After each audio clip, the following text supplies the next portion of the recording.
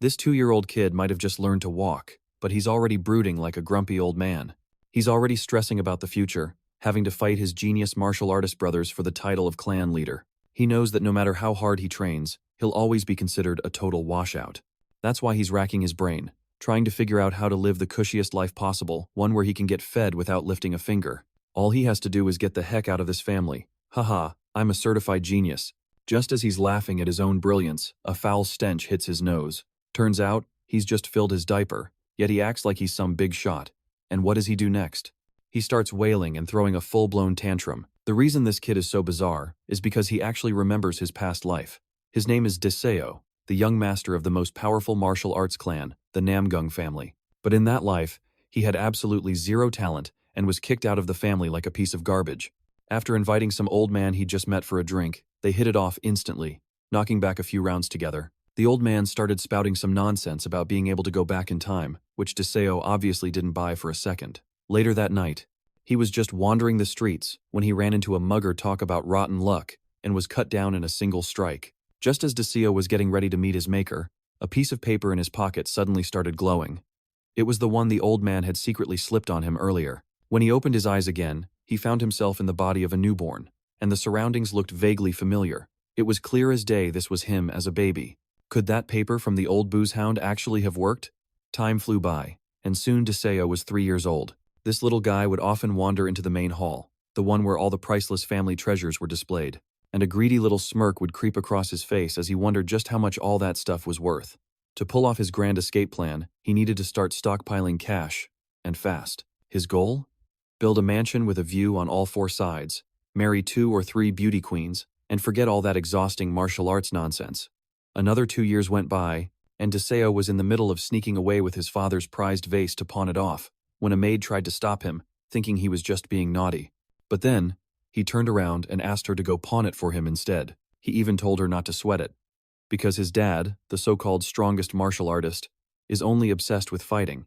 He'd never even noticed piddly little things like this. Little did he know, his father had been watching his every move.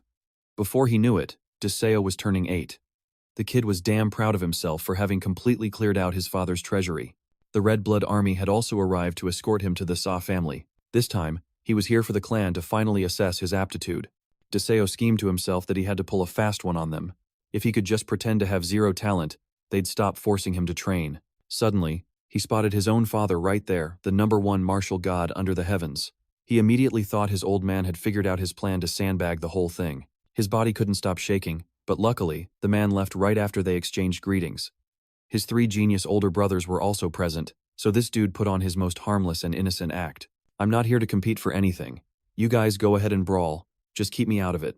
Right after the banquet, it was time for the Namgung clan's aptitude test, designed specifically for him. The assessment consisted of 3 parts, starting with lifting steel weights. Deseo walked right over to a measly 5-kilogram weight and picked it up. You have to understand, the eldest young master had previously lifted 250 kilograms, the second brother lifted 200 kilograms, and the third managed 150, but Deseo couldn't even budge the 50-kilogram one. What a truly useless display. The crowd was instantly disappointed, and most of them just walked away. But this was all part of Deseo's master plan. The more pathetic his aptitude seemed, the better. That was his ticket to living the good life. The second test was a trial of agility, where Deseo had to traverse a path of countless wooden stakes, but after just a few steps, the guy completely wiped out, falling flat on his face. Even the clan elders were floored. How could he be this pathetic? They couldn't even bear to watch anymore. Finally, it was time for the most crucial test, key perception. By now, only his older brothers and their attendants remained. He knew he had to put on the most pathetic performance yet, so they'd never see him as a rival. Little did he know, his father was also observing him from a distance. The elderly examiner began to channel a stream of ki into him, which he was supposed to stabilize within his Dantian. Having cultivated this exact ki circulation method for 20 years in his past life, this was, of course, child's play for him. But he reasoned, if he royally messed up his body in front of everyone, he probably couldn't train for at least a few years. Heh. What a brilliant scheme. Suddenly, an excruciating pain shot through him. Even if it meant being bedridden for years, he was willing to take the risk as his body collapsed in agony.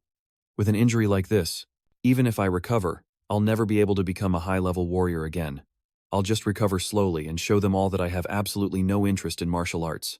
All of a sudden, the family head appeared, personally taking Deseo to be treated. This actually made his older brothers nervous.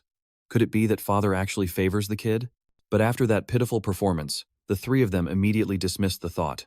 No matter how hard that kid tries, he'll never be able to compete with them for the position of family head. The divine doctor was also summoned. He pondered carefully.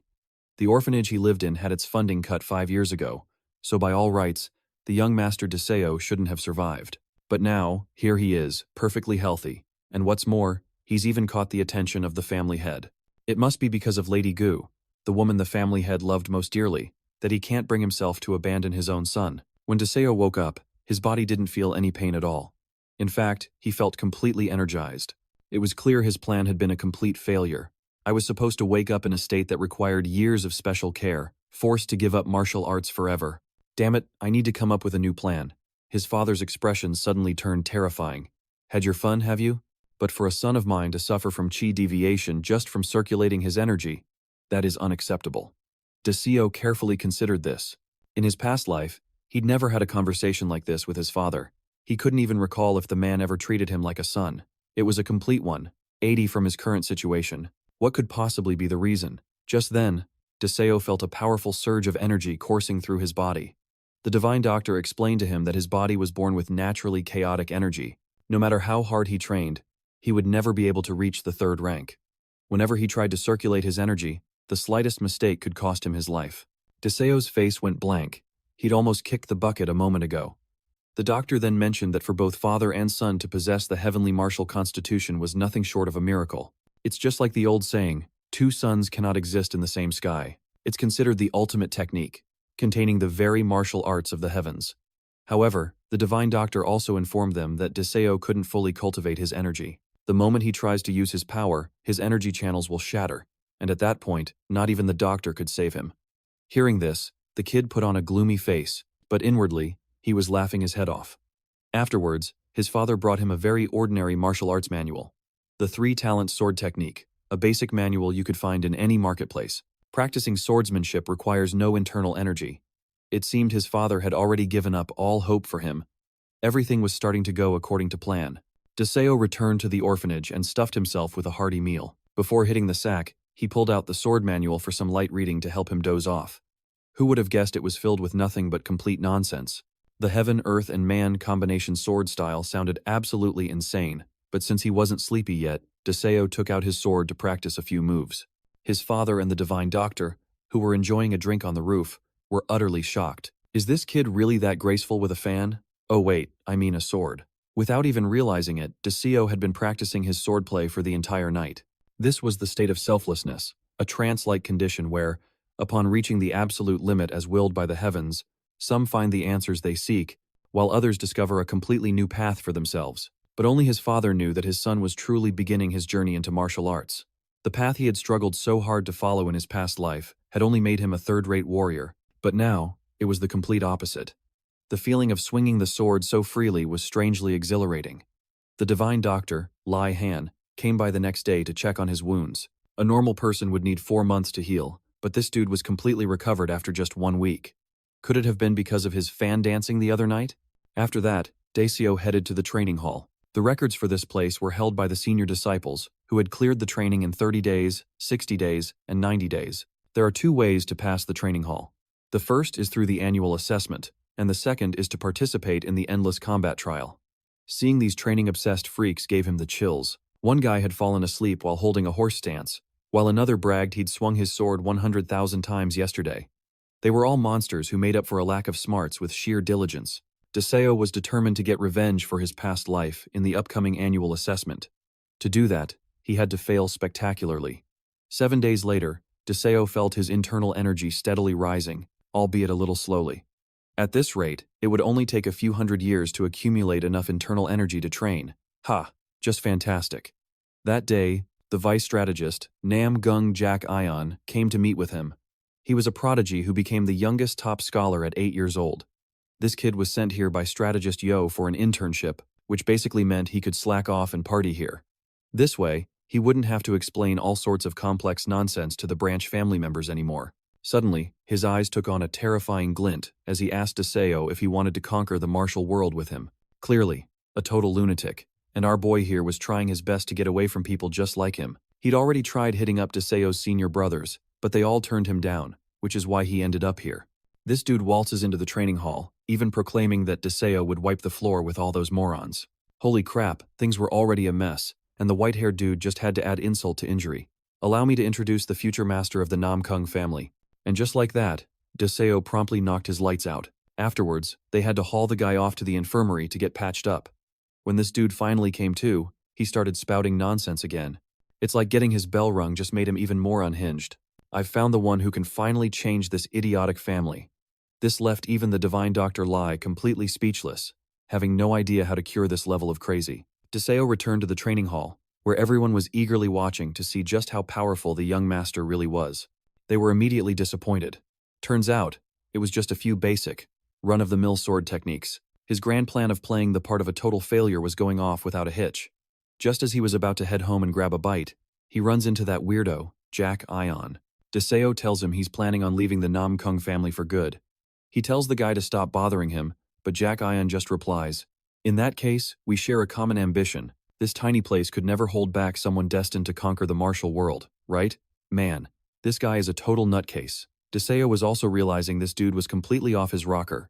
He was like some kind of crazed revolutionary. If this were an age of great chaos, a guy like him might actually shine. But in the current peaceful era of the Namgung clan, he's just a lunatic looking to stir up trouble for everyone else.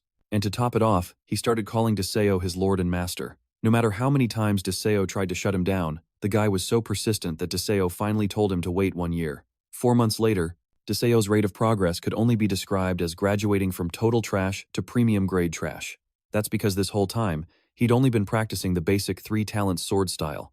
Everything was going exactly according to plan. Everyone else was calling him a psycho, but Jack Ion, as always, still referred to him as his lord.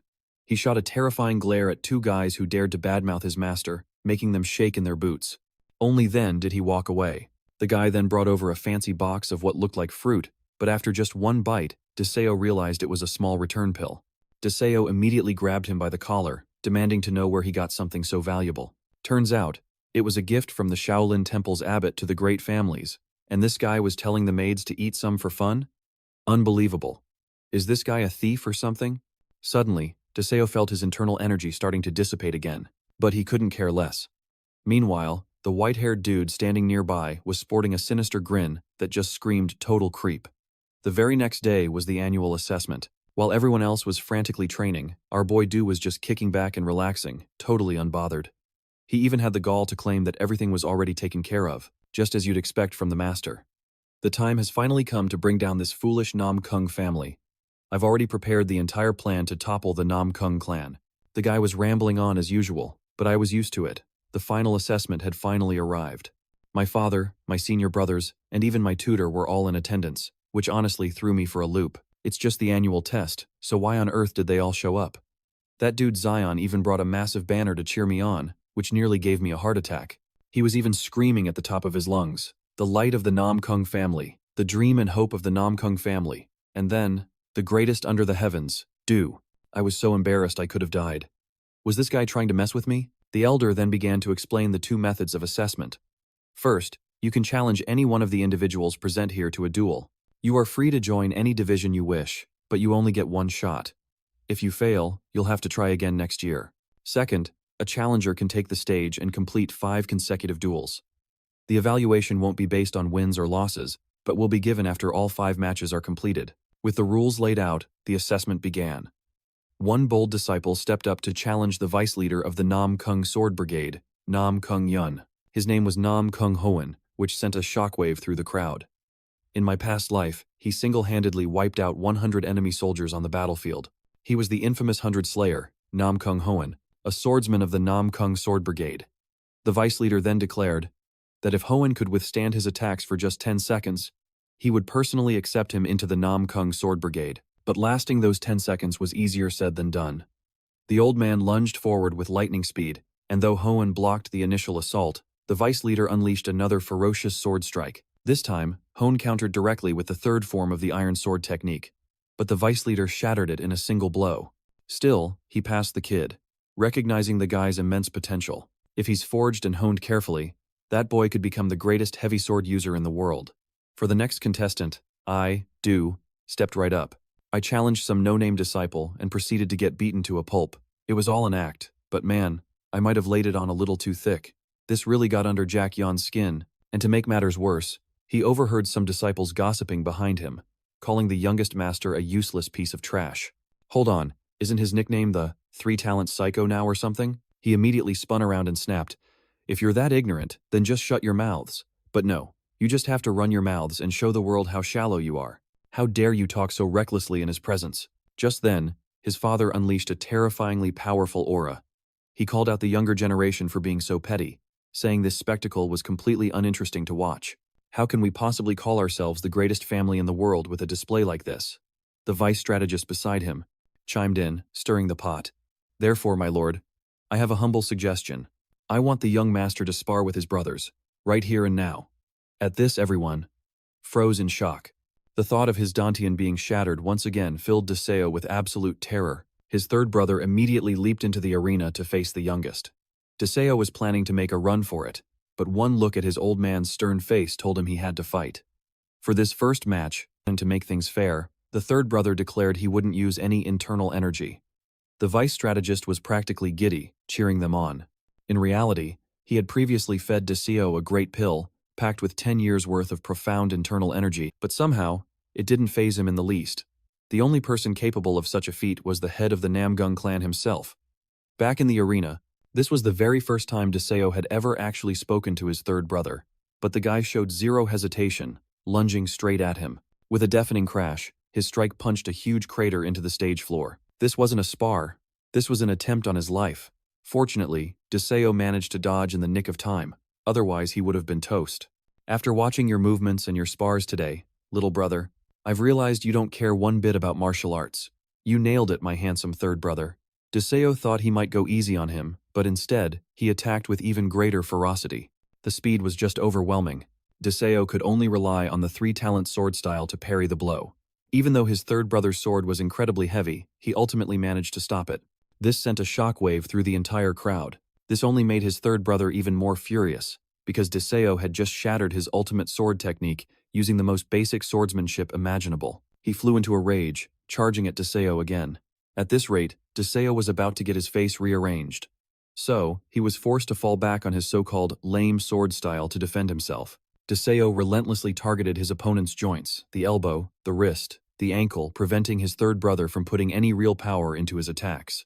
But the moment he swung his sword, his little brother decided it was time to show off his acting skills and took a dive. He was just about to gracefully admit defeat and walk away, when his third brother stopped him cold. "You think you can pull a stunt like that right in front of me, and just walk off? You think I can't see what you're up to?" He wants a real match with Deseo. Seeing this, their father also asked how the youngest was holding up. With that, the kid started putting on a real show, acting like he was already defeated. "Look at me. I barely have the strength to lift my sword. How could I possibly fight my powerful third brother?" This just made his third brother even more ticked off. "If you walk away now, then from this day forward, you're no longer my brother. You'll be my enemy. And from what I recall, I've never once held back against anyone I consider an enemy. Man, this is infuriating. He won't even let me surrender." For this elimination round, they'd be using real swords and were permitted to use up to 3/10 of their full power. He couldn't protest. This family was full of nothing but martial arts fanatics. They even threatened Deseo before the match, telling him if he didn't fight for real, he'd be leaving his two hands behind. The crowd was roaring from the stands, but all he could focus on was his third brother. His brother lunged forward, unleashing a snow command shattering slash. It wasn't blindingly fast, but there was no way to evade it. He could only counter with the three-talent sword art, Earth Stance. Faced with his brother's relentless assault, he had no choice but to unleash his ultimate technique, combining the heaven, earth, and man stances into a single strike. The clash of their blades sent a shockwave through the entire arena. Deseo's mind raced in his past life. His Dantian was shattered. Was he? No way. A powerful aura erupted from his entire body. Despite that immense presence, he was the one who ended up defeated? The expressions on everyone's faces turned grave. The third brother snapped his own sword in two with his bare hands, revealing he had to use 5/10 of his internal energy just to block his little brother's attack. "I should be the one bleeding right now, not him." And with that, he conceded the match. When Deseo came to, all bandaged up, he looked down and was overjoyed to see both of his arms still attached. The assistant tutor beside him urged him not to sit up. Lie back down, quickly. Your wounds just closed, they'll burst open again. But seeing that guy's face just made him mad all over again. If it wasn't for his big mouth, he wouldn't have gotten slashed up like this in the first place. The tutor then informed him that he had actually won the match, and that his third brother had gone into seclusion to train immediately after. He couldn't even believe it. He couldn't believe he'd actually beaten his third brother. The vice tutor then handed him his father's reward. Turns out, it was a pass for 3 days of access to the 10,000 Studies Archive, home to 10,000 martial arts manuals, and among them were even some of the greatest martial treasures. Some people's martial skills improved dramatically after entering the 10,000 Studies Archive. However, it was also filled with a bunch of unverified, miscellaneous techniques. Deseo flat out said he didn't need to go, leaving the white-haired dude completely stunned. What the hell? People would kill for a chance to get in, and the young master doesn't even want it? Are you really content to live like a rat that refuses to leave its hole forever? Always the coward, hiding in the shadows your whole life. This guy was clearly trying to get under his skin. He then started laughing loudly. From now on, everything has changed. After that duel, even if you are a mouse, you've caught the attention of a lot of people. And naturally, the cats will start to make their move. The only way to survive is to get stronger. You have only 2 choices. Become their king, or put them all down. Deseo was pissed. This son of a... He'd ruined all his plans to lay low.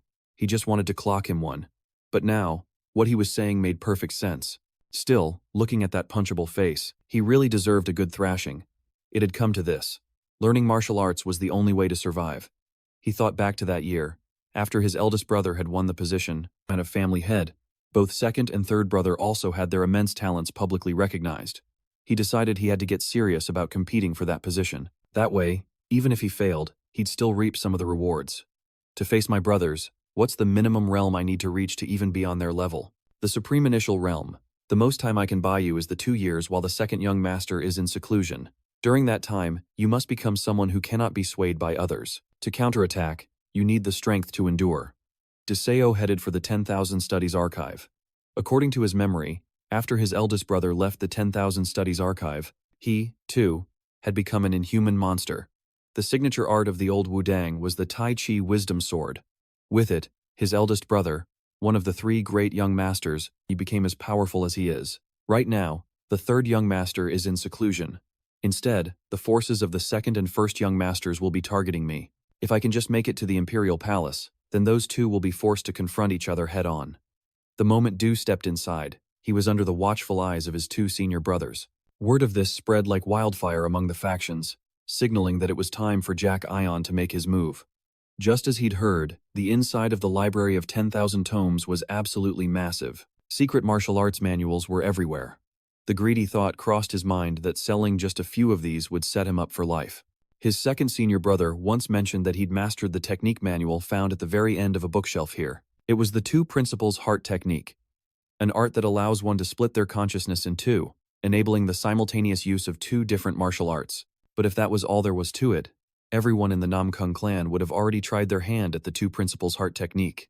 To stand a chance against his brothers in the upcoming battle for the title of young master, he had to find the true secret his brother had obtained. He absolutely had to find it. This was about Namgung Dong, the second young master of the Namgung family. Everyone called him a knight or a great hero, but those who truly knew him referred to him as the strategist because of his sharp intellect.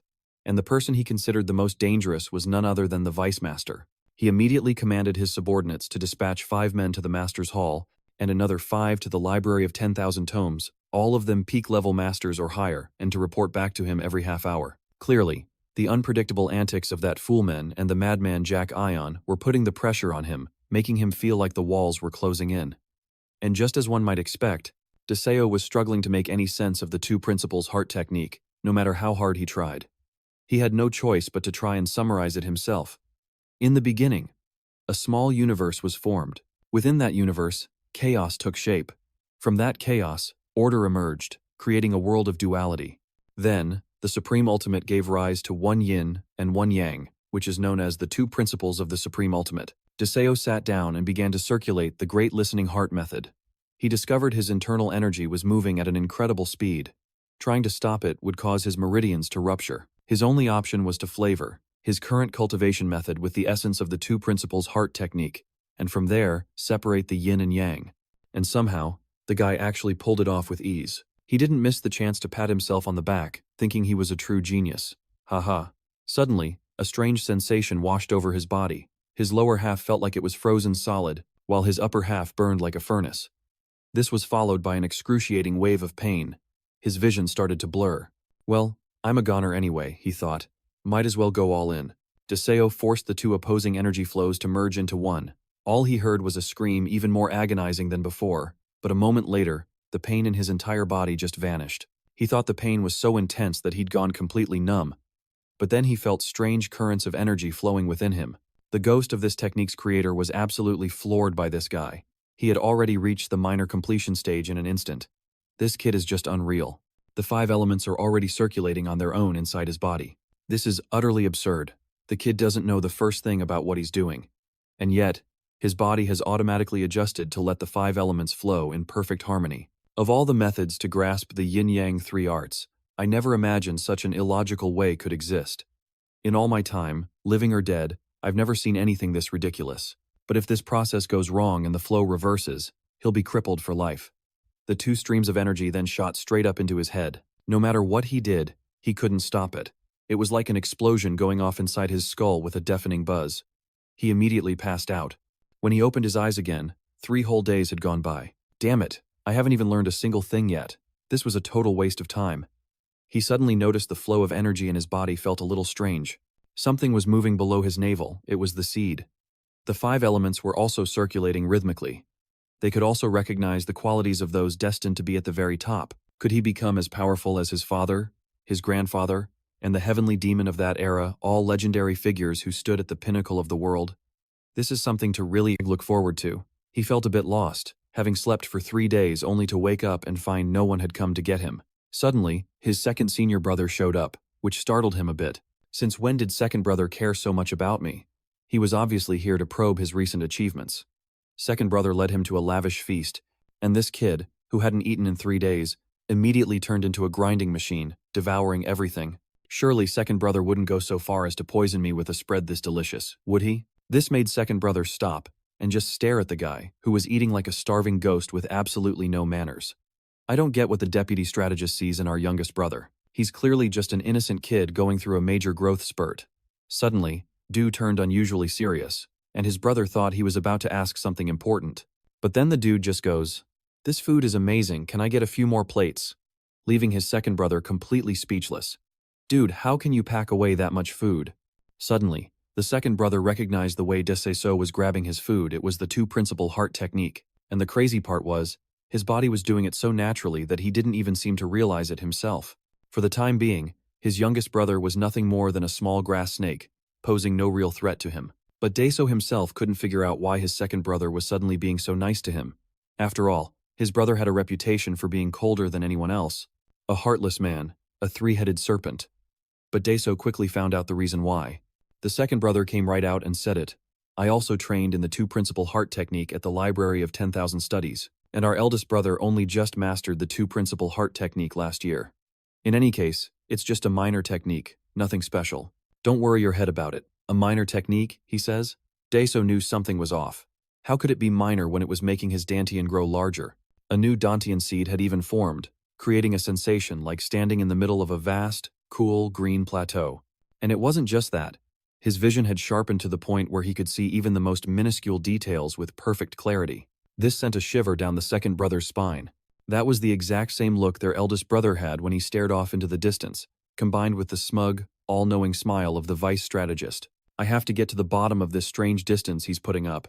Meanwhile, Dese was rushing to see his father. He figured his eldest brother must have learned some secret from their father to have gotten so powerful, so he decided to check it out for himself. To his surprise, his father was already waiting for him. The moment he stepped into the main hall, his father's overwhelming presence was so terrifying, it made his entire body shake.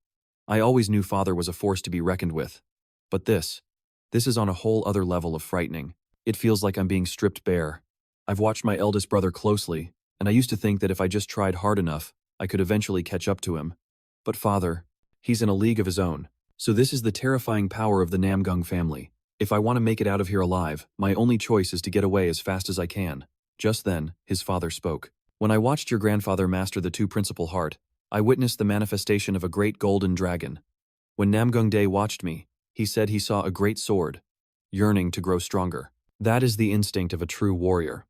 Then he looked directly at Daeso and asked, "What is it that you want?" Okay, Daeso thought, I'll have to play my cards right to get any information out of him. I just need to seize this chance. Try telling me the truth for once. Honestly, Father, your son just wants to return to the countryside to raise fish and grow vegetables. I have no talent for martial arts at all. Even just reading books in the Great Library gives me a splitting headache, and I believe my older brother is the one who will inherit the position of family head for the Namgung clan in the future. I have absolutely no ambitions for that position. He burst into a crazed laugh, which completely startled the young man. In the past, the Namgung clan had someone just like that. Throughout his entire life, that man never got so much as a tiny scratch. Du couldn't help but wonder if he was some kind of silver spoon heir. He lived a life of luxury and riches, never having to work for a meal. Then his father pointed to the sky, saying that person was now up there. Did he mean the man had passed on? Hearing that, Du felt a wave of disappointment. It seemed even his simple dream was impossible to achieve. He didn't realize his father was talking about his own grandfather, the previous head of the Namgung clan. The man fell silent for a moment. To think that his own father and his son would share the very same dream, although, deep down, it feels like this boy is hiding something.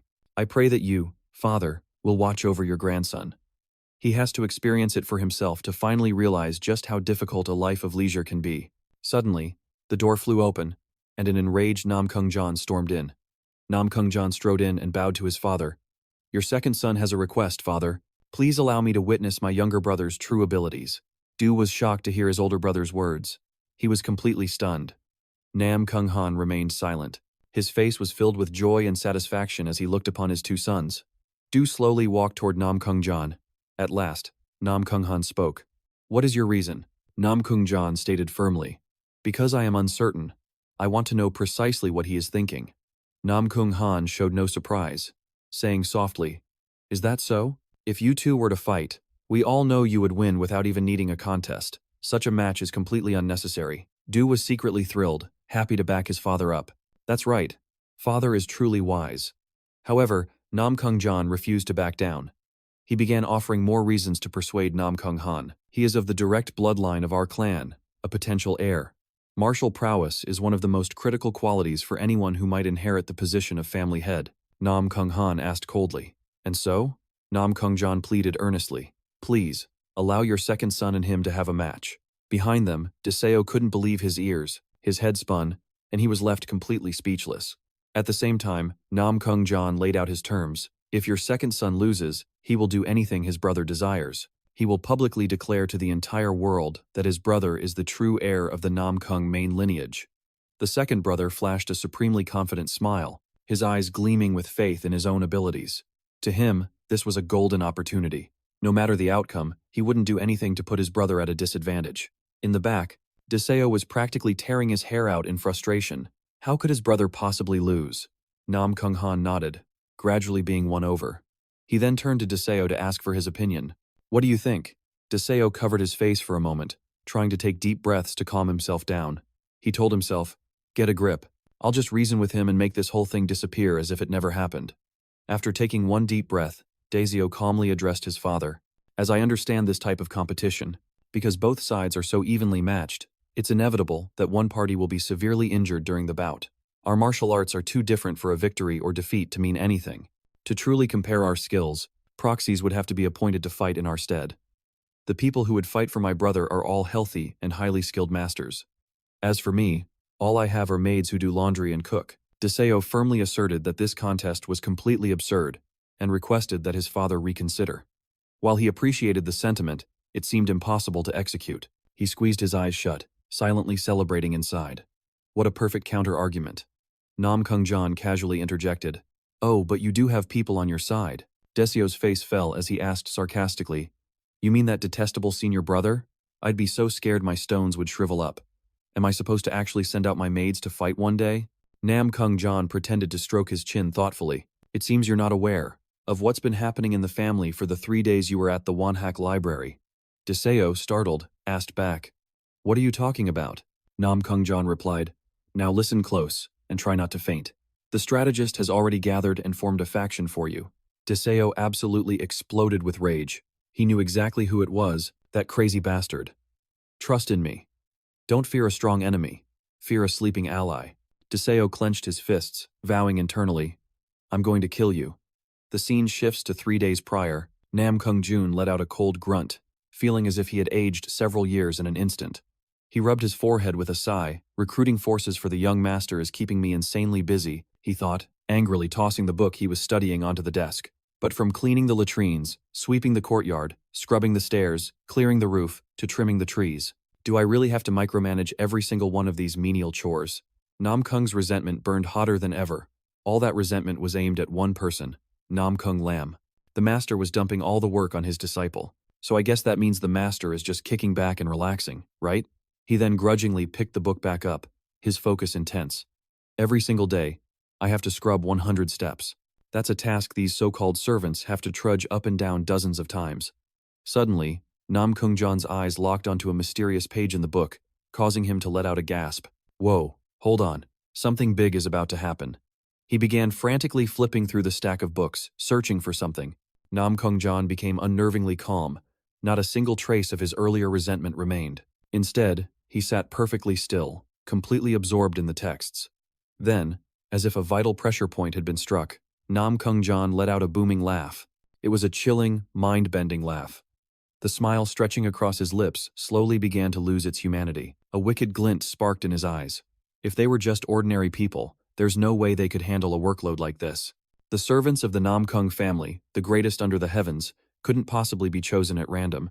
It was as if Namgung Jan had just received a divine revelation. He slammed his hand down on the table decisively. Before the young master makes his move, I have to get them on his side.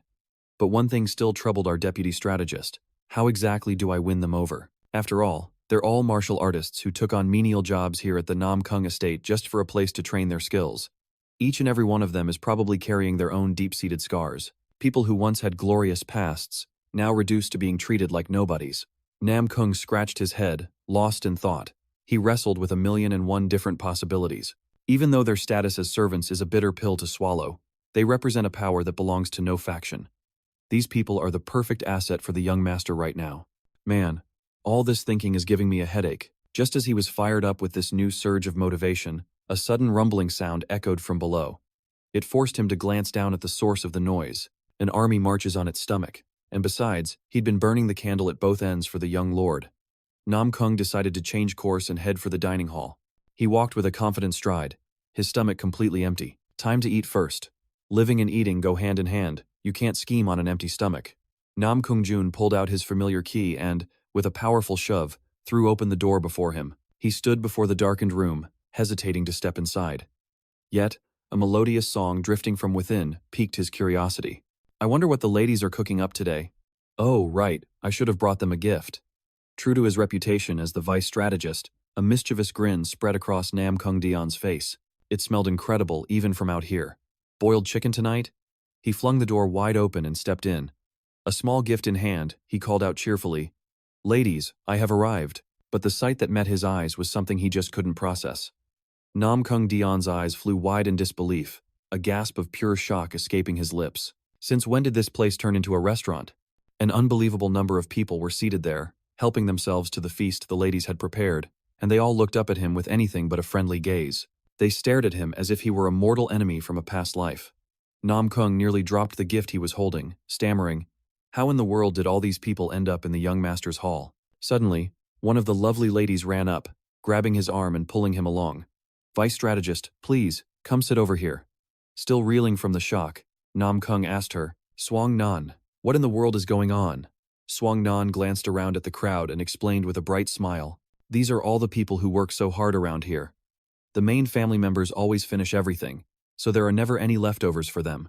The head steward always makes sure to treat them to a proper meal like this. She guided him to a spot at a nearby table. Please, have a seat. We'll bring your food right out.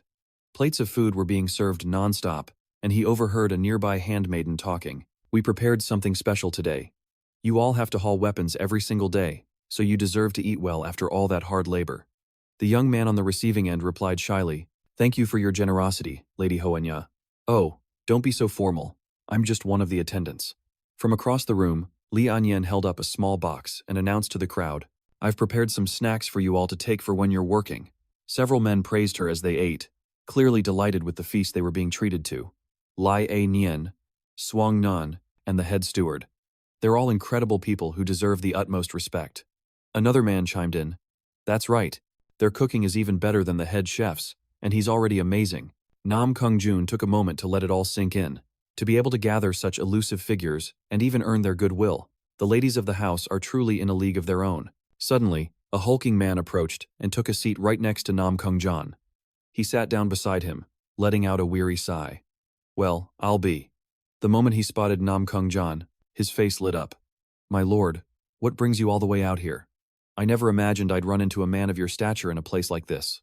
The vice strategist just stared back, a bit dumbfounded. Wait a minute, I know this man. Nam Kung Jan's eyes widened in renewed surprise as he stared at the man who had just greeted him. Could this really be the legendary Grandmaster himself?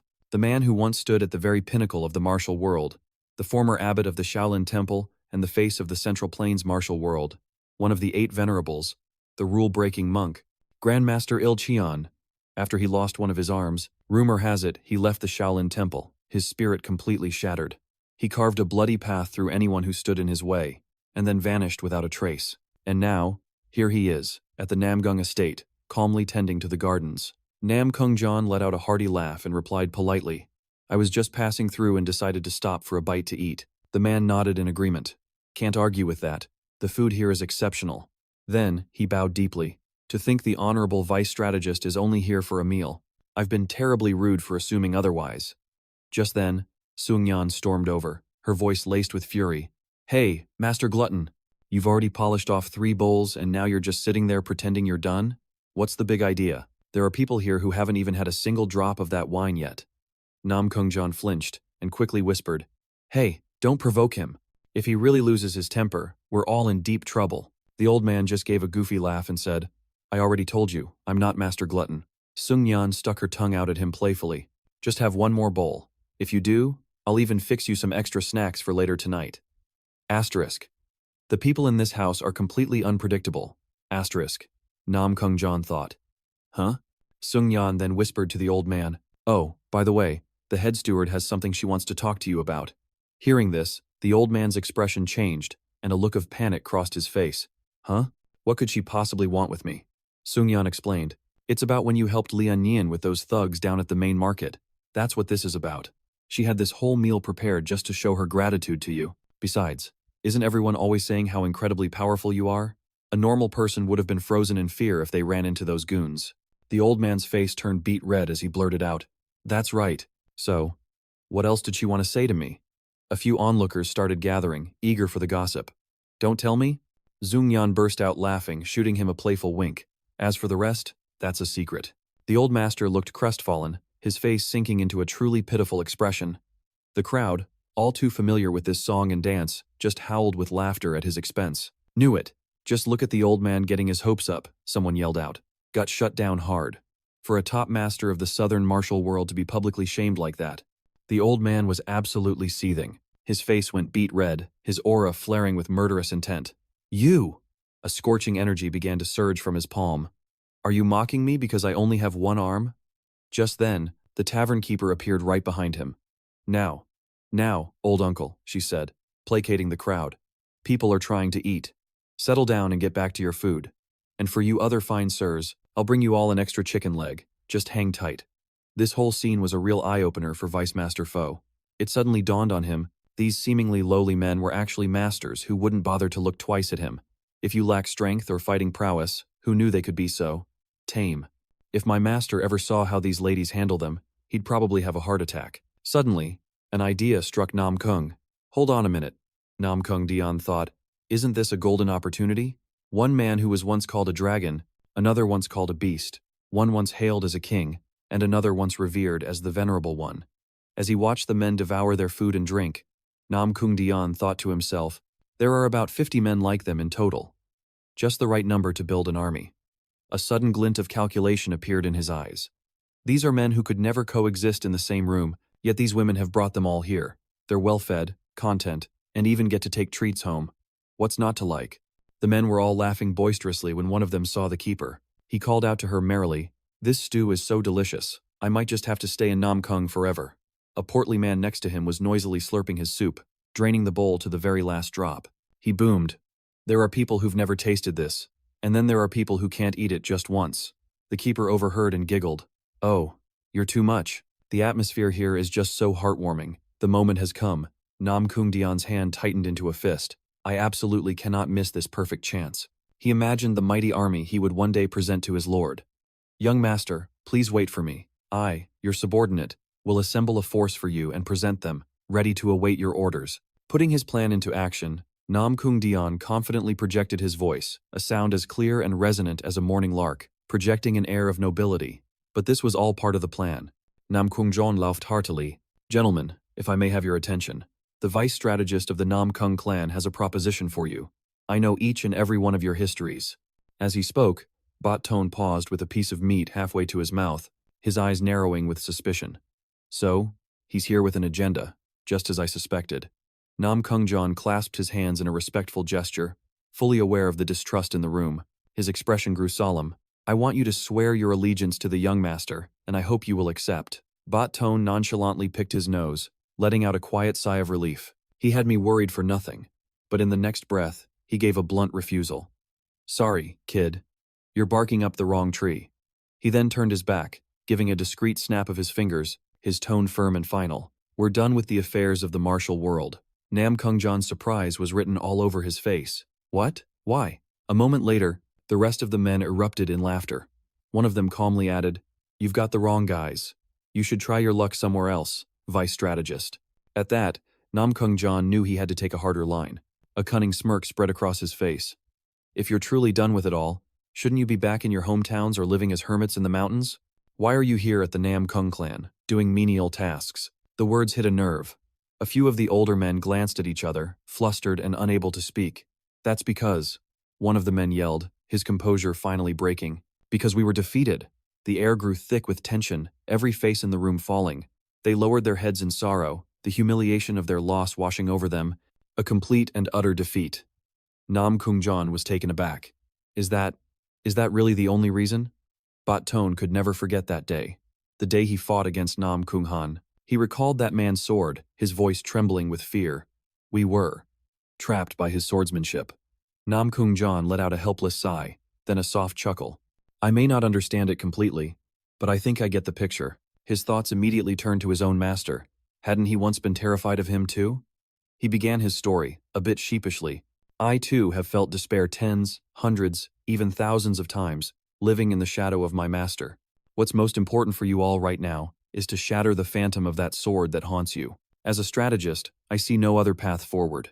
Namgung Jon walked up to Bot-Tone, his expression one of regret. Please excuse me. I will take my leave now. And with that, he picked up the gift box he'd brought with him and began to walk away with his head held high. Namgung Dion thought to himself, the world's greatest, this Namgung Dion will not back down so easily. There had to be another way. Seeing Namgung Jon walk away dejectedly, Li Anran hurriedly chased after him, calling out, Vice Strategist, are you leaving already? At that moment, Namgung Jon devised another scheme, thinking, that's right, this is the perfect time. Showing is better than telling. He immediately put on a pitiful act, his eyes turning red as he nodded. Yes, an urgent matter has come up, so I must take my leave. At the same time, a cold glint flashed in his eyes, accompanied by a hint of ferocity. I will stir the sympathy of these elder sisters and make them take my side. Lianran's face fell with sadness. But you haven't even finished your meal. Namgung Jon pressed the gift he had brought into Lianran's hand. He said, It's nothing. This is hardly worth anything. Please, accept this token of my sincerity. Before Lianran could even react, the vice strategist turned and fled the restaurant in a sorrowful rush. I'll be on my way. Lianran noticed the troubled look on her beloved vice strategist's face, and it pained her to see. What's wrong with him? He looked so unhappy. She immediately stormed over to Bat-Tun, who was greedily devouring a chicken leg. Old man, what happened with the vice strategist? He looked at her with feigned innocence while still eating and shook his head. Nothing special, other than us turning down the vice strategist's proposal. Before he could finish his sentence, a chilling aura suddenly swept in from behind him. The delicious bowl of soup on the table was suddenly snatched up in a fit of rage. Bat-Tun was so startled, his eyes bulged as he watched. Lianran seemed to have transformed into a completely different person. She got right in his face, seething with anger as she interrogated him. Bat-Tun was so terrified his soul nearly left his body as he stammered, Lianran, about this. Old man, Just look at this. The mysterious box slowly opened, to the utter amazement of everyone present, revealing tens of glistening jewels that shone like pure gold. Every single time the vice strategist comes to dine, he brings a special gift. Baton's eyes lit up as if he had just discovered a hidden treasure, his gaze locked on the item in the girl's hand. Leonron let out a heavy sigh. The vice strategist is such a kind man, and all he asked for was one small favor. It must have been a simple request. Baton began to apologize profusely. I'm sorry. I'm so sorry. Gradually, everyone's attention was drawn to the glittering thing that Baton was staring at. They, too, were captivated by that peculiar object. Someone who recognized the treasure immediately rushed over, shouting with joy, "Isn't that an elegance pill?" A curious man cut in. "What's so special about this thing?" The other man snapped back angrily. "You ignorant fool. Do you have any idea how priceless this is? The great immortal spent his entire life creating a limited number of these pills, and one of them is the Serenity Pill. Normally, to purge impurities from your body, you'd need to reach at least the bone transformation realm. But just by taking one of these Serenity Pills, you can achieve a complete physical purification." After hearing this explanation, the crowd went wild. They acted like they'd struck gold, shouting, "A treasure! It's a real treasure!" Sung Yan, intrigued, also ran over to take a look. She stared intently at the precious orbs and said, "I have 20 of these in my room. If you guys need one, I can bring one for each of you sometime." The crowd was completely stunned. "What? There's no way the Serenity Pill is that common." Hoanya walked by and casually remarked, "I've taken so many of those, I'm sick of them. What was that tastier one he brought last time called again?" Before she could finish, the crowd was already stammering in fear. "The minor core pill that enhances internal energy." With the appearance of such a treasure, the atmosphere grew thick with tension. Everyone began to whisper amongst themselves. They knew the vice strategist was an influential figure in the Namgung family, but they never imagined he was this incredible. To think he could just give such a precious treasure to a handmaiden. The rumor spread like wildfire. If that was the case, then the offer from before didn't seem so bad after all. Namgung Dian secretly watched them through a crack in the door, a sinister smirk playing on his lips. When the vice strategist makes a move, there's only success, never failure. Looks like I can head back with peace of mind this time. Now, I just need to figure out how to reel them in. The scene shifts to 3 days later. Dese was walking leisurely.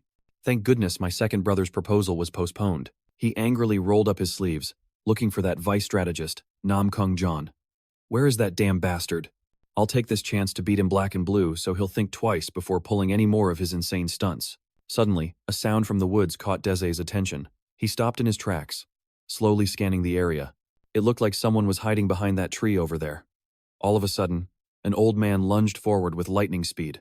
With a flurry of slashes, countless strikes made the tree shake violently. What was even more incredible was the old man's speed. It was like he had floored the accelerator. His swordplay was more fluid than a master dancer's. It was absolutely mind-blowing. In the blink of an eye, 3 trees were neatly trimmed. Then, the old man landed gently behind him, his work apparently finished. That old man was Mong Kong, the estate's gardener. Deseo exclaimed in astonishment. "Do you really need to be that extra just to prune some trees?" Mong Kang turned to look back at the boy, saying nothing. It was only then that Deseo realized and asked, "Old man, you know martial arts?" Mong Kang replied nonchalantly, "Of course I do." Deseo let out a loud laugh, pointing at him. "But your training is completely half-baked." Mong Kang froze solid, utterly speechless. "What?" he sputtered, a flash of anger rising. "Aye," Deseo continued. "That's right. From what I can tell, it looks like a Wudang technique, but your execution of it is incredibly superficial." Mong Kang struggled to suppress his rage, the sword in his hand trembling with every breath. "How dare he talk to me, the Taiji Sword King, like that?" Mong Kang stepped closer, his eyes filled with indignation as he glared down at Desai. "You little brat, what kind of nonsense are you spouting?" he asked coldly. The Taiji Sword King was once a leader of the Wudang sect, the senior brother of the current sect leader. After his defeat at the hands of Namgung Han, he left the Wudang sect. No, to be precise, he was kicked out for drunkenly, causing a scene, and destroying the ancestral shrine. Since that day, he had sworn an oath to never lash out recklessly, no matter how furious he became. Mang Kang silently stared down at the kid, completely dumbfounded. If this were Wudang, all the first-generation disciples, including the sect leader, would have ganged up to smack this brat upside the head by now. To think that a frail, spiritless kid like this would have the nerve to criticize his martial arts. Deseo lightly tapped his hands together, forming a blade shape, and said softly, "That's why, when you're pruning, you should stop using your martial arts so clumsily. Just cut what needs to be cut. If something goes wrong, You're the only one who's going to get hurt. You heard what the Du family said, didn't you? Mong Kang wasn't even listening to the boy's words. He was lost in his own world. In this tiny courtyard, you can't just run your mouth like that. This arrogant little punk. Could he be the youngest son of the Namgung family? After a moment, Deseo said his goodbyes and started to leave. Well, I'm heading out. I haven't slept in 3 days and I'm about to pass out. Anyway, try not to hurt yourself. Mong Kang suddenly barked out. Wait a minute, what exactly did you see that makes you think my technique is clumsy? Deseo sighed in response. It just looks clumsy, you know? Unconvinced, Mong Kang pointed toward the row of trees he had meticulously trimmed. Where is it clumsy? In fact, the entire row has been pruned to perfection. Flawless, not a single imperfection. At a glance, these trees appear impeccably trimmed, yet Mong Kang pressed. But that's not what you see, is it? Deseo nodded. Right. It's not just crude, it's also incredibly inefficient. The boy's words truly darkened Mong Kang's expression. He struggled to contain his rising anger. Important things must be repeated 3 times. Patience, patience, patience. This boy understands nothing. He can't possibly grasp the profound implications contained within the pruning of these trees. The sword is divided into 2 paths. The sword of life, which is used to preserve, and the sword of death, which is used to take. As a practitioner of Wudang, my entire life has been a pursuit of the sword of life. It's only natural. A mere boy like him couldn't possibly comprehend the very essence of Wudang. Deseo gazed at the tree, deep in thought. Even an elder of the Namgung clan would likely fail to understand this realm of mastery. Deseo casually reached for a small branch extending before him. Pruning is the act of removing what is superfluous, yet your method spares absolutely everything. He gave it a gentle shake, and weak twigs immediately littered the ground. So, while it appears perfect on the surface, a simple test like this reveals the weak branches that were left to break. But Mong Kang saw it differently. He retorted loudly, I intentionally allowed them to live. Isn't it better to preserve everything? Deseo offered a slight smile. In the wild, that would be true. He gestured towards a bird perched on a nearby branch, because insects and animals would find a use for these branches. But this is the Namgung estate, a place devoid not only of common folk, but of insects and animals as well. This is a domain where no creature dares to trespass. Therefore, it falls to man to remove the weaker branches so the tree can truly thrive. Mong Kang was taken aback. Water flows downward. The strong rule over the weak, Deseo asked cheerfully. And what would happen if all were made equal? Mong Kang answered at once. Wouldn't that be for the best? All would prosper equally. Deseo had to suppress a chuckle. Do you truly believe that? On the contrary, a fierce competition would erupt, and a new hierarchy would be born from the chaos. And in the process of forging that new order, countless innocent lives would be sacrificed. A flicker of uncertainty crossed Mong Kang's eyes. He likely never imagined a boy of this age could possess such profound insight. Deseo continued calmly. That is why removing the weak is the greatest kindness one can do for those that remain. You have to create a proper flow. Tell me, you understand the nature of a technique, don't you? A standard technique contains a single, mystical core. All the other movements in the form exist solely to set up that one mystical core. So what happens if all 3 parts of a technique are imbued with that same mystical essence? Mong Kang pondered for a moment before speaking. In that case, the technique would lose all meaning. It would just become a meaningless repetition of the same action. Deseo nodded in agreement, precisely. He then began to move, executing a series of fluid motions, filling the gaps with feints and trimming away the superfluous. Deseo demonstrated a masterfully refined form right before the elder's eyes, as if he were forging a technique that followed a completely natural path. A fiery aura erupted around him, and the culmination of his movements was a brilliant flash of light that illuminated the entire garden. Mong Kang blinked, and completely captivated by Deseo's presence. In that moment, Mong Kang felt dwarfed by Deseo's formidable arm, as if he were facing a bodhisattva. Mong Kang suddenly understood the esoteric principle he had been pursuing for so long. He could sense the aura of the supreme ultimate emanating from the severed branches with just a single glance. Deseo, meanwhile, was focused intently on the tree before him, but to continue like this, he'll burn himself out. Mong Kang's eyes shot wide open, his breath catching in his throat. 10 years ago, when I lost to Namgung Han, he said the very same thing. It took me a full 10 years just to begin to grasp the meaning behind his words. To think I'd hear those same words from this kid today. Could it be that the answer I've been searching for lies with him? Mong Kang murmured to himself, completely at a loss for what to do. Suddenly, a familiar voice called out from behind him. There you are, you brat. Annoyed by the interruption, he turned to glare at the newcomer. But as he got a better look, he realized it was a familiar face.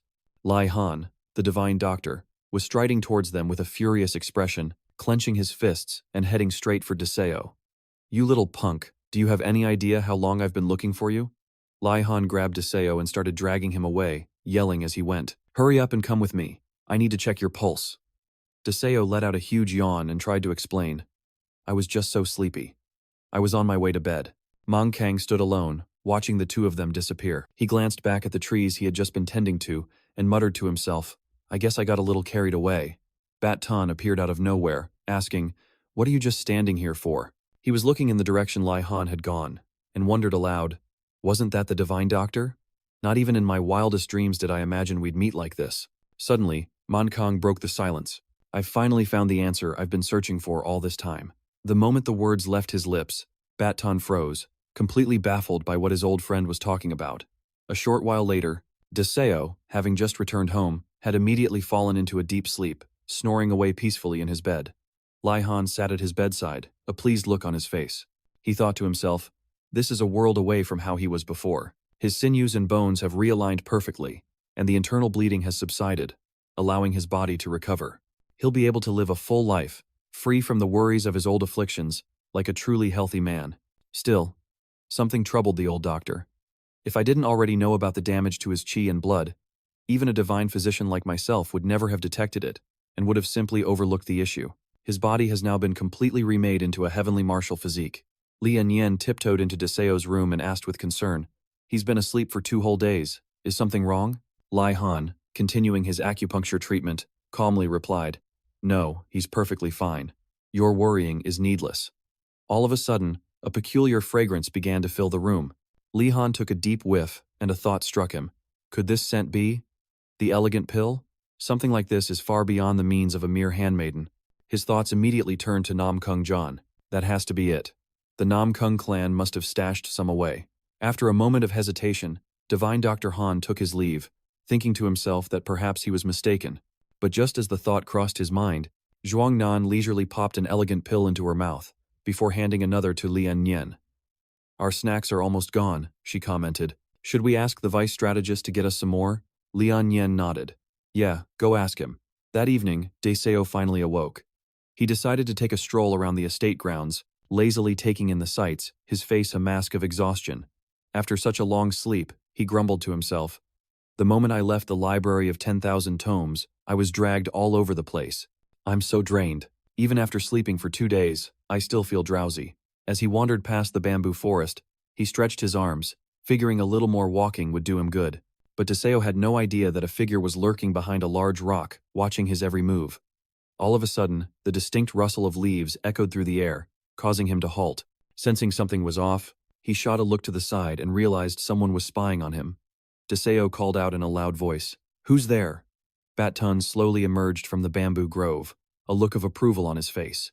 "Not bad at all, to be able to sense my presence." Deseo stared in shock, pointing a finger at the man. A sudden chill ran down his spine. "Whoa, you scared the daylights out of me. Are we really close enough for a surprise meeting in the middle of the night?" Bat Ton quickly explained. "After asking the maids, I found out you were here. I've been waiting for you for 2 days, but since you were asleep, I couldn't get a chance to see you, so this was my only option." Deseo's jaw dropped. "You waited for me for 2 whole days?" His eyes suddenly narrowed as he looked up. "Hold on." He pointed a finger at Bat Tun, questioning, "You're a martial artist." Bat Tun nodded. "Oh? You can sense it?" "I thought I'd concealed my internal energy perfectly." Deseo thought for a moment, then flinched and backed away, terrified. "Don't tell me. You're a bandit?" Bat Tun shook his head in disagreement. "You shouldn't compare me to that bunch of morons." Deseo breathed a sigh of relief and sat down on the nearby wooden bed, looking casually at Bat Tun. "Thank goodness. I don't really care where you're from. Even if you were a mountain bandit, I wouldn't snitch." He patted the spot next to him, urging the man to sit. "You should sit down before your legs get tired." Bat Ton's voice suddenly dropped, and he pointed at Deseo. "Boo, aren't you afraid I might be here to take your life?" Deseo let out an amused sigh. "If you were actually dangerous, the maids would have never told you where to find me." Bat Tone chuckled and sat down beside Deseo. What a peculiar kid. The two of them sat in silence, gazing up at the sky, each lost in their own thoughts. A cool breeze blew, rustling the bamboo leaves, creating a tranquil atmosphere. Bat Ton spoke softly. "So it's true. He flopped comfortably onto the large bed, laughing heartily. It's just as comfortable here as everyone says. Deseo reminded him, I never said you could lie down. Baton shot him a disgruntled look and instinctively sat back up. He cleared his throat a couple of times and admitted, in any case, it's true. I am a man of the martial world. Back in my day, I was so great you couldn't even begin to imagine it. Deseo asked excitedly, how did you stack up against my father? Baton's face flushed as he retorted, leave him out of this, you heartless brat. Deseo burst out laughing. I was just joking. Baton clutched his left arm, his expression turning serious. I once fought your father. I was utterly defeated. And I lost an arm. Deseo's eyes suddenly welled with tears. I don't know why, but I think I understand that feeling. His words seemed to take the old man by surprise. Baton awkwardly rubbed his head. What's this? You feel sorry for me because I lost an arm? Deseo wiped away his tears, shaking his head. Deseo lowered his gaze as tears fell silently, his heart overwhelmed with an indescribable sorrow. You must have been through a lot, huh? Baton said, nodding as he picked his nose. Du suddenly grabbed the man's hand, a flicker of suspicion in his eyes. Could this sniveling wreck of a man really be the one hiding within the Namgung clan, plotting his revenge? My father is a man who lives and breathes martial arts, a stubborn and old-fashioned warrior. Baton's face flushed with embarrassment, and he turned away, unable to meet my gaze. An idea sparked in Deseo's mind. If you're really serious about getting revenge, there's only one surefire way to do it. Though he tried to act uninterested, Baton's curiosity got the better of him. And what way is that? This kid's got some nerve. Du let out a smirk. It's simple. If you manage to live to be 130 years old, you'll definitely be able to defeat my father. Nobody can beat Father Time. It's the ultimate trump card, you know? Deseo said, pretending to be deep in thought. He looked up at the sky, offering some advice to Baton. Just give it up. If you let it go, you'll feel a whole lot better. You might think that starting over regressing solves everything, but whether you regress or get reincarnated, some things just don't change. In a past life, I got a hole punched right through my gut. This whole quest for vengeance against the Namgung clan and my brothers, it's pointless. Deseo sighed, standing alone. You'd be better off going back to pruning trees. Baton immediately spun around, ready to storm off in a frustrated panic. But then, he froze. An explosion of power erupted from him. Waves of fiery energy rolled through the forest, followed by a brilliant pillar of golden light. Baton roared, his voice shaking the trees. It took me decades to realize something so simple. Deseo was so startled he almost bolted. The more agitated Baton became, the more his power surged. He became a colossal inferno, bathing the area in a crimson glow as if he'd achieved enlightenment. He muttered to himself, he's right. If I let it go, I'll finally be at peace. Baton's eyes blazed like stage lights, and he seemed to transform into a towering deity, radiating an aura of profound power. Deseo pressed himself into a corner, watching Baton's incredible power surge. A thought crossed his mind. The benevolence of Shaolin. This man, Baton, possessed a fundamental goodness. He was clearly a renowned grandmaster of the martial world. He clasped his hands together and began to walk. Deseo, stunned, called out, Wait, have you mastered the Shaolin arts? Baton simply smiled and nodded. Amitabha Buddha, he chanted softly. And please, relay a message to the vice strategist for me. Tell him that if I make it back alive, I will accept his offer. With that, Baton turned, his robes billowing as he departed. I'll be taking my leave now, he said. Du, still reeling from the shock, quickly called out, Hold on a second. It sounds like you're still planning to get revenge on my father. Why can't you just let things be and live peacefully? A look of sheer determination flashed in Baton's eyes. Didn't you say it yourself? That it would be easier to just let go. Well, I'm going to do just that. DxO scratched his head in confusion. I didn't mean give up on life. But before he could say another word, Baton had vanished, his voice echoing in the air. Well then, see you on the other side. DxO sighed, gazing up at the stars, wondering if there would even be a tomorrow. Then again, he wondered what kind of scheme that vice strategist was cooking up now. Baton had gone to find Namgung Han. He appeared before the Namgung family estate, staring up at the sign with a heavy heart, thinking, the next time we meet, I will greet you properly. He was curious to see what kind of world that man would create. Meng Kang soon appeared by Baton's side, asking softly, Just as I said, wasn't it good to meet the young master? Baton nodded with a broad laugh. It certainly was. The two of them began to walk in unison, striding confidently into the heart of their enemy's domain. Meng Kang said, Come on, let's go. The invisible shackles of the Namgung family's master had bound them tightly, the very chains that had held them captive for the past 10 years. Mong Kang and Bat Tone strode in proudly to face Namgung Han. Bat Tone spoke with confidence. It's been over 10 years since we've met like this, Namgung Han. Today, I've come to challenge you. Mong Kang then made their request. The two of us would like to take you on together, if you'll allow it. Namgung Han slowly rose to his feet, his cold voice ringing out. Very well. If it's the two of you, then you are indeed worthy of challenging me. He channeled his divine energy, each majestic step full of imposing power, as if a single footfall could crush his opponents. You must have already found your answers, so what is the meaning of this duel with me? Mong Kang stood before the immense pressure, yet he answered with firm resolve. Right now, I am just a man who trims trees, but no matter what, I am still a martial artist. And that is why I have resolved to come here and challenge you. Baton also spoke up. Did you really think I would come to face you without the necessary determination? Namgung Han's gaze swept over the two of them, a flicker of surprise in his eyes. He realized they had changed. Why the change? Baton glanced at him and replied, If we win, I'll tell you the reason. Namgung Han let out a loud laugh, his voice filled with amusement. Interesting. The three of them instantly rushed at each other, their auras erupting as countless streams of light intertwined, carrying with it the promise of death. A violent explosion rocked the entire hall, shaking the entire chamber as flames erupted. When the smoke finally cleared, Manhwa and Baton were gone, leaving nothing but two deep, smoldering craters in the corridor. Namgung Han watched them with a look of sheer amusement. A perfect hit. Just as he expected, the two were beaten to a pulp, their limbs mangled and in so much agony they couldn't even get to their feet. Namgung Han asked coldly, So, what was your reason? Manhwa let out a ragged laugh. You already know, don't you? You've changed, too. Still not grasping his meaning, Namgung Han asked with suspicion. Why? Baton answered weakly. The reason is right there in our eyes. We changed for the same reason you did. Surely you've realized that by now, haven't you? Namgung Han's mind immediately flashed to his son. The color drained from his face as he muttered under his breath, I have changed. At last, Manhwa and Baton succumbed to their severe internal injuries, collapsing into unconsciousness. True to his bloodthirsty nature, Namgung Han began to gather his power once more, preparing to strike. But then, something in his eyes shifted. Namgung Han reined in his formidable energy and slowly lowered his arm. In that moment, he realized something about himself. Perhaps. I really have changed. When he glanced back, Manhwa and Baton were out cold, completely oblivious to the world. Well, things just got a lot more interesting. The next morning, in a small room tucked away in the back of the estate, Deseo tiptoed into the room. Sisters, what are you all doing in here? Startled, Lianyan spun around. Young master, what brings you here? Deseo held out a small gift, giggling. Please, take these medicinal pills. The headmaid told me everything. You all are always so kind and helpful to me. I also wanted to stop by and pay my respects to the two guests in the room. Touched by his gesture, Lianyan began to sob quietly. Deseo then walked over to the beds, and his eyes went wide with shock as he recognized the two familiar faces. What are you two doing here?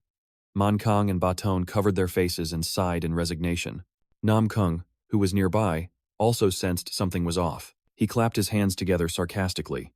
Well, I'm so glad to see you both made it back in one piece. Manhwa shot him an annoyed glare.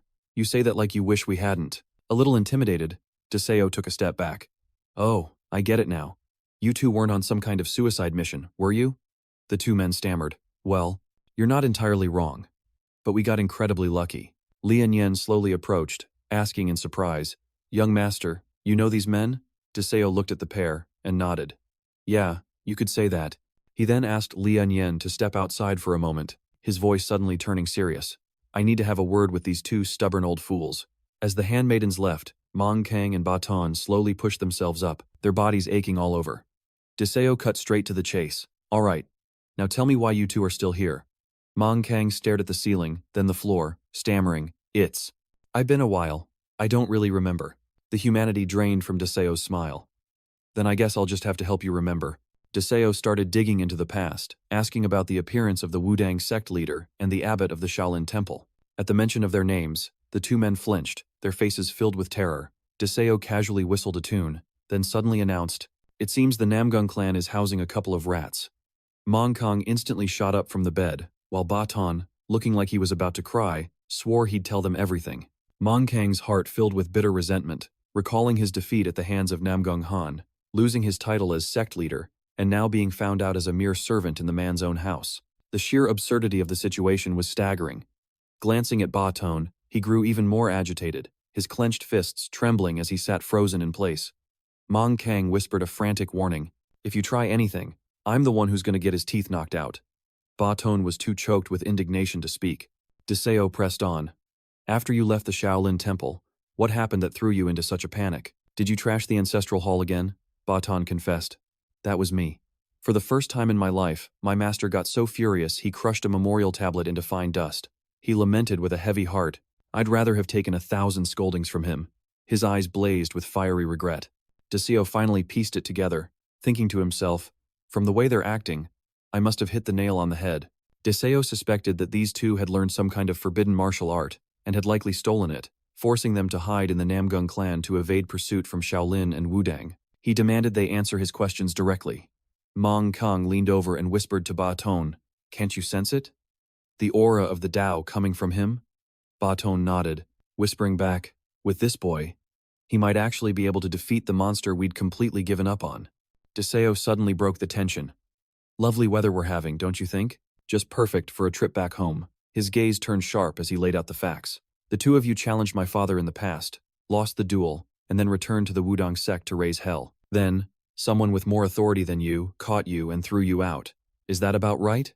Both men nodded in agreement. Deseo continued, "And according to your story, aside from my father, you also fought against roughly 50 other members of the Namgung clan, correct?"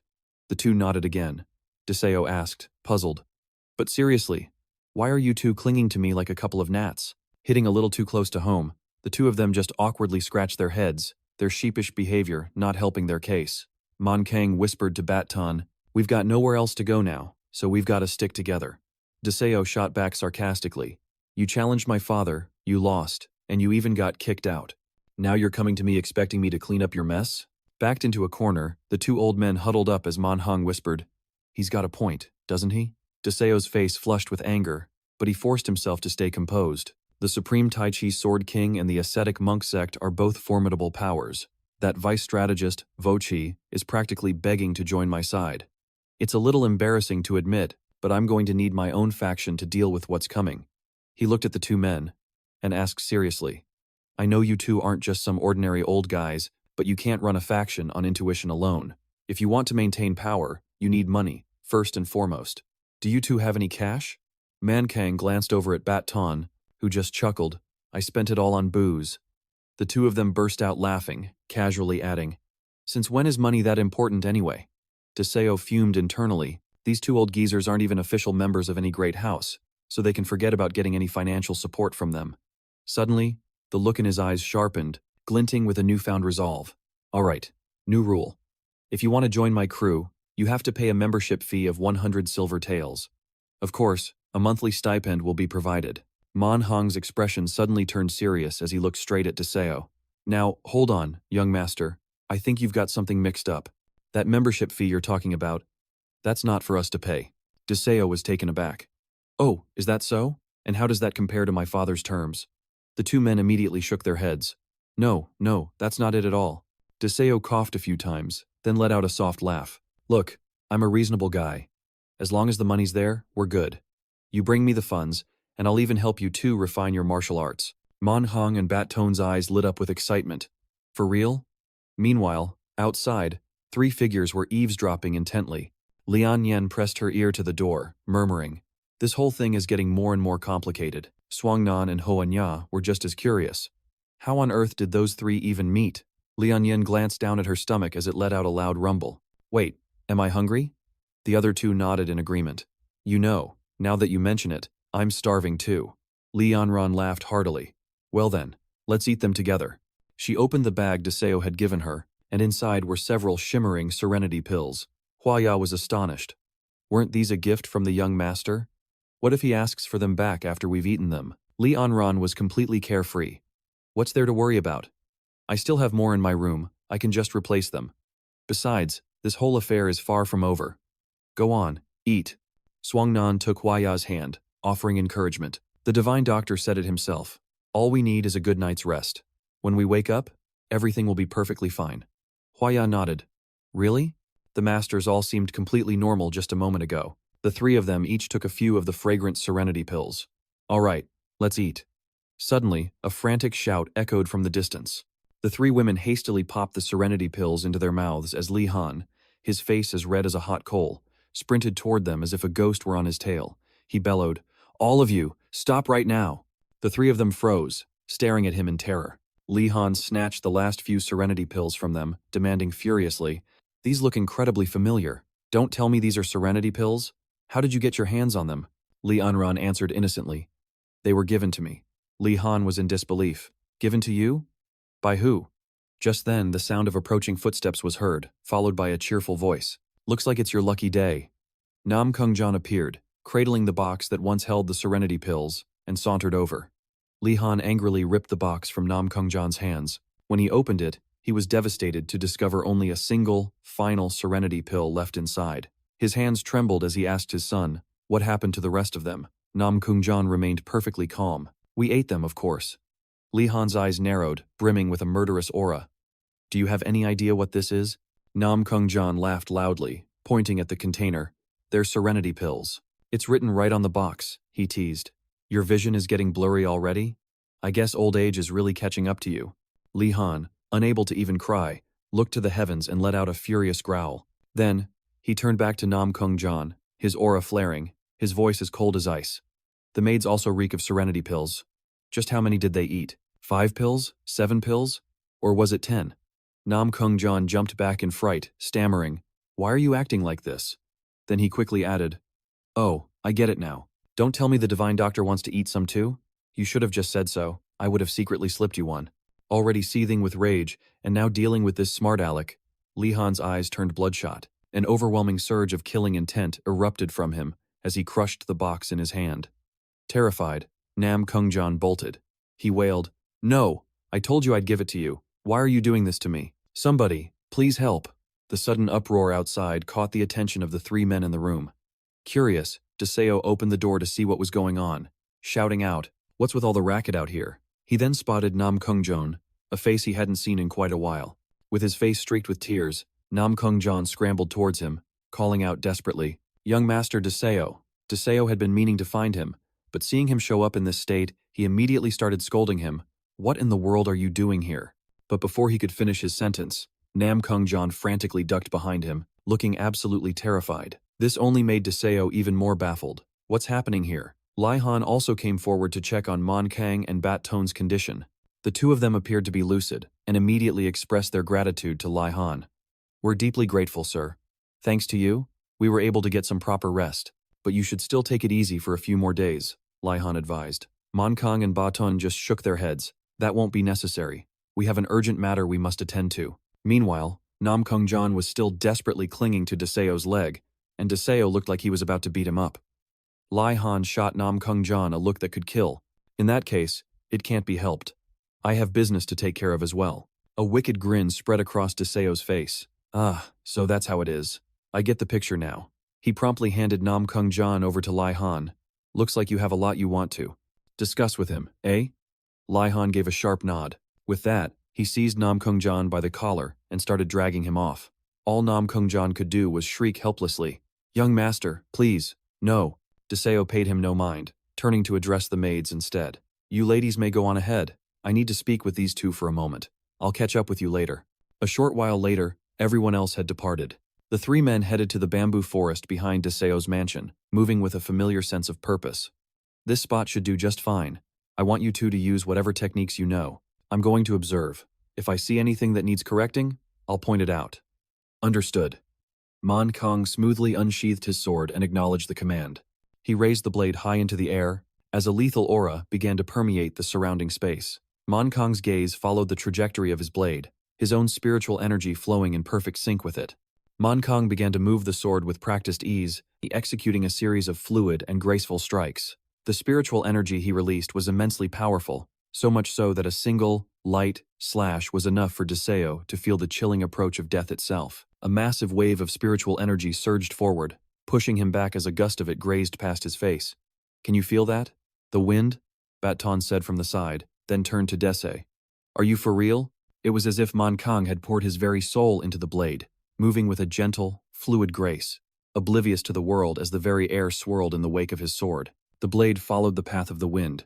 His technique was founded on a perfect harmony with nature. Finally, Mankang's swordsmanship had reached the pinnacle of its form. Drenched in sweat, Mankang let out a sigh of relief and asked, "So, what do you think?" Daisei offered a slow, deliberate clap. "Well, I suppose that was all right."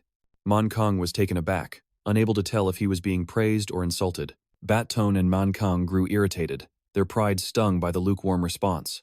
They pointed a finger at Daisei. "Look, there's no need to lie just to save face. It's a bad look. If your pride's hurt, just admit it. You don't have to act like this. We totally get it." Meanwhile, Daisei Exo's mind was racing, a tense look on his face. What am I supposed to do? That's honestly how it looked to me. To prove he wasn't lying to them, Deseizo simply took the sword right out of Mankang's hand. "Here, let me have that. I'll perform the exact same form you just did." He then stepped forward into an open space. Mankang called out after him, a smirk in his voice. "All right then, be my guest. Let's see you try." Mankang let out a smug laugh, his satisfaction written all over his face. Ever since he was a child, he had spent decades mastering the Tai Chi sword, honing it to the point of absolute perfection. He knew that the wisdom sword could only be wielded by someone who had achieved profound enlightenment. Daisei closed his eyes, focusing his senses, feeling for the very spirit of the blade. He replayed every single movement in his mind, every gesture, every stance Mankang had just performed. Then, Daisei swung the blade, expertly tracing the exact same patterns with the wisdom sword that Mankang had just demonstrated. At that moment, Mankang's gaze fell upon the young master, and his eyes flew wide with utter disbelief. It was true, Daisei moved exactly as he himself once had. From every graceful arc of the blade as it rose and fell, to its sweeps left and right, it was all an unmistakable, perfect mirror of his own form. Battone stepped up beside his friend and exclaimed, "His form. It's not half bad, is it?" But Daisei was lost to the world, completely absorbed in the flow of the sword. The first form of the secret technique was drawing to a close. As he tightened his grip on the hilt, Daisei realized this was the kind of martial art that grew exponentially more powerful with each successive move. At that moment, he finally understood why martial artists would risk life and limb for a divine technique like this one. "Maybe I'll keep this up for a little while longer?" Just then, something dawned on Battone. Mankang, standing nearby, was absolutely thunderstruck. He was witnessing with his own two eyes the martial art he had painstakingly honed for so many years, now being replicated so effortlessly by a mere boy. The razor-sharp tip of the sword pierced a nearby falling leaf, and a powerful surge of spiritual energy erupted the second form of the wisdom sword. Deseo executed a few fluid strokes, demonstrating how the sword's grace enveloped his entire body. His strikes were swift, clean, and decisive. His body moved with an ethereal lightness, becoming one with the blade in every step, every swing, every single thought. Even the leaves seemed to dance to his rhythm. As he moved, his mind was racing. "I can't stop here.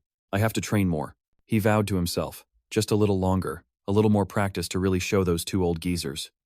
Deep within Deseo's body, a green seed vibrated relentlessly, radiating an immense source of power.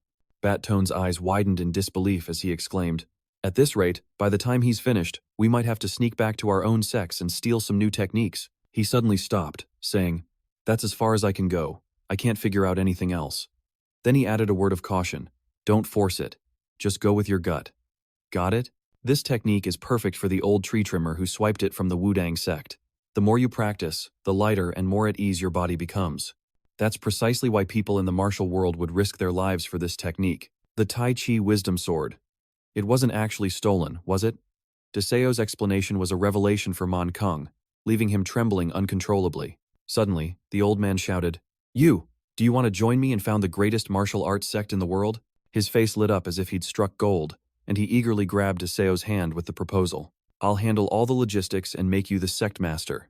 Battone, standing nearby, chimed in with his own offer. "Amitabha, surely you've heard of the 1,000-year-old Shaolin? How would you like to help me make the Shaolin Temple the #1 Buddhist sect in the world?" Deseo pointed at the old man and made a demand. "You've said some strange things before, so how about you show me your martial arts?" At that, the old man shook his head frantically, refusing. "I don't think so," Deseo said, waving his hand dismissively as he turned to leave. "All right then, I'm heading out. Bring me 200 liang, and I'll teach you more. Once you've thought it over, come find me in the main hall." Seeing his refusal, Battone thought to himself, "This kid just snatched the wisdom sword right out from under Mankang's nose." After witnessing that, There's no way I can just show him my own techniques so easily. The old man replayed Deseo's techniques in his mind, a deep suspicion growing. Why on earth did I sense the aura of the great Bodhidharma from that kid? Before he could dwell on it, Mang Kang, gripping his sword, started walking and muttering, 200 liang. All it takes is 200 liang. This sent Bat Tan into a panic, who asked, "Where do you think you're going?" He replied with a dead serious expression, "I'm heading to the Wudang sect to borrow 200 liang. That should do it, right?" The old master screamed in helplessness. "Have you lost your damn mind?" Bat Tan quickly clapped a hand on his friend's shoulder, trying to talk some sense into him. "The martial arts you've spent your entire life mastering were copied by that brat after seeing them just once." He sighed. "Look, I know you're in shock. That kid has a talent that's one of a kind in this world. He's nothing short of a prodigy, but prodigies are extremely rare, so don't worry about it." Mang Kang, however, seemed to ignore every word, his face a mask of sorrow. "No, you don't understand. There's a story that is only passed down to the successor of the Chonghe sword." He suddenly recalled his master's words from long ago, as they stood together in a grassy field. His master's voice had called out, "Mang Kang." Back then, he was just a young teenager who had replied in a hurry, "Yes, master." The old master had sighed, his voice filled with disappointment. "I originally took you as my disciple because I saw your talent, but you lack the character of a true martial artist." Mang Kang blushed, scratching his head. "I'm sorry, I've been less hot-headed lately. I won't pick fights with my juniors for no reason anymore." "Master." His master had called his name gently. "Mang Kang." He had quickly responded, "Yes, master." The golden sunset enveloped the landscape, creating a somber atmosphere. His master continued, "A true martial artist never strikes another person." Then he slowly drew his sword, his voice calm. "All right then. Now that you have become the successor of the Chonghai sword, I will tell you the legend that is only passed to the heir of this blade." His master began to perform a martial form, the sword generating swirling gusts of wind around him, causing Mang Kang's jaw to drop in amazement. His master instructed, "In the future, when your sword no longer creates wind, the world will tremble beneath the blade of the martial way." At the end of the lesson, Mang Kang was still naive, not fully understanding the meaning, and blurted out, Master, when you swing a sword, of course it's going to make wind." His master smiled kindly. "Exactly. That is why it's called a legend." Back in the present, Deseo was walking down the road, his mind completely adrift. He told himself, "The martial path? Screw that. The world is going to tremble at the name Namgung." He whistled as he walked away, leaving Man Kang to stare after him, thinking to himself, "I wonder if those old geezers who waste their entire lives training are just that naive. I really should have quoted a higher price. I probably could have gotten over 200 taels." He watched Deseo's back with regret, but Long was fuming. "Is there really no other way? I can't stand that guy." Seeing this, Bat Tan grabbed Mon Kong's arm as they walked and said, "We can't just go up the mountain and shake down some kids for money. 200 taels is 2 months' pay for us here. For a normal person, that would take 10 years to earn. The only way to get that kind of cash is to follow this plan." Hearing that, Man Kong's spirits instantly lifted. He let out a loud laugh. "Damn it, fine, let's go. You think I actually enjoy going to see him?" Meanwhile, at the Hoi Kim Kak, a furious argument was about to explode. A shout echoed, shattering the quiet air. "Who was on the books yesterday?" A servant answered timidly. "Sir, it was the one who wrote the final entry." The vice master gritted his teeth in rage. "Him again, drag him in here. How many times has he messed up the names? How much did we even sell yesterday to warrant this kind of screw-up? Where is he?" A raspy, old voice spoke up. "You called for me," the vice master roared, jabbing a finger at him. "Called for you? You son of a gun? Do I work for you? Even without the master's order, I have more than enough authority to throw your old hideout." The man was Zheng Mai, but he seemed completely unbothered by the vice master's tirade. He just turned away sullenly. "If you have nothing else, I'll be leaving." The vice master bellowed in fury. "Get back here." Zheng Mai turned around. But for the vice master, that look in his eyes made him freeze. "What a terrifying glare," he thought to himself, his voice suddenly lowering. "If your eyes are getting tired, you should have just said you needed a rest. Because of you, yesterday's entire ledger has to be redone." Zheng Mai replied coldly, "I apologize for causing the error." His words only enraged the vice master more. He slammed his fist on the table and pointed at Zheng Mai. "This isn't something a simple sorry can fix. As of tomorrow, you are to leave the Hoi Kim Kak." Zheng Mai's eyes widened as he shot back. "Does the master permit me to leave?" The vice master was flustered. "I'll convince the master. Just get out of here." The old man challenged him again. Are you certain you won't come to regret this? The vice master shot back with absolute certainty. Please. The only thing I regret in my life is not knowing my wife was running around on me, and just handed over the money to that woman. Hearing his confession, the old man let out a hearty laugh. Ha ha, now that's a regret worth having. The more he taunted, the closer the vice lord came to losing his composure.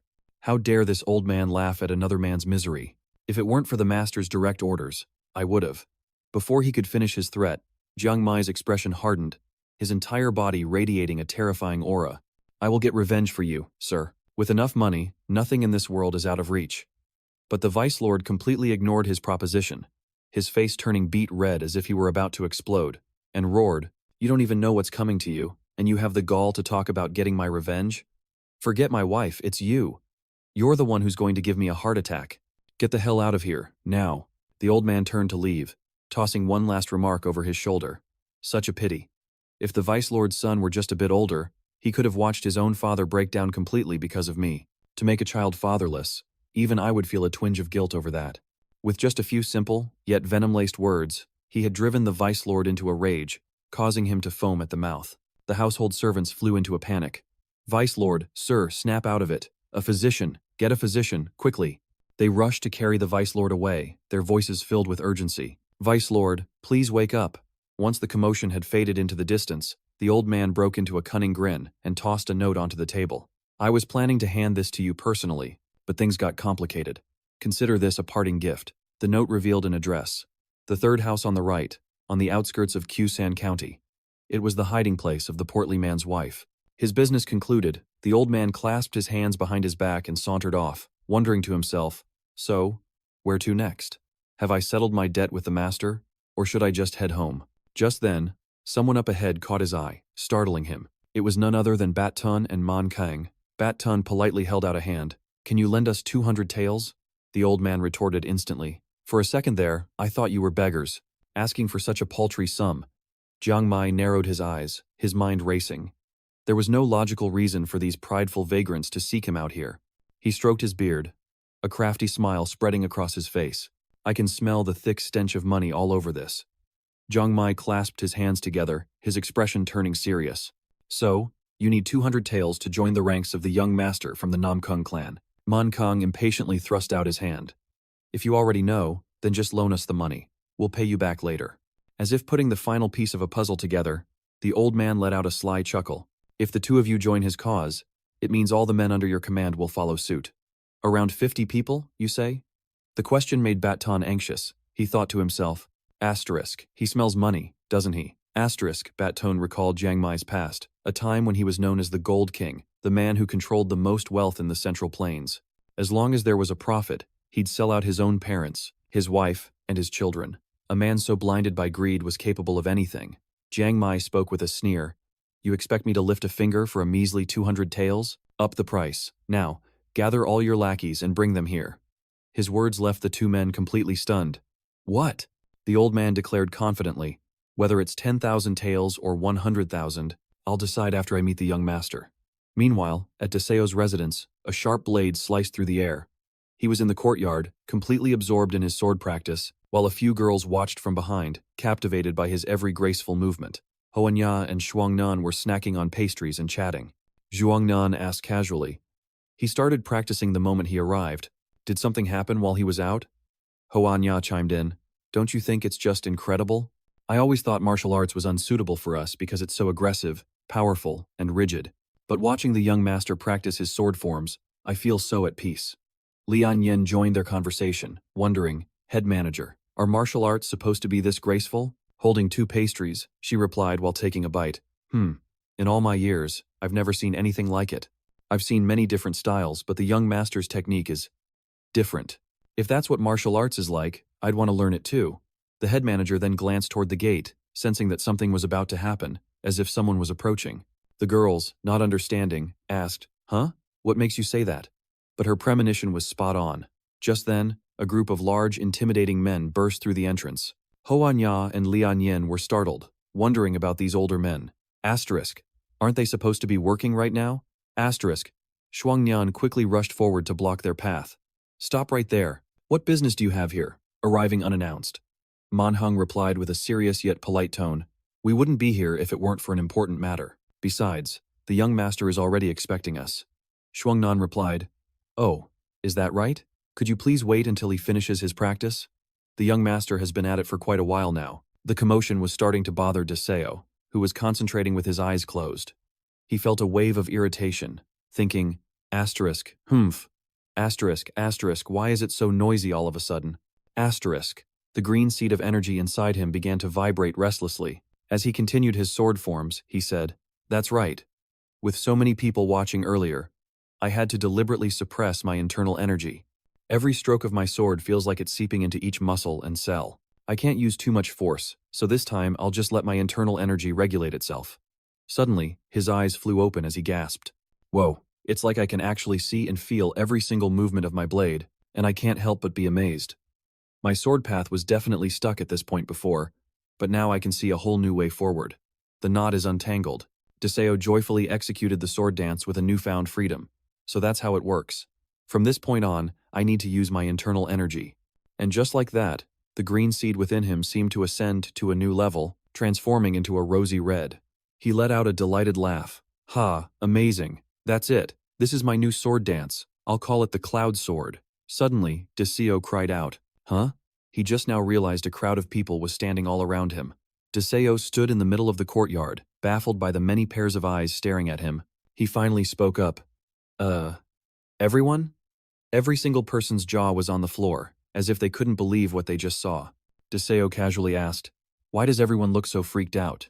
Mong Kang's face turned beet red as he suddenly charged forward, demanding, "What was that just now?" The old man's eyes were wide as he fired off questions. "You finished the first form and then moved on to the second?" "I'm completely stunned, but that was undoubtedly the High GM sword art I know. Just what in the world was that sword path?" Gangmeng pushed the old man aside from behind, warning him, "Stop making a scene and get out of the way." His eyes, gleaming with the unmistakable glint of greed, landed on Deseo as he confidently introduced himself. "You must be the esteemed young master Deseo of the Namgung family. Greetings. I am Gang Mang." In response to the formal introduction, Deseo just scrunched up his face and asked, "Huh? Who?" leaving the old man utterly speechless and embarrassed. He completely ignored him and turned to Chang Yan. "Anyway, what are all of you doing here?" She answered, "Young master, they claim to have a prior appointment with you." Deseo immediately yelled back in denial. "What the hell? I don't have any appointments." Since Mong Kang was still in a state of shock, Paljan stepped up to clarify. Please forgive us for showing up so suddenly, but we really do have an appointment. You mentioned an entrance fee, don't you remember?" Deseo's face went blank for a moment before he repeated, "An entrance fee? You mean the 100 nyang?" Seeing that he seemed to recall, Paljan confirmed, "That's right." The moment he heard about money, Deseo's eyes lit up. "So, all of them came here to pay me the entrance fee? 100 yang per person, which totals 5,000 yang. But one look at this bunch and you can tell they're all a bunch of beggars. How could you possibly come up with that kind of money?" Jiangman approached Deseo and said nonchalantly, "If it's a matter of money, I have plenty." Deseo, not recognizing the old man, snapped back irritably. "And who the hell are you to keep sticking your nose in my business?" Jiangman answered with a calm demeanor. "Have you ever heard of the Heavenly World Estate? Just last year, some were calling me the master of the greatest estate under heaven." The statement made Deseo flinch, leaving him at a loss for words, unsure how to respond. The old man continued, "I am the master of that very merchant guild. Once a year you send a great many interesting items to my estate." Deseo's eyes widened as he recalled his childhood, how he had asked his older sister to send those very packages to the Heavenly World Estate. Jiangman let out a soft chuckle. "Our estate values discretion above all else. Everything you've sent has been kept under wraps. Allow me to show you proof of my credibility." With that, the old man pulled out a thick stack of golden banknotes. "Well now," he asked, "will this suffice?" The crowd was left speechless, absolutely stunned by the enormous sum of money on display. Jiangman announced loudly, "Each of these notes is worth 10,000 silver taels, and there are 5 of them." The declaration hit Deseo like a bolt of lightning, leaving him completely dazed. His entire demeanor shifted in an instant. A huge grin spread across his face as he eagerly gestured them forward. "My goodness. It is an absolute honor to host such a distinguished guest. The sun is scorching out here. Please, come inside and rest." Deseo's lightning-fast change in attitude left Shuangnan and Li Anyan, who were standing nearby, utterly baffled. They whispered to each other, "Our young master has many passions, but his greatest love is money." He's been obsessed with it for as long as I can remember. Jiangman roared with laughter. Ha ha, let's head inside first. I never said I was giving this money to you. Deseo's voice turned syrupy sweet. Then, what is it you require, sir? The old man replied, You're familiar with Namgung Eon, aren't you? Deseo was taken aback. Namgung Eon? Why would an elder, such as yourself, bring him up? Jiangman's expression turned icy. I want to settle a score with him. Deseo was visibly startled. The old man's voice dropped to a low growl. I want to see him utterly crushed. Can you make that happen? If you accept this arrangement, whether it's for 50,000 or 100,000 taels, I promise you my full and complete support. Deseo, flustered, waved his hands dismissively. Hold on a second. He glanced around at the others, asking nervously, Don't tell me. Everyone here stayed behind to get revenge on the Namgung clan? The moment the words left his mouth, the air suddenly grew thick with tension. Every face in the crowd contorted with a murderous intent, seething with years of pent-up resentment. Faced with this terrifying sight, Deseo's face went pale. All he could think was, these people are completely insane. Suddenly, one man from the crowd spoke up, his voice dripping with menace. What did you just say, boy? Deseo was struck speechless, slapping a hand over his mouth and muttering, Whoa, that just slipped out before I could stop it. But then, a thought struck him. Hold on a second. Why should I care what these guys think? With that, Deseo yelled out, pointing an accusatory finger. I said you're all crazy. Was I wrong? He glanced at Bat Tan and Mang Kang, then shot a judgmental look at the old masters. Look at them, talking all big about getting revenge, and they just end up getting thrown out. What a pathetic sight, right? He braced himself for their fury, but instead of anger, they all burst into laughter. Crazy? You're absolutely right. We are crazy. Daisy, completely baffled, said, Stop laughing. What's wrong with you? Have you all lost your minds? The men were laughing so hard they started to cry. Wiping away their tears, one of them explained, Those are the most liberating words I've heard in a long, long time. It's as if you've allowed us to cast off the burdens we've carried for decades. We feel unchained. So please, forgive our outburst. Another elder spoke up in praise. Daisy, your wisdom sword is truly magnificent, truly commendable. The wisdom sword is indeed the wisdom sword, but to think of shattering the mold like that, it's not a corruption of the form, but a beautiful evolution. You've accomplished something that none of us here could manage in 50 years. The man then clasped his hands and bowed deeply before Jiangman. Sir Jiangman, I humbly request your assistance. Please, send 100 taels to the young master on my behalf. Seeing this, the other masters did the same, announcing their titles in unison. The 8 dragons, the 3rd demon, the 7th demon, the true heavenly sword. Deseo was aghast, breaking out in a cold sweat. What in the world is happening? Bat Tun also clasped his hands. Bat Tun of the first Zen. Mang Kang announced in a solemn tone, the Supreme Polarity Sword King, Mang Kang. And all of them bowed reverently before Jiangman, their voices echoing as one. We beseech you, Sir Jiangman, please deliver 100 taels to the young master. The world started spinning for Deseo, his head pounding as he tried to process the scene unfolding before him. Hey, hold on a second. Jiangman turned, respectfully clasping his hands and seeking his counsel. Third young master of the Namgung clan, would you deign to accept our pledge? Deseo was completely flustered, at a total loss for words. He stammered, You've all got this completely wrong. I'm not trying to get revenge on anyone, and I'm definitely not strong enough to even try. But they immediately countered. We saw it all clearly within your sword dance, young master.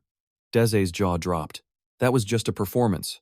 What could you possibly have seen in that? Mang Kang stepped forward, his expression grave. No.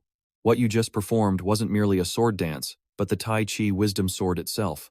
The old man nodded, his expression grave. Deseo, stunned, pointed to himself and asked, Huh? Are you telling me that the Tai Chi wisdom sword, the most powerful sword art of Wudang, is what I just performed? Seeing Deseo's lingering confusion, Bat Tan took action. He stepped aside and threw a powerful punch, unleashing a gust of wind that sent Deseo's hair flying. The old man asked in a stern voice, Can you replicate that? If so, channel your internal energy. Deseo didn't hesitate. He focused his energy and launched a punch of his own. Instantly, the wall in front of him exploded into rubble. Deseo stared in utter disbelief. What in the world? He glanced at the demolished wall, then asked, What was that? Bat Tan stroked his chin, marveling. Incredible, what you just used was the 100-step divine fist. Deseo was still lost. The what now? What is that? Suddenly, he pointed at a man holding a sword and said, Hey, mister, show me a move. Anything at all. The man nodded and drew his sword. A fierce gust of wind seemed to erupt from the blade as the man soared high into the air, riding the current. Without a moment's pause, Deseo drew his own sword and also leaped into the air, as light as a feather. The crowd erupted in applause, and shouts of, "Whoa!" He landed amidst the astonished praise of the onlookers. However, Deseo's head was spinning from executing so many advanced techniques at once. He thought to himself, I can actually do this." Baton laughed heartily. This was truly a once-in-a-generation talent. Deseo recalled the sword forms he had just performed, wondering, could it be that I only learned the absolute basics? His eyes widened as a realization dawned on him. My master. Were you telling the truth when you said you created the 3 great sword forms to master all other sword arts? And just like that, everything clicked into place. Jiangman clapped his hands cheerfully. On a glorious day like today, how could we possibly go without some wine? The drinks are on me, everyone eat and drink to your heart's content. Instantly, servants began carrying in trays of food, and the atmosphere became as lively as a festival. However, only Deseo seemed downcast, waving his hand away. I'm still not old enough to drink. That evening, everyone was joyfully eating, drinking, and chatting, all of them laughing freely. Let's celebrate this momentous occasion. Suddenly, a voice called out, Old sir? It was Deseo. He respectfully poured the old man a cup of wine to show his gratitude. Because of you, everyone had a wonderful time today. Please, allow me to offer you a drink. The old man let out a booming laugh. Haha, very well, a drink poured by the young master is sure to be exquisite. Seizing the opportunity, Deseo sat down to ask a question. So, why do you want revenge on the Namgung elder? The old man answered thoughtfully, Young master, have you ever had so much money you couldn't even count it all? Jiangman began to recount his past. One day, I woke up to a literally uncountable amount of gold. After I realized that, the world suddenly seemed incredibly boring to me. During my time as a merchant, I was constantly bullied by martial artists. From then on, I was determined to spend money like water. Deseo looked confused. Spend money like water. The old man recalled the old days, speaking slowly. I bought countless rare and precious treasures. Legendary armor, a legendary sword, legendary hidden weapons if it was legendary. I bought it. I spent an astronomical sum of money, completely beyond measure, and eventually, I became destitute. A group of martial artists came looking for him, and a crowd gathered to watch, asking with curiosity, then what happened? The old memories came flooding back, visions of him holding a sword, taking them down one by one. I had confronted them. Of course, the first ones who came after me weren't very strong at all. With just a few moves, I could easily defeat those third-rate masters. The old man continued his tale. Third-rate fighters and commoners are practically the same. Only those second-rate and above are considered true members of the martial world. In any case, they couldn't even penetrate my flood dragon armor. When a first-rate master showed up, his sword flashed, and I was absolutely terrified. Just as I thought I was about to meet my end right there, the 9 heavens ultimate poison on my elbow, worth 10 million taels, seeped into him, and I won. The old man continued to reminisce about the past, his eyes wide with astonishment.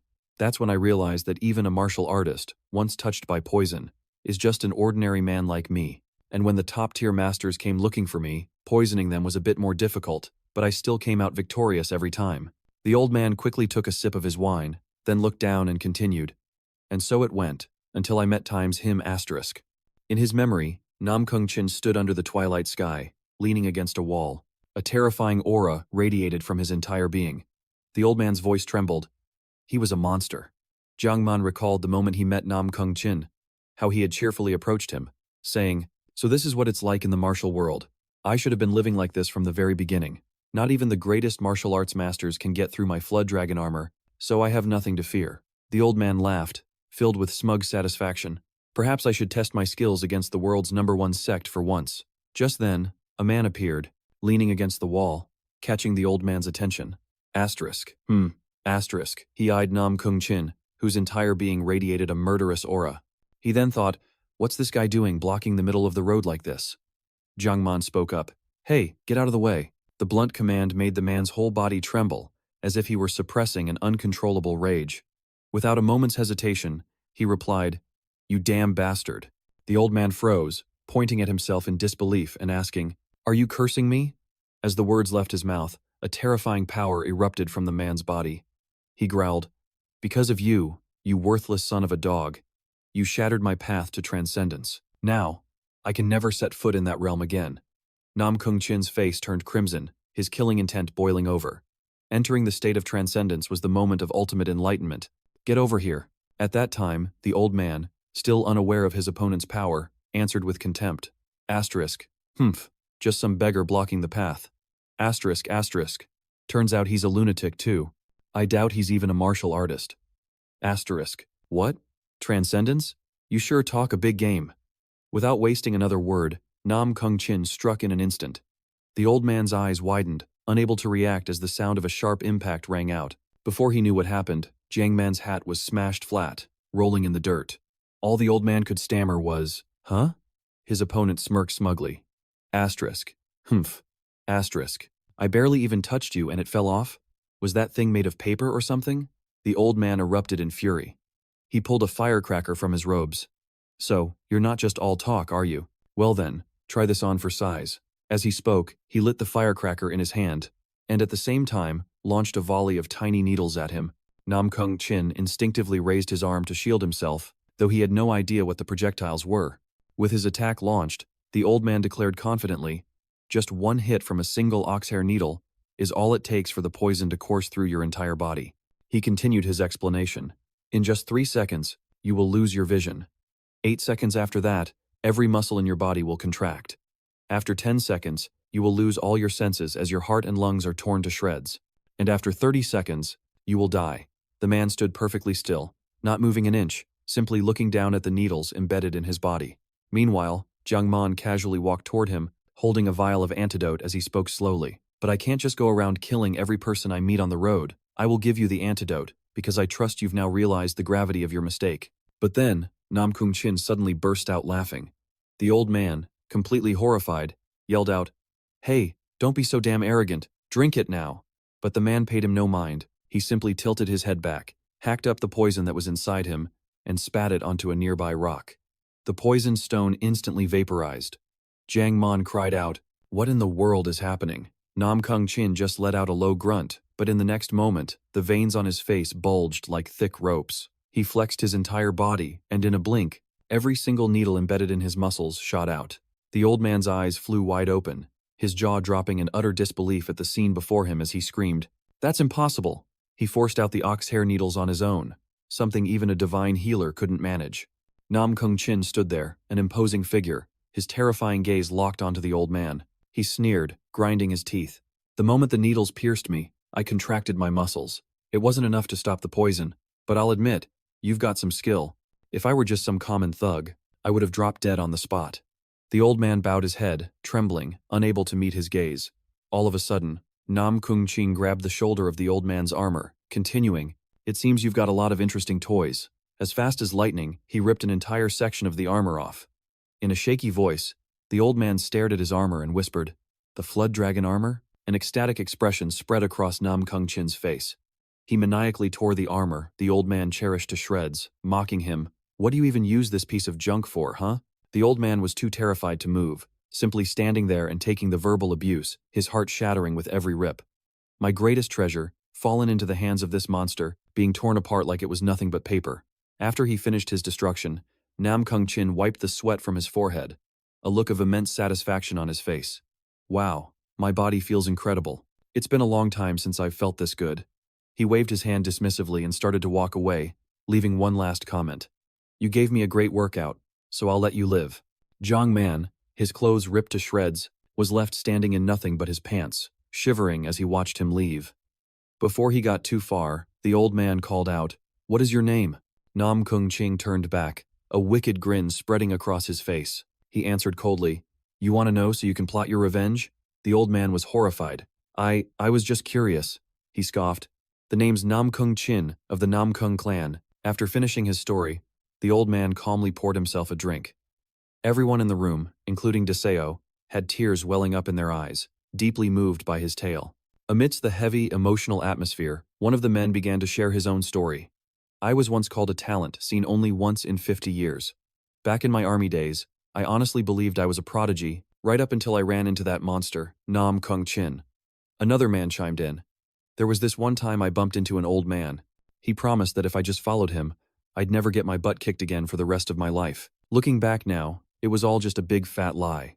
Like it was some kind of storytelling contest. One by one, they each started sharing their own experiences. A guy in a green shirt ruffled his hair and said, There was a martial arts tournament held in my village, and everyone was saying I was a shoo-in to win, if it weren't for some random dude from the Namgung clan who just happened to be passing through. Another guy in an orange tunic chimed in. I stumbled upon a master-level secret manual in a cave, and I was absolutely ecstatic. But when I finally emerged 10 years later, I realized I'd been completely mistaken.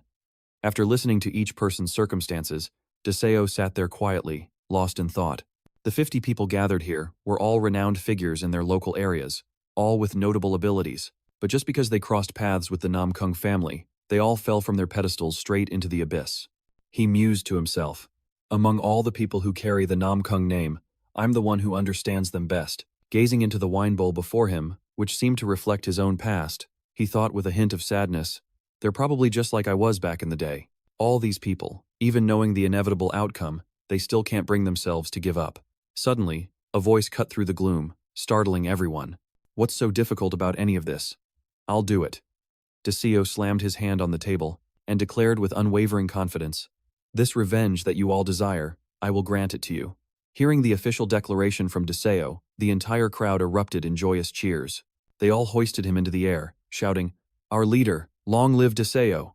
The next morning, as the sun's rays filled the room, Deseo groggily woke up, grumbling, My head. What on earth were those old geezers drinking so much of? Before he could even get his bearings, Lai Han, who had been waiting for him with a stern look on his face, spoke up. Ah, so you're finally awake? He crossed his arms and said seriously, This might be a bit out of the blue, but there's something I need to tell you, Deseo asked abruptly. Huh? What's going on? The older man's eyes widened, flashing with a serious light, before he suddenly lunged forward and grabbed Deseo's hands, pleading desperately. I beg of you, please convince your handmaiden to become my disciple. He recounted what had just transpired. I went to see the handmaidens to ask if, aside from the Thanya Dan, that Namgung Dian fellow had given them anything else. He continued, his voice filled with awe. I never would have guessed it, but just by smell alone, they could identify every single type of medicinal pill, and they even pointed out the specific ingredients for each one. With that kind of innate talent, it wouldn't be surprising if they became not just court physicians, but legendary divine doctors, Lai Han said with the utmost seriousness. I tried to offer them a place as my disciples, but they refused, so I had no choice but to come directly to you, their master. I'm asking for your help. Please, use your way with words to convince them to change their minds. If they agree to become my disciples, Lai Han pounds his chest, vowing, I will pledge myself to your group. Deseo leads him away, cautioning as they walk. This is something I can't force. I will respect their decision. Li Han expresses his gratitude. Thank you. Are you truly a better man than your father? Suddenly, Deseo exclaims, What's with all the dead bodies? Before him was the sight of a group of men from last night, passed out drunk right at their tables, completely dead to the world. Lai Han reassures him. Ah, don't you worry, they may look like that, but they're still breathing. Deseo leans in, wondering to himself, Huh? What's he doing here? He spots Namgung John struggling to drag a portly man across the floor, and he calls out loudly, What do you think you're doing? Startling Namgung John, who yelps in surprise. Young master. Seeing him, he immediately starts complaining. What took you so long to get here? Cleaning up after these lushes is killing me. My arms feel like they're about to fall off. But Deseo just rests his chin on his hand, smiling as he says, Seeing you work so hard is a good thing. Keep it up. Then he pushes the door open and walks inside, leaving the other to moan in misery. I'm seriously so tired I could die.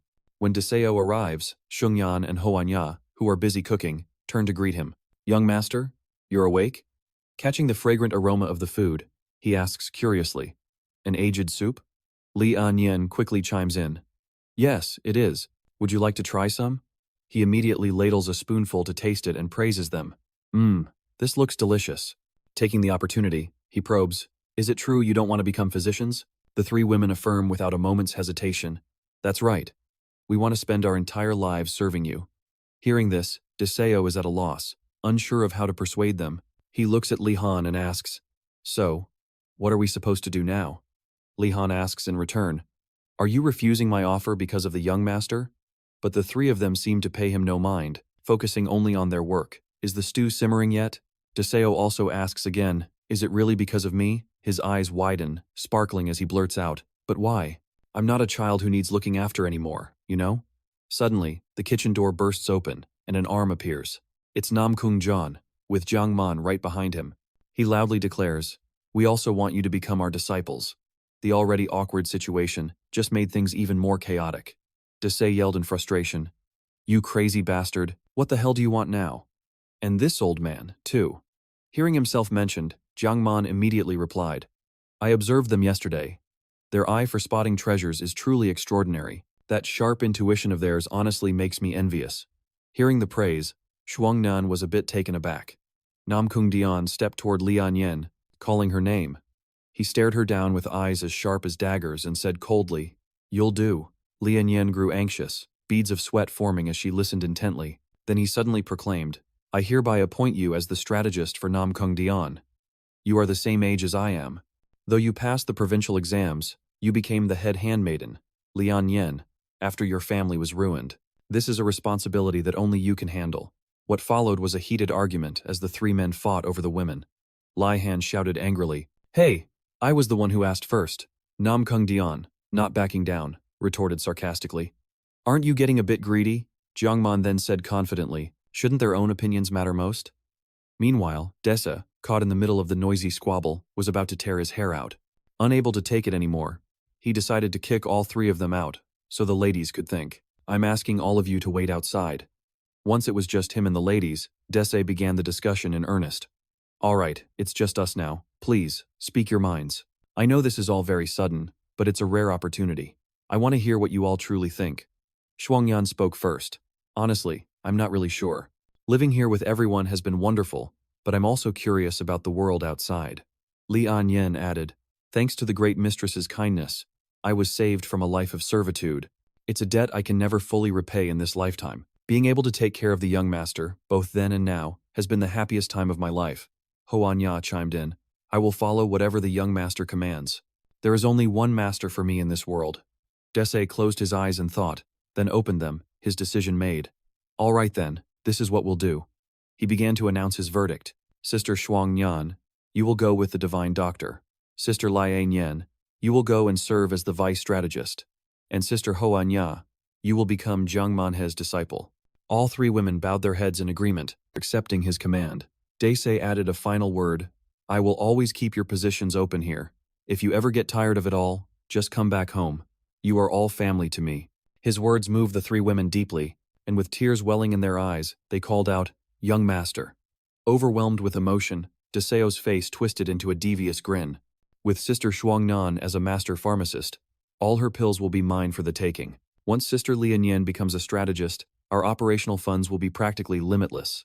And when Sister Hoanya becomes Jiang Manya's disciple, every estate in the land will fall into my hands. We're going to be filthy rich." The three women could only manage a strained smile, completely speechless at his wild fantasies. Realizing he'd gone a little overboard, Deseo cleared his throat. "Hey, I'm just kidding around. How could I possibly hog all that wealth and luxury for myself? You gotta be a little ambitious if you want to live the good life. You all get what I'm saying, right?" The three replied in perfect unison, "Of course, we understand perfectly." He then led his sisters over to where the three masters were waiting. Laihan asked, "So, how did it go? Is everything settled?" Deseo beamed and made the introductions. "Sister Shuangyan will be studying under the divine doctor. Sister Li Anyen will go with the vice strategist. And Sister Hoanya will become the disciple of Jiang Man." He added, a menacing look on his face, "I trust you'll take very times good care of them." This sent a shiver down the three masters' spines as they thought, "Why do I suddenly have a really bad feeling about this?" Not wanting to waste any more time, he urged them to formalize the master-disciple relationships. "All right, we can talk later. Everyone, off you go." After each master had a private word with their new disciple, Li Han cheerfully told Zhuangnan, "Take the rest of the day off. Report to the medical hall tomorrow." Suddenly, a voice called out, "My lord." He turned, stunned, and replied, "Huh?" The entire group of new recruits, who looked half dead just a moment ago, were now assembled before him, along with Bat Tun and Manhung. They shouted in unison, "You're finally here. What are your orders for us?" They stared at him with eager eyes. "This is our first time formally training under a master. We're so excited." Deseo scanned the crowd, their faces now brimming with energy, and teased them. "Weren't you all looking like a bunch of walking corpses just a minute ago?" He finished, clutching his stomach. "But right now, I'm really not in the mood to teach anyone. I can't even protect my own gut. If anything, I'm the one who needs lessons." Bat Ton chimed in, "Well, that's something everyone already knows. The young master's power is already on the verge of surpassing the third-tier masters. Deseo shot back, annoyed. When did I ever claim to be some kind of prodigy? Another voice cut in. It was Manhwa. He said, but if the young master wishes to learn our times martial arts, that's another matter entirely. He continued, based on what you just said, you want to learn from someone stronger than a third-tier master, correct? A few of the larger men stared intently at him. Manhwa pressed on. From what I can tell, the skills of the men gathered here are in no way inferior to Namgung's. Bat Tun, who was standing a short distance away, also offered some advice. Every martial art style is applied differently. The only way to learn quickly is to experience them directly, with your own body. Bat Tun let out a hearty laugh, lunging straight for Deseo without a second thought. You're still just standing there, completely baffled by what's going on. Amitabha Buddha. The old man swung a heavy fist that contorted Deseo's face. With a cunning grin, he unleashed a continuous, lightning-fast assault. Caught off guard by the situation, Deseo could only shout, "Hold on," but the old man didn't listen, driving another punch straight into his gut and sending him flying several feet. Deseo gasped for breath after the relentless barrage of attacks. Bat Tun wasted no time, executing his one-finger Zen technique, leaving Deseo with no choice but to endure it. He took hit after hit from the old master, unable to fight back. The old man then launched a vicious kick, the Azure Dragon Horn, striking him squarely on the chin. This was followed by a volley of mind-shattering palms. Deseo quickly raised his hands to defend himself, as the old man delivered a final, decisive blow that kicked up a cloud of dust. Bat Tun laughed loudly, his voice dripping with sarcasm. Just how long are you planning on being my punching bag? Damn it. Deseo cursed in anger, then charged forward, determined to retaliate. He mirrored the exact moves Bat Tun had just used, starting with the one-finger Zen, but the old master nimbly dodged it. Next came the Dragon Horn Tiger Pounce, a kick so powerful it forced the old man to lean back to avoid the hit, who couldn't resist a taunt. Oh ho, he followed up with the mind-shattering palm, earning gasps of awe from the crowd. Incredible, the young master's form is flawless. This is no joke, he's a true genius. They cheered wildly. Deseo's face flushed red, and he waved his hand in embarrassment. It's not that big of a deal. It seems he's the type who gets easily flustered by compliments. Seizing the moment of distraction, Bat Tun executed a tiger fist, slamming it right into his face and sending him skidding across the ground. The old man advanced, preparing another attack. Absolutely wonderful. It reminds me of the glorious old days. Deseo held up a hand to stop him. Grandmaster, wait a minute. But the old man paid no attention, launching a kick straight to the chin that sent him flying into the air. Yes, Bat Tun roared with exhilaration. Now this is what it means to be alive. The feeling of letting loose is just incredible. After all those days of humiliation, the Buddha has finally granted me a chance for payback. Amitabha Buddha. Deseo snarled in rage. You cunning old bastard, and used the momentum of his fall to counter with a tiger fist of his own. Bat Tun, now even more fired up, rushed forward. I'll show you what a real tiger fist feels like. Finally, the two clashed head-on, palm against palm. Deseo realized his strike lacked power and was instantly blown sky-high, only to crash back to earth in a battered heap. Bat Tun asked with a mocking tone, how much longer are you going to let yourself get beat up? Du shot back, despite his injuries.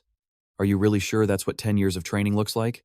We're using the same martial art, so why are you the only one hitting the dirt? Bat Tun sneered. You want to know why? Because there's a world of difference between someone who's trained for a day and someone who's dedicated their entire life to it. Du seethed internally. Now I finally get why father took that old bastard's hand. What an ungrateful son, to not understand my father's reasoning. He silently swore. I'm going to turn that head of his into a temple drum. An image of the old man's head transforming into a wooden drum flashed in his mind. All the while, the old man just grinned mockingly. Another 100 years is still a long way off. With a heart full of rage, Du resumed his attack with the tiger fist. The crowd of onlookers couldn't stop chattering. If he keeps swinging like that, he's just going to get knocked down again. Yeah, but I'd still love to see the young master get a taste of defeat. He spun to build momentum, shouting, 1,000-pound drop, make the very ground tremble. Then launched a reverse tiger's carapace kick toward Bat Tun. The old man swiftly blocked it, retreating under the relentless assault. Du continued, raising his leg, preparing to plant his foot right in the old man's face.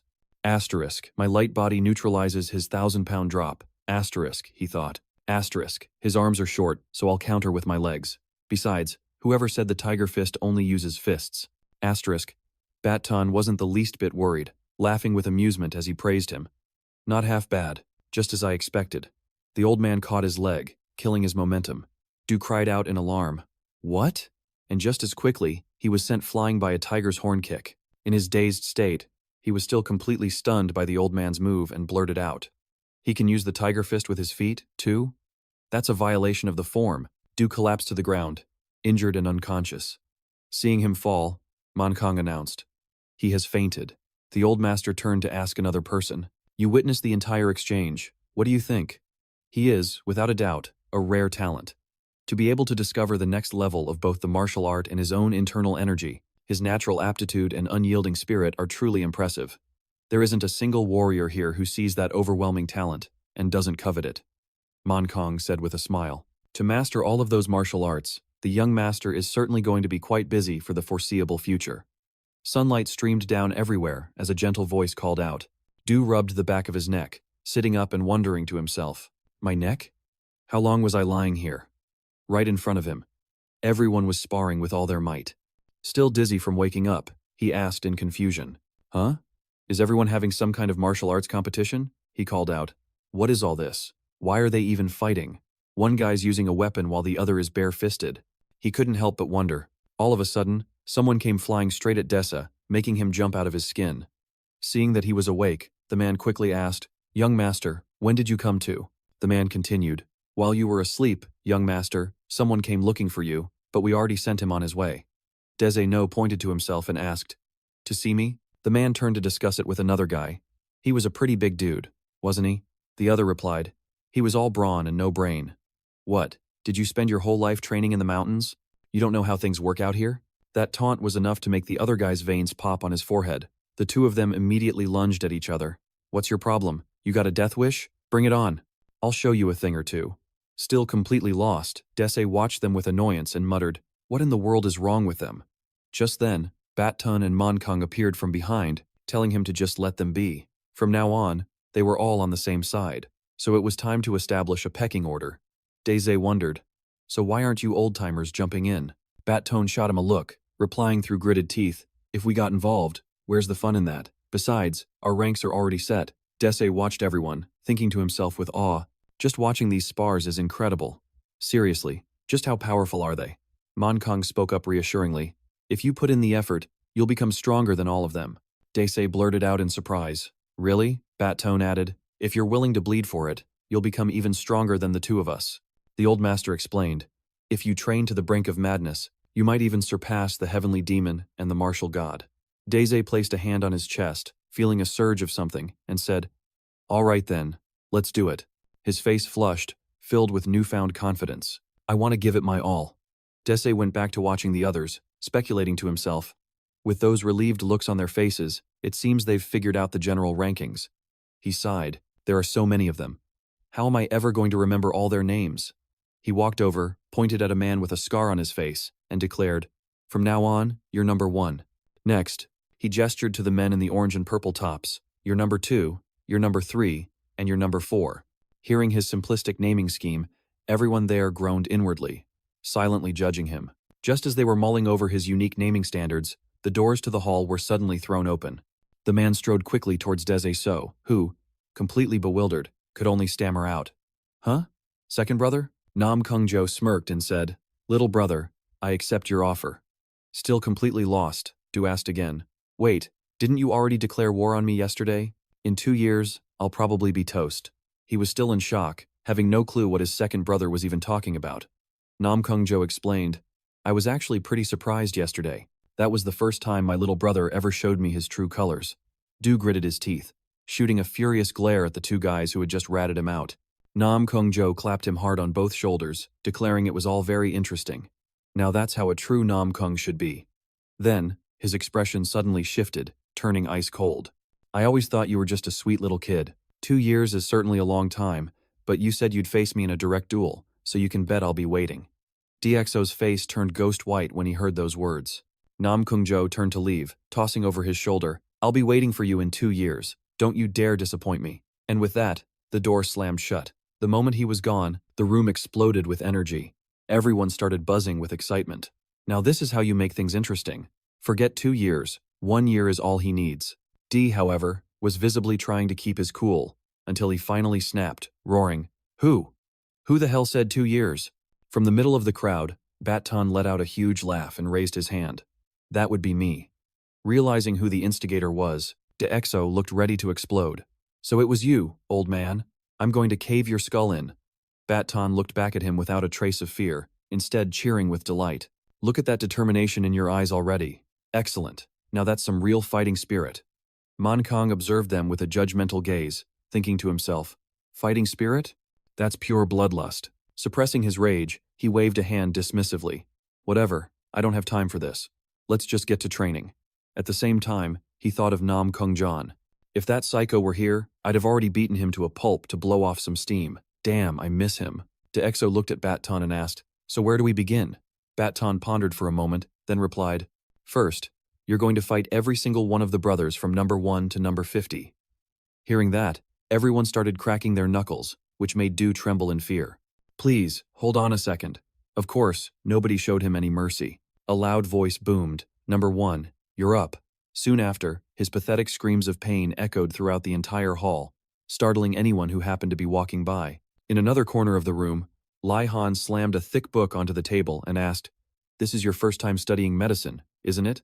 As Shuangyan picked up the book and opened it, the divine doctor continued, I get it. When would you have ever had the chance to read a book like this? For now, just take your time and learn. Without a moment's hesitation, she replied, Divine Doctor, I already know all of this. He was utterly astonished. What? When did you learn all this? He flipped through the book dismissively and said, how is that possible? This herbal encyclopedia would take at least 5 years to master. Lai Han then opened to a random page and tested her. Tell me about astragalus. As expected, she answered fluently. Astragalus grows in mountainous regions or rocky crevices. Its flowers are characterized by soft, white, downy hairs. The medicinal properties of astragalus are primarily found in its root, which helps detoxify the body, slow the aging process, boost the immune system, and is beneficial for osteoporosis. Her answer was so flawless it left the divine doctor completely speechless. That's exactly right. How could a mere handmaiden know all this in such detail? Before you became a handmaiden, what did you do? Sungyan answered honestly. I used to help my father at a small pharmacy called the Tianhui Apothecary. Hearing that name, he was stunned. The Tianhui Apothecary, even though it was just a tiny, unassuming pharmacy that no one paid any mind to, it was a place renowned for its unparalleled skill. He tried to recall. It was said to have vanished for some unknown reason. Besides myself, the place with the greatest medical arts in all the Central Plains was the Tianhui Apothecary. With that, tears welled up in his eyes as he took Sungyan's hands. You've endured so much all this time, she replied softly. No, ever since I met the young master, I've been very happy. She confessed her longing for him, while somewhere else, he was getting the daylights beaten out of him. The sound of heavy footsteps echoed on the floorboards. It was Namgung Lam. He threw open the door to Namgung Jan's room, his voice cutting through the air. Are you determined to fight alongside the young master? The path ahead of him was fraught with peril. What do you mean by that? Namgung Jan set down his brush and replied, but wouldn't that make things all the more interesting? Master, he said, looking at the man with a face full of confidence. Walking an easy path paved with silk is not this disciple's preference. Only those who overcome the thorns can discover what lies beyond them. His eyes burned with determination.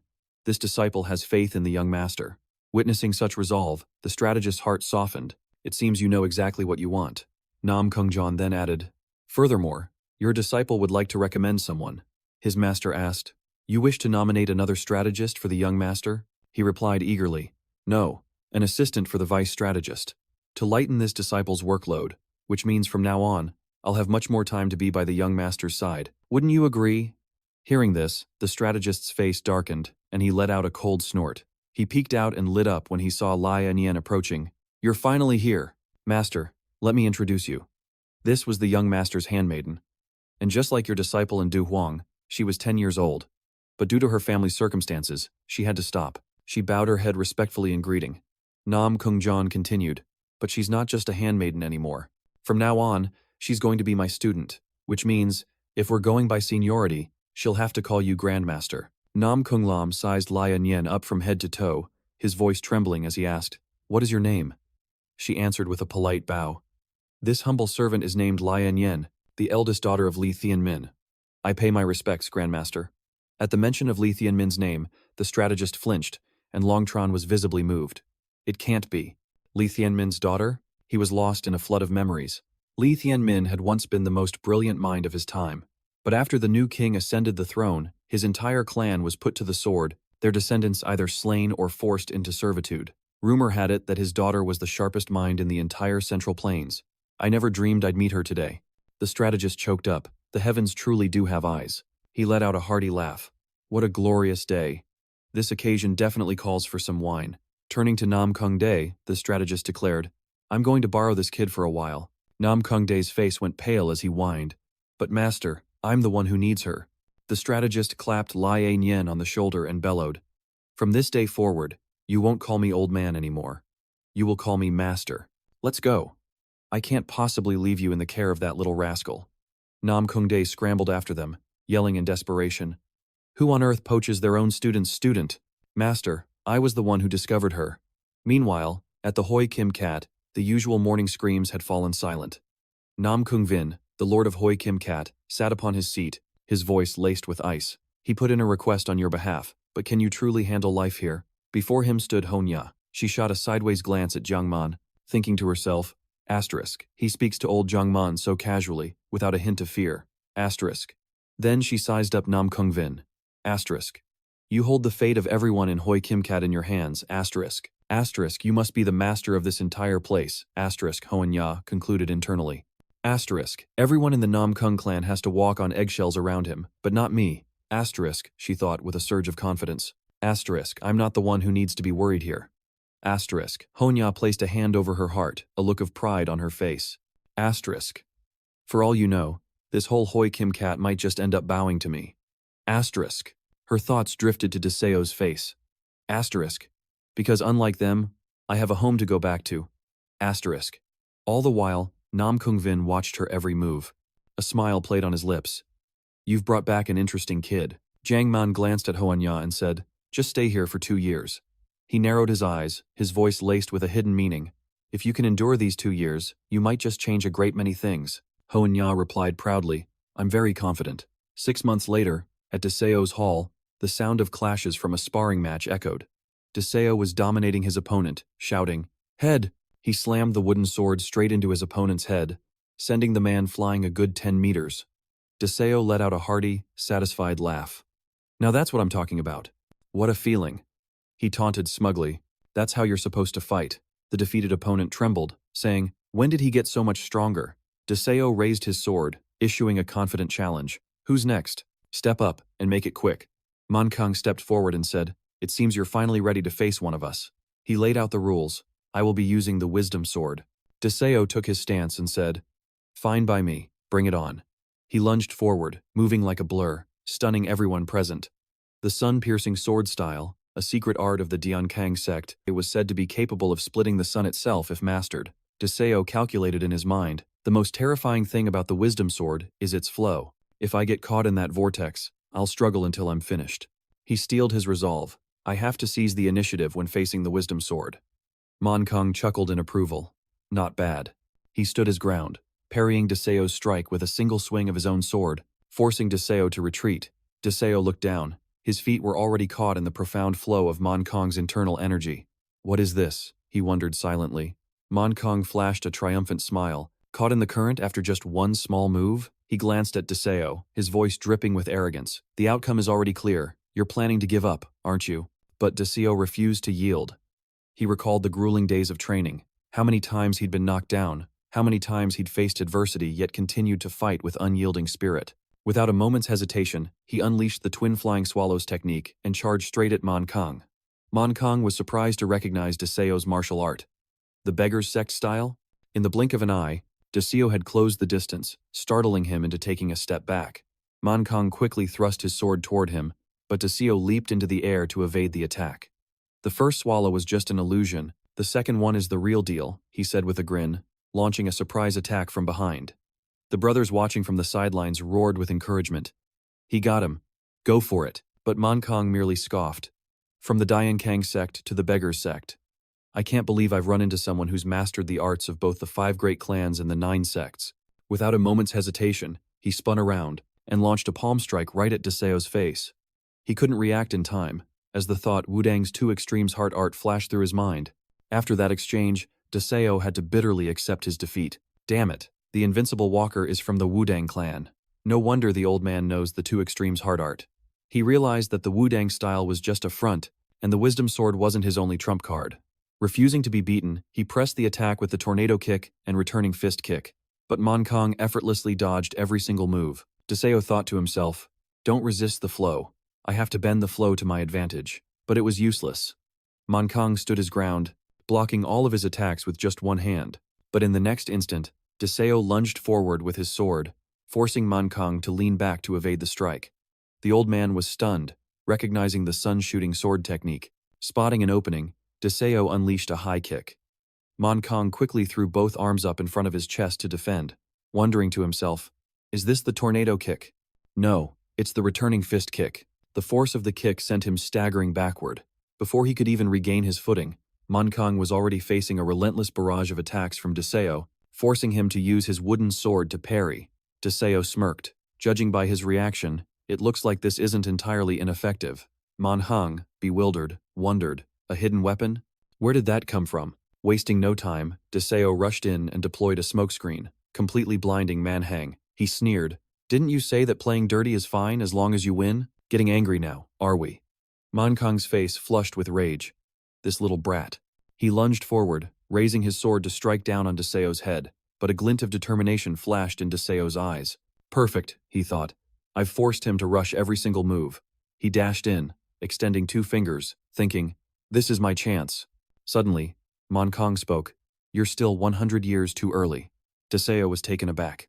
In that exact moment, a torrential flow of internal energy erupted, completely overwhelming him. He tried to hold his breath, wondering, "What is this? I've never seen a martial art like this before." He looked up at Monkong, who was raising his sword high, but Deseo still couldn't read the attack. Without a moment's hesitation, Monkong brought his sword down with full force. Deseo took the hit head-on, his vision swimming, and a massive lump formed on his head before he passed out, still muttering, "My head again." It appeared that the old man was also completely spent after finally taking him down.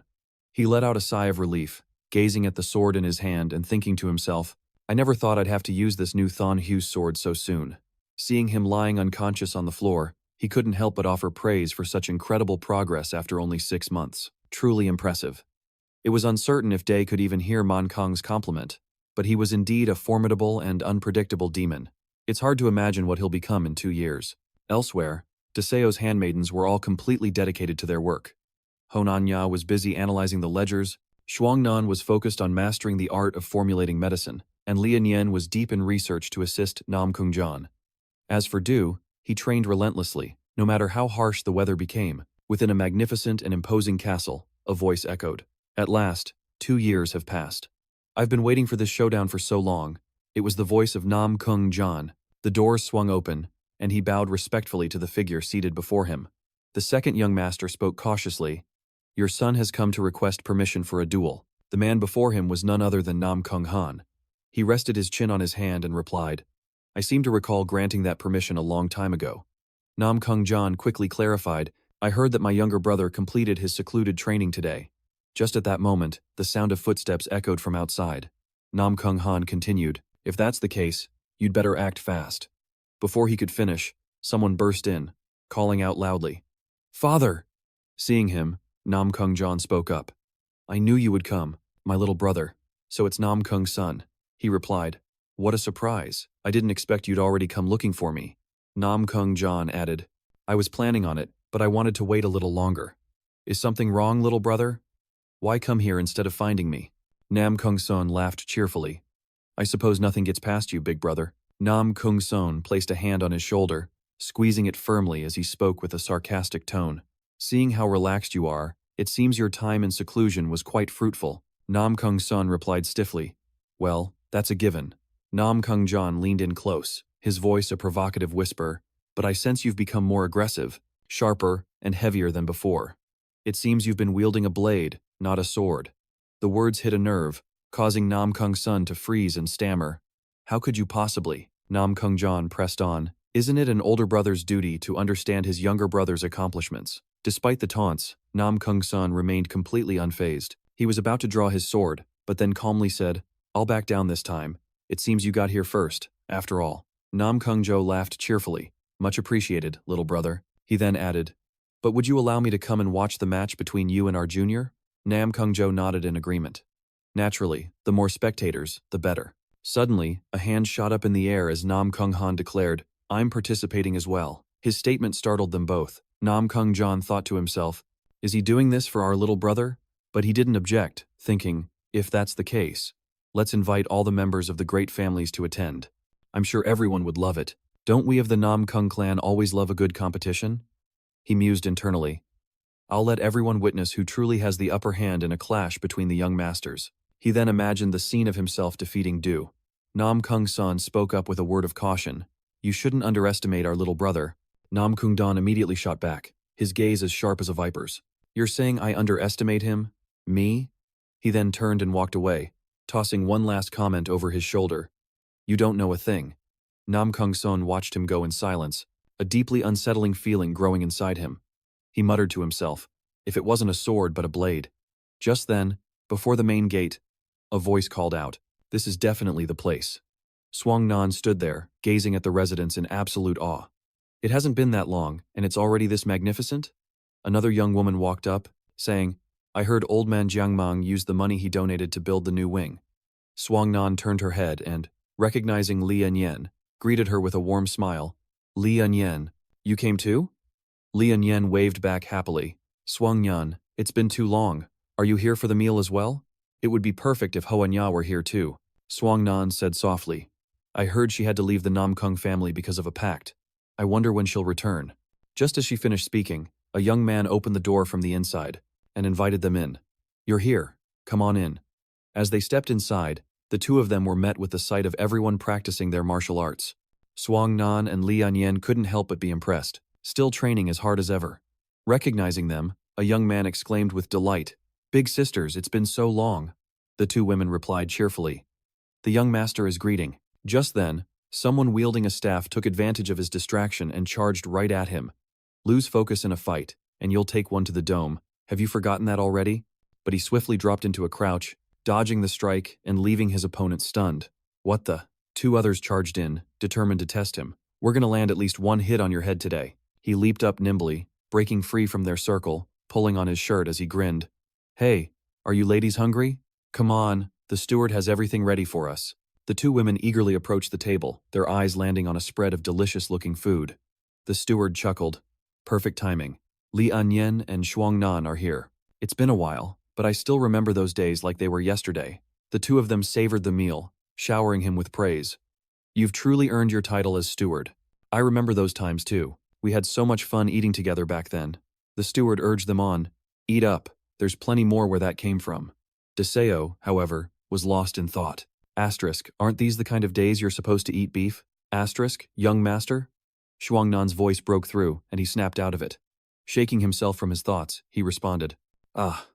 She looked at him, pleased to see how much he'd matured. It's been 2 years. You look so different. He replied with a hint of pride. Well, yeah.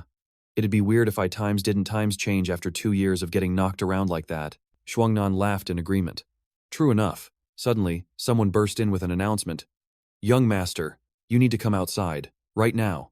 The young blade, Nam Kungdan, the second son, is here to see you. At the mention of that name, a glint appeared in Deseo's eyes. Oh, is that right? His face twisted into a demonic grin as he let out a loud laugh. Perfect timing. His reaction made the two women wonder just how many blows to the head the young master had taken.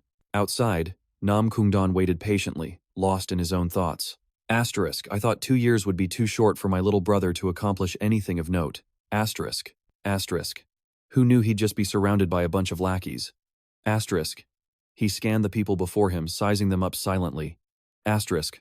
I was expecting this match to be a complete bore. Asterisk. Asterisk. But if this is how things are.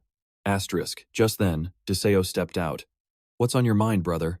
Nam Kungdan flinched slightly, noticing how much taller Deseo had gotten. Ah, you're here. I was just thinking. Deseo grabbed his arm. Looks like you've got something to say. Let's take this somewhere else, shall we? The color drained from Nam Kungdan's face, his mind racing. Asterisk, he grabbed my arm without a second thought. Asterisk, humph. He began to radiate a dangerous aura, as if readying himself for a duel. Asterisk, all I did was reach out, and you're already itching to draw your sword. Asterisk, But contrary to what he was expecting, Deseo beamed and said, "You know the place. It's where you treated me to all that amazing food." "Oh, you mean times place?" Namgung replied, surprised. Without a moment's hesitation, Deseo grabbed his arm and started pulling him along, shouting, "Come on, let's hurry. My stomach is practically screaming at me," Deseo said cheerfully, his cheeks stuffed with food. "You know, a real meal has to have meat on the table." Namgung just watched him, thinking to himself, asterisk, he's gotten bigger, but he hasn't gotten any smarter.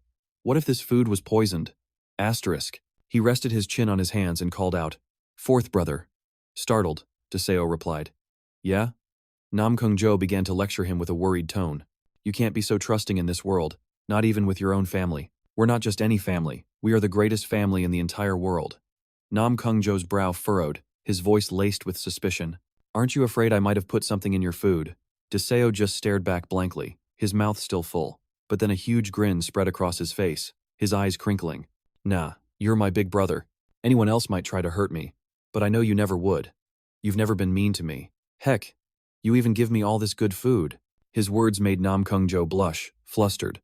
Still, he tried to press the point. "You can't be so careless." Deseo just chuckled. "Haha, it's fine. I've got you here with me." Namgung went back to his meal, his tone turning serious. "Finish your food. I came today to discuss the timing of our duel." Deseo immediately perked up. "So, when do you think we should do it?" Namgung answered, his eyes narrowing slightly.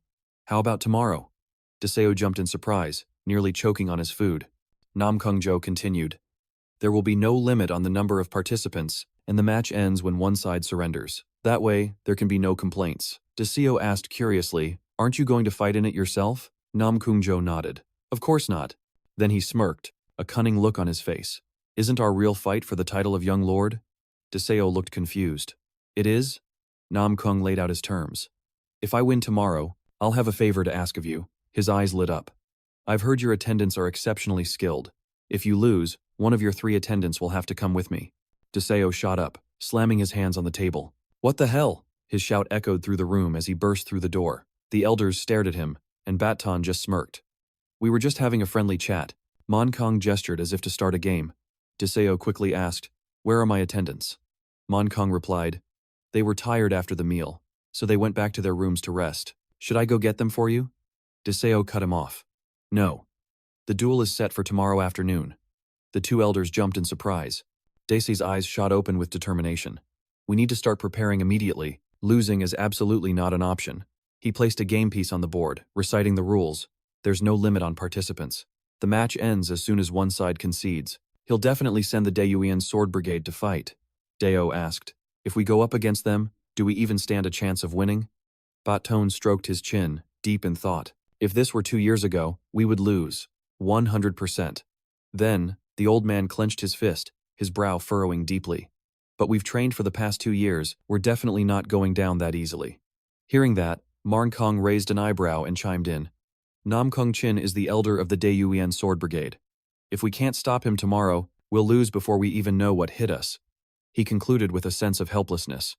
Humph. The 2 elders were lost in thought. Suddenly, Deo darted behind Baton, his voice dripping with provocation. "What's wrong, old man? You scared?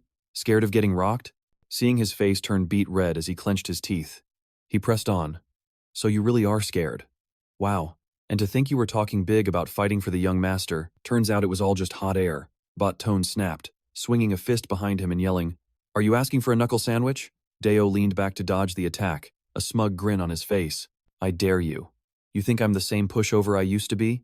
Marnkong interjected with a serious tone. "Not everyone who reaches the transcendent state is the same. You have one person who has struggled immensely, who faced failure and success over and over again to reach that level. Then you have someone who reached the transcendent state without any real hardship or adversity, as if they were just walking down a paved road. Everyone sees them both as masters of the transcendent state, but the former is far more weary than the latter. The moment the first warrior reached that state, he could already feel his limits and wanted to stop pushing. The second one, on the other hand, has never faced a single real difficulty, so he uses that untapped strength to climb even higher. Namgung is a prodigy exactly like that second warrior.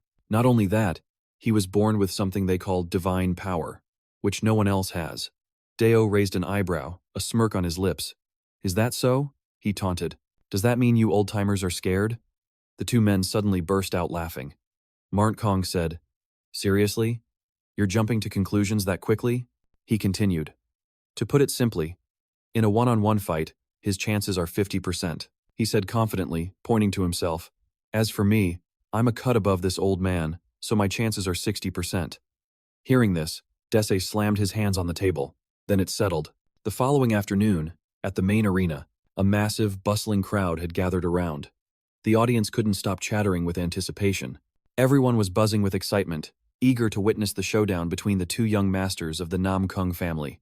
But suddenly, someone in the crowd gasped, pointing into the distance and shouting, Look over there. All eyes snapped in that direction, and a wave of astonishment swept through them as the Grand Strategist made his appearance. Seeing the Grand Strategist looking hale and hearty brought a sense of relief to everyone, reassuring them that the martial world was in good hands.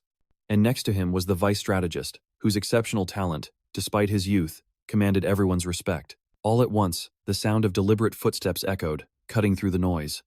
The jaws of the spectators in the stands dropped as they recognized the newcomer. It was none other than the martial god himself, the strongest under the heavens and master of the world's #1 family. He strode forward and took his seat with an air of absolute authority. The crowd erupted in stunned cheers at his arrival. The martial god's very presence made the atmosphere thick with tension, an indescribable pressure weighing down on everyone. Another figure then stepped into the arena and announced loudly, Ladies and gentlemen, the match between the 4th young master and the 3rd young master will now commence. The surrounding spectators roared with excitement, cheering wildly for the fight to begin.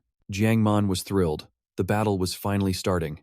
Nearby, Honya clasped her hands nervously, praying silently for her young master. The gates swung open, and a group of imposing figures marched in, sending the crowd into an even greater frenzy. It was the Da Yuan Sword Brigade, the strongest legion of the Namgung family. People rushed forward, tossing gold into the betting chests, placing their bets on this very brigade. One of the bookies approached Jiang Man. My lord, who will you be betting on? Jiang Man pulled out a hefty pouch full of silver and declared, I'm putting it all on the 4th young master. You're holding the bag, so stop gawking. Jiang Man scoffed. Besides me, who else would even dare to bet on the 4th young master? Just then, Deseo walked in, glancing at the mocking crowd. One of them jeered, Is that supposed to be a Namgung legion? This is going to be more boring than I thought. Deseo paid them no mind, and walked straight up to face Namgung John. He spoke up, Brother, before we begin, I want to say one thing. Namgung John's brow furrowed. Hungdu continued, My side has 53 people, but your side has more. If we go one-on-one, this fight will drag on for a very long time. Namgung John shot back. So what? Hungdu proposed, Let's just have a group battle. The Da Yuan Sword Brigade versus the Tian Long Brigade. Simple and effective. Namgung John smirked. Of course, you can refuse if you're scared. The taunt made Namgung John's face darken, veins popping on his forehead. The men standing before him readied themselves, their hands moving to their swords. Deseo put on an innocent face, standing perfectly still as if thinking, You're laying it on a bit thick. Ha ha ha. Namgung Chin roared with laughter, as if it were the best joke he'd ever heard, getting to his feet and announcing loudly, The young master's proposal is certainly interesting, but I'd like to make a counter-proposal of my own. Deseo asked skeptically, And what is that? Namgung Chin gave an arrogant smirk. We'll fight as teams. Each side will choose a captain. More interesting, wouldn't you say? Not only will you have to fight, but you'll also have to protect your own captain while trying to take down the enemies. The spectators in the stands murmured in approval, many of them nodding. Now that's exciting, a great idea. But Deseo looked displeased, clearly unsatisfied. He thought to himself, A group match was what I wanted, but I never expected this kind of twist. Elder Namgung Chin may look simple and foolish, but he's a pawn for that viper of a second brother. I have to figure out what their real game is. If I refuse this, the entire offer of a group match will be off the table. Fine by me, let's give it a try. Deseo turned to get a nod from Baton before shouting, I understand, I accept. Ah, but there's one more detail. Each side will choose the times, others times captain. Doesn't that make things far more thrilling? Namgung Chin said with a wicked grin. Wait a minute, the captain we are appointing is Deseo. He pointed his finger directly at him. Deseo flinched, his mind racing. If I'm the captain, then all they have to do is take me down, and the match becomes ridiculously simple for them. From the stands, Namgung Dian scoffed, Ha ha, you've walked right into the 2nd young master's trap. If you back out now, the shame of today's match will follow you for the rest of your life. So go on, Show them just how the little young master plans to escape the perfect snare my brother has laid out. Deseo stood his ground, defiantly sweeping the hem of his robe to the side. If that's how it is, then the captain will be appointing. That new guy over there is a fine choice. Although, I have a hunch he might be pretty strong himself. Deseo pointed toward the man, a fighter who was noticeably smaller in stature than the rest of his team. He turned back to his own teammates. You all remember what we prepared yesterday, don't you? Of course. Isn't that what we do every single day? Every day? It's practically second nature. His teammates roared back in unison, their fighting spirit blazing. Let the match begin, the referee bellowed. Nam Kung Chin cracked a vicious smile, a dark glint in his eyes as he charged. The others immediately swarmed toward Deseo with ferocious intensity. He couldn't even react, stumbling back in fear. What the hell is this? A hand slammed onto his back, and a golden light flared out. It was none other than Ba Tan. Surprised, are you? This is the kind of fear you feel when you face the Nam Kung clan. Du whipped his head around to look at the old man. Seeing this, his teammates burst out laughing. Is that all it takes? The first time you met us, you were so scared you nearly wet yourself. Hell, I nearly crapped my pants. Amid the taunts and laughter, the scene descended into chaos. Deseo was furious. Hey, get a grip.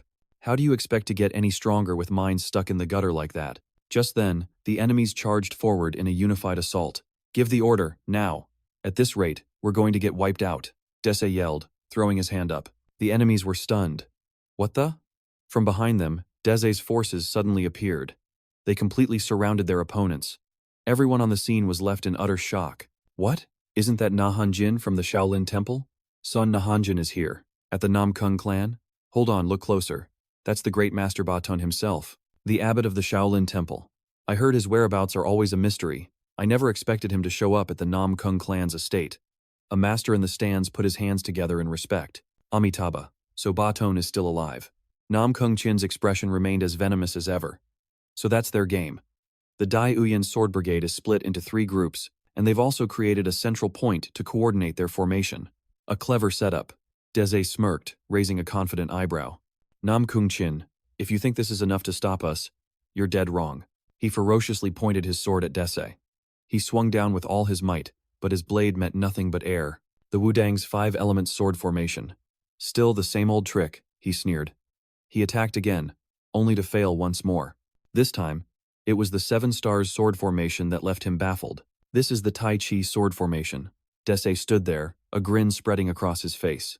You won't be breaking through this one so easily. Consider it a special gift I prepared just for you, Elder. He wasn't the least bit intimidated. Daring to stall for time against me? What a fascinating idea. He channeled his energy, and his sword began to glow with a purple light. His face darkened, radiating pure menace. Don't underestimate me. You fools really think the Dai Uyan Sword Brigade is just a snake without its head when I'm gone? Manhung said with a chuckle. Didn't the master say we should never let our guard down when facing that monster? Nam Kung Chin stood before him, fiercely raising his sword. In that case, we have no choice but to trust him. The 2 squads crashed into each other, neither side giving an inch. Dese commanded from afar, 9 men to the front, 9 to the rear.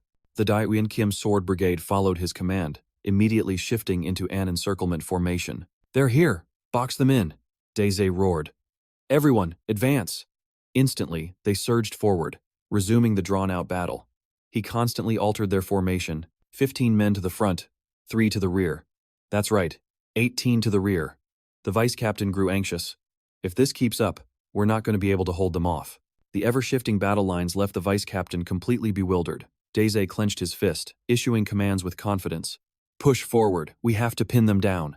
The formations dissolved into a chaotic brawl. Nam Kung Hung, seeing things were taking a turn for the worse, spoke up. Vice-captain, this is getting extremely dangerous. A panicked Hai-Un looked to Nam Kung Hung and asked, Captain, if we just keep charging ahead, isn't that incredibly risky? He reassured the young man, don't panic. The commander-in-chief is putting his faith in us. From a distance, Nam Kungjo watched every development with a grim expression.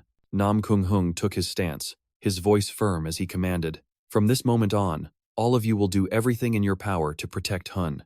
A wave of relief washed over the men. Captain, you have a plan? He focused his energy, explaining calmly. This strategy is a bit of a gamble, but right now, it's our best shot. He raised his sword before his eyes, and a torrent of golden light engulfed his entire body. The men on his team cried out in shock. Captain Bat Tone stared at Nam Kung Hung, horrified. Is he planning on sacrificing himself? That battle aura. It's not normal. Nam Kung Hung entered his fighting stance, his eyes blazing with light, as a torrent of fury enveloped his body. He roared, "This isn't the power of an elder, nor a member of the old council. This is merely the level a captain can achieve." Bat Tone turned back to his men, his voice resolute. "Do not show even a hint of fear." "Yes, sir," they answered in unison. However, another wave of immense battle aura suddenly erupted from behind, startling Nam Kung Hung and forcing him to whip around. A booming voice echoed, "Captain, why are you so composed?" Nam Kung Hung was stunned. "Elder." A powerful aura flared around Nam Kung Chin as he clenched his fist and laughed heartily. "Who are we? We are the House of Nam Kung." His confidence radiated like a palpable wave of energy, invigorating everyone around him.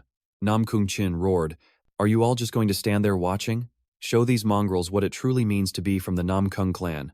Nam Kung Hung smirked triumphantly, just as you'd expect from an elder. He roared, "From this moment on, no one stands behind me." The entire squad roared in unison, "As you command." Nam Kung Hung charged forward, his men right behind him, their fighting spirit soaring high enough to tear the sky apart. He gave the order, and the whole team surged ahead. Their overwhelming presence sent the enemy into a panic, and before they could even react, they were pushed back. Nam Kung Hung thought excitedly to himself, "Just like this, keep it up. There's no way they can resist this."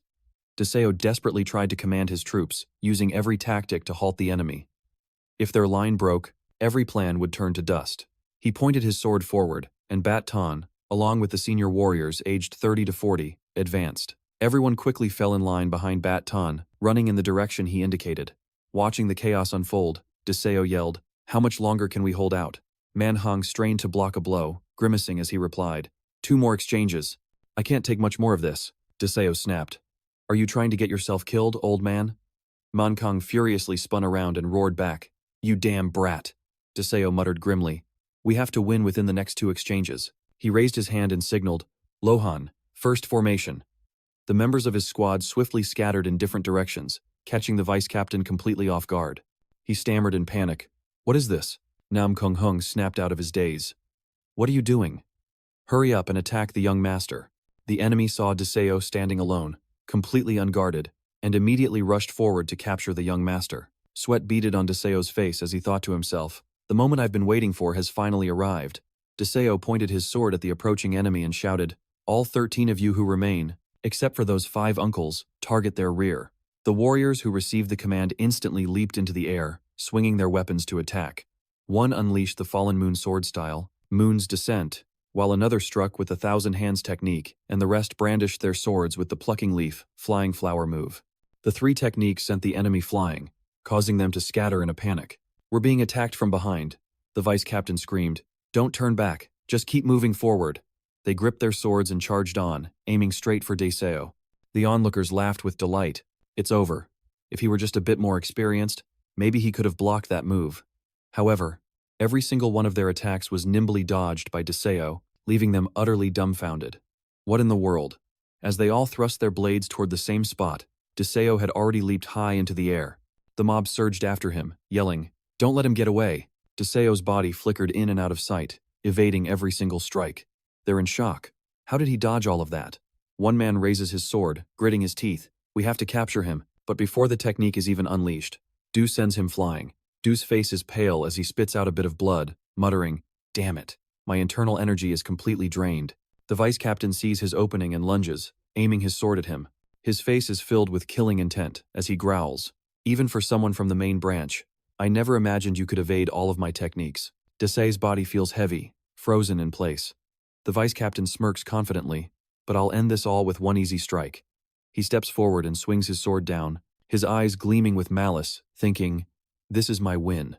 Nam Kung Jo steps down into the arena with an air of confidence, a victorious smirk playing on his lips. "It's all over," he declares. The crowd watching the fight suddenly erupts in an uproar. "No way. How is that even possible?" That outburst leaves Nam Kung Jo confused. He whips his head around to look back, and Du is still standing there, completely unharmed. Nam Kung Jo can't believe his eyes, wondering, did he actually dodge a sword strike from a supreme master like the vice captain? An annoyed Nam Kung Hung turns to the vice captain. "What are you doing, vice captain? Stop messing around, hurry up and attack." The vice captain freezes for a moment, then grips his sword and charges toward Dessa, his voice filled with rage. "I have no idea how you withstood that last attack, but this is where it truly ends. Seeing the tip of the blade about to pierce him, Dezou's hair stands on end in sheer terror. Just in the nick of time, Dantian appears, his powerful arm swinging down, blocking the vice captain's sword strike. The old master proclaims, Amitabha Buddha, you held out quite well. Dantian clenches his fist, immense energy enveloping his entire arm. A single punch straight to the vice captain's gut sends the man flying far into the distance. Dezou clutches his shoulder, complaining, You could have been a little faster. I was a hair's breadth from kicking the bucket. Dantian gives him a helpless look. I did just save your life, you know, this ungrateful brat. Suddenly, a massive explosion erupts, sending everyone flying. Elder Manhwa appears right in front of Dezou, shouting, You've all gone too far. Namgung Chin stomps his foot, his eyes filled with resolve. Du takes in the scene before him and sighs, It's truly just one mountain after another. Namgung Chin emerges from the smoke, his massive hand gripping the head of one of the squad members. Not bad at all, young master, eh? He sneers, then hurls the man away. The body slams hard onto the ground right in front of Du. Namgung Chin speaks calmly. The flowing cloud body technique of the Diankang sect, the heavenly secret illusory step of the Zhug family, the flying willow steps of the Than Than sect, from the Van Tong's techniques to the Tai Chi sword style of the Voda clan. The way you can so freely execute the techniques of other schools is nothing short of a miracle. He stroked his chin, a smirk playing on his lips. It wouldn't be surprising if your meridians shattered and your internal energy imploded, killing you on the spot. Namgung Chin stepped in front of Dezou, asking, How in the world is a monster like that even made? Manhwa aimed his sword at him, letting out a taunting laugh. He was born this way, of course. Namgung Chin yelled back, his voice dripping with excitement. Is that right? So the young master is going to become a little monster himself? Manhwa chuckled in agreement. That's right, he's still just a brat. The two of them bantered as if they'd rehearsed it. Dezou's hackles raised at their words. Ugh, seriously, why do they keep calling me a brat? It's so irritating. Namgung Chin flicked his hand, issuing a command, All of you, fall back. Everyone instantly complied without question. Day watched them retreat, still confused about what was happening, and wondered, why are they making the squad fall back? Wait a minute, isn't this our chance?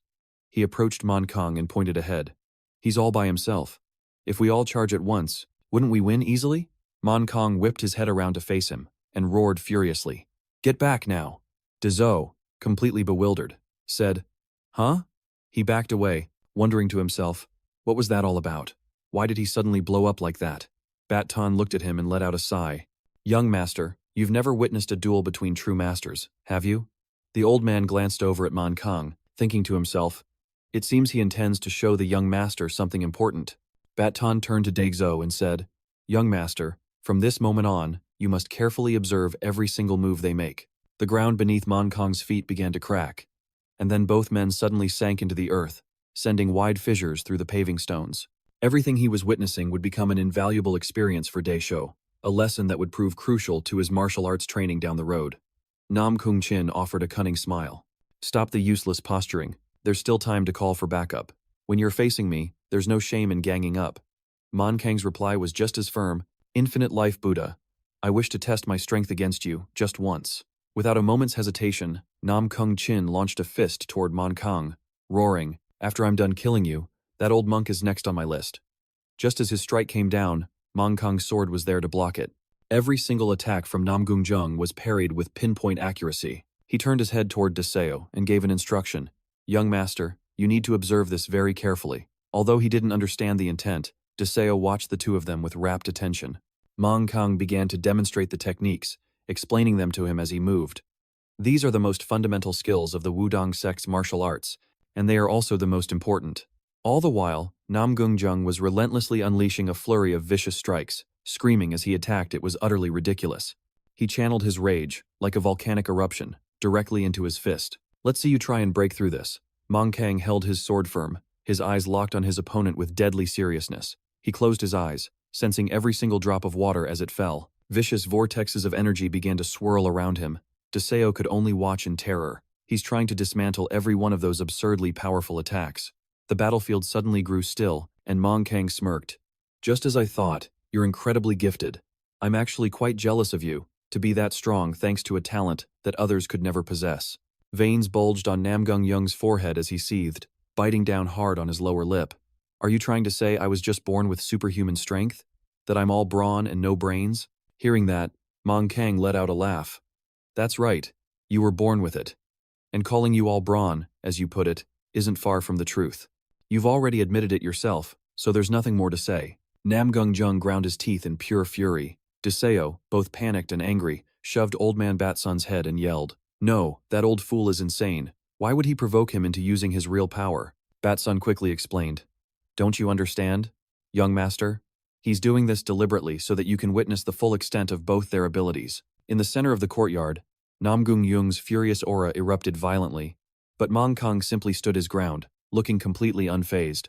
Deseo asked awkwardly, witness what exactly? Old Man Batsun gazed thoughtfully at the two fighters. When they fight using their true strength, they can achieve the impossible. Look closely. That state of being is the very thing you are striving to achieve. Namgung Jung stood in the middle of the yard, his aura swelling, pressing down on everyone around him. He snarled, "Weaklings always find excuses to justify their own failures." The sheer pressure radiating from him was staggering. He was truly enraged now. You people only see my power now, but you never see the effort I poured into obtaining it. His eyes flew open as he made a powerful declaration. The more of you there are, the less I care. Today, I'm going to use this power to completely crush you. He shot forward, lunging at Mon Kang with enough force to shake the entire arena. Here I come. Seeing the devastating punch right in front of him, Mon Kang's face twisted in alarm. His sword intercepted the blow, but the impact threw his body off balance, sending him sliding backward. He quickly flicked his blade upward, deflecting the force of the punch away. However, the battle aura clung stubbornly to his blade, its immense power almost too much for him to handle. Desei panicked. What in the world is attacking the old man? I can't see Elder Nam Kung Chin at all. Yet, Mon Kang held his ground, as sparks from the overwhelming battle aura relentlessly assaulted him. Bat-Tun advised, you must use your 5 senses to perceive him. Only then will you be able to detect his slightest movements. Du held out his hands, awkwardly trying to use his 5 senses. Right. He closed his eyes, focusing on every current of energy around him. Suddenly, his eyes flew open and he yelled, I see him! Nam Kung Chin materialized, leaping into the air and unleashing a strike down at Mon Kang. The devastating blow descended, and Mon Kang swung his sword up decisively to meet it. Their collision erupted in a blinding flash of light. Desei was stunned. He actually hit him. Nam Kung Chin spun around, throwing another punch without missing a beat. Mon Kang relentlessly swung his sword, parrying every single blow. Between the two fighters, flashes of light erupted, yet his eyes remained sealed shut. Desei was aghast. His eyes are closed? How can he possibly know where to strike? But Mon Kang was perceiving every single one of Nam Kung Chin's movements perfectly. Not a single feint or step escaped his heightened awareness. Down to the most minute detail, he intercepted every single punch. Nam Kung Chin was sent flying, but he was completely unfazed and immediately charged forward once more. Leaping high, he opted for an aerial assault. The currents of energy around them began to churn violently, making the reverberations so intense that his battle aura became impossible to read. Mon Kang calmly recalled a question Desei had once asked him. Hey, old man, what do you do if you can't read your opponent's battle aura? He had stood before him, patiently explaining. In that case, you simply need to create a new current of your own internal energy. As he parried each of the incoming strikes, Mon Kang thought to himself, the Taegyuk Wisdom Sword is a technique designed to target the flow of an enemy's battle aura. Unaware, Nam Kung Chin smugly continued his assault on Mon Kang as bolts of energy rained down upon the stage. Desei cried out in terror. Those are like lightning bolts from the heavens. How could he possibly predict that? Mon Kang turned his head toward him and smiled. If I had never met that kid, I'm afraid I still can't escape it. He calmly sensed the waves of energy all around him. This wasn't just about channeling internal energy. He swung his sword, and the swordsmanship itself was what generated new power. Razor-sharp sword strikes materialized within the stream of his consciousness, a free-flowing style of swordsmanship, completely unbound, truly befitting its name. Nam Kung Chin, his face a mask of fierce determination, charged forward. Mon Kang opened his eyes and calmly swung his blade in a single arc. The slash sent Nam Kung Chin flying. He thought to himself, asterisk, this swordsmanship is invincible. Asterisk, even though the attack had lightly scorched his wrist, Nam Kung Chin was ecstatic. I've never seen a martial art like this before. Absolutely astonishing. Mon Kang stood on the field, panting heavily. The old man smiled. The same goes for you. The thunder energy you wielded was a real eye-opener for me. I have a title I'd like to give you. The Thunder Emperor. The man scratched his chin, a pleased grin spreading across his face. The Thunder Emperor, huh? I like the sound of that. A lot. He planted his feet firmly, gathering his volatile energy into the palm of his hand. To show my gratitude for the title, I have a little something I'd like you to witness. Arcs of lightning enveloped his fists, radiating an overwhelming and oppressive aura. The lightning shifted to a deep purple, crackling densely. A chill ran down Manfang's spine as he watched. Trying to just blow me away with raw power, are we? He taunted. It'd be a real shame not to see this through to the end. Namgung Chin let out a hearty laugh, shouting, I'm really starting to like you, old man. He unleashed his most powerful punch, roaring, crucifix strike. Monkang was not to be outdone, pouring his own energy into his sword and aiming it straight at his opponent. Seeing the attack about to connect, he unleashed his own technique, the unbroken flow. Endless, unceasing, and eternal. The two attacks collided, creating a massive explosion that shrouded the entire arena in thick smoke. Desio struggled to peer through the haze towards them, the shouts of the crowd echoing all around him. Who is it? Who won? He stared wide-eyed, his heart pounding with fear, as a figure flickered in and out of view within the billowing smoke, making him anxious. As the misty smoke finally began to clear, Namgung Chin was standing there motionless. His team erupted in cheers. How could our elder possibly lose? Deseo and the others turned pale, muttering, We're in deep trouble now. Then, Namgung Chin's body collapsed heavily to the ground, leaving him utterly confused. Huh? His body slammed hard against the training ground floor. Monkang emerged from the smoke, letting out a heavy sigh of relief. For a second there, I really thought I was a goner. Seeing him victorious, the crowd roared with joyous celebration. That's how it's done. Old Man Big Nose is unbeatable. Namgung Jo stood off to the side, murmuring in disbelief. There's no way. His team was equally stunned. Elder Namgung Chin, lost? It's impossible. Deseo rushed over to Monkang, waving him down. Brilliant. What was that final technique? You gotta teach me, old man. Monkang grimaced. Cut the chatter. I'm so exhausted I'm about to collapse. Glancing at the opposing group, his eyes filled with killing intent as he stared them down. He muttered, Looks like they're planning to fight this out until the very last man is standing. Hearing that, Deseo chuckled. Just you wait, old-timer. I've already figured out how to put an end to this sparring match. Deseo calmly strode forward to face everyone. His gaze was cold, yet brimming with confidence. Esteemed members of the Grand Garden Sword Squad, I have a special proposition for you all. His voice echoed clearly across the field. It captured everyone's attention. The vice-captain's face flushed red with fury. He pointed his sword at Deseo and snarled, You think we're just going to give up that easily? Deseo didn't answer. Instead, he smoothly approached Jiangnug. He leaned in and whispered, Let's be honest, Captain. You want to end this match just as much as the Elder does, don't you? The words, a thinly veiled threat, caused Namgung Hyung's face to drain of all color. He glanced around the training ground, scarred by the battle, and calmly continued. Anyone who has ever witnessed a truly high-level duel would surely feel that itch to jump into the fray. But if you're looking for a fight, you should be seeking out that one-armed old master over there, not some kid like me. Hearing this, Paul Zun instantly lifted his head, his razor-sharp gaze fixed on Deseo. Deseo let out a faint smirk. His eyes, full of malicious intent, turned to Namgung Hung. If you agree to stop things here, I'll take full responsibility for arranging a satisfying private duel between you two. Whenever you're ready, just come find me. Then he turned towards Monkang's squad. A friendly smile played on his lips. But if you refuse, there won't be any duel worth watching, not the one you truly desire. You'll just team up with them and end things on a dull, unsatisfying note. Caught between a rock and a hard place, Namgung Hyung was lost in thought. Finally, he strode over to Namgung Jo. He bowed respectfully. Please forgive me. I will take full responsibility for this matter. Namgung Jo was completely bewildered, having no idea what was going on. What are you talking about? Namgung Heong said nothing more. He simply stepped down from the dais. The officiator immediately announced, Namgung Hung is eliminated. Deseo smirked victoriously. For the warriors of the Namgung clan, victory wasn't the ultimate prize. It was the chance to grow stronger by clashing with a worthy opponent. He glanced around and asked, You all feel the same way, don't you? Hesitation flickered in everyone's eyes. Deseo kept provoking them. I'll help you find opponents more on your level, so why don't you just call it a day? The entire team fell silent as, one by one, their swords were lowered to the arena floor. They turned and spoke with deference. Young Master Namkung, please forgive us. Namkung John watched the scene unfold, gritting his teeth in fury while silently cursing the whole pack of idiots. The announcer roared once more. The winner of this match is Deseo. Hearing that, Deseo leaped into the air, ecstatic, roaring in celebration with the crowd. We won! We actually beat the Namkung clan.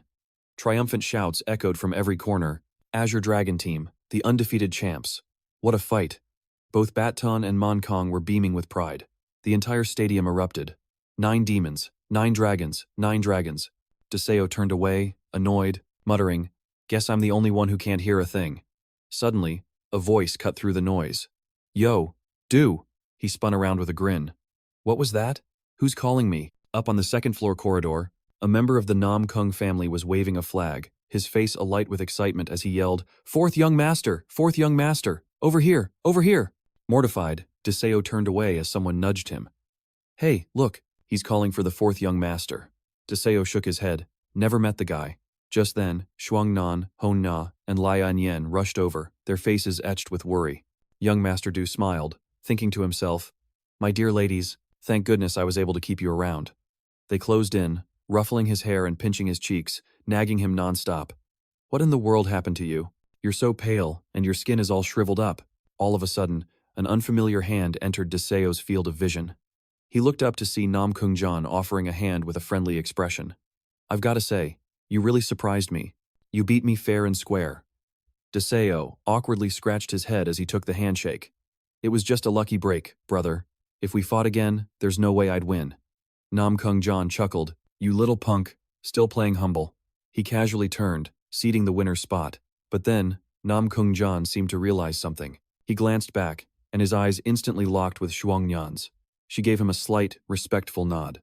Deseo, standing right next to her, was completely floored, thinking, "Wait, what? What's with this weird vibe between them?" Right at that moment, a heavy pouch of money came flying toward Deseo.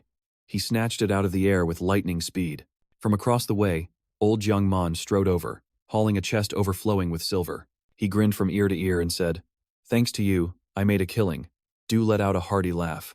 "So the old man placed his bet on me, huh? We're so in sync, even our smiles are identical." Witnessing the scene, Honya couldn't help but remark, "You two really are becoming more and more alike." Namgung Dian approached, his face beaming. "Young master, how can we let a beautiful day like this just slip away so uneventfully?" Deseo grandly pointed to the sky and declared, "All right, today's on me." Everyone turned to look at him, erupting in a surprised cheer. Jiaman also stepped forward, adding, "Don't worry about the drinks, food, or wine, I've already prepared everything." Deseo grinned triumphantly. "Money is no object, and being stingy today would just make me look petty." The crowd around them immediately roared with approval. "All hail our great provider," Deseo furiously yelled. "Hey, I'm the one footing the bill here." Meanwhile, a group of elders sat in silence, their faces heavy with contemplation.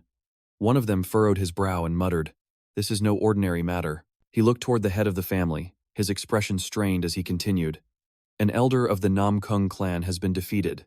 Even the Great Garden Sword Squad, one of our core units, was forced to concede defeat. To the martial world, the Namgung clan is like the very sky itself, unassailable."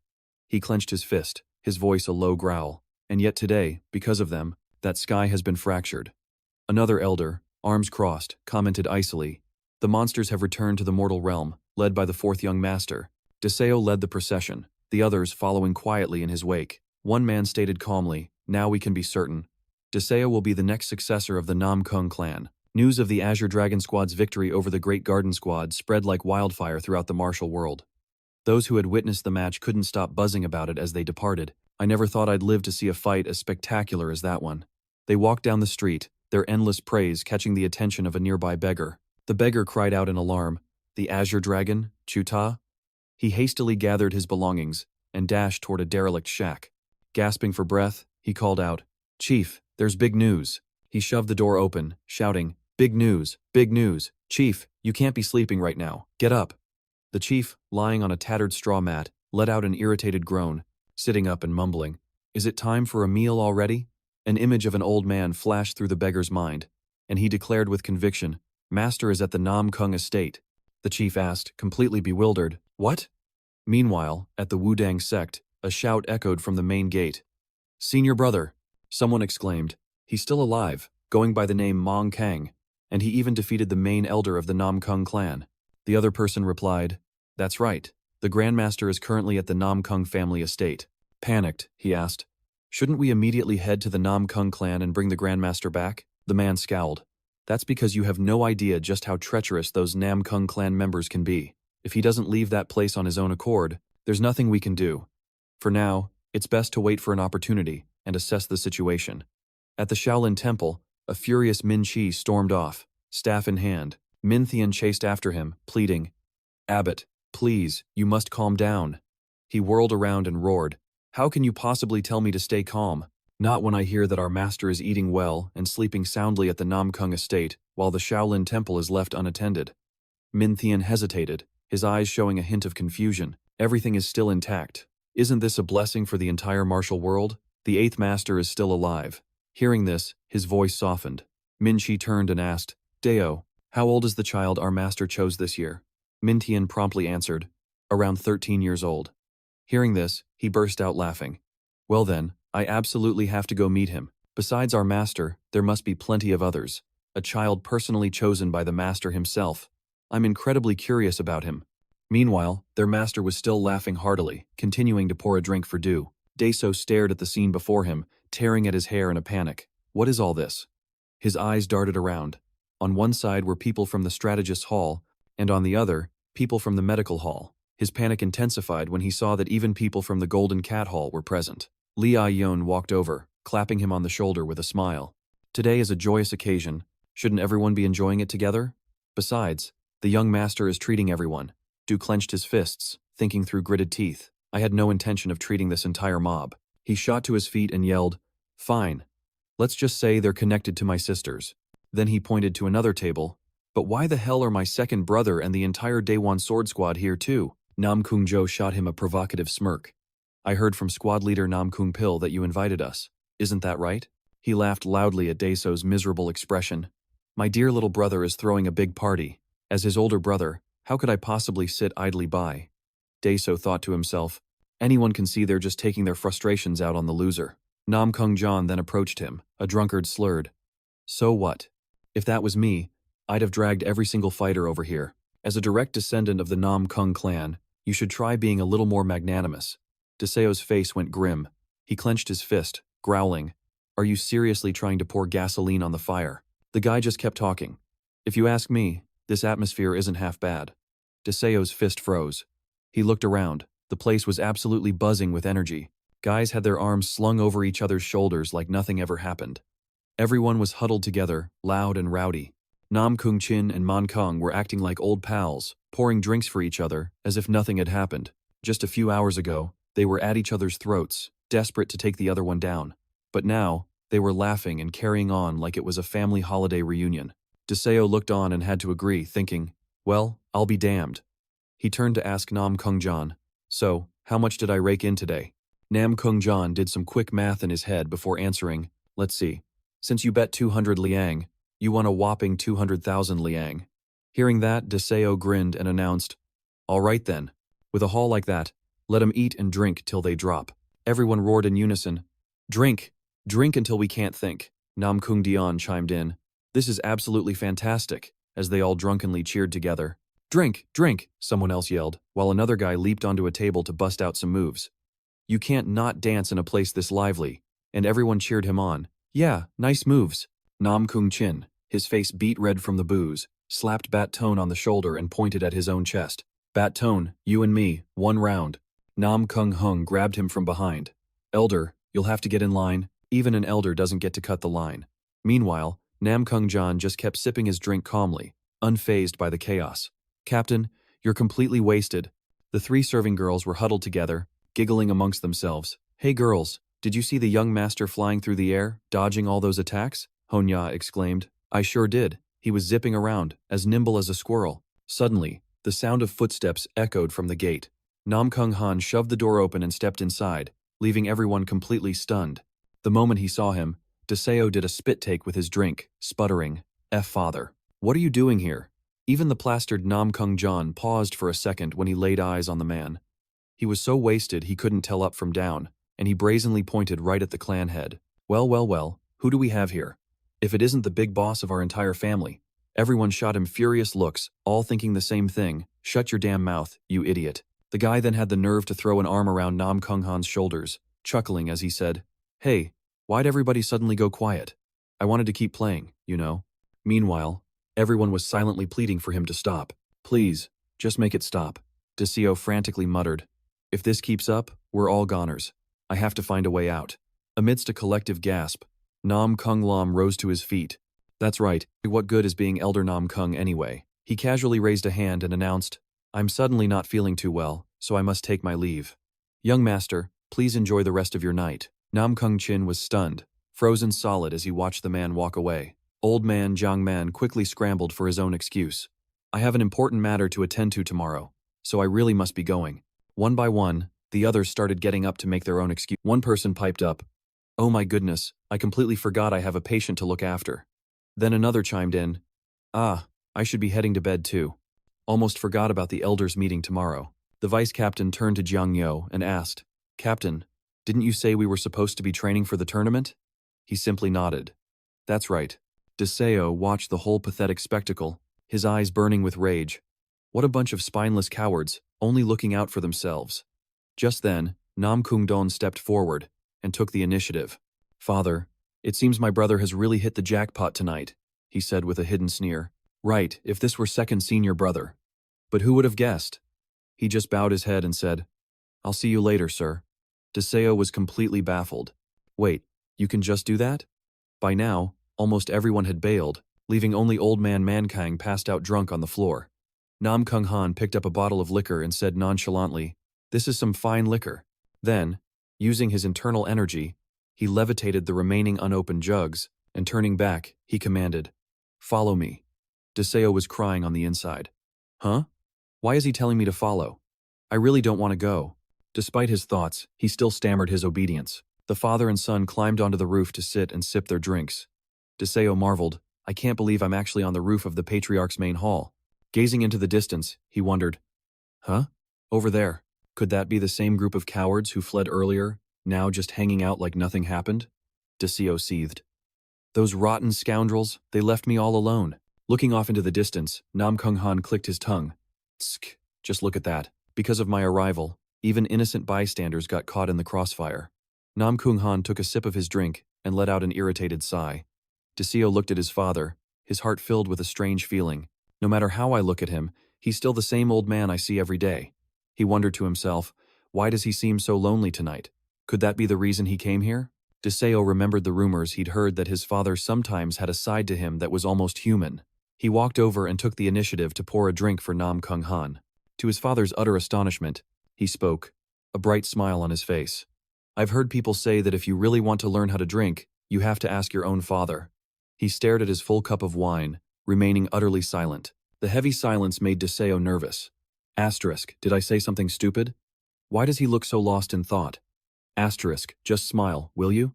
I saw you looking so troubled, so I sat down, made myself small, and put on a bright smile. You looked a little lonely, father, so I thought if you saw a smile, you might feel better.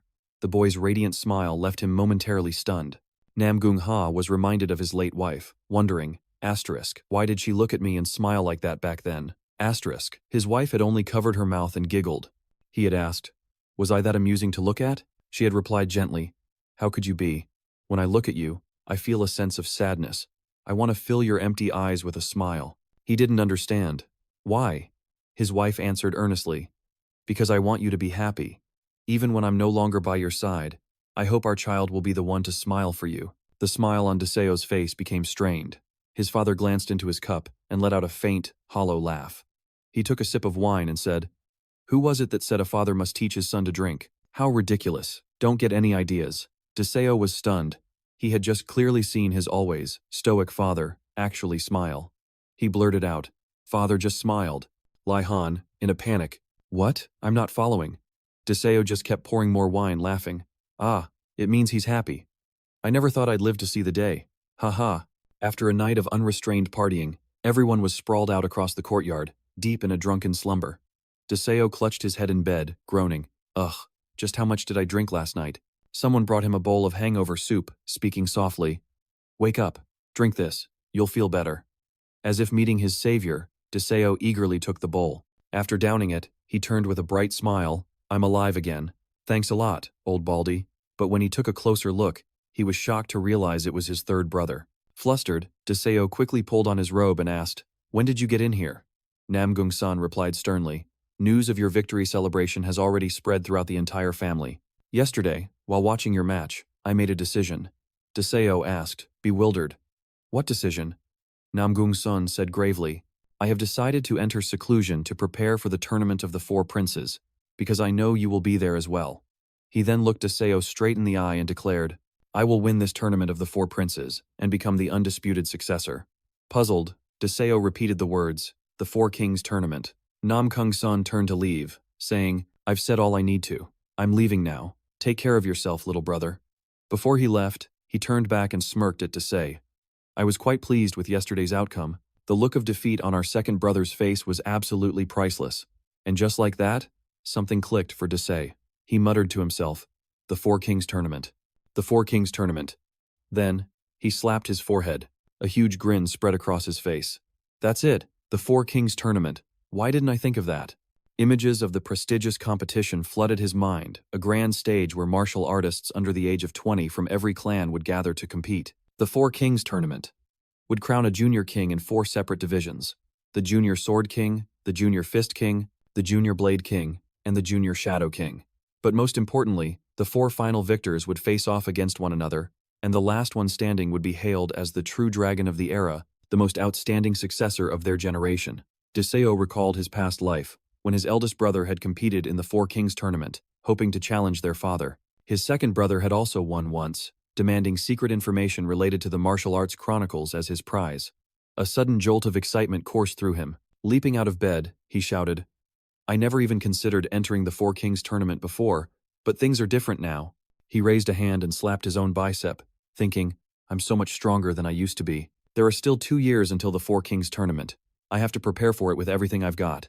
Deseo was lost in thought. If he won that tournament, the only thing he would ask for is to renounce his position as a direct heir of the Namgung family, to finally step out from the shadow of his clan. With his resolve hardened, Deseo bolted towards the door, throwing it open and yelling, Get everyone up! Starting today, our special training for the Four Kings Tournament begins. Everyone else was still half asleep. Deseo continued to shout, Snap out of it, all of you. We have to crush our third brother in the Four Kings Tournament. While the others were still groggy, Deseo stood before them, gesturing wildly. All of you need to start planning with me on how we're going to get stronger over the next 2 years. One of the guys hesitantly raised his hand. Excuse me, he asked, clutching his stomach, his face pale. When is the hangover soup going to be ready? Deseo roared in frustration. Go get it yourself. Just then, Baton stepped forward, trying to calm everyone down. I understand why you're in such a hurry, young master. Is it because your progress feels too slow? Those words struck a nerve with Deseo. Paltone cheerfully clapped him on the shoulder. What's there to worry about? Every martial artist, whether they're a prodigy or a late bloomer, eventually hits a wall of their own. The others around them chimed in. And to break through that wall, you're the only one who can achieve that enlightenment. Another person added, That's right, we've done everything we possibly can. Now, it's up to you to have that breakthrough. Deseo scowled, grinding his teeth in frustration. So in the end, I have to do it all myself? I can't rely on anyone else? The people around him frowned and muttered, How unreasonable.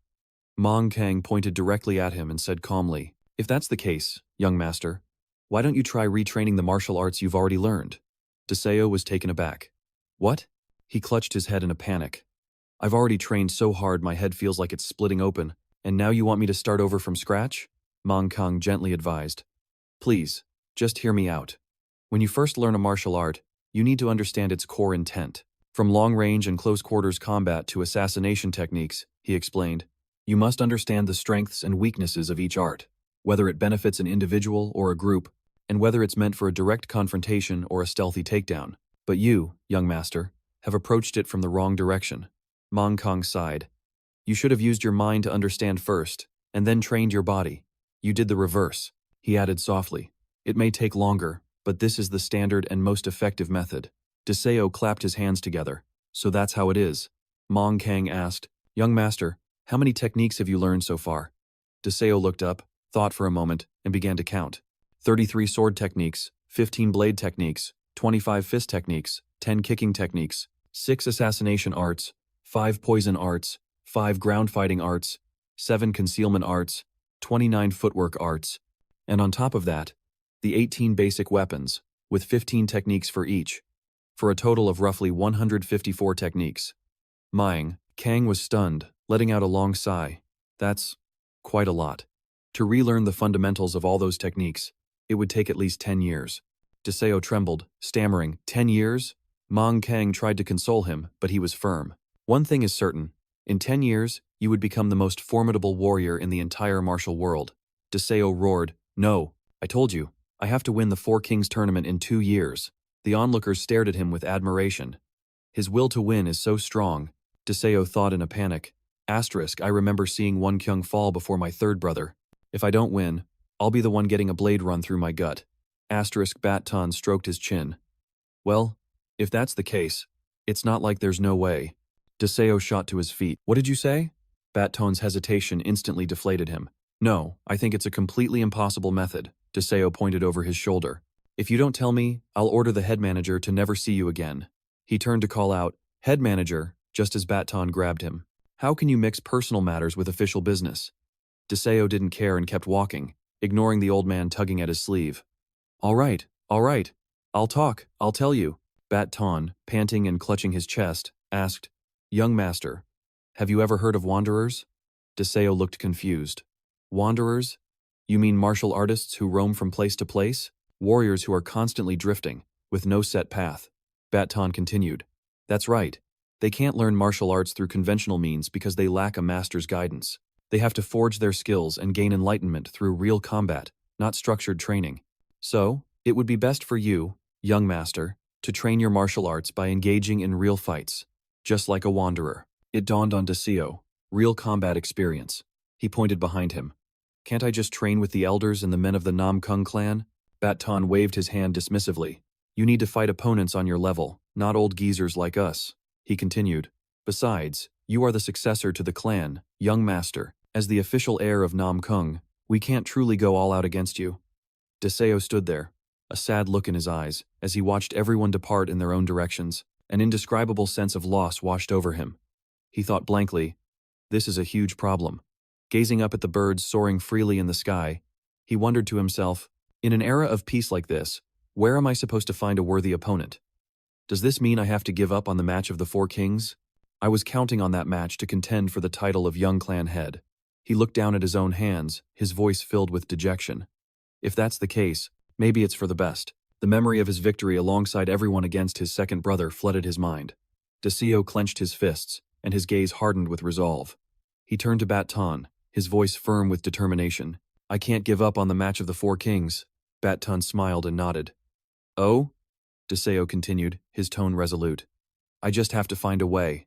For now, I'll focus on training as hard as I can. He paced aimlessly around the training grounds, nervously biting his nails. 1 month has passed. My skills haven't improved at all. A sense of panic is starting to creep in. Third brother is in seclusion, training. I can't even imagine how strong he's getting. How long am I supposed to just wait around? Remembering the scolding he got from Bat Ton, he let out a sigh. The old-timers kept telling me to get some fresh air, so here I am. But what am I even supposed to do now? Suddenly, he noticed something and turned around, only to see the strategist's hall right behind him. Du mumbled to himself.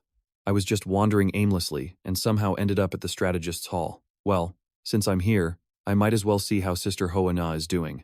He pushed the door open, poked his head in, and called out, Big sis? But all he saw was Nam Kung Jan, fast asleep with his head on the desk, a trail of drool running down his chin. Deseo's brow furrowed. He wondered, is this guy really the vice strategist? Just then, Namgung jolted awake. Seeing Deseo, he became instantly alert. Young master, what brings you here? Deseo replied calmly, I was just taking a walk. He glanced at Namgung Jan and noticed something on his mouth. What's that stuck to your face? Startled, Namgung Jan peeled off a piece of paper. Oh, I was just organizing the files on the top performers from the Four Kings tournament. Curious. Deseo picked up the stack of papers to have a look. Huh? Let me see that. Suddenly, his eyes lit up. He looked as if he'd struck gold. This is it. He immediately bolted out of the room. Namgung Jan scrambled after him, shouting, Young master, where are you going? Du turned back and yelled, I'm going to see second brother. Namgung Jan grinned. Are you up to something? Let me come with you. Deseo shouted back. It's not like that, he cheered happily. I finally found a way. Lata, inside Namgung Yo's residence, the man was sitting and sipping tea. He looked at Du and asked, What did you just say? Deseo, full of excitement, I need you to find the secret manual of the Shaolin Temple for me. He pleaded, Don't you remember? You promised you'd grant me a request if I won our sparring match. Namgung Jo nodded. Finding it isn't impossible, but I have a question for you first. Du said eagerly. Go ahead and ask. Namgung stared intently at Du, his voice sharp with suspicion. What exactly are you planning to do in the Four Kings tournament? The oppressive aura made Deseo break out in a cold sweat. He thought to himself, of course, he already knew I was going to participate. There's no point in trying to deceive him. I might as well just tell the truth. With newfound resolve, he said firmly, I intend to win the championship. Namgung smirked. You want to defeat third brother? Du nodded, his eyes filled with determination. That's right. Namgung slammed his hand on the table and pointed at Du, exclaiming with excitement. Excellent. I'll grant your request. Namgung had followed Deseo there. Clutching a full sack, he clapped his hands to get their attention. All right, everyone. Gather round. We're heading to the Shaolin Temple. The first three. Namgung shot his hand up in delight. Yeah, let's go. Desei grimaced, folding one finger down. 2 to go.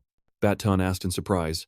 Amitabha Buddha, what fortunate wind brings you to the Shaolin Temple? Desei Sho declared confidently, I'm going for some hands-on experience. Baton studied him, then nodded. The Shaolin Temple should be perfect for that. Monkong agreed with his eyes closed. Of course, it's perfect, but the Shaolin Temple isn't easy to get into. They won't just accept a young master like you. Dio glanced at the stack of books in his arms and smirked. That's exactly why we have to go fishing. We just need to toss them some bait they can't possibly refuse. Old Manhung's eyes lit up with excitement. How could I possibly miss out on this much fun? Bat Tun sighed heavily. If this has to do with the Shaolin Temple, I suppose I can't really stay out of it. Dio beamed. We'll set off immediately. Everything is already prepared, so let's all meet back here. Namgung Dion called out anxiously. Young master, did the head of the family actually approve this trip? At the mention of his father, De Exo paused and muttered, oh right. Stepping out of the main hall and seeing everyone's cheerful faces, De let out a sigh of relief. Well, that was easier than I expected. He suddenly remembered what his father had told him. Just remember to bring back some good wine. Desei chuckled to himself. Asking a connoisseur to go buy wine? Noticing the two old men hoisting massive bags onto their shoulders, he asked curiously, what's with all that luggage? Are you two moving out? Monkong boomed with laughter. It's been a long time since we've roamed the martial world. You have to be well prepared. A strange, pungent odor wafted through the air. Desei Exo sniffed, confused. What is that smell? He saw Namgung clutching his own luggage like it was a priceless treasure and asked in alarm, hey, what in the world did you bring? Why are there so many different herbs in there? Namgung Dion shouted back, these are all my personal health tonics, so don't you touch them. Come on, just let me see. No way, Namgung warned. I'll just go on my own then. In the distance, a long train of horse-drawn carriages, packed with goods, was making its way toward them. Namgung Dion cheered up. Young master, look, it's a merchant caravan heading to Henan. What do you think about hitching a ride with them? Desei Sho shook his head. Absolutely not. It's much better if we hide our connection to the Namgung family. He pointed to a map. This is the fastest route from Anhui to Henan. Namgung stared in disbelief. What? There's no way a crazy route like that actually exists. Desei just smiled. If there isn't a way, I'll make one. Is Namgung still completely lost? He clutched the pile of luggage and screamed his head off as they scaled the cliff face. Monkang warned him, don't you dare look down. If you fall from here, they won't even find your bones. The four of them pressed on with their journey across the rolling hills. Namgung Dion couldn't keep up with the other three, only managing to yell, wait up! He found himself stranded in the middle of a river. Monkong urged him on, hurry up, or you're getting left behind. Bat-san just chuckled. Deseo could only let out a heavy sigh, while Namgung Dion was on the verge of tears from frustration. I'm not a warrior like them. What cruel twist of fate threw me in with this bunch? He finally dragged himself onto the riverbank, panting for air as he gazed at the bustling market. Namgung Dion wondered aloud, is this really Henan? Why are there so many martial artists? He marveled, thinking that compared to Hefei, home of the Namgung clan, this place was a true mecca for warriors. Monkang smirked at him. You'll be in a world of hurt if you bump into the wrong person here. Deseo nodded in agreement. He's not wrong. Namgung Don collapsed onto the ground. I'm not taking another step. He was completely out of breath. Young master, I'm too exhausted. I can't go on. Bat-sun offered some advice. You really should start training seriously. Deseo pointed at himself with a grin. I was thinking we hit an inn, grab a bite, and get cleaned up. Sound good? The moment he heard the word rest, Namgung Dion shot right back up to his feet. Let's go, let's go. I know a fantastic inn we can go to. The two older men saw this and smacked him on the head in annoyance. So your legs work just fine now, do they? Namgung Dian fell silent, lost in thought. He lamented, I can't believe we ended up in a dump like this. Deseo burst out laughing. That's a big change of tune, isn't it? Remembering how the innkeeper had thrown them out, he mimicked, Where do you think you are? You think a low-level fighter like you can just waltz in here? Namgung Dian clenched his fists, grinding his teeth in frustration. I used the identity tag of a low-ranking martial artist just to keep a low profile, but I couldn't even get a foot in the door before being tossed out. When I get back to the clan, I swear I'm going to change things so that low-ranking warriors can walk into any of our branches across the country without any trouble. Deseo gently set a stack of books on the table, offering a bright smile as he made a suggestion. All right, break time's over. Let's get down to business. Seeing the pile of books, Kang couldn't help but exclaim, So that's what you've been lugging around in your bag. Bat Sun's face grew dark. He scowled. Too many of these are related to the Namgung family. Then he gave an order. Namgung John, I need you to investigate the financial state of the Shaolin Temple and the maximum amount of capital they can borrow from the surrounding territories. Namgung John asked with a smug grin, You're looking to uncover some secrets without blowing your cover, am I right? Deseo nodded. Exactly. Namgung John continued with a sly smile. The Beggars clan is lightning fast at digging up information, but they're one of the 5 major sects, just like Shaolin, so there's a good chance our plans could get leaked. Deseo asked curiously, So what's the alternative? That leaves the other clans, who are all a bunch of greedy mercenaries. Namgung continued, Our only real option is the lower 5 sects, but it's going to take a mountain of cash to get them on our side. Deseo reached into his robes, a confident smile on his face. Money is the one thing we don't need to worry about. He flashed a golden token, explaining, Because Jiang Man lent us the Master Medallion of the World Merchants Guild. Namgung John exclaimed, That old man Jiang Man is one generous fellow. Deseo began to delegate tasks. Find out everything you can about the black market on your way to the lower 5 sects. It's the central hub for every transaction in the martial world. Namgung accepted the order. Consider it done. He then turned to the other 2 to give them their assignments. Big Nose, you stick with Namgung John and provide backup when needed. Baldy, you're on Shaolin Temple watch. Find out what they're up to. The 2 from Dongthon replied. Got it. Batton looked confused. Young master, what in the world are you planning to do at the Shaolin Temple? Deseo mulled over the question. What am I planning? After a moment, he flashed a wicked grin, making a money sign with his fingers and winking. I'm going to raid the Shaolin Temple's warehouse. Meanwhile, at the Shaolin Temple's training grounds, powerful kiais echoed through the air. Countless disciples were training relentlessly under the abbot's supervision. Abbot Mingji approached as Hai Long remarked, Excellent, they are all training with great diligence.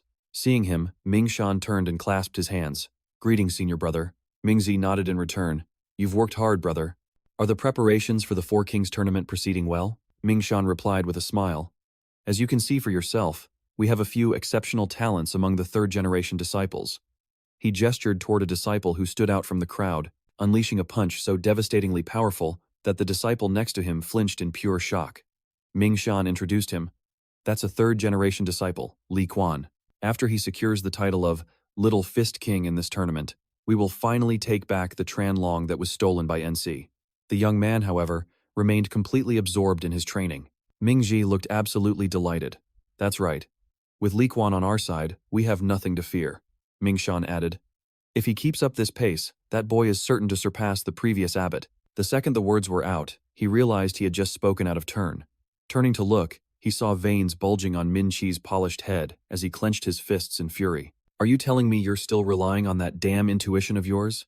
Do all the hardships our Shaolin Temple has endured recently mean nothing to you? Min Thian hastily clasped his hands. Amitabha, this disciple was short-sighted. The abbot then reminded him, Stop with these distracting thoughts. You'd be better off focusing your spirit on training the 3rd-generation disciples. The future of Shaolin rests entirely on those children. Min Thian repeated. Amitabha. Suddenly, from outside, Min Tam burst in, shouting an urgent report. The other 2 quickly asked what all the commotion was about, while the young master was panting heavily, completely out of breath. He rushed to explain that the 7 supreme demon-subduing arts had surfaced on the black market. This stunned the abbot, his entire body starting to tremble with uncontrollable rage. Behind him, his junior brother blurted out in alarm. Isn't that the secret manual from the 10 Shaolin Absolutes that was destroyed during the demon cult's attack?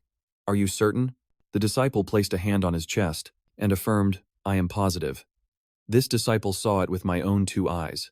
The abbot immediately roared, Summon the council of elders at once. At that moment, he thought to himself, They say the power of the 10 absolutes rivals the techniques recorded in the legendary 72 supreme arts. It was only ever passed down to direct disciples. When the demon cult invaded, everyone who knew of it perished, and the art was lost to time. However, that was just a rumor. There must have been a few survivors who passed it down. He was filled with determination. I must find it before it falls into someone else's hands. Countless monks were rushing out at full speed, completely unaware they were being watched by an old man. He hurried back to inform his people. The 4 great Vajras have left the mountain. Seeing this, he let out a huge laugh. The fish have taken the bait. He quickly turned to his vice strategist. So, this was your handiwork. They had acquired the secret manual through the lower 5 gates on the black market, just as you said, young master. Each copy went for 50,000 silver taels, and we split it just as we agreed. The black market gets 20,000 taels, we get 20,000, and the lower 5 gates get 10,000 taels. He then slammed 2 payment slips down on the table. 20,000 taels. This is our cut. His greedy expression was on full display as he held the slips. You guys are the best. The 2 old men looked on with exasperated faces. It seemed this sight was all too common. What a money grubber. So, what's the next phase of our plan? The vice strategist's face was grim as he assured everyone. Remain calm. Everything is proceeding exactly as planned. Over at the Shaolin Temple, the abbot's hands trembled as he clutched the secret manual. Could this truly be the Great Power Tri-Absolute? One of the legendary Shaolin 10 Absolutes? The other monks were overjoyed. Thanks to the abbot's funds, we were able to quickly acquire 2 of the manuals for 100,000 silver taels. What incredible fortune. Just then, another disciple rushed in to deliver an urgent report to the abbot, his face beaming. Min Chi cleared his throat, him again. I already know. Is the manual not right here in my hand? But the disciple shook his head. Sir, it's not about that one. The disciple announced they had found the other 8 volumes of the Shaolin 10 Absolutes scattered throughout the market. Hearing this, Min Chi was so flabbergasted that his eyes seemed to shrink, becoming even smaller than the earring he was wearing. The level-headed Min Tian spoke up to intervene. There is something very strange going on here. A coincidence might happen once, but it is impossible for it to repeat a second, or even a third time. Another monk agreed, adding, He's right.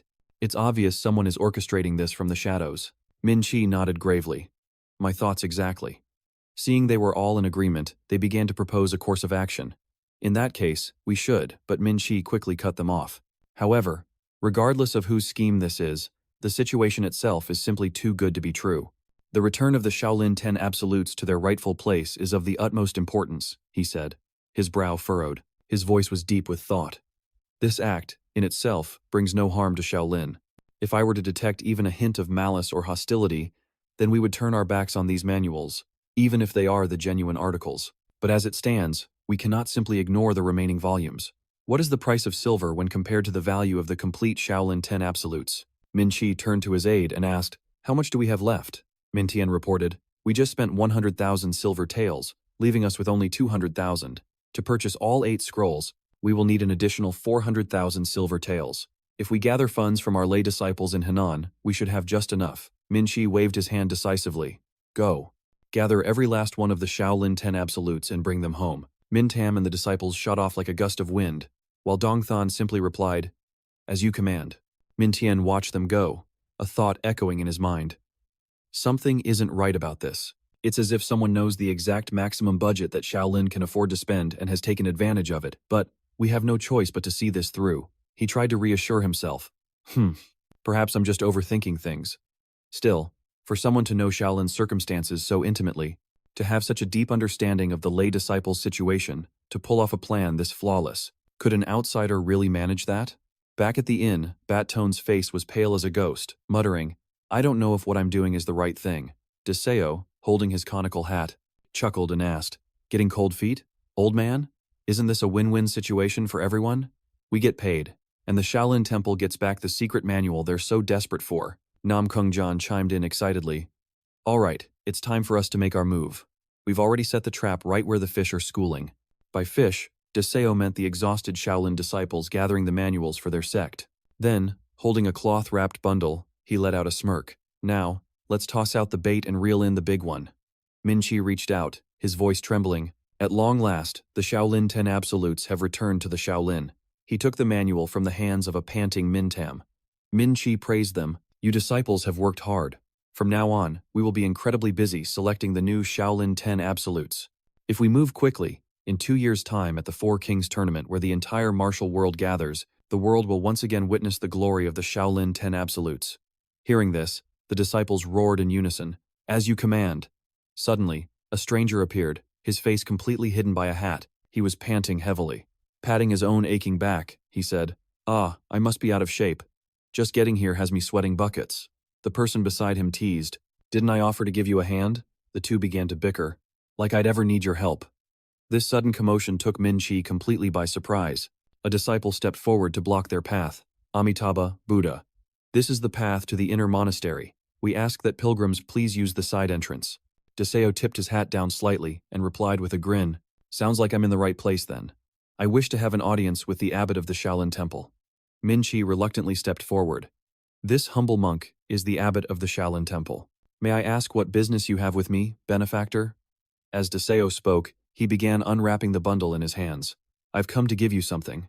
Min Chi was startled, his eyes widening as he let out a gasp. Could that be? In Deseo's hands was a tattered ancient manual, the great monk's Brahma Prajna heart art. The moment he heard that name, Min Chi was so stunned that he dropped all the scrolls he was holding. He thought to himself in awe, the supreme martial art of the Shaolin Temple, alongside the muscle tendon change classic and the marrow cleansing classic. It is the legendary art of Bodhidharma. Deseo just smiled, completely triumphant. "Looks like we've got a bite." On the other side, the disciples whispered, "Master, please, remain calm. How could that possibly be true?" Countless forgeries of the great monk's Prajna Heart Sutra have surfaced over the years, but every single one has been a fake. The genuine manuscript is safely kept within the Namgung clan. Min Chi, however, was not easily swayed. He boomed, "You must be jesting, benefactor. As per our rules, anyone who dares to blaspheme the Shaolin name is to be punished by the rod. But as this humble monk is in a good mood today, I shall overlook it." Without a moment's hesitation, Deseo tossed the manual directly at the astonished abbot. He said, "I'll let the abbot have a look. This is a transcription of the first half. Please, read it for yourself. If you still wish to punish me after you've read it, then by all means, do as you please." Minthian immediately snatched the book to inspect it, not forgetting to add a threat. "If you're trying to pull a fast one, don't even think about leaving this place in one piece." However, the disciples behind him still looked crestfallen. It seems our senior brother still hasn't learned his lesson. Meanwhile, Min Chi's hand, holding the secret manual, trembled uncontrollably. His eyes scanned every single character before he gasped, "This is real." Hearing this, the two disciples cried out, "What?" Du spoke with a calm composure. "Now, I believe we can talk." He gestured towards the manual and confidently made his offer. 500,000 yang of silver. "Are you interested in buying?" Minthian asked with suspicion, "Just who are you people?" At that moment, Namgung Dian removed his hood and offered a greeting. "Abbot, it's a pleasure to see you're well."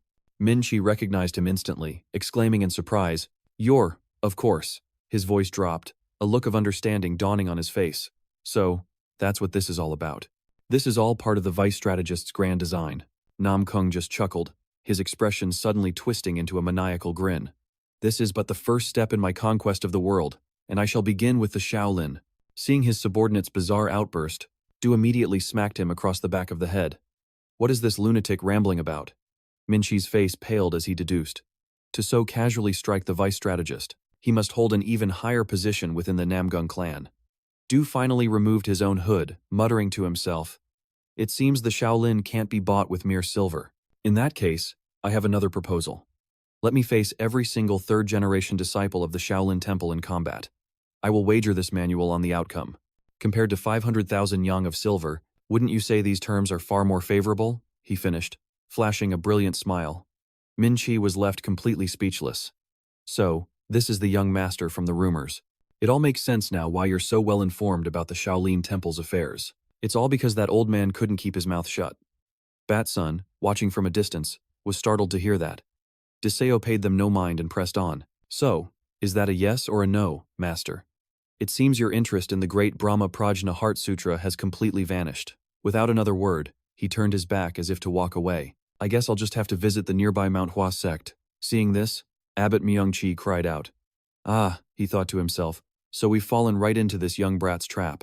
To revive Shaolin, I've already gambled away the temple's assets and its disciples. I was blinded by greed. Myung-Chi's face fell as he reflected on his actions. Then his expression hardened with resolve. He grabbed the prayer beads around his neck and snapped the string. The act left everyone utterly speechless. From afar, Bat-sun shouted, but before he could make a move, Mang Kang lunged forward to stop him. Wait, we can't reveal ourselves just yet. Deseo heard the commotion behind him, and his mind started to reel. What are those old fools doing? He turned back to the man in front of him, thinking this would be simple, but who knew it would turn into such a massive headache? To renounce his own position as abbot? From now on, no one can covet the great Brahma Prajna Heart Sutra through him. Myung-Chi stood facing his opponent, radiating a solemn and combative aura. Myung-Shim's group called out in confusion. This wasn't a decision for all of us to make. Why are you shouldering this burden alone, senior brother?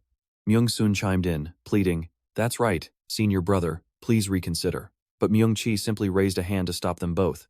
He declared with finality, from this moment on, I am merely an ordinary martial artist of the Murim, no longer the abbot of the Shaolin Temple. So what now? Myung-Chi let out a grim laugh. Weren't you the one who wanted to negotiate with me? Deseo quietly noted, the entire atmosphere has shifted. He then asked directly, what exactly are you implying? Myung-Chi gestured toward his disciples, saying, I will negotiate with the Shaolin Temple on your behalf. I will listen to your demands. Deseo was floored. Is that so? He scrambled to process the situation, realizing the tables had been completely turned by the old abbot's single, drastic decision. It turned out he was the one who had been backed into a corner. Myung-Chi now stood like a colossal statue, his sheer presence crushing Deseo's arrogance. The saying about a frog in a well was no exaggeration, but it was time for him to regain his composure and respond. Very well, I accept. With a radiant smile, Min-Chi threw open the doors, welcoming them to Shaolin. Deseo glanced to his left, muttering, all talk, no action. Then he glanced to his right, and saw Batan and Min-Chi already at each other's throats. Old man Batan bellowed, would you look at this guy? He's your master. Min-Chi, refusing to back down, shot back. Then why'd you abandon Shaolin, huh? A nearby monk stood by, completely helpless, with no idea how to stop them. Man, how did I get dragged into this mess? He clutched his prayer beads tightly, asking himself, maybe I should just ditch these, too. That's when Deseo finally noticed the abbot. He let out a small chuckle, and clapped his hands to get everyone's attention. All right, let's all just cool it for a second. Let me lay it out clearly. The previous abbot gave me permission to spar with the third-generation disciples, but he also wants to throw down with this old bald-headed fella. Am I right?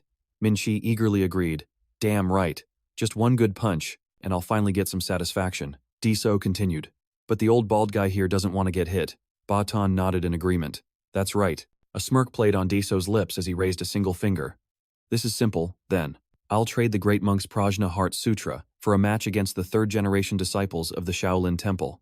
As for you two, you can settle your own business. Your beef has nothing to do with the Shaolin Temple anymore. The two of them just stared blankly. Huh? What was that? Min-Thian's brow furrowed. And? Min-Chi, having regained his composure, asked nonchalantly. So after you fight the third-generation disciples, you hand that old man over to me. Just for one day is all I ask. Deseo answered with a grin. You got it, it's a deal. Old man Batan wailed in despair. Who the hell said you could decide for me? Out in the courtyard, the Shaolin disciples were deep in their training. Suddenly, one of them froze, staring off into the distance. Huh? Min-Tom's eyes followed his gaze. The trio of Deseo, Min-Chi, and Batan were heading straight for them. A buzz of whispers immediately broke out among the crowd. Hey, the abbot's still with them. And isn't that Batan next to the abbot? And that other guy? Could he be the young master from the Namgung clan everyone's been talking about? Deseo came face to face with Min-Tam. I want to have our match right now. Will you allow it, master? The martial pavilion master, who was in charge of the third-generation disciples, stroked his chin and replied with a grin. Ha, of course. The chance to test our skills against a member of the great Namgung family is a rare honor indeed. I hope you'll be able to enlighten my disciples. Deseo brought his fist to his palm. So, does that mean anything goes? Correct? The martial pavilion master nodded. That's right. No matter what happens, no one is to interfere. He stood before a Shaolin disciple who towered over him by a full head and asked, So, is your master any good at fighting? A smirk played on his lips as he thought to himself, Let's see who's really going to be teaching who a lesson here. The disciple calmly met his gaze. Before we begin, I have a question for you. I heard that you're the reason our abbot broke his sacred vows. Is that true? The young man stroked his chin thoughtfully before replying, Yeah, you could say that. A vein bulged on the disciple's forehead, twitching violently. It was obvious he was on the verge of exploding with rage. With a roar, he launched a fist right at our hero's face, while the other disciples jeered from the sidelines. It's over! There's no way he can dodge from that close. But he moved so fast it was a blur to the naked eye, leaving his opponent completely stunned and swinging at empty air. Huh? Without a moment's hesitation, our protagonist brought his hand down hard on the guy's head. The disciple's face met the dirt, knocked out in the blink of an eye. A hearty laugh escaped the victor's lips. Ha! Now that was a satisfying smack.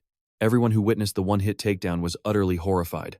Another challenger stepped forward, yelling, "Let's go!" He brandished a wooden staff. "I don't care if you're the young master of the Namgung clan. You will not disrespect the Shaolin Temple." The young master didn't bother with a verbal comeback, offering only a condescending smirk. "Whoa, bringing out the iron staff technique now, are we?" The disciple unleashed a furious flurry of strikes with his staff, but our hero effortlessly weaved through every single attack. "That footwork from before wasn't half bad," the disciple admitted. "But you won't fool me that easily." The young master just laughed and dashed straight toward him. "Oh, my dear senior, when did I ever use my real footwork? This is the ultimate technique of the Hainan sect. The 4 C's flying heavenly wind." The disciple recoiled and pressed his attack with even greater urgency, but he still couldn't land a single hit. "Where is he? Let's see you dodge this." The staff was just about to connect, but in a flash, he planted his right hand firmly on the ground and kicked his left leg up to parry the blow. Returning arrow. The disciple was dumbfounded. "You can block my iron staff with a kick like that?" Still, in the same posture, he used the momentum to launch himself high into the air. Returning arrow. First overlap. Returning arrow. Second overlap. Adding more. Mountains overlapping mountains. The wooden staff snapped in two, and its wielder couldn't believe his eyes. "No. This is impossible." And just like before, a swift chop to the head sent the disciple down for the count. Someone in the crowd yelled, "He won again!" That was the final straw, as every Shaolin disciple present swarmed him at once. "Let me at him. No, I'm next." It seemed the true might of the Shaolin Temple was only just beginning to show, but he just laughed heartily. "Haha, I'm so glad I came to the Shaolin Temple." And in no time at all, every single Shaolin disciple lay defeated, utterly routed. Then, one of the fallen monks spoke up. How in the world did he master the Vajra Heaven Wheel? He furrowed his brow, thinking, and his proficiency. It's even greater than mine. Gritting his teeth, he leaped into the air. He launched a kick, vowing, "When it comes to hand-to-hand combat, I absolutely will not be defeated." As he closed in for the strike, all the disciples roared with encouragement, but his opponent dodged it effortlessly. Watch and learn. The attacker was stunned. He can't possibly do another flip, can he? From above, a kick shot straight for his chin. The Diamond Illusion chain kick. True intent, a triple overlapping strike. He was sent flying. His eyes rolled into the back of his head. The Shaolin members clutched their heads in dismay. He's already taken down 7 of our guys. At this rate, what's going to happen to the reputation of the 3rd-generation Shaolin disciples? Suddenly, a voice cut through the tension. "Don't worry, a powerfully built master appeared. Li Queen is next. That's enough of a showcase for one day." His eyes were brimming with confidence. Minchi mused to himself. "I thought it was only the stuff of legends, to think I'd get to see the heavenly martial body with my own 2 eyes. Daisei Sho stood amidst the defeated disciples, playfully twirling a weapon. Maybe I should use a sword now." He was completely unaware that someone was watching him. The master sized him up, a body perfectly built for martial arts. A sly grin spread across his face. But then he remembered Li Queen, his entire body radiating a golden aura. It's still too soon to face that boy. It'll be at least another 2 years before they can truly test their skills against each other. He waved his hand dismissively. Today's matches are concluded. Li Queen knelt down and spoke clearly. 3rd-generation disciple. Li Quen humbly requests that the master allow the competition to continue. The master's face went blank as he thought. This boy has never asked me for anything. Does he really want to fight that young master so badly? Seeing Li Queen still kneeling, the master was at a loss. Just then, Nam Kung Dian appeared out of nowhere. His cheerful voice rang out. "Come on, isn't everyone curious? The heavenly martial body versus the Vajra body. Who will come out on top? I, for one, would absolutely love to see this fight." Min Chi glanced at Min Tam, who nodded in agreement. Nam Kung Jan pressed on enthusiastically. "Let's just make it the final match of the day. We've still got plenty of time. Doesn't anyone else want to see it?" "Why the long faces?" Min Tam finally responded. "Very well. I will permit the 2 of you to have a match." Nam Kung cheered with delight. "Phew, that was close." Mon Kung chimed in, placing his bet. "I'm putting my money on the young master." Bat Tun stood by in silence, a look of anger on his face. Li Qian stood tall, clasped his hands together, and asked, Are you ready? Li Qian replied calmly. Always. The man's brow furrowed. Why are you talking down to me? Li Qian remained unfazed. I'm 17 years old, and you're completely outmatched, so I'll speak however I please. A crushing wave of pressure radiated from Li Qian, forcing the man back a step. What the hell? Why am I being pushed back? Li Qian said, his voice devoid of emotion. If you're not going to make a move, then I will. He blurred into motion, closing the distance in an instant. The man swung his sword to attack but was completely stunned by the boy's speed. Asterisk, so fast. Asterisk. The staff slammed right into his face. Li Qian just smiled. All right then, let's get serious. Looks like I was being a little too careless. Li Qian clenched his hand into a fist. Bring it on, no need to be so tense. As the fist closed in, the man casually blocked it with his wooden sword. Asterisk, it's just a single punch. Asterisk, the wooden sword snapped clean in two, his eyes shot open. Asterisk, what? Asterisk, the wooden sword didn't just break, it exploded into splinters.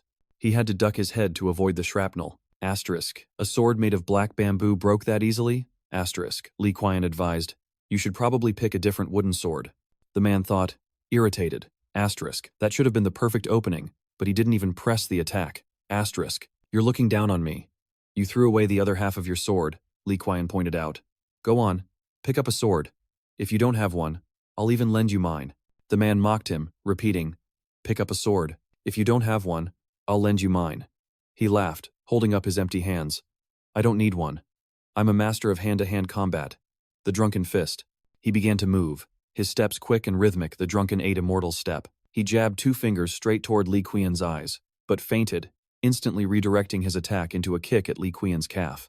Li Qian didn't even move, but the man's own shin was now red and swollen. The man stared in disbelief. What? His body. It's like hitting solid steel. Li Qian explained calmly. That's why I told you to use a sword. Then, he leaped high into the air. He swung his fist down, chanting, Amitabha, let's end this. The man knew he couldn't dodge. Asterisk. Can I even avoid this? Asterisk, he thought desperately. Asterisk, if I don't, I'm a dead man. Asterisk, he decided to risk it all. He clenched his own fist. Asterisk, if that's how it's going to be. Asterisk. He planted his feet firmly, gathering his energy. If you're so confident in that diamond-hard body of yours, then take this. 100 steps, divine fist. The two fists collided with a deafening boom. The man clutched his swollen, red arm in agony. So painful, Min Shi cried out. Unbelievable. Zinam Kung Trin? Someone asked. Yes, the old man replied, beginning to explain. To take the 100 steps divine fist head-on against his diamond body and still be standing. Li Qian looked on, intrigued. How is that possible? The man screamed in a rage. Stay away from me, you monster. A flush of excitement spread across Li Qian's face. Asterisk. This is the first time someone hasn't collapsed after I used my full strength. Asterisk Min Chi remarked. It seems the Shaolin Temple has nothing more to offer that kid. Perhaps if it were Deseo, there'd still be a chance. Quick, get the medical hall. Meanwhile, a miserable Namgung John forked over his lost bet money to Manhwa. Min Chi stood watching as Li Qian's relentless pursuit of Deseo only fueled his rage. What the hell are you following me for? At that moment, the physician from the Imperial Medical Hall gently took hold of Deseo's hand and said with a slight chuckle, It's truly a shame. If that blow had landed just a bit harder, your bone would have shattered. Still, this is the better outcome. He then asked, Hurts like hell, doesn't it? The kind of pain that makes you wish you could just pass out, right? If it's that bad, go ahead and scream. It'll help. Then the physician wondered aloud. Is this a normal reaction? Or are you just toughing it out because you're a martial artist? Deseo scowled, shooting an annoyed glare at the physician. Li Qian, standing nearby, chimed in tactfully. It's a good thing your bones aren't broken. You'll definitely be back on your feet in no time. Deseo remained silent, his head lowered, and his expression grim. Finally snapping, he shot to his feet and yelled right in Li Qian's face. Why have you been running your mouth next to me this entire time? Li Qian answered calmly. I was just worried about you. Deseo didn't pull any punches. If you think I'm okay, then get the hell out of here. Li Qian's smile never faded, his eyes burning with enthusiasm. Nope, I'm staying right here until you're completely healed and ready for our next match. Deseo exploded. Are you insane? My bones are practically dust. Li Qian clasped his hands together, putting on a pitiful expression. But your bones are perfectly fine. This is the first time I've ever fought someone who walked away in one piece like this. Deseo was seething but held his tongue, silently cursing this absolute monster in his mind. In Deseo's eyes, Li Qian was an insurmountable wall. a peak he simply couldn't climb right now. And the closer he got, the more imposing that wall became. He realized it wasn't built overnight, but was forged from raw talent and grueling effort, a body like diamond. Touching the wound on his arm, Deseo thought to himself, it must take an eternity to build a foundation that solid. But that's not what I need right now. His gaze fixed on Li Qian's physique, a frame completely encased in that diamond-like form. And suddenly, Deseo realized exactly what he was lacking. What I need is a body just like that. If I had a body like Li Qian's, could I move it exactly as I command? Would my speed increase? My power grow even greater? With that alone, I could finally break through that wall. Without a second thought, Deseo shot to his feet. Looks like my stay at the Shaolin Temple is going to be longer than I planned. Li Guan's face lit up when he heard that. Awesome, you can just stay here for good for all I care. Meanwhile, an old man was making his way slowly down the mountain when he stopped dead in his tracks at a bizarre sight. Huh? From the base of the mountain, Deseo So was hauling a massive boulder, taking one slow step after another up the slope. The old man gasped in disbelief. What a turtle. But Deseo So paid him no mind, just kept pushing upward. He was recalling his martial arts stances. When training the lower body, you first have to master the horse stance. After that, it's all about progressive overload. So, the perfect combination of the two is a deep squat walk. He was practicing how to advance while minimizing the pressure on his legs. The mountain range was endless, but he didn't hesitate, just kept grinding through his training. Just walking on flat ground is hard enough, let alone climbing Mount Sung, the most treacherous mountain in the Central Plains. The old man rubbed his eyes. I must be seeing things. Before he could even recover, he saw a whole troop of Shaolin Temple disciples, also hauling rocks as they charged up the mountain. They were shouting as they went, Namgung clan. Deseo heard their calls, and turned his head to look. Huh? But when he saw what was happening, he was absolutely floored. Li Guan was leading the entire pack of Shaolin disciples, following his example to train their stamina. Deseo asked helplessly, what are you guys doing following me? Li Guan replied with a huge grin. We tried it, and it turns out this is an amazing lower body workout. Then he effortlessly glided past him. I'm taking the lead. As he went, Li Guan even glanced back to say, you're moving way too slow. You're making me yawn all day. I'm going on ahead. You just try to keep up, all right? Deseo was so furious he wanted to pound him into the ground, but he knew he couldn't win. All he could do was mumble, we'll see who's laughing in the end. Seeing that fire in him, Li Guan offered some praise. Whoa, not bad form. The other disciples, seeing the two of them leave them in the dust, had no idea what to do. They're getting farther and farther away. What are we supposed to do? Try to catch up? Nah, let's just stick to our own pace. From a distance, two monks stood on a cliff, observing the scene. Myung-soon smiled, feeling a sense of comfort seeing the disciples training with such enthusiasm. Myung-ji chuckled. We've been slacking on our own training for far too long. Then, as if remembering something, he said, oh, that's right, brother. How is the selection for the new 10 prodigies coming along? Myung-soon looked down at the group again and said, I was thinking of choosing the 10 from among our third-generation disciples. The other monk felt his brother's idea was a good one. Is that so? In that case, you should proceed as you see fit. Seeing he had nothing left to say, he decided to needle him. Senior brother, did you happen to sweep the front courtyard this morning? Then he added, his voice dripping with insinuation, you should probably get on that. The number of visitors coming to burn incense has shot up lately, so there's a lot of ground to cover. The man's face went pale, his displeasure impossible to hide. Do I really have to? Yep. Just last year, I was still the abbot of the Shaolin Temple. The other man offered a smirk, half pity and half taunt. But you're not the abbot anymore, are you? And that's precisely why I'm telling you to get back to your duties. Resentfully, the old man turned and reluctantly headed off to sweep the courtyard, muttering under his breath as he went, Humph! Where in the world is the broom? Tossing a stone to the ground, he stood wiping his sweat, thinking how 3 months had already flown by. He settled into a horse stance, feeling the muscles in his lower body were as solid as he'd hoped. His speed had become so fast that the other masters couldn't even keep pace. But even with all this physical improvement, he still couldn't catch up to Li Qian. The thought sparked a fresh wave of frustration as he asked himself, why can't I seem to close the gap between us? And then it hit him. It wasn't a matter of speed. It was more like he was deliberately maintaining that distance. He picked up his wooden sword and resumed his practice, muttering, at this rate, I'll never catch up to Li Qian. He went through the motions, slashing back and forth, before closing his eyes to focus his mind. Of course, practicing the 3 talents sword style always puts me in the best state of mind. I can feel my body brimming with vitality. Then a thought struck him. Wait a second. He stroked his chin, deep in contemplation. Why do I have to separate my martial arts from my training? What if I could apply the principles of the three-talent sword style to my everyday life? Even though it's a completely different approach from focusing on circulating my internal energy, but if I could train and recover simultaneously, he'd finally found the key. Yes, that's it. It's definitely worth a shot. The whole point of the three-talent sword style is to open the heaven's wisdom, the earth's wisdom, and the man's wisdom. If I can do that, I can unify the three realms of heaven, earth, and man, and resonate with the vital energy of the universe. That's why the more I practice the three-talent sword style, the more the chi within my body grows. The human body is its own universe. Looked at that way, heaven's wisdom doesn't have to be the actual heavens. If the body is a universe, then the head must be the heaven's wisdom, the torso is the man's wisdom, and the lower body is the earth's wisdom.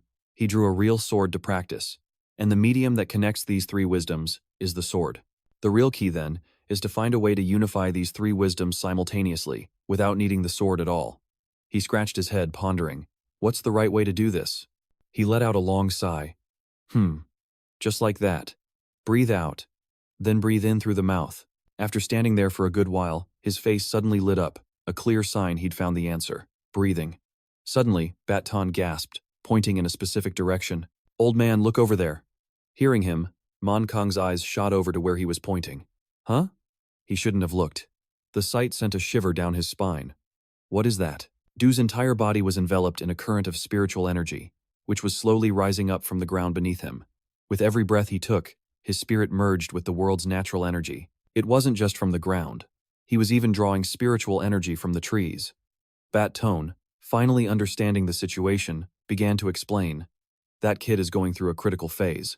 To achieve the convergence of the five energies and the gathering of the three flowers, he must overcome the celestial ordeal. If he can't withstand this celestial ordeal, he'll never reach the highest realm of power. With that, the two men immediately sat down to meditate. A powerful aura erupted from the two old masters, enveloping all three of them. Du kept his eyes closed, focused on sensing the spiritual energy around him, letting out a soft hum. One of the two elders gave a stern warning. You must maintain absolute focus.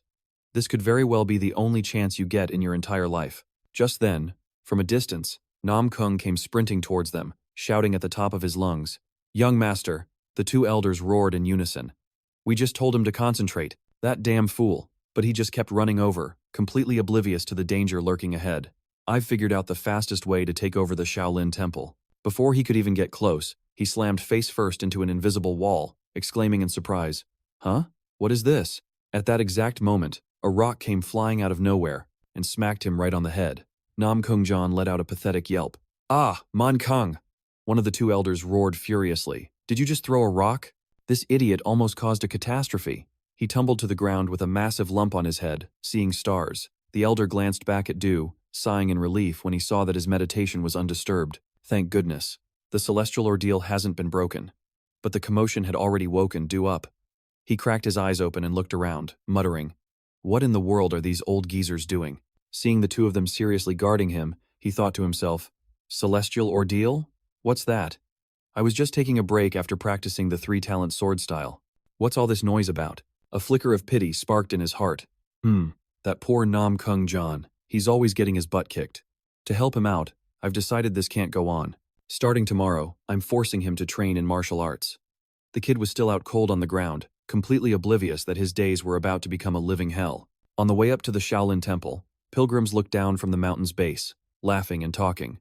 We made it! This is definitely the Shaolin Temple, no doubt about it. They train relentlessly every single day. Li Guan led the disciples, each carrying a stone as they climbed the stairs. Watching Li Guan up ahead, he steeled his resolve. Today, I will absolutely close the distance between us. Let's move it. Seeing the two of them lead by example, the other disciples felt a surge of motivation. Haha, I'd better get serious and keep up, too. Nam Kung Rian Lei, trailing at the very back, had already been left in the dust. He panted, sweat dripping down as he mumbled, How are they so fast? Staring up at the impossibly high stairs, his spirit sank. Taking just one step is killing me. And they want me to climb all the way to the top? Remembering his master's warning, he didn't dare slack off. If he failed to reach the summit, I know exactly what'll happen to me. Tears welled in his eyes as he felt a wave of self-pity. Why is a vice commander like me suffering like this? Two pilgrims noticed his slow pace and began to taunt him. Looks like that turtle over there has packed on a few pounds. So slow. Taking another break already? He hasn't even made it 3 steps. It seemed the man was laying it on thick just for show. We should probably go find the real captain of the turtles instead. Yeah, good call. He knew he was being humiliated but was powerless to do anything. So he just bit his lip and thought, I swear, I will overturn this whole world one day. Further up, he pushed himself to move as fast as possible, but he was also starting to run out of steam. He gasped for air, gritting his teeth as his breathing grew ragged. Just a few days ago, there's no way I could have maintained this pace. Focus on the breathing technique from yesterday. He took a deep, deliberate breath, and slowly, spirit energy began to manifest, flowing from the surrounding grass and trees and gathering inside his body. His eyes shot open, filled with excitement. It's working! As if he'd been given a sudden burst of power, he surged forward, silently thanking himself for the breakthrough. He continued to absorb the spirit energy, and in no time, he was catching up to Li Guan. When Li Guan saw him closing in, he said cheerfully, "Oh, you made it all the way up here? That's incredible." But then, he channeled energy into his legs and added, "But victory is a cruel mistress." His speed suddenly exploded, catching him completely off guard. "Even for you, young master. I won't hold back." He couldn't believe it. The guy had been hiding his true strength all along, suspecting he was cheating, and barked, "Hey you! You're secretly channeling your internal energy, aren't you?" The kid shot back honestly, "I'm not." "What was that? Is it because you can't keep up with me? Should I slow down for you?" Hearing that, his face contorted with pure fury. "What are you smirking at? If you dare go easy on me, you're dead to me." He chased after him like a madman, but the boy just goaded him on. "Too slow, you little slug. Or maybe an earthworm." He was starting to run out of gas, muttering, or a snail. His vision started to lose focus, and everything around him became a blur. "Damn it, I can't breathe. My heart feels like it's going to explode." His face turned a deathly pale. He couldn't push himself any further. He squeezed his eyes shut, and a source of light appeared in his mind's eye. Spiritual energy began radiating from his feet. He marveled at his own consciousness. The spiritual energy swelled, surging new strength into his legs. "Auntie Ni, I can feel it. Spiritual energy is rising up from everywhere." This sensation was incredible. He slowly came to, feeling the solid earth beneath his feet. "This ground is so firm. If I push off of it, my body's weight will feel significantly lighter." Realizing the key to it all, he instantly closed the distance between them. The kid was startled to see him right on his heels, then raised an eyebrow with a flash of excitement. "So you were holding back on me after all?" He didn't even bother to answer, just let out a roar, pouring every last ounce of his strength into sprinting forward. "I am going to win this." Neither was willing to back down, shoving each other as their eyes locked onto the same spot. It was a large boulder, radiating a powerful spiritual energy. The first one to step on that rock would be the clear winner. Without a moment's hesitation, they both launched themselves toward it. He bellowed, "That's obviously mine." Diamond unmoving body technique. Li Qian couldn't just stand by and let him take the advantage, so he immediately gave chase. It's no use. Both of them aimed for the source of spiritual energy, using it as a foothold to gain momentum, and shot forward like arrows. The summit of the mountain was now directly in their sights. "This is it, the final showdown. I'm taking the lead." A few moments later, he was flat on the ground, gasping for air. Next to him, Li Qian was also completely spent, shaking as he spoke. "I pushed myself that hard. And it's still a tie?" The boy showed no sign of arrogance, instead comforting him gently. "Congratulations, young master. You've just learned the unmoving technique." He just stared blankly. "Huh?" Seeing he was totally lost, the boy began to explain. "You've mastered the unmoving technique. This will allow you to unlock the first step of the diamond." "You didn't know?" He answered truthfully. "This is the first I've ever heard of it." The boy just smiled, his eyes filled with admiration. "Young master, you're truly incredible." The man asked what he meant. The boy then settled into a horse stance, explaining, "Immovability is the art of standing still, beginning with the horse stance. But if you were to move while in this position, what do you suppose would happen?" The man awkwardly replied, "Then it wouldn't be immovable." The boy nodded. "Exactly. Motion and immovability are opposing concepts." From this duality, the diamond immovable body technique was born. The man stroked his chin thoughtfully. "Up until now, besides the 3-talent sword style, I've just been mimicking what I see without any real understanding." As if reading his mind, the boy reassured him, "I know what worries you, young master." He clasped his hands together, his entire body glowing with the aura of an enlightened sage. "You are on the right path, so there's no need to worry." The kid's aura was so blindingly bright, it actually hurt his eyes. The boy continued his lecture. "All of your efforts up to this point have not been in vain, young master. You can become even stronger. I am absolutely certain of it." The man flinched in surprise, and seeing this, the boy became so moved he looked like he was about to cry. "That reaction. It means you've seen into my true heart, young master." The kid was so overjoyed he started stomping his feet. "All right, let me explain the next part. To truly grasp the meaning of immovability, you must feel the earth beneath you." Li Queen had certainly overestimated him, because right now, his legs were cramping up in agony. "Stop talking and help me." Unfortunately, the kid didn't seem to hear him and just kept on with his lecture. "You must feel the sound and the very breath of the earth. Only then will you know exactly where to place your feet and how to step. This is called the one step." As a demonstration, the boy stomped his foot, and the force was so immense that the ground itself trembled. The man was so furious he could have coughed up blood, cursing internally. "Stop shaking the damn ground. Once you've mastered the one step, everything else becomes easier." But then the ground began to shake even more violently. He looked around in a panic, completely lost. What in the world is going on? The boy walked over, smacked him hard on the back, and said, "At that point, the earth itself will guide you." The kid put so much force into it that the man felt his soul about to get knocked clean out of his body. He let out a blood-curdling scream before collapsing face-first onto the dirt. He was out cold, but the boy remained blissfully unaware that he was the cause of it all. The physician from the medicine hall looked at the patient, chuckled, and said, "In all my 60 years of practice, I have never seen a patient with muscles as densely packed as this." Li Queen, standing nearby, puffed out his chest and declared with a voice full of pride, "It was I who carried the young master all the way here." As the man lay there, his gaze fell upon the boy's exhausted face, and a single thought echoed in his mind, "And it's all your fault I'm in this mess to begin with." Pointing to the adjacent bed, he added, "We've got another patient over here. I found him passed out on the road on my way here." Li Qian glanced over and saw Namgung Jun lying unconscious on the bed.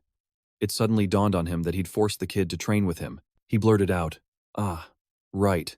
I forgot about him." He then lifted an arm to sniff himself and grimaced. "This stench of dirt and rock is disgusting. I need to hit the pond and wash up immediately." But as he tried to stand, his entire body suddenly swayed, and he collapsed to the floor. "What's happening? I can't move." Li Qian was quick to explain. "Of course not. You've only just learned the first step, young master. It's like a baby learning to walk." Deseo's brow furrowed, his voice laced with indignation. "You're comparing me to a toddler?" Li Qian patiently guided him. "You have to imagine the sensation of bending your knees. That's the only way you'll be able to execute the first step." Deseo did as he was told and immediately felt a powerful surge of spiritual energy coursing through his body. As sensation returned to his legs, he exclaimed in astonishment, "This is incredible. This feeling is completely different from before." Suddenly, Deseo's eyes shot wide open. "Huh?" He could see streams of blue spiritual energy swirling rhythmically around Li Qian's body. "I see it now. The footwork, the breathing, the muscles. It all combines in perfect harmony." Li Qian proudly flexed his rippling muscles. "Right now, it might just feel like you're swinging a sword, but eventually, you'll be able to wield a blade like a master." The physique Li Qian was gesturing to was his own powerful build.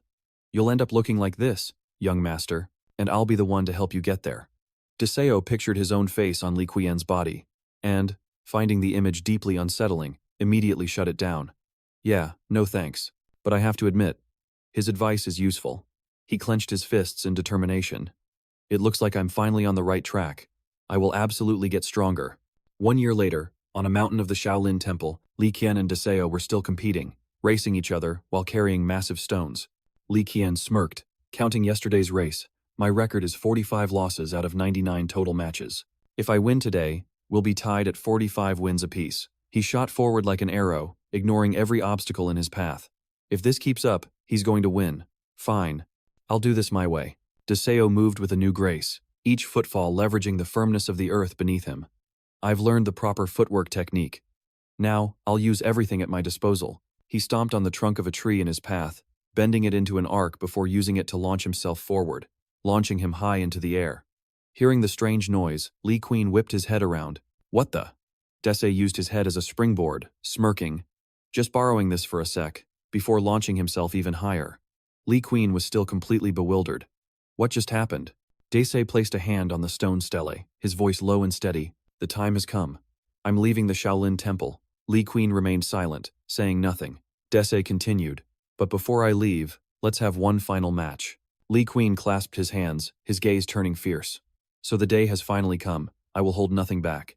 Hearing this, Min Tian spoke up with a reminder. Everyone is gathered here today, so you must all exercise caution. The disciples below were a little surprised by his words, because for today's sparring session, the use of full martial techniques was permitted. Daisy crossed his arms, a confident smirk on his face. Min Tian continued. Of course, the use of internal energy poses a great risk, but every disciple here has trained 1,000 times harder than anyone else. Min Tian rallied the disciples. You are all incredibly strong. Don't be afraid of anything. Give this fight everything you've got. The disciples hung on his every word, their faces etched with newfound determination. Failure is merely a stepping stone for further training. That is the true spirit of Shaolin. Daisy thought to himself with admiration. With just a few words, he completely changed the atmosphere. He couldn't help but compare Min Tian to Min Chi. That man seems far better suited for the role of abbot than the other one. The referee gave the signal. Contestants, step into the arena. The crowd roared with support for the young man from the Shaolin Temple. Go, buzzcut number 1. You got this. Don't you dare lose. He stepped into the ring, fired up. I'm a completely different person from the day we first met. Daisy shot back. Oh, really? The other guy charged, screaming, Let's go! Using only a single hand, Daisy landed one palm strike to his opponent's left cheek, sending blood flying. He replied curtly, So am I. Min Tian's face flushed with anger as he yelled, You foolish buzzcut number 1. Next up, the following challenger was defeated in the exact same fashion as the first. Daisy stated flatly, Next. Min Tian ordered, Number 3. Number 3 was instantly defeated. He then called up number 4, but the result was no different. And then came number 5.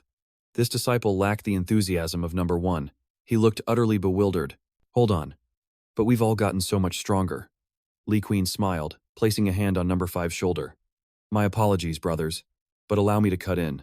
None of you are a match for Daisy. Daisy had a Shaolin disciple by the collar, yet he still flashed a smile at Li Qian for showing up late and making a scene. Li Qian, visibly buzzing with energy, declared, I'm going all out from the very beginning. Daisy's hand drifted to the hilt of his sword, so he drew his blade, leveled it at his opponent, and proposed, Then I'll be using my sword right from the start. Got a problem with that? Li Qian agreed in a heartbeat. Bring it on. Off to the side, a few disciples were hanging on Namgung every word. Martial arts, this powerful is bound to be a hell of a show. Things are about to get real interesting, don't you think? He continued. But what's the point of watching a fight without a little wager on the line? His eyes scanned the crowd, and Namgung's gaze locked onto Min Chi. He had his mark. Namgung immediately sidled up to him, starting his pitch. Hey, rule-breaking monk, you feel like making a bet with me? Min Chi shot back, annoyed. Absolutely not. Namgung pressed on. Oh, don't be like that. He cut straight to the chase. I'll bet 600,000 taels that the young master wins. 600,000 taels. Min Chi was starting to take the bait. Namgung pressed his advantage. Imagine it. With 600,000 taels, you could restore your reputation and the abbot's honor. He asked immediately, And what exactly would I be putting up? Namgung grinned like a fox, his hand moving for dramatic effect. 1 grand pill. I hear the abbot of the Shaolin Temple is sitting on 3 of those grand pills. Min Chi was floored, thinking in disbelief. How could he possibly know a secret only the abbot is privy to? Namgung kept dangling the bait, making a show of turning away as he spoke. Well, if you're not interested, I'll just take my business elsewhere. Min Chi scrambled to stop him. Hold on, he held up a hand, ready to negotiate with Namgung. Even though I'm the abbot, I can't just throw around a grand pill. How about this? I'll wager 5 small pills instead. Namgung beamed and agreed. You've got a deal, thinking to himself, perfect. The small pills were my real prize all along, not the grand pill. A single grand pill is worth 60 years of internal power, while a small pill only grants 10 years each. Still, getting 5 of them is a pretty sweet haul. Min Chi was completely oblivious to Namgung's master plan. In fact, he was inwardly sneering at him. What an idiot. You actually think my incredible Li Qian could lose so easily? I'm not leaving you with a single coin, so just get ready to hand over that 600,000 taels. They shook on it, sealing the contract. Daisy shot a weary look at Namgung, wondering, what in the world is he plotting now? Jinlai gave the signal to start. The second he heard it, Daisy launched himself off the ground, shouting, All right, let's see what you've got. Li Qian immediately threw up his guard. Daisy's sword slashed down onto his arm. The disciples watching from the sidelines couldn't believe their eyes, blocking a sword with his bare hands. How was that even possible? Li Qian was channeling his internal energy, enveloping his body in an extraordinary aura of power, a technique from the Shaolin Temple that only he had mastered, the diamond indestructible divine art. Daisy charged in again, yelling, As expected, one hit isn't enough to take you down. He unleashed a flurry of slashes while taunting Li Queen. If that's how it is, let's see how long you can keep that up.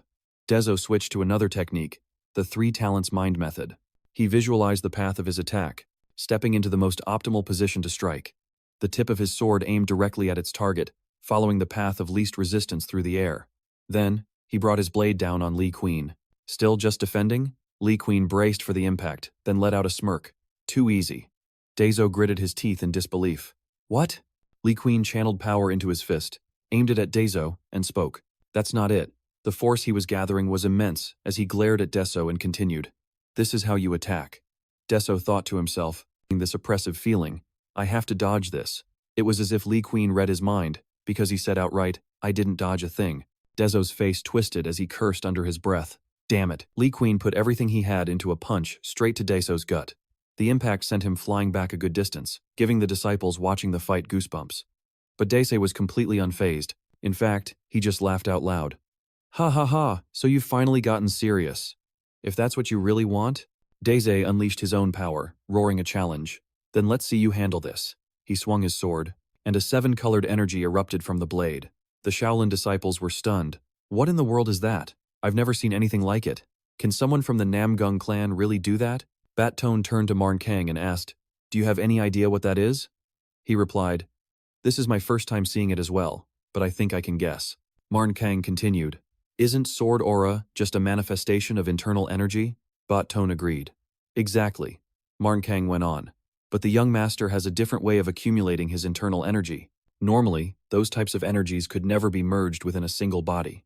He remarked in awe, It's a special ability that only the young master possesses. He combines all of those energies and forges them into his sword aura. Fired up, Li Queen excitedly charged toward Dezo. Whoa, this is incredible. So new. I just want to shatter it. But just then, Li Qian froze in his tracks, letting out a sharp cry, and hastily backed up a few meters before he could even touch Dezo. Man, that startled me. I thought he was going for the kill. Min Chi blurted out in surprise. Why did Lai Qian back off like that? Seeing Lai Qian's retreat, Dezo immediately gave chase. I won't let you escape. Dezo stomped his foot on the ground, building momentum before leaping into the air. He thought to himself, aim for the most solid surface. Dezo targeted Lai Qian's standing leg for his attack. He assessed the situation. I've secured the surface I wanted. Lai Qian prepared to throw a punch. Dezo continued his calculations. But he's already figured out the spot I've chosen. Lai Qian's blow landed squarely on Dezo. Dezo held his defensive stance firm, while the surrounding crowd erupted in murmurs over the last exchange. Dezo took the hit, but he's still standing strong. He didn't even flinch an inch, someone in the crowd exclaimed. Lai Qian's face lit up with excitement, and he declared, You actually blocked that? Impressive. His body began to transform as he continued. But even if you are my good friend, I'm still going all out to crush you. If you can't handle it, get out of the way. Lai Qian's arms gradually turned to diamond, a martial form he had been practicing. Old Baton, standing nearby, couldn't help but gasp in astonishment as he recognized the technique Lai Qian was using. That form, it's impossible, he uttered. Lai Qian's entire upper body had now completely transformed into diamond, and Baton named the technique the 10-star adamantine imperishable divine art, the adamantine golem. Min Chi, watching from the side, smirked victoriously at the sight.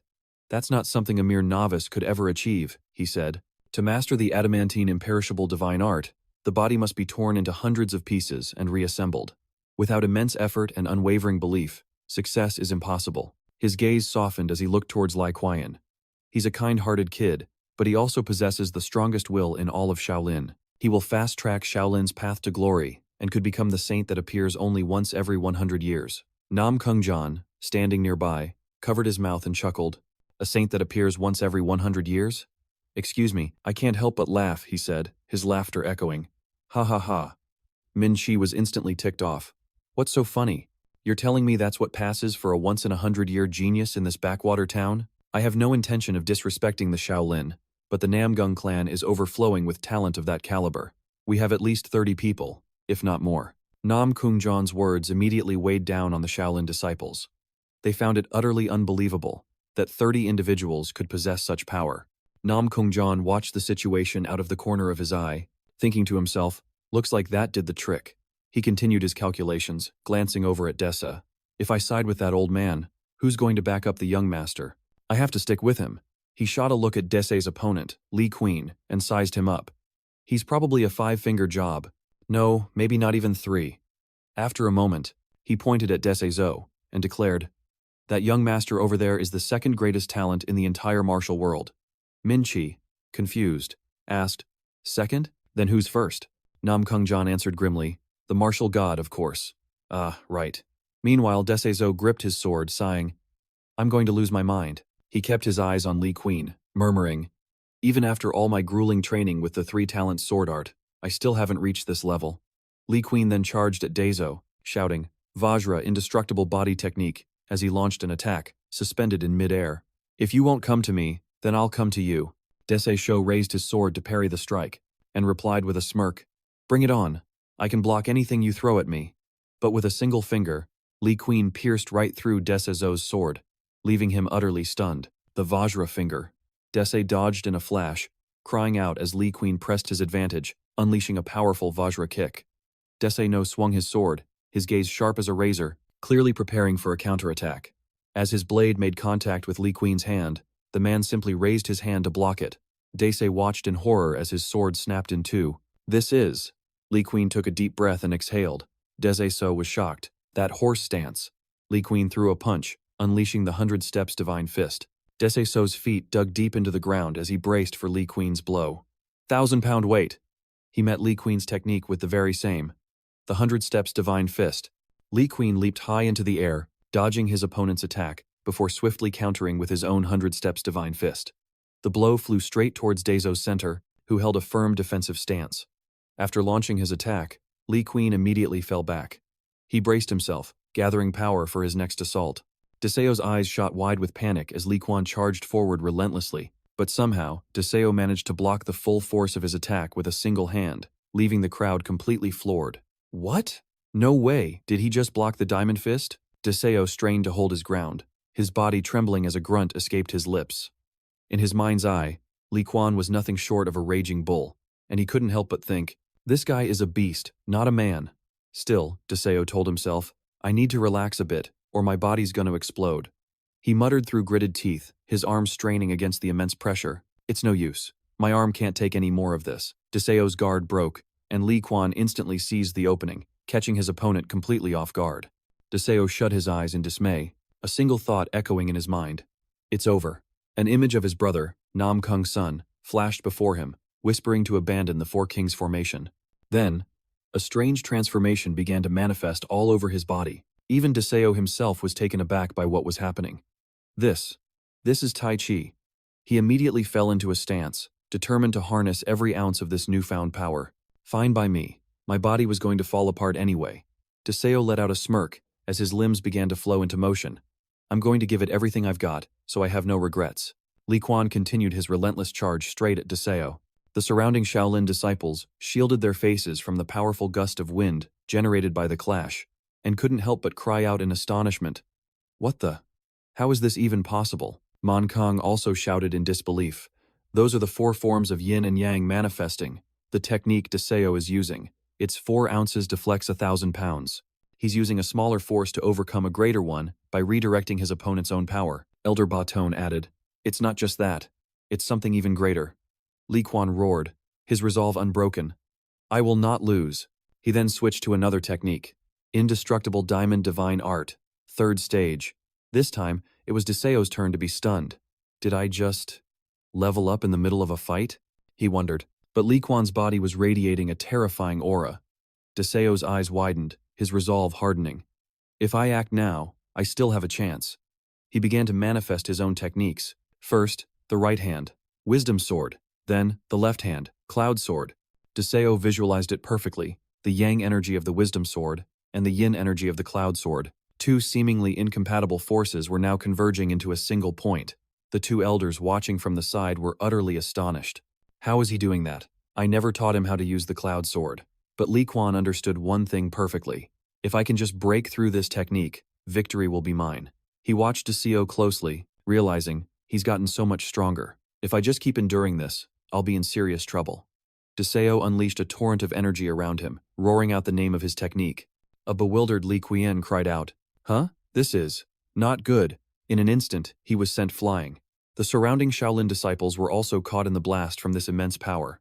When the dust settled, all that remained was a cloud of smoke, and Li Qian, lying motionless on the ground. Elder Mingzi screamed, "Qianer!" then immediately commanded, "Get Qianer to the infirmary, now."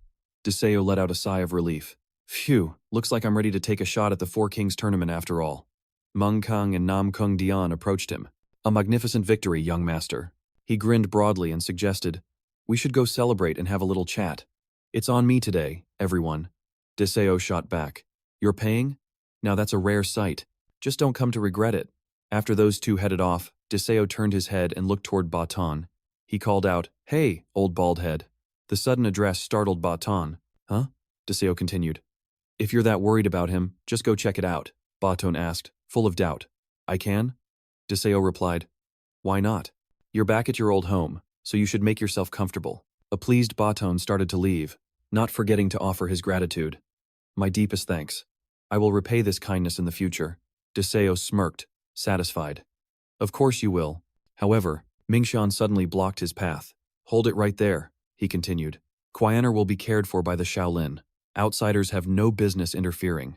Baton tried to explain, "I understand that, but I just want to see for myself that he's all right." Suddenly, Mingzi launched a surprise attack on Baton. The old monk roared in anger. "You," Mingzi said coldly. "You were once known as Baton, respected more than anyone else in the entire Shaolin Temple. Even on that day you were defeated by Nam Kung Han, a man not even half your age, and lost the use of an arm. We never once gave up hope that you would rise again." He asked furiously, "But look at you now. Didn't you abandon us all and just walk away?" Baton stammered. "That was." But Mingzi cut him off. "Do you have any idea how much we have struggled to protect the Shaolin Temple in your absence?" His gaze was like ice as he stared down Baton. "You are no longer one of us. Leave now, or you will be beaten and thrown out." Baton gritted his teeth and took a defensive stance. "You foolish disciple. Fine. I understand. Bring it on." At Minchi's signal, the Shaolin disciples moved as one, as he declared the start of the Arhat formation. The disciples swiftly fell into position. Jin Lai commanded, "Second Arhat formation, prepare to engage." The Shaolin elders roared in succession. Third Arhat formation, assume your stances. Fourth and fifth formations, defensive positions. Sixth Arhat formation, prepare for a three-pronged assault. Baton struggled to fend them off as the elders observed and conferred. "We now only have the final 6 formations left in our arsenal," Minchi agreed. They recalled how, in the past, only the heavenly demon had ever managed to withstand the assault up to the 6th Arhat formation. His expression hardened. "But if we'd had more time back then, the one who defeated the heavenly demon wouldn't have been from the Namgung clan, but our very own Shaolin temple." As they continued their relentless assault, the disciples pleaded with bot tone, "Master, that's enough. Please, stand down." Bat Tone gritted his teeth, absorbing the blows, and remarked with a smirk, "Not bad." Bat Tone then leaped high into the air, unleashing the Arhat steps technique, prompting the Shaolin elders to point and bark orders. "Capture him immediately. Don't let him get away." Bat Tone channeled immense power into his palm. He countered, unleashing a palm strike that sent disciples flying the great Vajra strength palm. The disciples cried out as Bat Tone's hand erupted with energy, redirecting the same technique toward another target. One finger Zen. Minchi instantly commanded, "Rear group, retract your internal energy. Lessen the pressure on the front lines. That old man is going to keep unleashing his techniques. Stay on your guard." One of the monks beside him observed Bat Tone's form with a look of realization. "So that's times how that martial art is supposed to be used." "What are you talking about?" Minchi demanded. The monk continued, "That is the true monstrous strength of the Hung Ha technique. So that explains why the Hung Ha energy was so pathetically weak when I tried to use it." Minchi roared, "What are you babbling about at a time like this?" As Bat Tone began to speak, Minchi cut him off with a furious shout. "Fine, I'll handle this myself. Don't you dare come begging for mercy later." He then commanded Min Hiern, "Jinso, Jinmu, Mintom surround him." Minchi bellowed, "I'm done holding back." Bat Tone muttered under his breath, "So they're finally showing up, are they?" Minchi began to gather his power. "I'll finish this myself. No need to be afraid, old man." With that, they all charged at Bat Tone. The old master was forced back, letting out a sharp cry of exertion. Another attacker struck from above, but Bat Tone dodged with fluid grace, just as a third came at his left flank. Bat Tone channeled his energy and unleashed a powerful palm strike, remarking, "You've clearly been slacking on your training." Bat Tone scoffed, Was a single hit like that all it took to break your bones? Min Chi looked annoyed. The old man could still spout nonsense. It seemed he wasn't in any serious trouble. Bat Tun laughed heartily. Ha ha, you see? Old age really does a number on your stamina. Min Chi, growing more irritated, proposed bluntly. Enough with the pleasantries. Let's begin. I hope you don't tarnish the dignity of a former Shaolin Grand Elder. Immediately, everyone began to channel their energy. The first move unleashed was Double Dragon whips its tail, while the second practitioner used White Crane spreads its wings. The others followed suit with White Snake spits its tongue and Golden Leopard fixes its body, and Fierce Tiger descends the mountain. Bat Tone observed them, remarking, "You've all improved greatly." He looked at them. "You have all endured much hardship over the years." Suddenly, Min Chi froze. Bat Ton, while executing his own moves, spoke, "I have made mistakes in the past, and I do not ask for your forgiveness." A different kind of power, far more potent than before, began to envelop Bat Ton's body. "At this very moment, I will leave everything I have to you." The others were stunned. That was the first form of the Yi Jin Jing. Wei Tuo presents the pestle. One man was instantly sent flying as the old master leaped into the air. The second form, plucking a star and exchanging a constellation, followed by the third, pulling 9 oxen by their tails. He then shifted his attack to the next person. The fourth form, extending claws and spreading wings. With a single strike, he sent another one flying. The fifth form, 9 ghosts drawing sabers. As he reached the sixth form, a sphere of power began to form. The sixth form, 3 plates falling to the ground. The seventh, Blue Dragon extends its claws.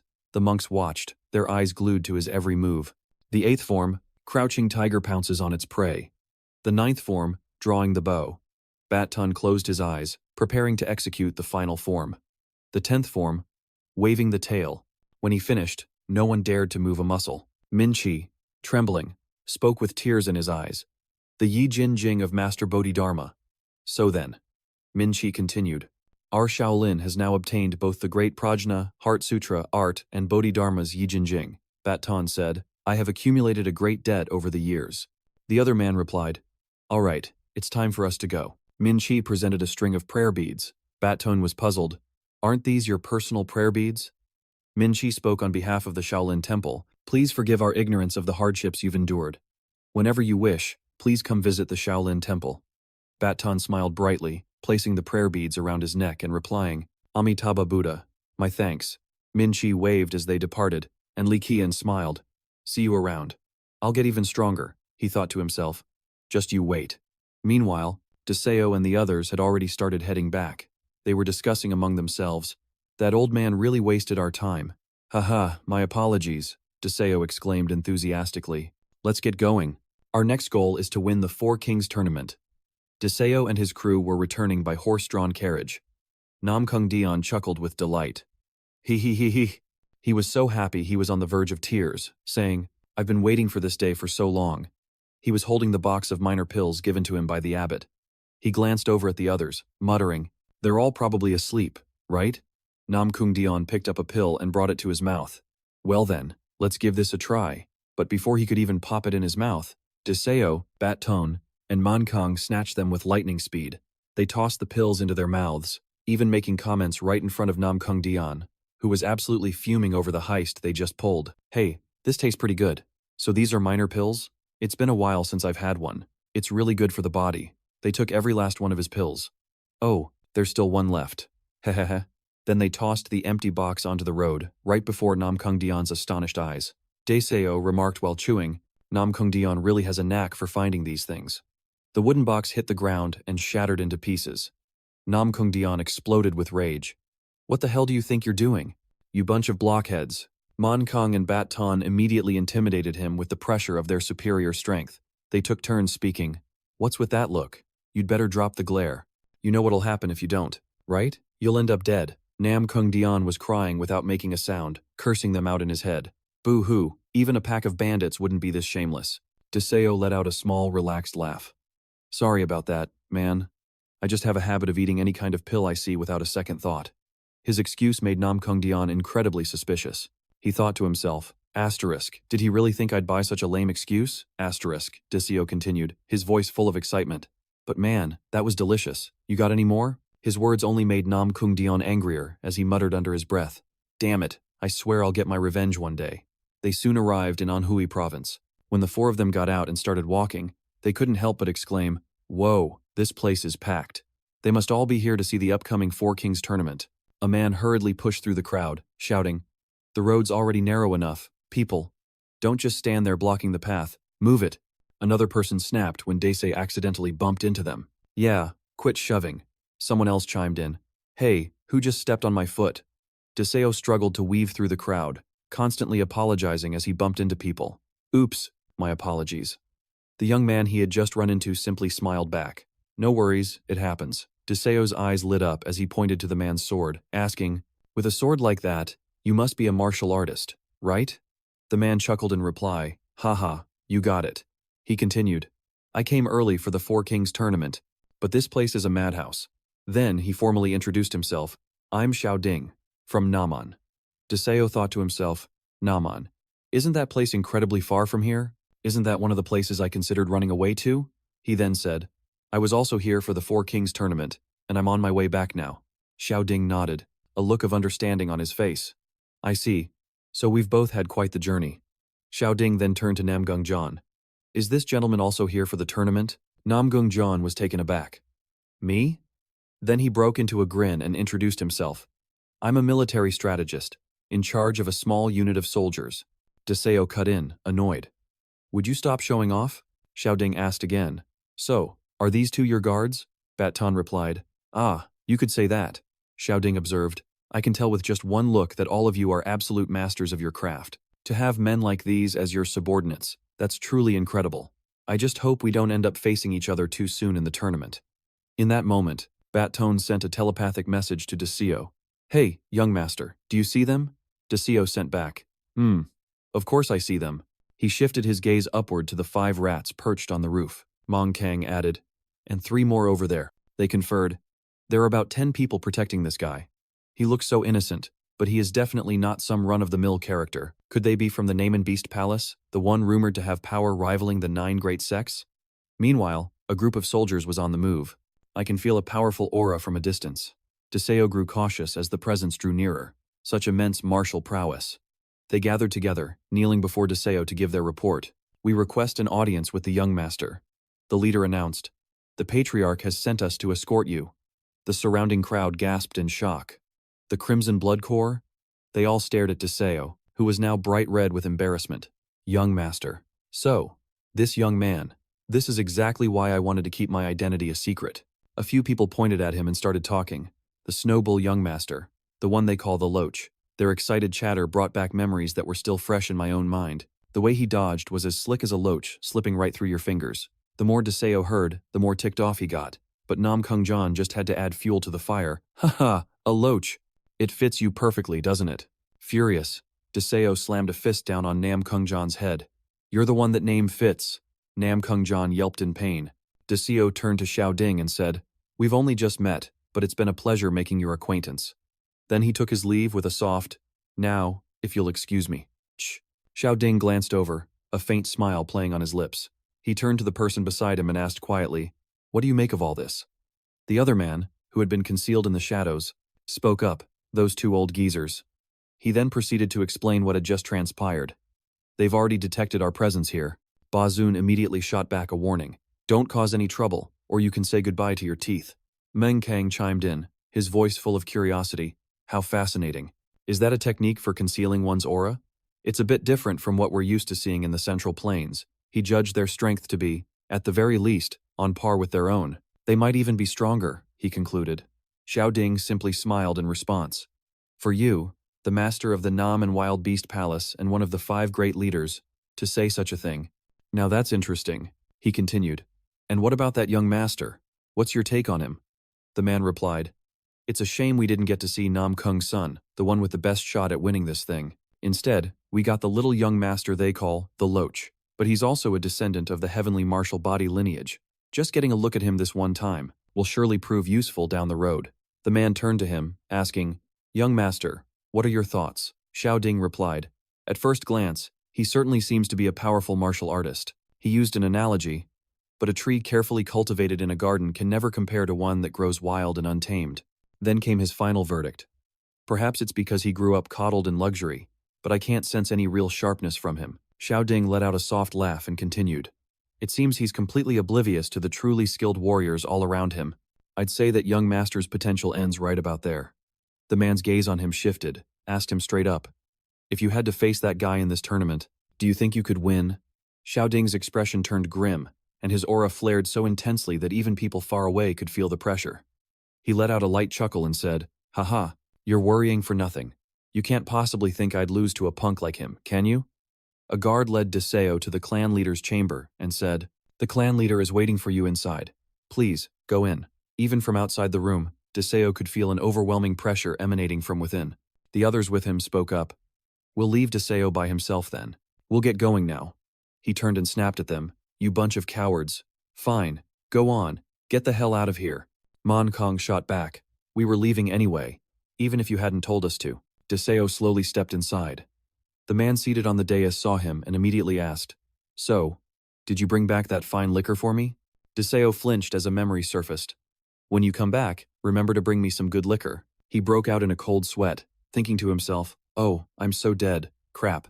Deseo started scratching his head and laughing loudly, but his expression was more strained than ever. He laughed so hard, tears started to form, thinking, "Right, just keep smiling. If father sees me smiling, maybe he won't have the heart to punish me." Nam Kung Han replied, "That's enough. I figured as much." He then ordered his guards, "Bring us some tea." They moved instantly, much to Deseo's astonishment. The clan leader observed him, thinking, he can actually sense the presence of my shadow guard and their concealment techniques.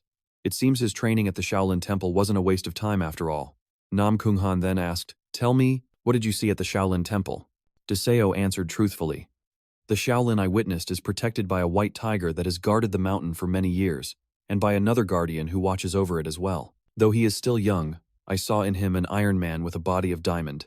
In the future, his martial arts will reach a realm beyond compare." Nam Kung Han pressed on.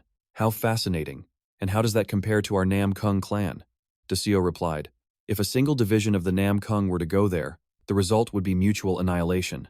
It would take at least 2 major divisions to completely subjugate the Shaolin." Nam Kung Han thought to himself, the boy's assessment is frighteningly accurate. He moved over to the tea table that had been brought in and said, "Let's talk over some tea." Nam Kung Han poured the steaming hot tea. Deseo grimaced, thinking as he held the cup, "Whoa, that's hot. Why is it this hot? What is he trying to pull? Why aren't you drinking?"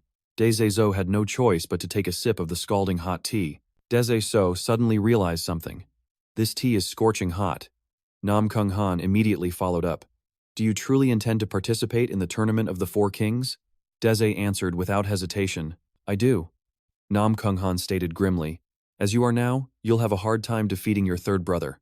Deseo was taken aback, but Nam Kung Han pressed on. "Many might believe he went into seclusion just to win this martial arts tournament.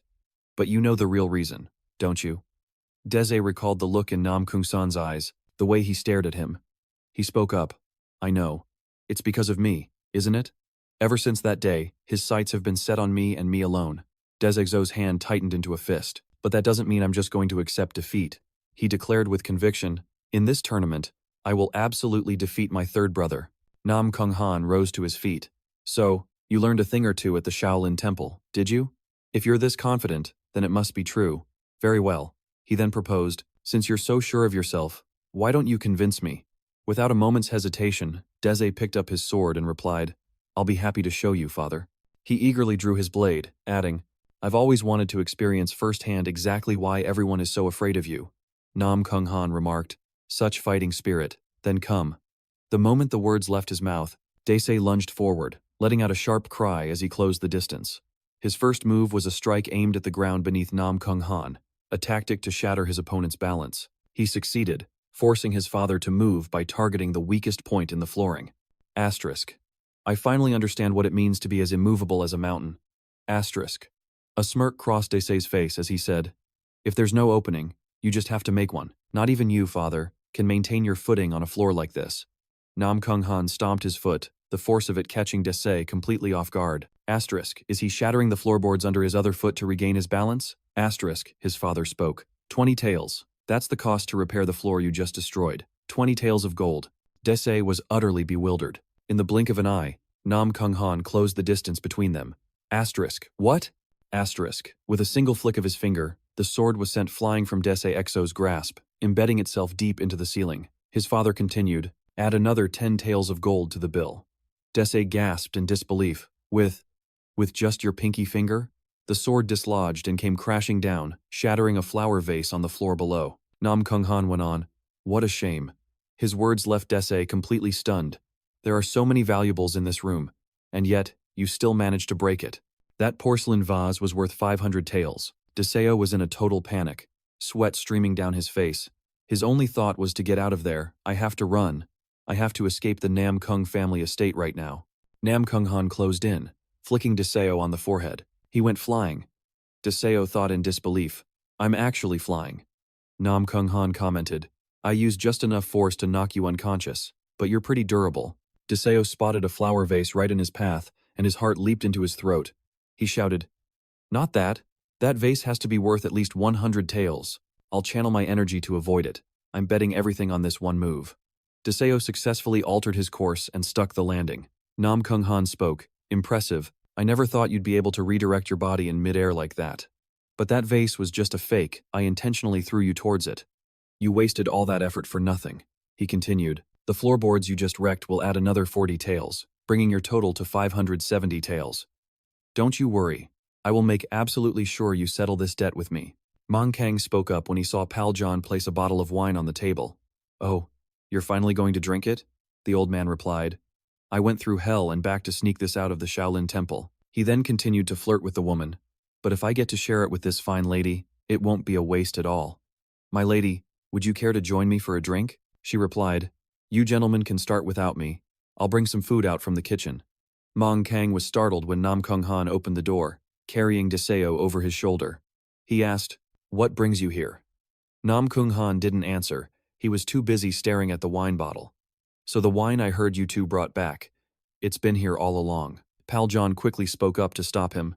"Wait," Mong Kang warned. "If you don't hand it over, we're both as good as dead." Pal John hastily replied, "Please, just a moment. There has to be another way."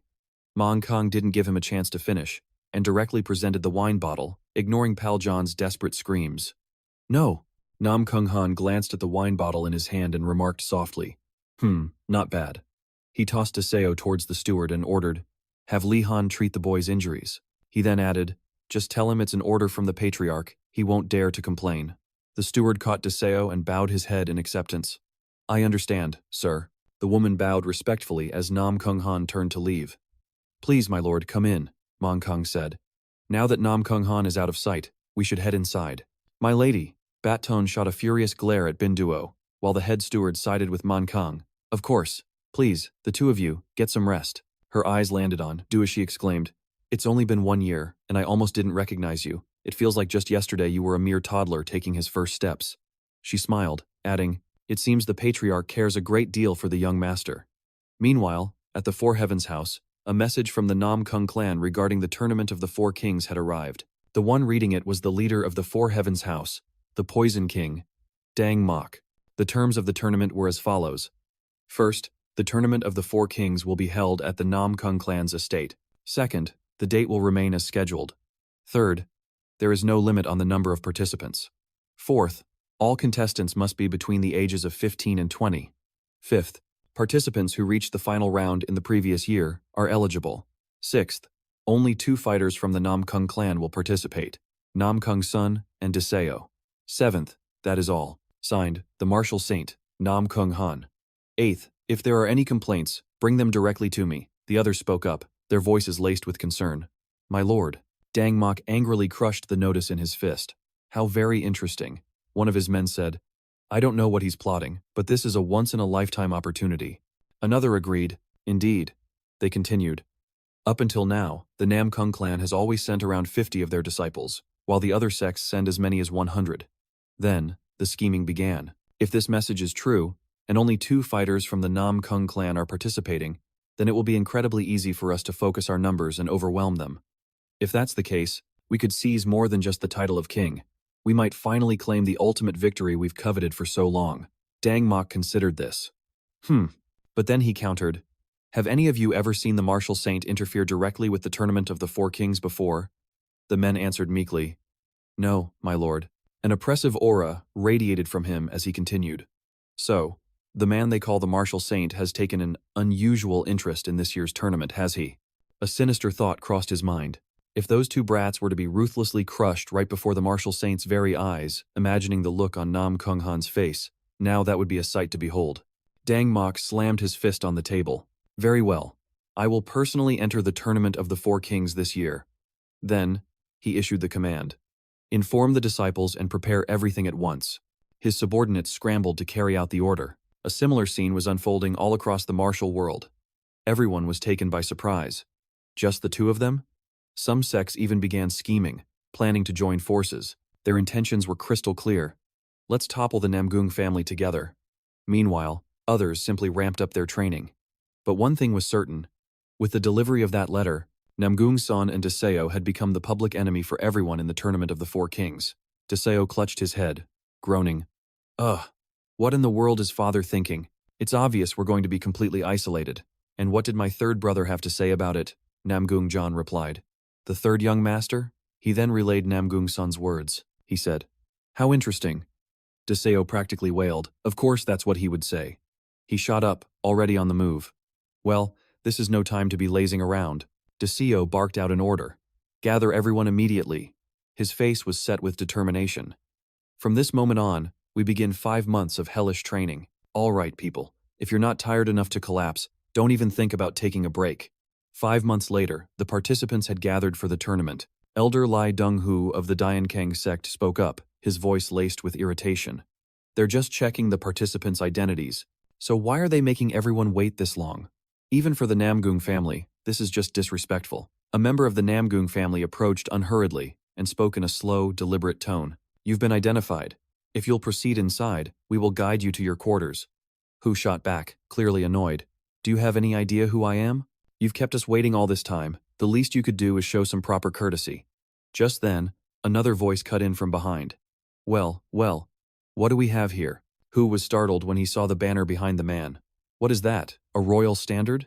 This man must be royalty, he thought, watching him address the Namgung member. It seems the great Namgung family is stretched quite thin. I never thought I'd see you handling such trivial matters. The Namgung man replied. When we have important guests, and not just some band of thieves, we must at least receive them with a modicum of ceremony. Asterisk. A band of thieves? Asterisk Hu thought, seething. The other two continued their conversation. We've prepared separate accommodations for you, so please, step inside. Hu, swallowing his anger, asked politely, Pardon me, sir, but do you have a particular title? The man replied, Oh, so it seems you missed my introduction, did you? Her wondered why a mere gatekeeper would. Suddenly, the man's expression shifted, as if a memory just struck him. Hold on a second, don't tell me you're the one from last year. The man behind that incident, known as the Stain of the Diankang sect. The man let out a soft chuckle. Heh, so you do remember me after all. It was Quan Kim of the Nam Kung. Her was stunned, an elder from the Nam Kung clan. What are you doing here? The man gestured towards the others. Then, does that mean all these people are? You guessed it. A nobody was raising his voice at an elder of the great Nam Kung clan. Do you have any idea who I am? How dare you treat me this way? To think a common gatekeeper had the audacity. The elder furiously grabbed him by the collar. What's this? You think you're the heavenly demon king or something? He completely overpowered the man, making such a scene over something so trivial. That's when Her realized the truth. Every single one of them. They were all elders of the Nam Kung clan. His face went pale with utter disbelief. Who would ever imagine that the great Nam Kung clan would dispatch its own elders to stand guard at a gate? A sense of dread washed over him as he wondered, what in the world is going to happen at this Four Kings tournament? Members of the Nam Kung lay sprawled across the ground, while Du was still completely absorbed in his training. The attendant approached him. Young master, she began, it is time for you to attend the qualifying rounds of the Four Kings tournament. He opened his eyes and replied, I know. Then, he rose to his feet and unleashed his power one final time. A powerful gust of wind swirled around him, and he smiled in satisfaction. The preparations are complete. Deseo continued, I'm heading out now, attendant. She gave him a gentle smile. May your journey be a safe one. Du glanced over at the condition of the other men. Make sure to give these foolish old men a little something for their trouble and let them get some rest. The attendant acknowledged his order. I understand, sir. He then asked, Oh, right, attendant. Did you bring any money with you? The attendant looked puzzled. Huh? Why do you ask? What about your own funds? Deseo grinned mischievously. Because I plan on making a killing, of course. As Deseo stepped into the arena, every eye immediately fixed on him. He remarked to himself, "Oh, looks like quite the crowd has gathered here." And every single one of them was thinking the exact same thing. It's that kid. To them, he was the infamous slippery eel himself, young Master Deseo of the Snow Bull. Before anyone could say a word, a voice boomed through the crowd. "I'm going to crush every single one of them." The other participants stared in utter shock. The speaker had just kicked a contestant named Li Quan and the other Shaolin disciples right in the face. Deseo spoke up. "So, you guys are here too?" "So, you guys made it here too?" Deseo called out. They replied, "It's been a while, young master." Another added, "That's right, so the rumors are true. They say the young master took over the Shaolin for the greater good of the martial world." Someone else chimed in, "Look over there. The young master is standing right beside the Shaolin monks, protecting them so diligently." Deseo was baffled. What kind of rumor is this? Who would spread such nonsense? He was absolutely livid when he realized who started it. "I really thought that white-haired punk was all talk and no action. But it turns out he's for real." Asterisk.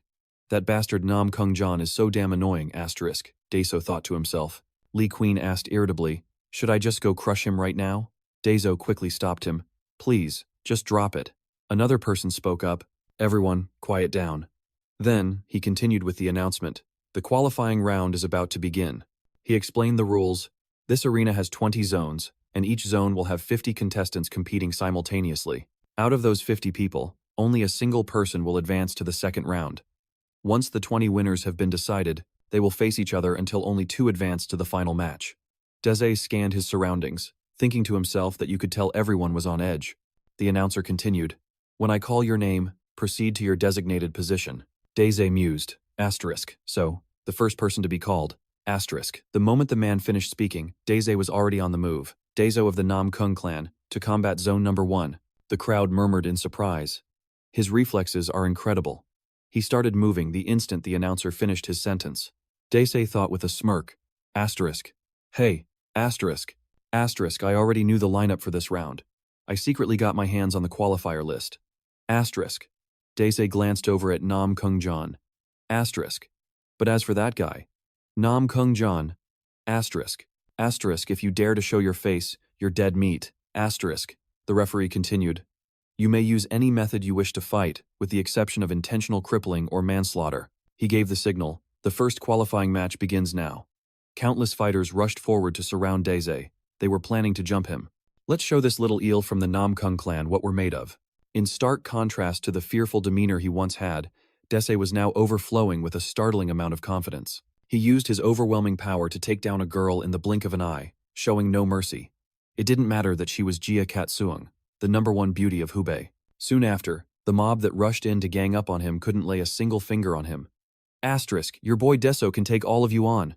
Asterisk. In a flash, the arena floor was cleared, leaving only him standing tall. Li Guan clenched his fist, bent his knees, and shot straight for Deseo. He declared, "I'm going to crush you." He threw a powerful punch, but Deseo dodged it in a heartbeat. Some poor guy next to them caught the full force of that blow instead. Undeterred, he remained confident. "I won't let you get away. I can see your next moves plain as day." He swung another fist, and once again, Deseo easily sidestepped it. Another unlucky soul took the hit and went flying through the air. The guy screamed, "You psycho!" The 2 men still on the ground looked on in horror. "If you're gonna hit him, at least aim straight. Why'd you have to drag us into this?" While Deseo was hightailing it out of there, the 2 complainers caught a couple of fists from Li Guan. His face darkened as he gave chase. "I will defeat you." Deseo glanced back and asked, "So, it looks like you haven't been slacking off all these years, have you? There's a golden light radiating from you, monk. It seems the Vajra indestructible divine art has almost completely merged with your body." He sped up, chasing Deseo while yelling, "So stop dodging and fight me for real, young master." Deseo glanced back, breaking into a cold sweat, as he saw that thunderous fist right behind his neck. But once again, he was just a spectator, watching someone else become the victim in his place. That guy spun through the air while Deseo kept on running for his life. Tch! He dodged again. He kept swinging wildly, and everyone around him got caught in the crossfire. One guy got punched in the face. Ag! Another got hit from behind. "Hey, hold up!" Yet another was sent flying. "Just take the hit already."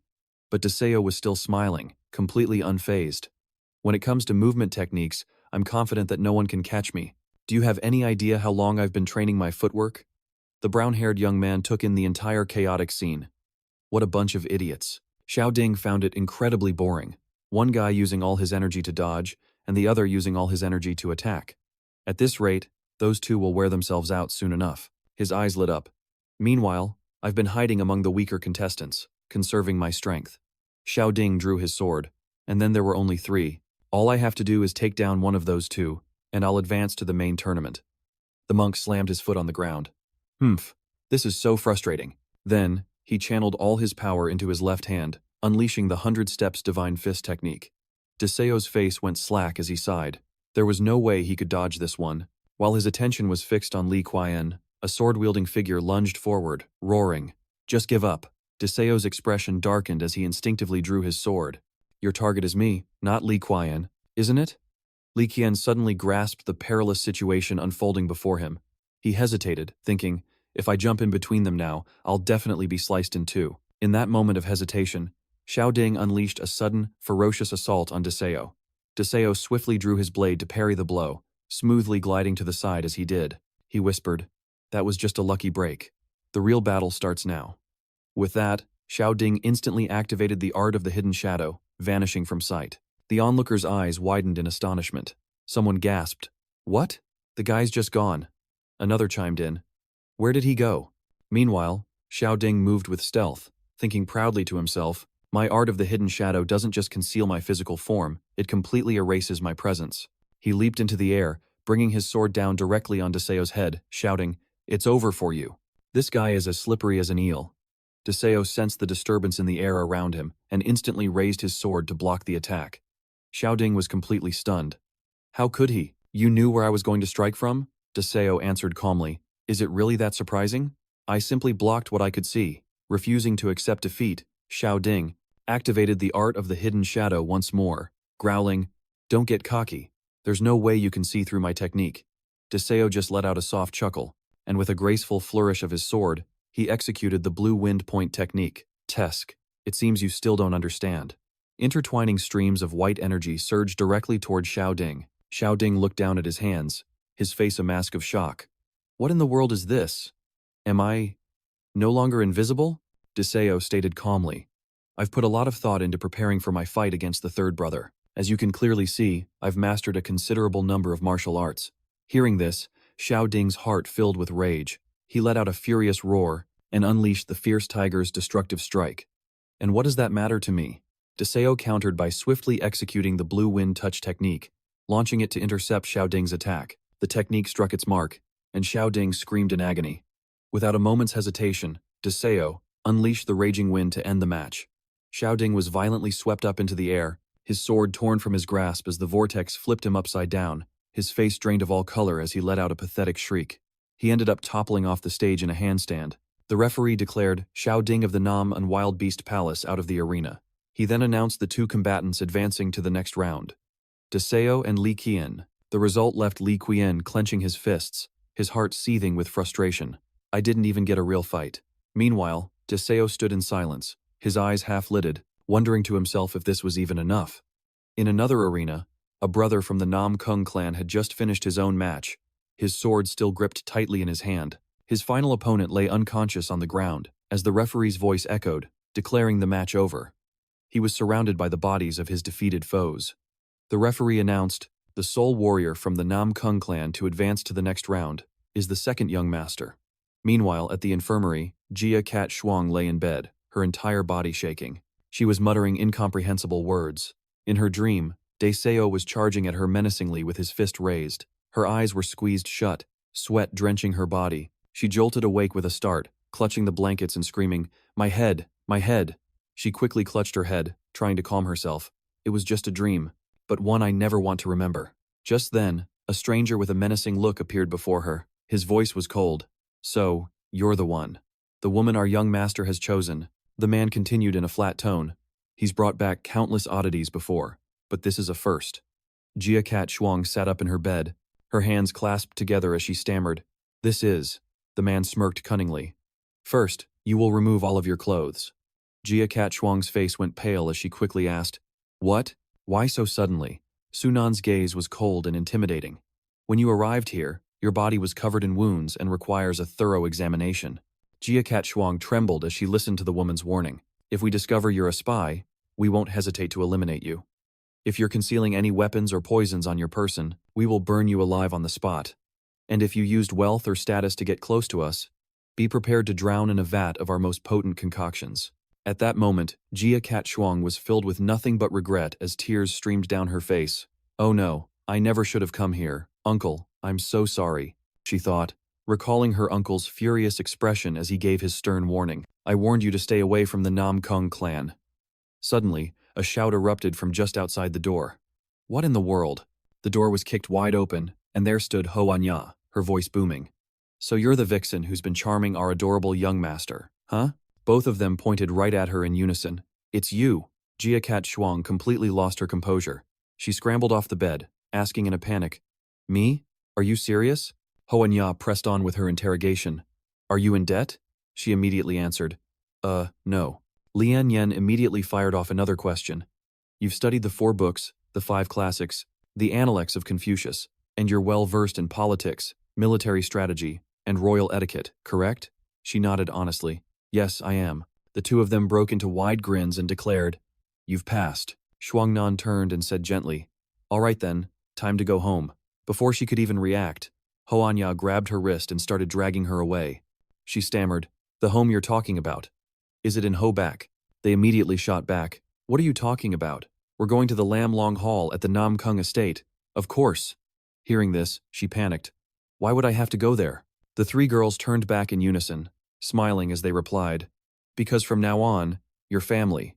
She was still completely baffled. What? As they continued to explain, didn't the young master himself give you the nickname Big Head Number 1? She had to admit it, but was still confused. Well, yes, that did happen. But what does that have to do with anything? Ho-Ah-Na beamed. That's all the reason we need. Seeing that she was still hesitating, their entire demeanor shifted. Their voices dropped, and their eyes turned menacing, making her tremble all over again. You times are times coming with us, aren't you? Though she was still shaking, she mustered up all her courage to speak. Well, if I don't go to Hobak and stay here instead. She clenched her fists in front of her chest, and I work really hard. Can I learn martial arts?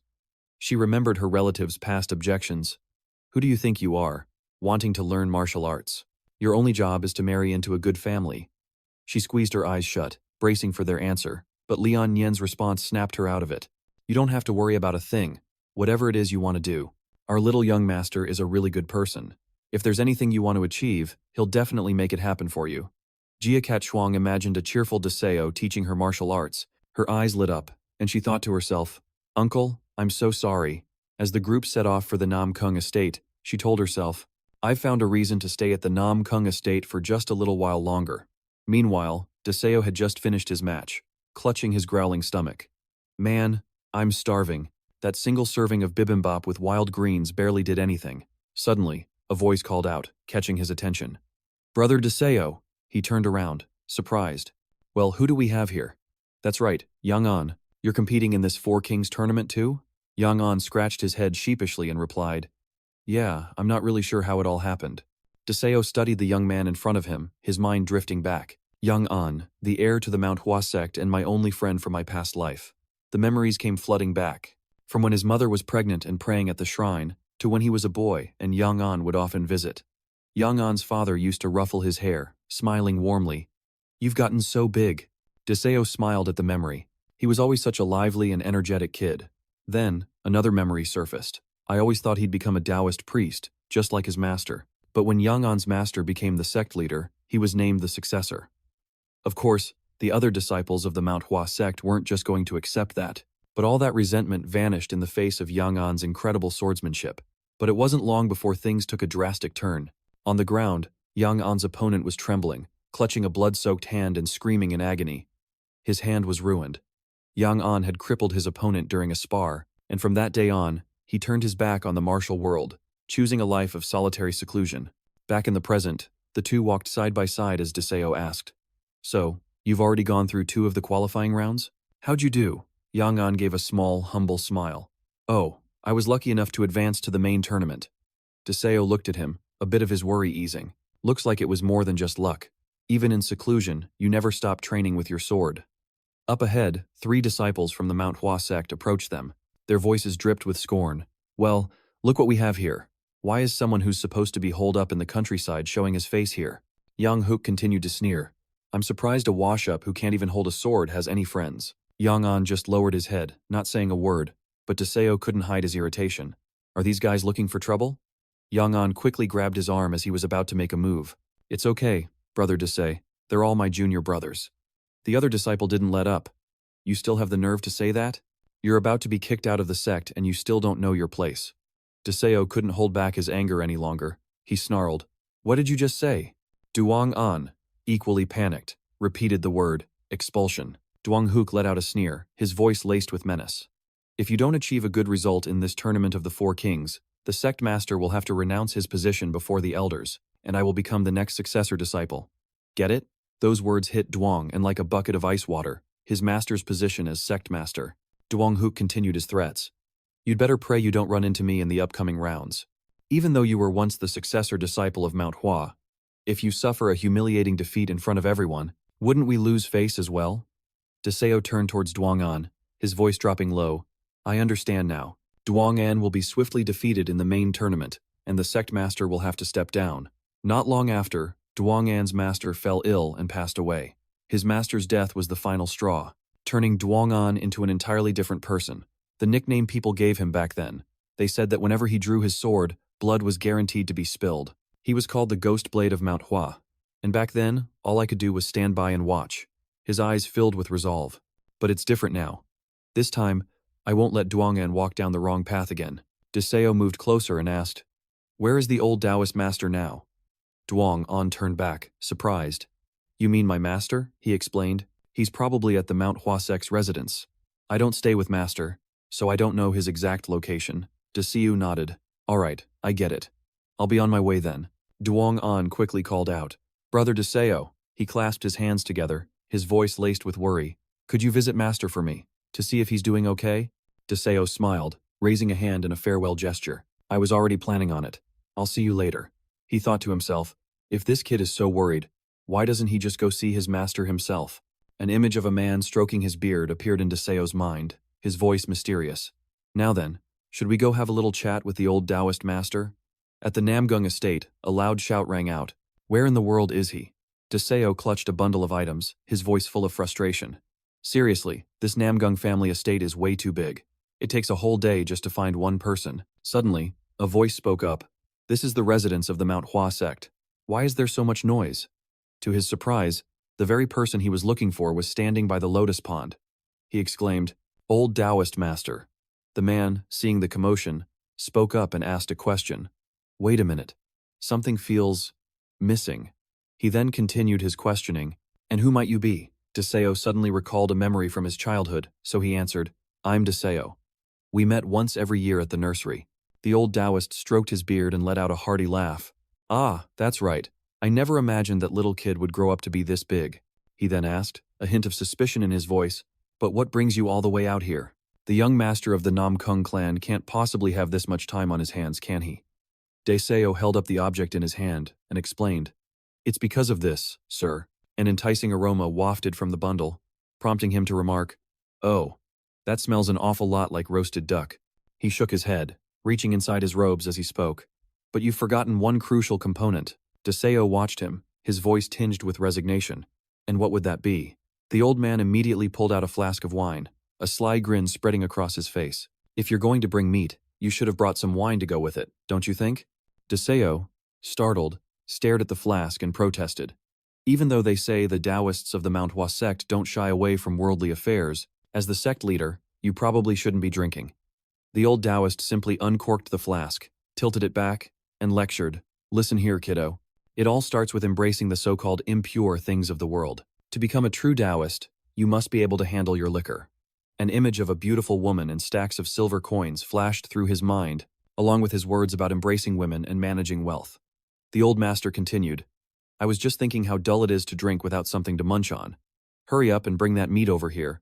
Deseo's face soured, thinking to himself, the strongest Taoist in the Central Plains? Yeah, right. He's just an old fraud. After they finished the roasted duck, the old man chatted with Deseo. By the way, when Duong An smiles, His dimple only shows up on one side of his face. Ignoring the now passed-out drunk Deseo, the old Taoist gazed towards the Troc-Vien estate, muttering to himself, "Truly adorable." Then, he turned back to the sleeping Deseo and snapped, "Hey, didn't you say you had something you needed to tell me? If you're just going to sleep, go back to your own estate and do it there." Deseo mumbled in his stupor, "Just a little longer." Suddenly, the old man clutched his chest and let out a pained groan, his entire body trembling. Deseo, his face flushed from the alcohol, turned to look, and a thought crossed his mind. This is it.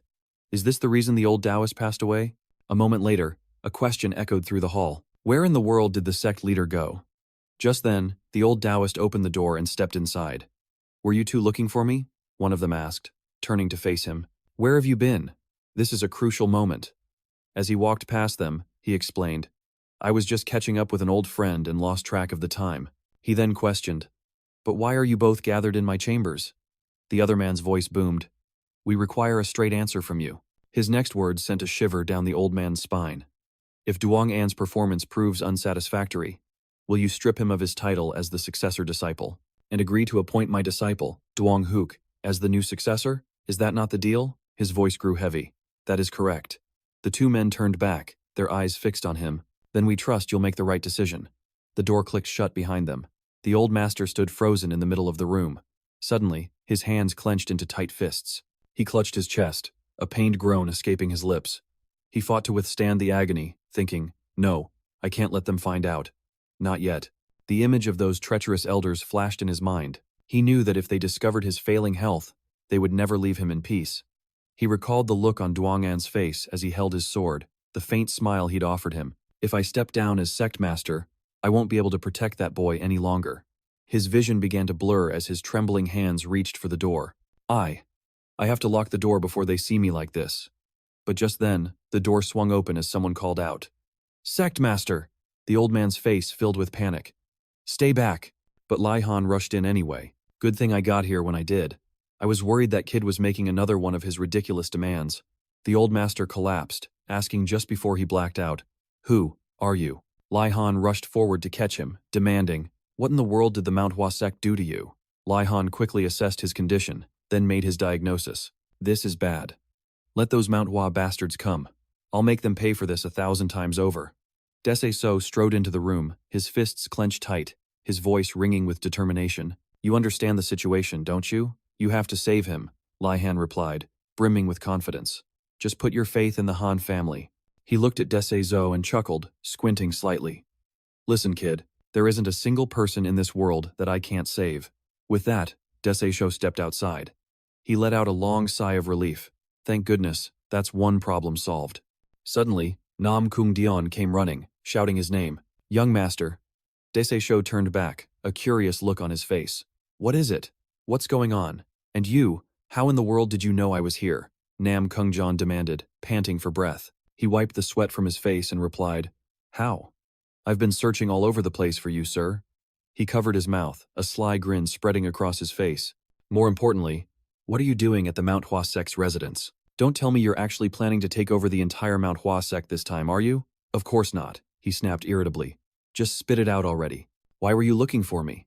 In response, Nam Kung Jan presented a carefully folded, yellow piece of paper. "Your next opponent in the tournament has been decided."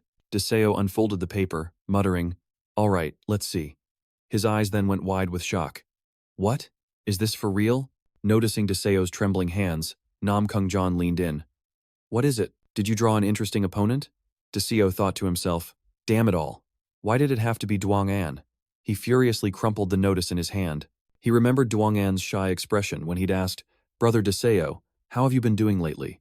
Deseo then pictured Duong An, sword in hand with that bloodthirsty look in his eyes, and a wave of dread washed over him. "If I win, Duong An will be expelled from the sect and become a wandering sword demon. But if I forfeit this match, I'll lose my only chance to escape the Nam Kung clan." He imagined himself relaxing on a beach, soaking up the sun, thinking what an incredible escape that would be. Finally, Deseo grabbed his head and screamed, "Arg, seriously, what am I supposed to do now?" In the infirmary, a patient lying on a bed cried out in agony, causing the physicians to grow anxious. The wound was bleeding uncontrollably. Shuangnan turned and barked an order. "Jia Cat Shuang, bring more poultices and clean bandages over here, now." Jia Cat Swang immediately scurried away, calling back. Right away. Suddenly, the patient's eyes shot wide open. His lips were clamped shut, as if he were trying to hold something back. At last, unable to bear it any longer, he bolted upright and vomited a brownish-yellow fluid into a basin that Shuangnan had already prepared. Seeing her carry the basin filled with the vile liquid, a physician cried out in alarm, "Good heavens! How can a noble lady such as yourself possibly handle such a lowly task for us?" Another physician quickly added, "Please, allow me to take that." Shuangnan just wiped her hands. She spoke calmly. When a life hangs in the balance, what difference does it make whether someone is noble or common? The role of a physician is to anticipate and provide for a patient's every need. Jia Cat Swang watched with deep admiration as Swang Yan continued to give her stern instructions. "You, hold him still. I'm going to apply the salve and bandage this wound myself." The physician replied, "Yes, ma'am." Jia Cat Shuang thought to herself, "Asterisk, now I get it. Asterisk. Asterisk. Why the people Sister Shuangnan treats look at her with such reverence and admiration. Asterisk." Just then, Shuangnan, while tending to a patient, said, "There, that should do it." Jia Cat Shuang could almost see the image of two celestial fairies appearing behind Shuangnan. She marveled, if celestial beings really exist in this world, then Sister Shuangnan is definitely one of them.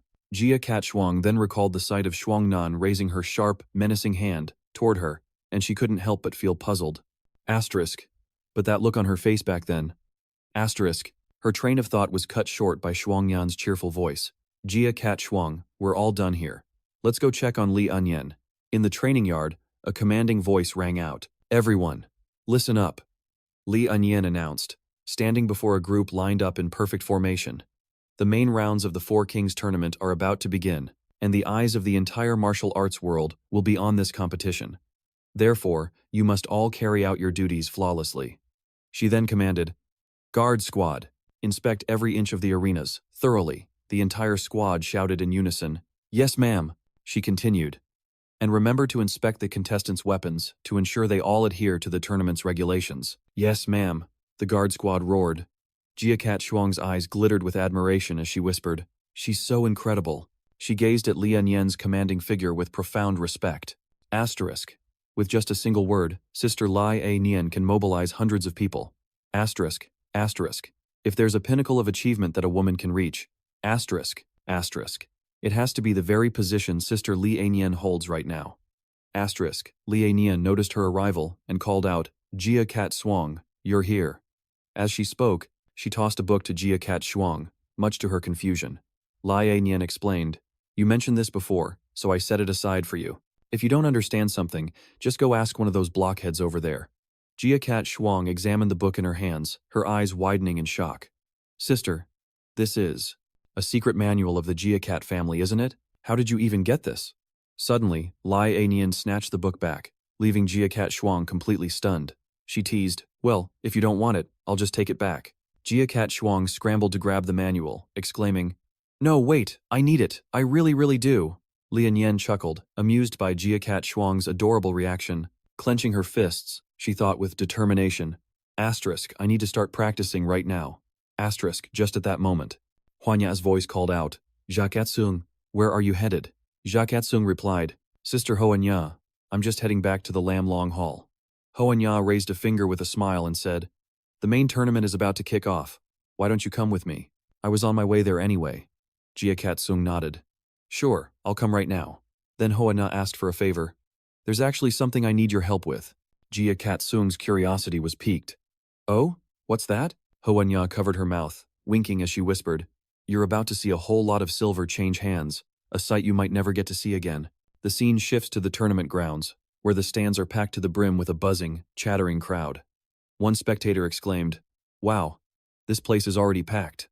Another chimed in, "Looks like everyone's hyped for this tournament of the Four Kings." The first person glanced over at Min Chi, Zhang Darng Mok, and other renowned figures, saying, "It's not just that the masters and elders of the 9 great sects and the 5 great families have all gathered here, but you've also got the smaller schools that were fortunate enough to make it through the qualifiers and are eager to prove their mettle." Then, the camera pans to Namgung Lam, sitting in the high seats, casually fanning himself. The spectator continued, "We even get to see the grand strategist of the Martial Alliance, the man who saved the entire Murim from the clutches of the demonic cult, the great elder Namgung Lam." The speaker then glanced at the stern-faced Nam Kung Han and added, Even the patriarch of the Namgung family, a man who has never once attended the tournament of the Four Kings before, has shown up this time. It's no wonder the atmosphere here is so electric. Another person, noticing a large crowd gathered up ahead, asked, "But what's with that huge crowd over there?" The person in question was wearing a red headband that read "Guaranteed Victory" and shouting at the top of her lungs, "Step right up, everyone. This is your chance to change your fortune." And it was none other than Jia Kat-sung. She clapped her hands to get their attention, explaining, "This is a special collaboration between the Nam Kung family and the Thien Thung Guild, the most secure betting house in the entire world. The first round of the main event is officially open for betting. Blue or white, place your bets now." As she spoke, the clinking of silver coins filled the air as they dropped into the bowls. 1 silver for blue, 1 silver for white, 1 gold piece for blue, another silver for blue. Jia Kat-sung stared at the 2 basins on the table, already overflowing with money, and gasped, "Whoa. It's only been about the time it takes to burn 1 incense stick, and we've already raked in this much silver." Hoanya let out a pointed cough as a signal, "Don't you dare lose focus." Jia Kat-shuang replied in a panic, "Ah, right." As Jia Kat-shuang bellowed to the crowd, one man pushed forward. "Last chance to strike it rich. Step right up. Step right up, folks." That man said, "Hey, young brother, let an old man through, my back is killing me." The person in his way shot back, "What'd you say?" Jiang shoved his way to the front, holding a shimmering golden banknote that made everyone squint. The old man declared in a booming voice, "I'm betting 10,000 silver taels on Beck." A hush fell over the entire area, every single eye glued to that priceless golden banknote. Whispers immediately rippled through the crowd. "I heard just one of those is enough to buy the capital of a small kingdom. Who is this old man, holding something only an emperor should possess?" Hoanya's eyes widened in shock upon seeing Jiang. "My lord, what are you doing here?" The old man held the note high, declaring with conviction, "I made a promise." An image flashed in his mind, Deseo pointing right at him. His words still echoed, "You absolutely have to bet for me." He promised he'd give me a cut of the winnings. Hoanya clutched his head and swayed, letting out a deep sigh. "Ch, that young master of ours." Jia Kat-shuang shot to her feet, holding the dazzling golden note high for all to see and shouting, "Ladies and gentlemen, the stakes have just been raised exponentially. Are you all really going to just stand there and miss this once-in-a-lifetime opportunity?" The moment she finished, the crowd went absolutely wild. Jia Kat-shuang continued to egg them on. "Hurry, hurry, get your bets in now." One man yelled as he shoved through the mob, "Get out of the way, I was here first." Deseo looked up. He saw Jia Kat-shuang standing on the platform and wondered, what the heck is she doing up there? His gaze shifted to Yang-an, who was trembling as he stepped into the ring. Deseo sighed helplessly. This guy looks even more pathetic. Yang-an just stood there, wringing his hands. His face was a mask of pure tension. Asterisk, I have to win. Asterisk, he told himself. Asterisk, it's the only way I can stay at Manhwa with Master. Asterisk, but how can I possibly bring myself to fight Brother Desai? The crowd started roaring. What's with that kid? Is he shaking like a leaf before a single punch is thrown? Someone else bellowed. Hey, get a grip. Do you have any idea how much money I have riding on you?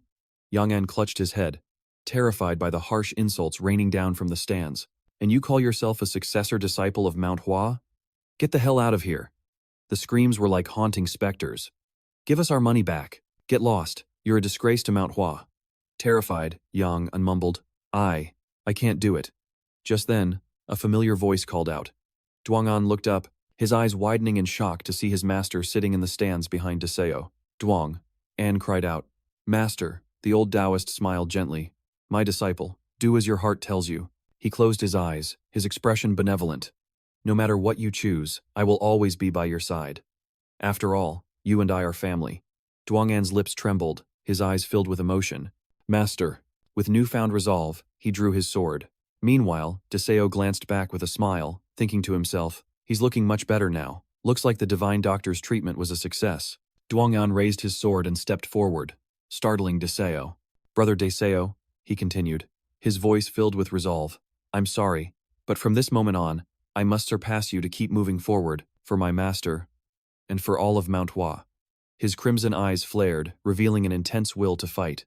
The referee announced, the final round of the Four Kings tournament will now begin. This is the final battle between Deseo and Duang-an. Jia Kat-shuang leaped to her feet in the stands, screaming, the young master will definitely win. Honya tried to pull her back down, annoyed. What is wrong with her? Meanwhile, Deseo observed his opponent, sensing a completely different aura from Duang-an than their first encounter. He thought. So, he's finally made his decision.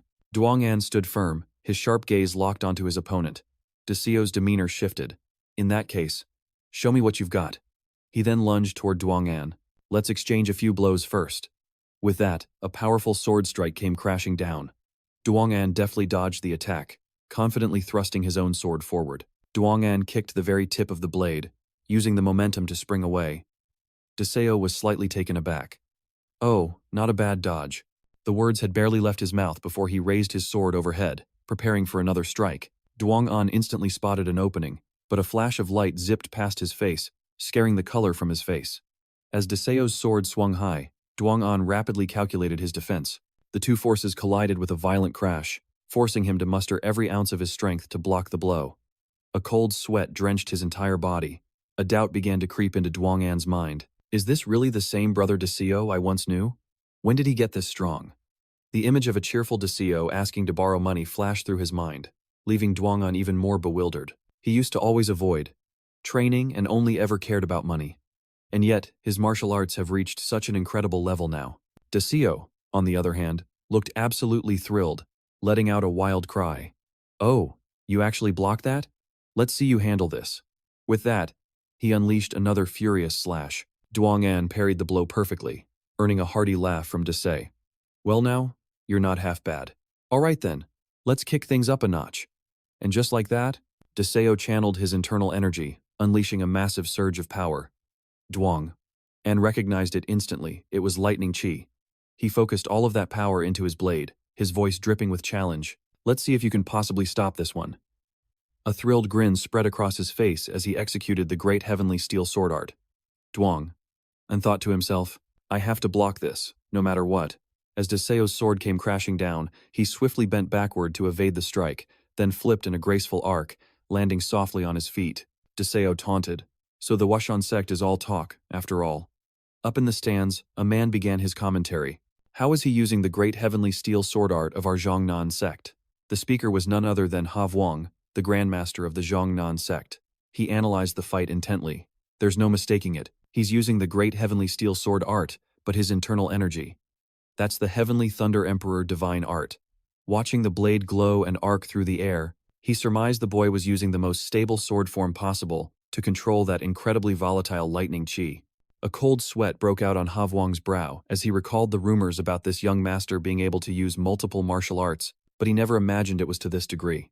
An absolute monster has been born, he thought grimly as the young master screamed, I'll take the heads of every last person in this world. Hearing this, a deep suspicion grew in Ha Vuong's heart. It seemed the young man's mind was no longer sound.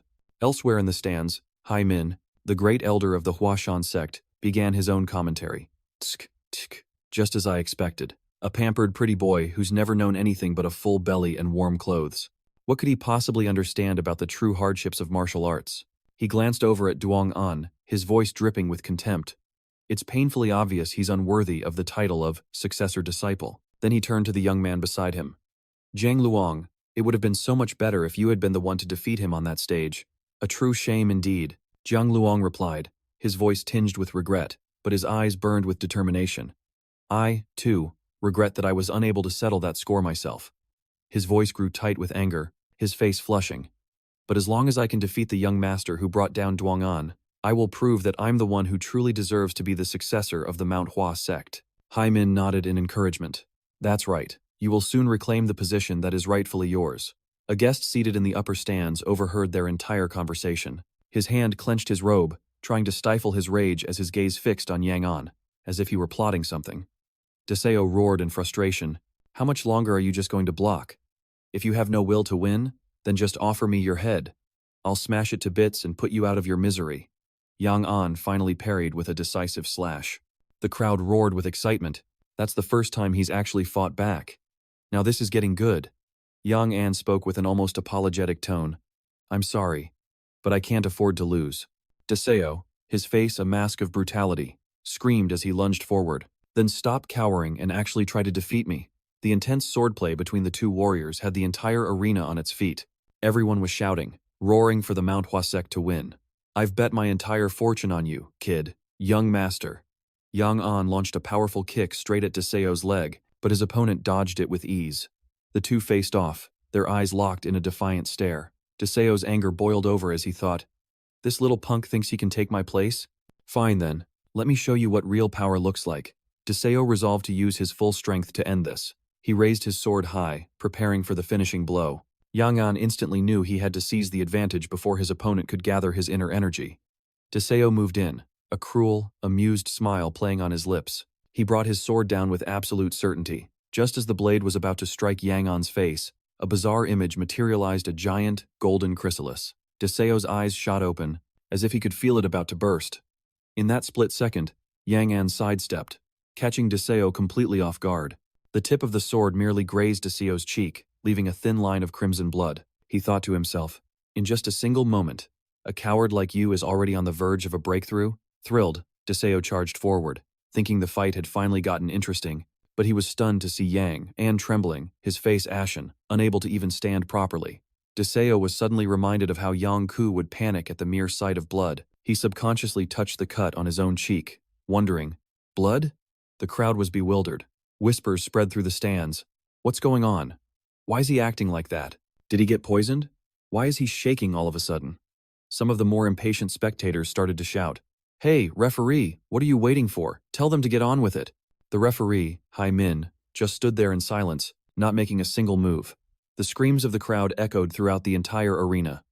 "Disqualify him. If he doesn't want to fight, then get off the stage." Duong An's face turned ashen as he raised a hand to cover his mouth. From within the crowd, Duong An's master let out a silent sigh, blaming himself in his heart. Perhaps this was all just my own selfish desire. He remembered the past when Duong An tried to explain, "Master, I didn't mean to," but he refused to listen, only saying coldly, "I don't want to hear your excuses." The person beside them had collapsed from their injuries and was quickly carried away.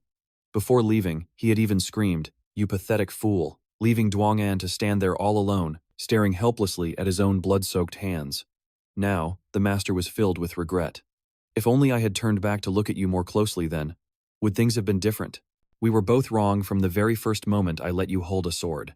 Back in the present, the audience roared with fury. "Get out of here! Get out right now!" Duong An stammered, "I can't do it. I can't take it anymore." Deseo suddenly roared, "What the hell is all this noise about?" Everyone fell silent at his outburst. He glared at the stands, growling, "All this damn whispering is driving me insane." Then he turned to Duong An and proposed, "Duong An, fight me one more time." But Duong An shook his head. "Brother Deseo, I can't fight anymore." Deseo declared fiercely, "From this moment on, I will use my full strength to crush you." Duong An was stunned by those words. "I will trample over any disciple from Manhwa who dares stand before me, especially that one I met last time. I will break him so completely that he'll never be able to hold a sword again." Duong An trembled with rage, his mouth stammering, unable to form words. How could such cruel words come from Deseo's mouth? A smug look spread across Deseo's face, the corner of his mouth curling into a provocative smirk. "What's wrong? You angry? So what are you going to do about it? Just gonna run away again like you did before? Don't you feel any shame towards the old master, the one who took you in?" Hearing this, Duong An flinched, his heart in turmoil. Deseo continued, his tone growing colder. "For all this time, he's been fighting off those Mount Hua scoundrels with his own ailing body, all just to protect you. And now, just because you see a little blood, you're ready to quit?" He raised his sword, his gaze razor sharp. "A sword is nothing more than a tool. If you once used that power to harm others, you can now use it to protect him. At our level, we're no longer mere novices. If I were a legacy disciple like you, I'd bend Mount Hua to my will, even if it meant becoming a stubborn old master." Desei swung his sword, unleashing a powerful gust of wind that left the spectators in awe. "His internal energy is immense," everyone gasped. He scoffed, "So, are you finally ready to face me?" He finished with a defiant challenge. "After all, in this world of martial arts, isn't it the strong who rule?" Duong An let out a sigh with a faint smile. "That's Desei for you." He steeled his resolve, his voice now firm. "I know you're powerful, but are you powerful enough to lecture me like this?" A thrill went through Desei. "So, you've finally found your spine." He bellowed a taunt. "I am the young master of the greatest clan under heaven, a mere legacy disciple of Mount Hua. How could you possibly defeat me?" Rage surged through Duong, and as his power erupted, "Mere? Mount Hua is not a name you can call mere so lightly." Someone in the stands was stunned. "Impossible. How can that kid's martial skill be so profound?" Petals began to swirl around Desei. He couldn't believe his eyes as the image of a mighty dragon manifested from Duong An. "Now I see it. Daisei thought. A truly spectacular metamorphosis. The dragon roared, and Daisei recognized it, the sword dragon of Mount Hua, Duong, and lunged at him. The petals still lingered in the air. He delivered a decisive thrust, but Daisei deftly dodged aside. If I hadn't dodged in time, he thought, that blow would have surely landed. All the hesitation he'd sensed in Duongan's blade was completely gone. Another sword strike swung high. Quick as a flash, Daisei ducked under the blow. He caught the scent, the fragrance of cherry blossoms growing stronger. He swung his own sword in a counterattack, but Duongan swiftly parried it. Duongan's face was a cold, emotionless mask. This cheap fragrance, Daisei thought. Annoyed. I'll blow it all away. He swung his sword, creating a powerful gale that scattered the cherry blossoms. Duongan stood unmoving, a smirk on his face. The sword of Mount Hua is infinitely variable. The scent of blossoms is merely a distraction. The moment the words left his lips, the petals reappeared, drifting down slowly. Daisei was stunned. What? Since when did he master the 24 forms of the plum blossom sword art? The petals fluttered down, completely blanketing the stands. Namgung Han sat in silent contemplation. The Mount Hua sect. If they're given enough time, they might just be able to touch the might of the Namgung clan. Duongan yelled, "It's over now." He swung his sword, unleashing a ferocious gale. Second form, fourth stance, heavenly plum blossom descent. Deseo leaned back and cursed under his breath. Damn it, I didn't mean to provoke him this much. A massive explosion rocked the very ground, sending the surrounding crowd into a panic. My God, that's insane. Is the Mount Hua sect actually going to win this? Jia Cat Shuang worried. Young master. Someone suddenly pointed into the distance, shouting, "No way, look over there." He's slicing through all of those petals. Deseo was swinging his sword with everything he had, absolutely refusing to be defeated. His eyes were red with fury as he thought to himself, am I really going to lose to a flashy, unorthodox move like this? Duongan just stood there, a smug grin spreading across his face that only enraged Deseo further. You dare smile at me? The sword arts of Mount Hua were truly unpredictable, leaving Deseo stunned. Don't tell me there's another move hidden in this? Just then, from within the storm of blossoms, a ferocious dragon lunged straight at him. Deseo was completely floored. Only a single thought crossed his mind. Damn it, I shouldn't have expended so much of my internal energy. The overwhelming scent of plum blossoms saturated the arena as petals scattered wildly. So this whole thing was just a diversion to blind me from the start, Deseo screamed, his heart pounding with dread. This is bad. What am I supposed to do now? In his eyes, that fierce dragon was none other than Duongan, charging at him with his sword. Deseo immediately summoned every last bit of his power. This sword technique was created for the sole purpose of countering the sky-piercing sword. Today, you will witness its power firsthand. His eyes blazed with grim resolve. Haimin couldn't believe what he was hearing. What? A counter for the sky-piercing sword? Meanwhile, Namgung Han stood on the sidelines, his face a mask of pure fascination as he watched the fight. A counter technique to the sky-piercing sword. My power is far more terrifying than that. Deseo declared that his strike would cleave the very heavens in two. He leaped into the air to face Duongan, preparing for the final, decisive blow. A single, lightning-fast slash, and the sky-piercing strike plunged straight through the dragon. The dragon desperately tried to fight back, as a blinding flash of light erupted all around it. But then, its majesty was shattered, and a surreal scene unfolded as if the very sky had been torn in two. The onlookers stood in stunned silence. The sky had been cleaved apart. Duongan was frozen in disbelief. Impossible. This can't be happening. Before Duongan could even process it, Deseo appeared right beside him. Brother Deseo, wait a second. But Deseo paid him no mind, stating coldly, You and I don't have time for idle chit-chat. A sword slammed down hard on Duongan's head. Ah, he cried out in pain, as a large welt immediately formed on his head. Deseo sheathed his sword, then gripped the scabbard, ready to strike again. Just grit your teeth and bear it. This is only the beginning. An unrelenting series of strikes rained down on Duongan's head. The crowd winced with every blow, horrified by the sheer brutality of the display. Duongan's head was now covered in nearly 10 new lumps. He could no longer stay on his feet and collapsed to the ground. Deseo, having finished, looked invigorated. Whew, now I can finally relax a little. He was surprised by how quiet the entire area had become. Huh? What's going on? Why is everyone so silent? He gently tapped Duongan on the head, asking with concern, Did I overdo it? I only hit you this one time, you know. Hey, you still alive in there? Haimin stepped forward, full of praise. You've shown everyone the weakness of the Kangcheong Wuya sword. This old man is truly astonished. It's been a long time since I've felt this invigorated. Deseo was completely baffled, Hyman continued. By demonstrating how to counter the Kangqiong Wuya sword, you intended to prove that the Namgung family is not infallible. You beat a disciple of the Huashan sect so thoroughly to teach them that if they become too arrogant, they will meet the same fate as this young man. Hearing this, Deseo was even more dumbfounded. Hyman continued his thinly veiled commentary. The other members of the Huashan sect watching from the sidelines are likely thinking the same thing. They must be absolutely furious by now. Their eyes, filled with rage, were locked onto Hyman. How dare he speak of trampling all over us in broad daylight? He has no respect for the Huashan sect. I never imagined we'd be challenged so openly like this. Meanwhile, Deseo was still completely lost, with no idea what was going on. If this keeps up, I'm definitely not going to get any sleep tonight. Meanwhile, another man from the opposing side made a firm declaration. Tonight, I'm coming for you to settle this score. Deseo stammered in a panic.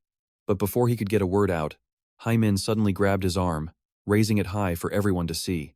The winner of the first match in the royal tournament is Deze of the Namgung clan. In the stands, Dese's supporters erupted in celebration. Dese is the best. What a spectacular fight. Despite his victory, Dese wept silently, wondering if he should even be happy about this. Meanwhile, no one noticed that Duong An had woken up and was quietly slipping away from the stands. He was speechless with sorrow. I lost. I can't face my master anymore. Nor can I look my senior brothers in the eye, or any of the junior disciples in the sect. I just have to get out of here. Suddenly, a familiar voice startled him. Then I'll go with you this time. Duong An looked up. Tears welled in Duong An's eyes when he saw the person before him. Ma, master. Duong An's master stood there with a gentle smile. He spoke softly. I am so sorry for everything you've been through. I put far too great a burden on your shoulders. Surprised, Duong An pressed him. What are you planning to do? What about the Huashan sect? His master laughed heartily, replying calmly, I've left it all behind. Duong An couldn't hide his shock. What? But those people are looking for you. Hurry. I'm sure they haven't left yet. His master turned away, a weary look on his face. Oh, dear, it seems they've already found out. Duong An was still bewildered. What are you talking about? His master then tossed him a small pouch, his voice laced with insinuation.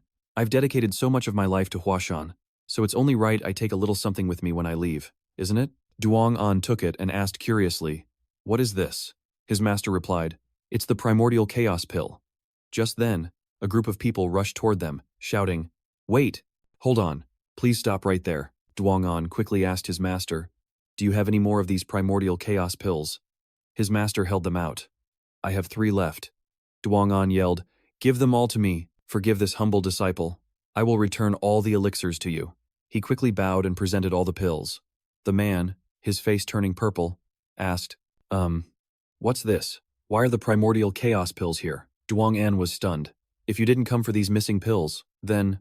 The man immediately spoke again, his tone full of respect. Sect leader. Duong An quickly cut in to explain. Please wait, elder. If you need someone to blame, please, blame me. Don't blame him. To his astonishment, everyone bowed their heads and began to plead.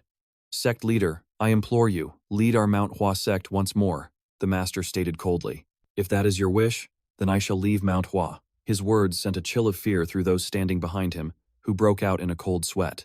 Grand Elder, how can you even consider such a thing? The master spoke. It is not I to whom you should be bowing. You came here for Duong An, did you not? Not for me. Duong An was completely taken aback. The master, however, calmly declared, I will let my disciple answer your question. Duong An immediately protested, Master, how can you place such a heavy burden on my shoulders?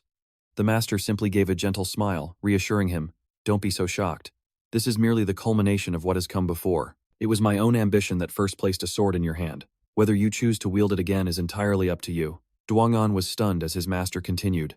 Choose whatever path you wish. You can even demand far more than what is being offered now.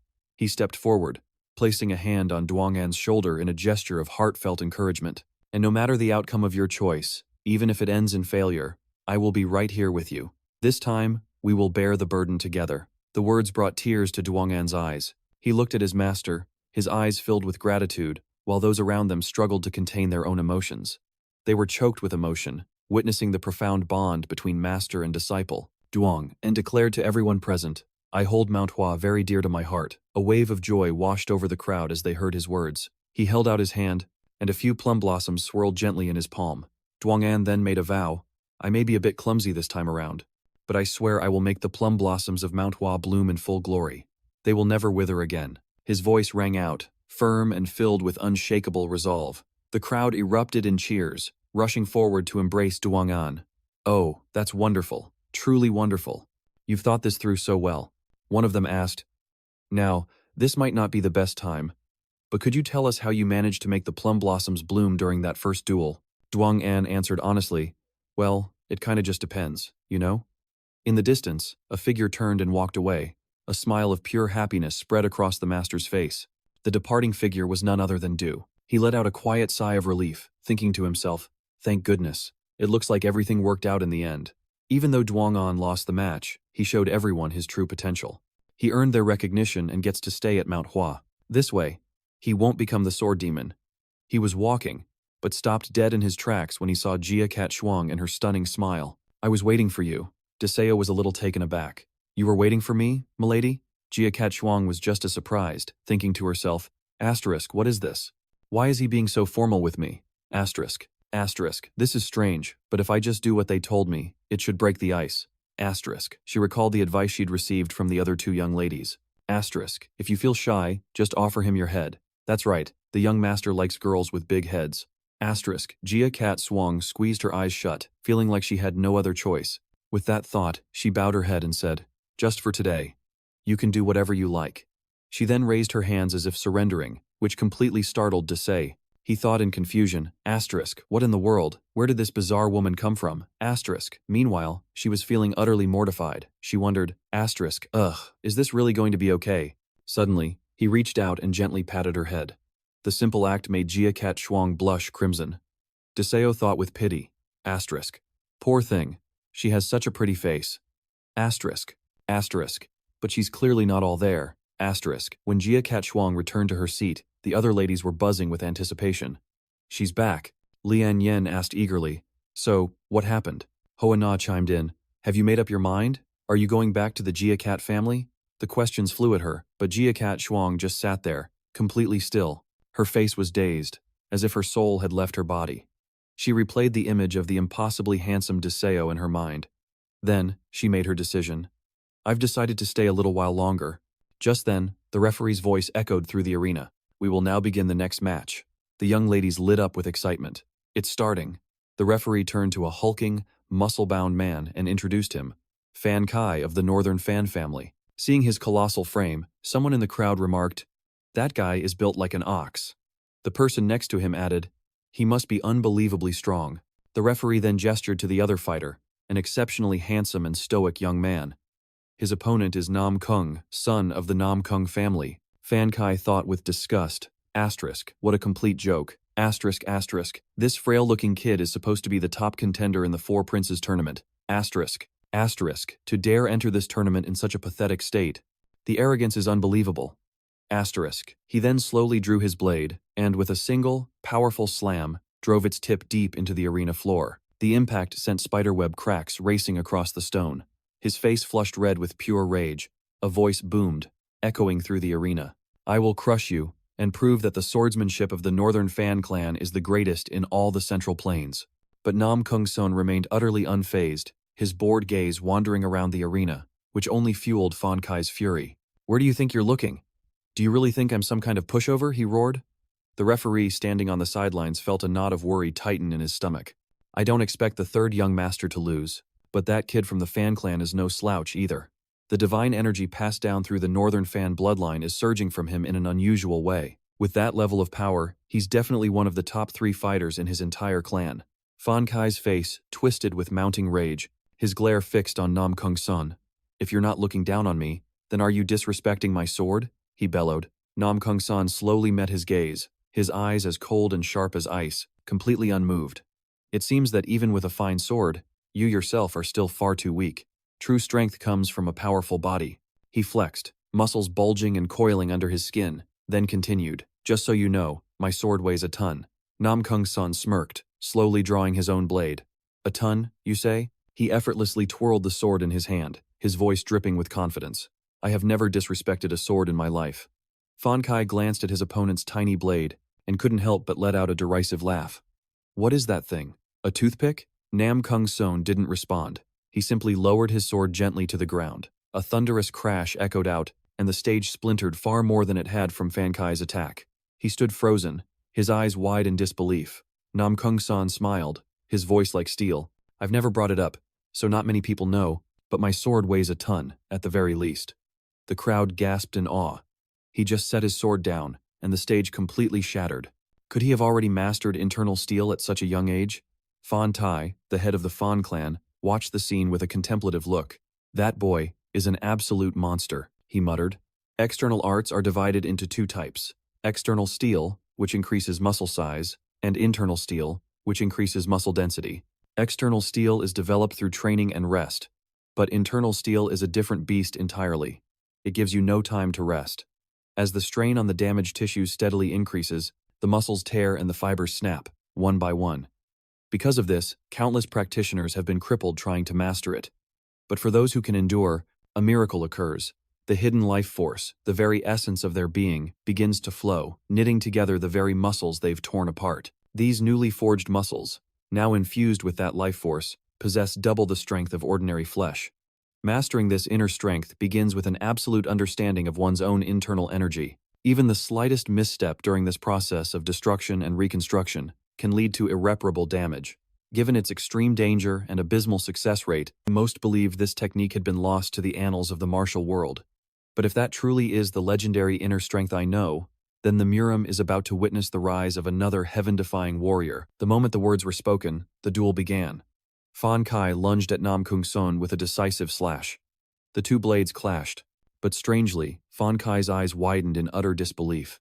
He couldn't fathom how his opponent had parried the blow without moving so much as a single step.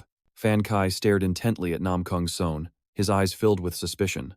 The man's indifferent expression only fueled his confusion, as if his sword had just struck a mere insect. The longer he stared, the more infuriated Fan Kai became, finally shouting, "More importantly, where the hell have you been looking this whole time?" Following Namgung-son's gaze, Fan Kai realized his opponent was staring fixedly into the stands. Startled, pointed to himself and silently wondered, "Is he looking at me?" Namgung-son smirked and declared loudly, "Found you." Fan Kai was so enraged he gritted his teeth. "So, you plan on looking down on me forever? I'll shatter that sword of yours." With that, he charged forward while Namgung-son was still looking at the familiar face in the crowd. "I know you're just pretending to be calm, but you won't last much longer," Fan Kai taunted, unleashing a relentless barrage of attacks. Namgung-son turned back, his gaze icy and his face completely devoid of emotion. He launched his first counterattack decisive and swift as lightning, forcing Fan Kai to defend in a hurry, nearly knocking him off his feet. He thought anxiously to himself, "This is bad, my stance is completely broken." Before Fan Kai could recover, Namgung-son appeared with a blazing aura, and Fan Kai steeled himself, determined to block this next strike. Just as he'd hoped, Fan Kai successfully parried Namgung-son's ferocious assault, and a wave of relief washed over him.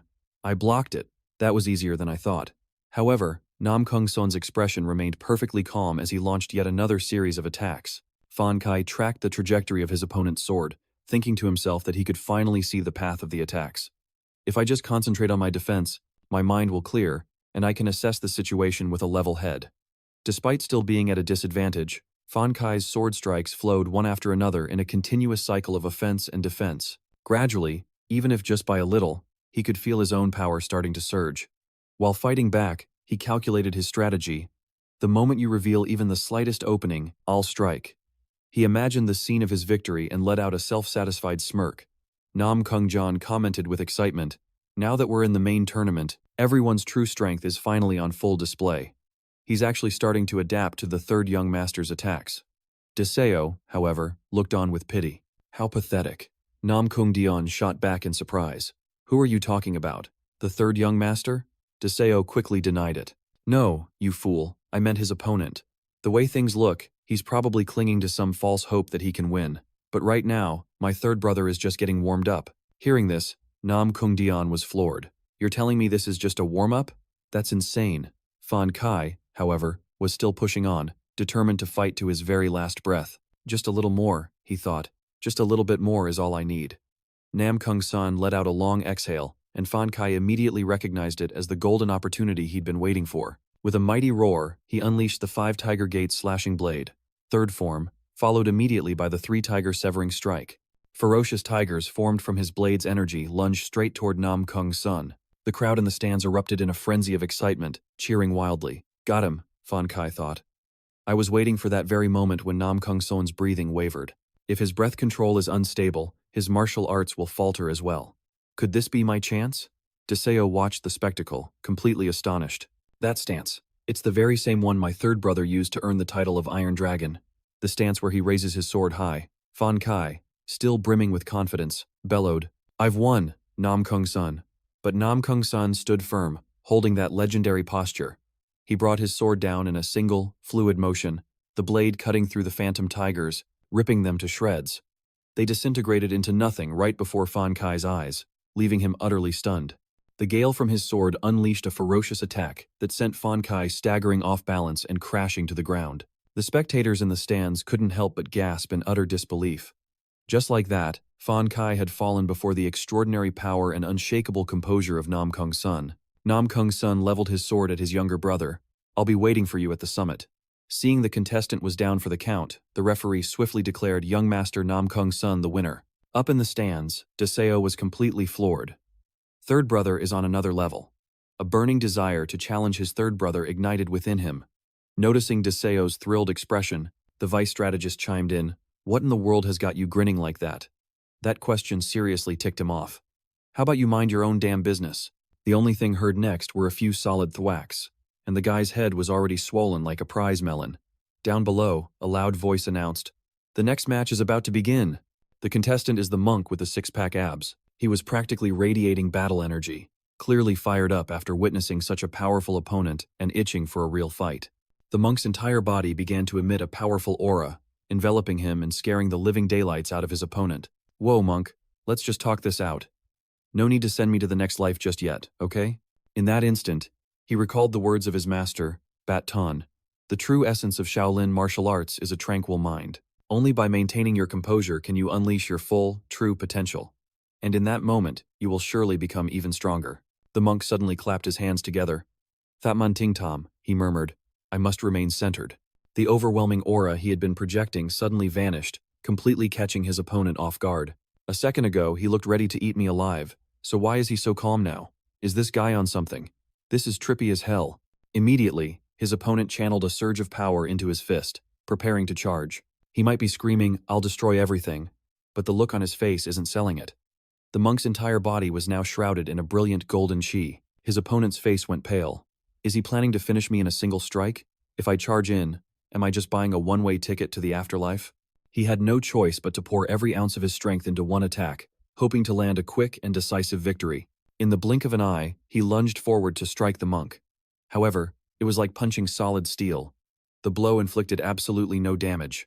All that could be heard was his own agonized yelp as his hand instantly swelled up from the impact.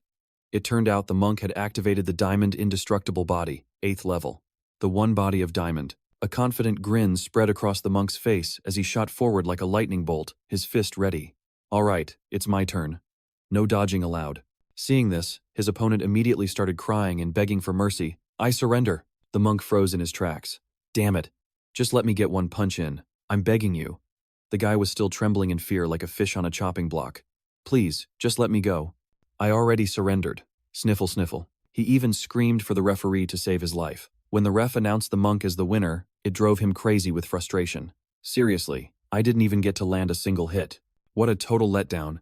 Up on the high platform, Du had to admit that the guy had gotten stronger since their last bout. When he unleashes his full power, nobody can touch him.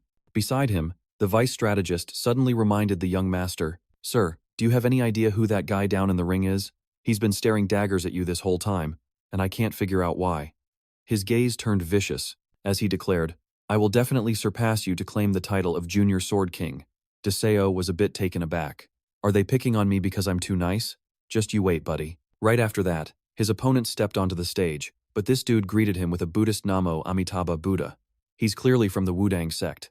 Is he trying to get under my skin? To be honest, he really wanted to give a normal greeting, but his own name, Gujarila, sounds so ridiculous that he had no choice but to avoid it.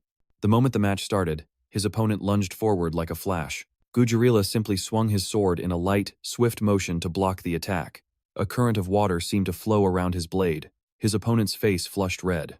I don't need to state my name to a nobody like you. His sword technique surged forward like a river, completely enveloping his foe.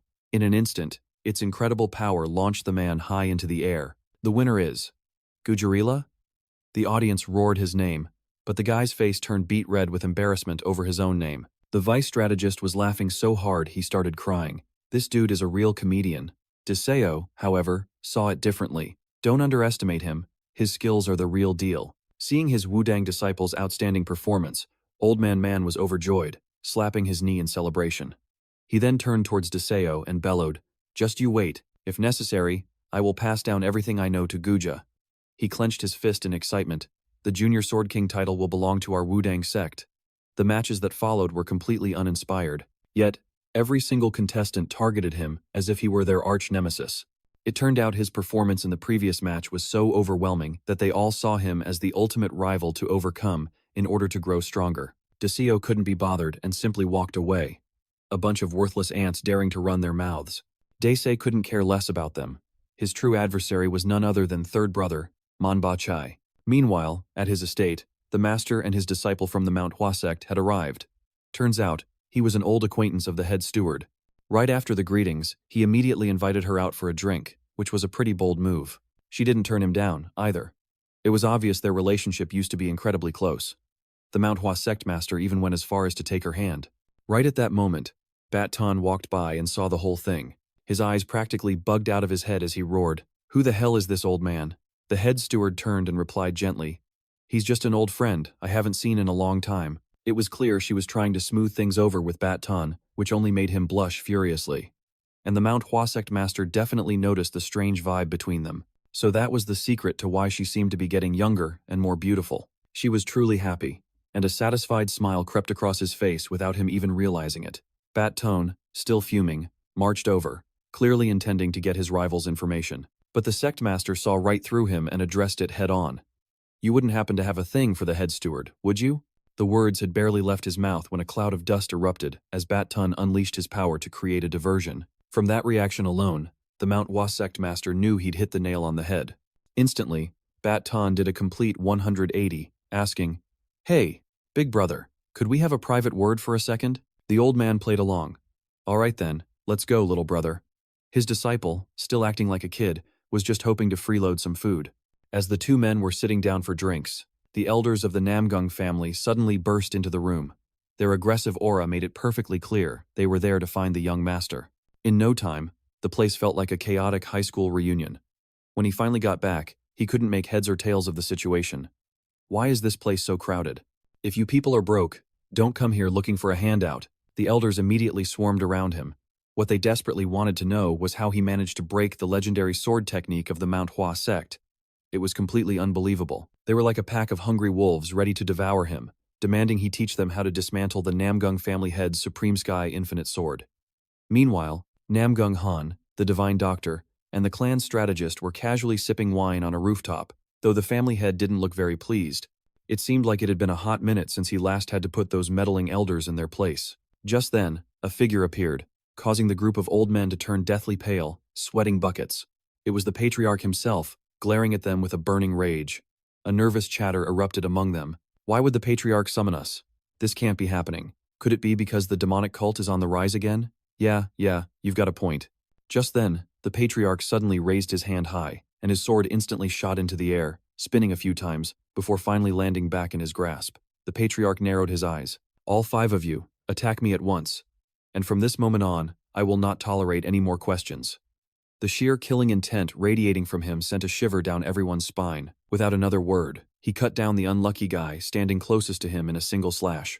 The man thought in terror, "I couldn't even see that attack. I really thought that after 10 years, I had closed the gap with the patriarch, even just a little, but it was all my own arrogance." The patriarch glared at them with ice-cold eyes. "Use that." The council of elders was in tears. "I don't understand what's happening anymore. We're all done for. Why is the patriarch doing this? If things have really come to this, why don't we all strike together? All 5 of us at the same time?" "That's right," Scarface suggested. "We can use the chaos to escape, can't we?" "Oh, you're right." But before they could even react, the patriarch had already thrashed several of them senseless. "Are you all done chattering? Then use that." In the end, only agonizing screams filled the room. Meanwhile, Du and Duhan were still stumbling through the streets, with Du clutching his head and groaning, "Those damn old geezers. Just you wait. They're gonna get what's coming to them. Are you all right? Do I look all right to you?" Duhan said. "From my experience, an injury like this will be completely healed in about a day." Deseo thought angrily. What the hell is this? Is this karma? Hey, what on earth happened back there anyway? What do you mean? Deseo pressed on. I went through so much trouble to keep you and that old Taoist at the Manhwa sect. So why are you still here? Duhan chuckled in response. Just as I thought. You helped us, didn't you, Deseo? Deseo looked a bit embarrassed, scratching his nose. Ah, well, isn't this what friends are supposed to do? I haven't left the Manhwa sect, and I've decided to continue as a successor disciple. That's good. Duhan suddenly said, but Master has given up his position as the sect leader. Du was stunned to hear this. What? A terrifying memory from his past life resurfaced. Is the past going to repeat itself? Duhan continued. Instead, he created a new position. I believe he's called the Great Elder, and he's decided to stay here at Mount Hua with me. Deseo was seriously ticked off. His junior brother stopped talking mid-sentence, making him think it was all over. You should have just said that from the start. Just then, Duhan handed him something. This is just a small token of my gratitude. At first, he was going to refuse, thinking, what's with all the formalities between us? But the moment he saw what it was, he did a complete 180. This scent of plum blossoms. Could this be a purple restoration pill? Hey, no take-backsies once you've given it to me. Deseo looked at Yuhan, his eyes sparkling. Little brother, would you like another one? You bet I would. Wow, I didn't realize you'd be this thrilled. Maybe I should give you one more? The next day, the atmosphere in the arena was more electric than ever. The entire crowd was roaring, cheering on the two competitors down below. In the end, the victory went to Namgung So. Next up is Jian from the Murong clan, facing off against Cheongsan of the Cheongseong sect. The spectators started buzzing. I'm really looking forward to the next match. Why's that? The one happening right now is pretty exciting too.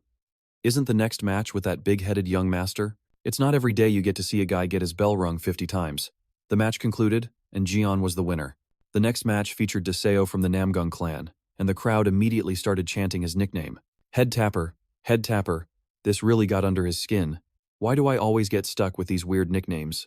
I only accidentally bonked the guy on the head a few dozen times last match. His opponent was Jujin, from the Mount Hua sect. Hearing Deseo's nickname, the head tapper, made the guy a little nervous. I was rude last time, please forgive my discourtesy. Deseo stroked his chin, pondering. Look at this guy. So, this is the game you're playing, huh? He recalled what he'd been told earlier. Duhan had said to him, Brother Deseo, you already know this, but my fellow disciple is in a pretty pathetic state, so please, go easy on him. What's so pathetic about this guy? A guy like him needs a serious beatdown to knock some sense into him. Come on, brother, don't be like that. Considering how much I've begged, please, I'd really appreciate it. I guess I should return the favor for that purple restoration pill I took. Back in the arena, Jujin took his stance, sword at the ready. I'll pour everything I have into this first strike. Yesterday, Master finally gave me permission to use the 7 forms of the plum blossom sword technique. If I can make the 7 plum blossoms bloom, I might just have a shot at winning this. Du suddenly asked him, have you ever heard of the hidden scent, unmoving technique? That's just a legend from the Huashan sect. How could you possibly know about it? He immediately brandished his sword and said, open your eyes and watch closely. The scene unfolding before him was absolutely astonishing. Plum blossoms? Are those plum blossoms in full bloom? How could this young master possibly pull that off? He just smirked back at him. I learned it from the very senior brother you always look down on. Flashing back to an earlier time, a stunned Duhan had asked him, wait, what? You want to know about the hidden scent? Unmoving? I've been curious about it ever since our match today. If you tell me, I promise to go easy on your junior brother. Deal. I'll explain what I understand about it. He actually became interested in the hidden scent, unmoving technique, when he first truly grasped the diamond unmoving body technique. Even though both techniques have the word unmoving in their names, the diamond unmoving is about complete stillness, while the hidden scent, unmoving, is all about movement and flow. Their meanings seem contradictory, but he believes they both express the very same principle. Duhan's expression turned serious. The hidden scent, unmoving. But he struggled to find the words. It's everywhere and nowhere at the same time. Like a flower that blooms in the dead of night. Du was completely lost, wondering what on earth he was talking about. Back in the present match, Jujin was still reeling from the spectacle before him. Suddenly, his nose twitched. There should be the scent of plum blossoms, but he couldn't smell a thing. A wave of relief washed over him. Just as I thought, he mused. His technique is nothing but an empty, flashy display. With that thought, Jujin charged forward. Even if you can mimic the sword forms, you could never grasp the true essence of our sect's techniques. For daring to humiliate the Huashan sect in public, I will make you pay dearly. Having said his piece, he raised his sword high and brought it down swiftly on Desaizo. Despite the immense power behind the strike, it was ultimately blocked by the other's blade. A look of fear crossed his face. The scent of plum blossoms? No, that's not it at all. But what is it if not the scent of plum blossoms? What in the world is this scent? The swordsmanship is the seed that makes the plum blossoms bloom, and the internal energy is the nourishment they require. He was right all along. He still hasn't mastered the internal arts of Manhwa, so he's incapable of making the plum blossoms bloom.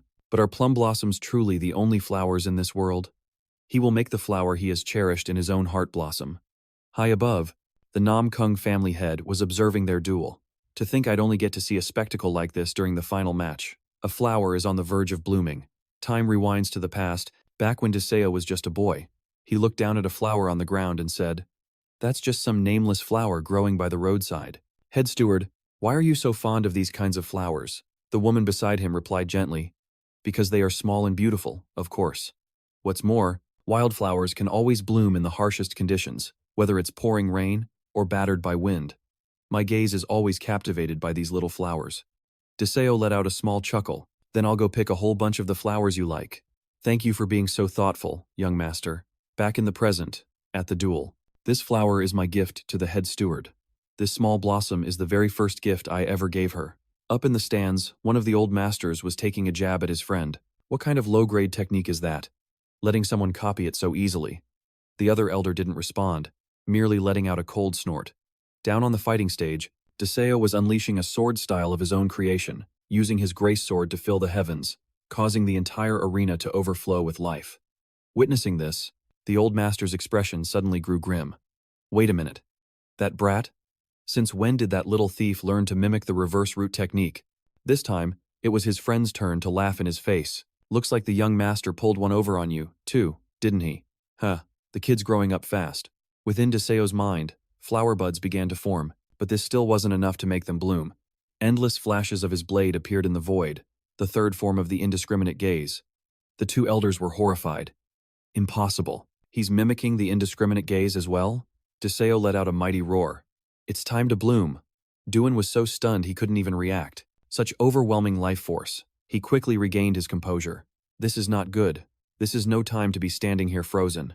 I'll make my own plum blossoms bloom, too." He swiftly unleashed his own sword technique, the seventh form, 7 flowers, but it was still no match for Dese.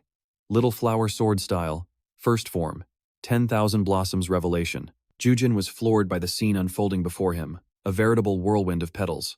At last, Dese made his move. Little flower sword style, second form, a bonk herd, round the world. The flat of the blade came down squarely on Jujin's head, and in the blink of an eye, did he just sprout a few new lumps? "You're using such an exquisite and beautiful sword style, just to knock me on the head?" Ultimately, Jujin was simply not in Dese's league, and the flower he had wanted to give the head manager all that time ago finally reached her. She gently reached out to catch the flower as it drifted on the wind, her heart filled with emotion and contentment. "It's so beautiful." "Thank you, young master." At that moment, the referee declared Dese the winner. "What? It's over already?" The crowd immediately erupted into a buzz of conversation. "I can't even believe my own eyes. Seriously, how many different martial arts does that kid know? Is he for real some kind of once-in-a-generation genius? Or has he just completely lost his marbles?" Up on the grandstand, the Namgung family head's face was a mask of pure fury. The murderous aura rolling off him was so intense that no one dared to look him in the eye. Whenever his gaze swept in a certain direction, everyone seated there would instantly whip their heads away. His face darkening, he growled at them. "Do any of you have an inkling as to why I am feeling this way?" "Oh, crap. I've really stepped in it now," the monk thought to himself before speaking up.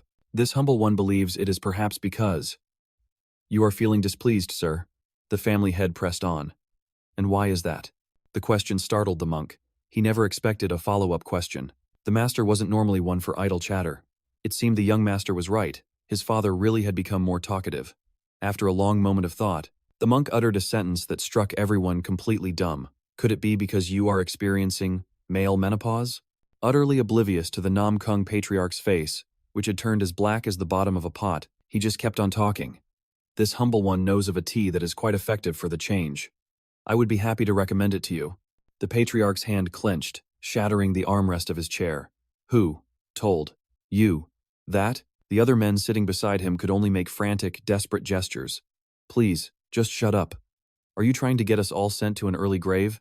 But Master Tang couldn't see it, so he just answered, It was Deseo, sir. The young man told me everything. I told you guys, I'm absolutely sure father is going through the change lately. The patriarch ground his teeth together. So, it was all that little brat's doing. I thought he was on the verge of death at any moment, yet he clung so tenaciously to life. Sowing seeds all by himself in this vast land, coaxing new life to sprout. That child. He reminds me of the two elders. Yes, grow strong and healthy. You'll at least need to reach the state of harmony before I can properly rough you up. Meanwhile, somewhere else, Deseo suddenly shivered, feeling an inexplicable chill run down his spine. Someone must be plotting against this young master again. Later that night, Deseo was lying in bed, unable to drift off. I can't seem to fall asleep. This nagging feeling of regret just won't go away. I should have practiced a few swings before turning in. But when he stepped out into the courtyard, he found a girl already there, practicing with her sword. What in the world? Someone's already out here? Is that Shu? He thought, observing her form. He silently sized up her technique. Wait, that's not the lesser celestial sword form. She's practicing the greater celestial sword form. Both her body and her eyes were trembling with fear.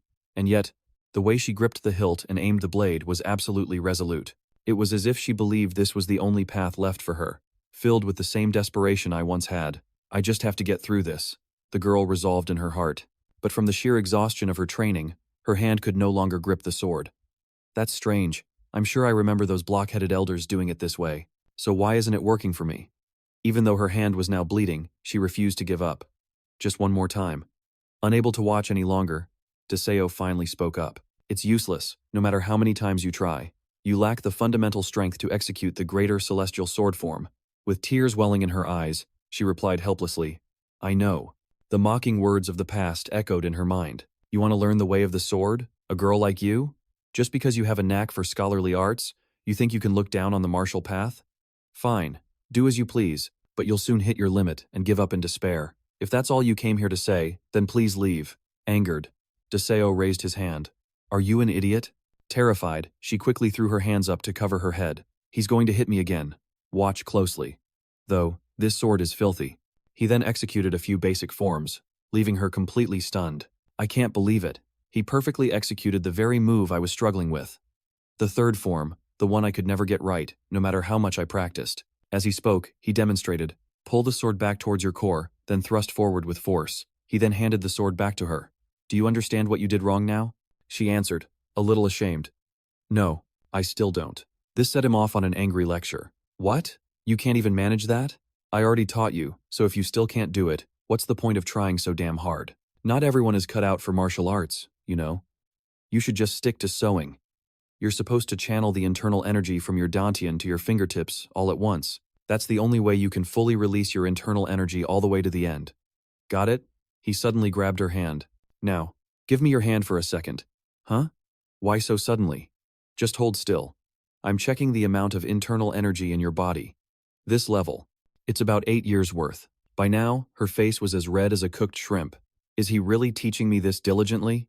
From a hidden corner, the Council of Elders witnessed everything and couldn't help but snicker. Looks like spring is finally coming to the Blue Dragon Hall, Deseo continued. Based on the internal energy you've accumulated, it seems you've been practicing a single cultivation method for over 10 years. What is this cultivation method you've been practicing? Her hesitation was starting to tick him off. What is it? Spit it out. Don't make me wait. Blushing, she yelled. It's a basic breathing technique I bought at the market and my family's fundamental cultivation method. She had bought it from some old man who claimed anyone could become a martial arts master with it. It was super cheap, a real bargain. After hearing that, he was utterly speechless. Are you an idiot? Who in their right mind would practice a basic breathing technique that can barely accumulate any energy for 10 whole years? Suddenly, a brilliant light began to glow from where their hands were touching. I know it was foolish, but it was all I could do. You did very well. To have accumulated 8 years' worth of internal energy means you must have practiced this breathing technique every single day without fail. You've worked incredibly hard. Hearing this, she was moved to tears. Of course, you could have done it on your own. I get it. My interfering like this probably annoyed you. If I were in your shoes, I would have felt the same way. If you don't mind, would you let me help you? At his words, she happily wiped away her tears. Okay, but just this once. She suddenly bowed her head. As a token of my gratitude, I'll let you hit me on the head just one time. He didn't hesitate for a second, landing a smack on her little head with a times thwack times that could be heard a mile away. When a woman presents the top of her head like that, what man could possibly resist the urge to give it a good smack? It's just a guy's natural instinct. But, did I maybe go a little overboard? Still, compared to what she's about to gain, this is nothing. Here's your reward. A medicinal pill was tossed into the girl's mouth while she was still out cold. Despair can be the very thing that drives you forward, but it can also become a heavy chain you can't break on your own. He propped her up, saying, "All I can do is lighten the weight of those chains for you a little. You're actually quite lucky. Even though you couldn't build up any internal energy, your fundamentals are solid from 10 long years of relentless training. I'll use a purple restoration pill to fill that void of internal energy."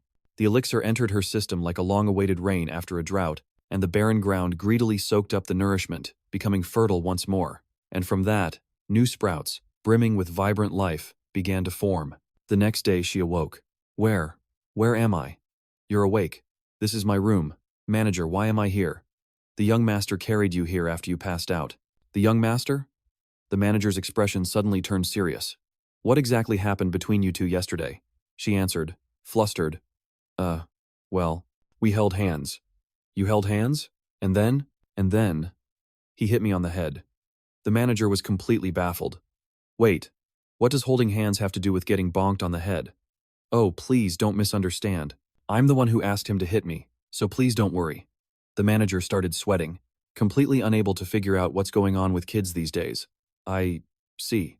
You should get some more rest. Yes, thank you, sir. I slept so well last night. Why do I feel so full of energy?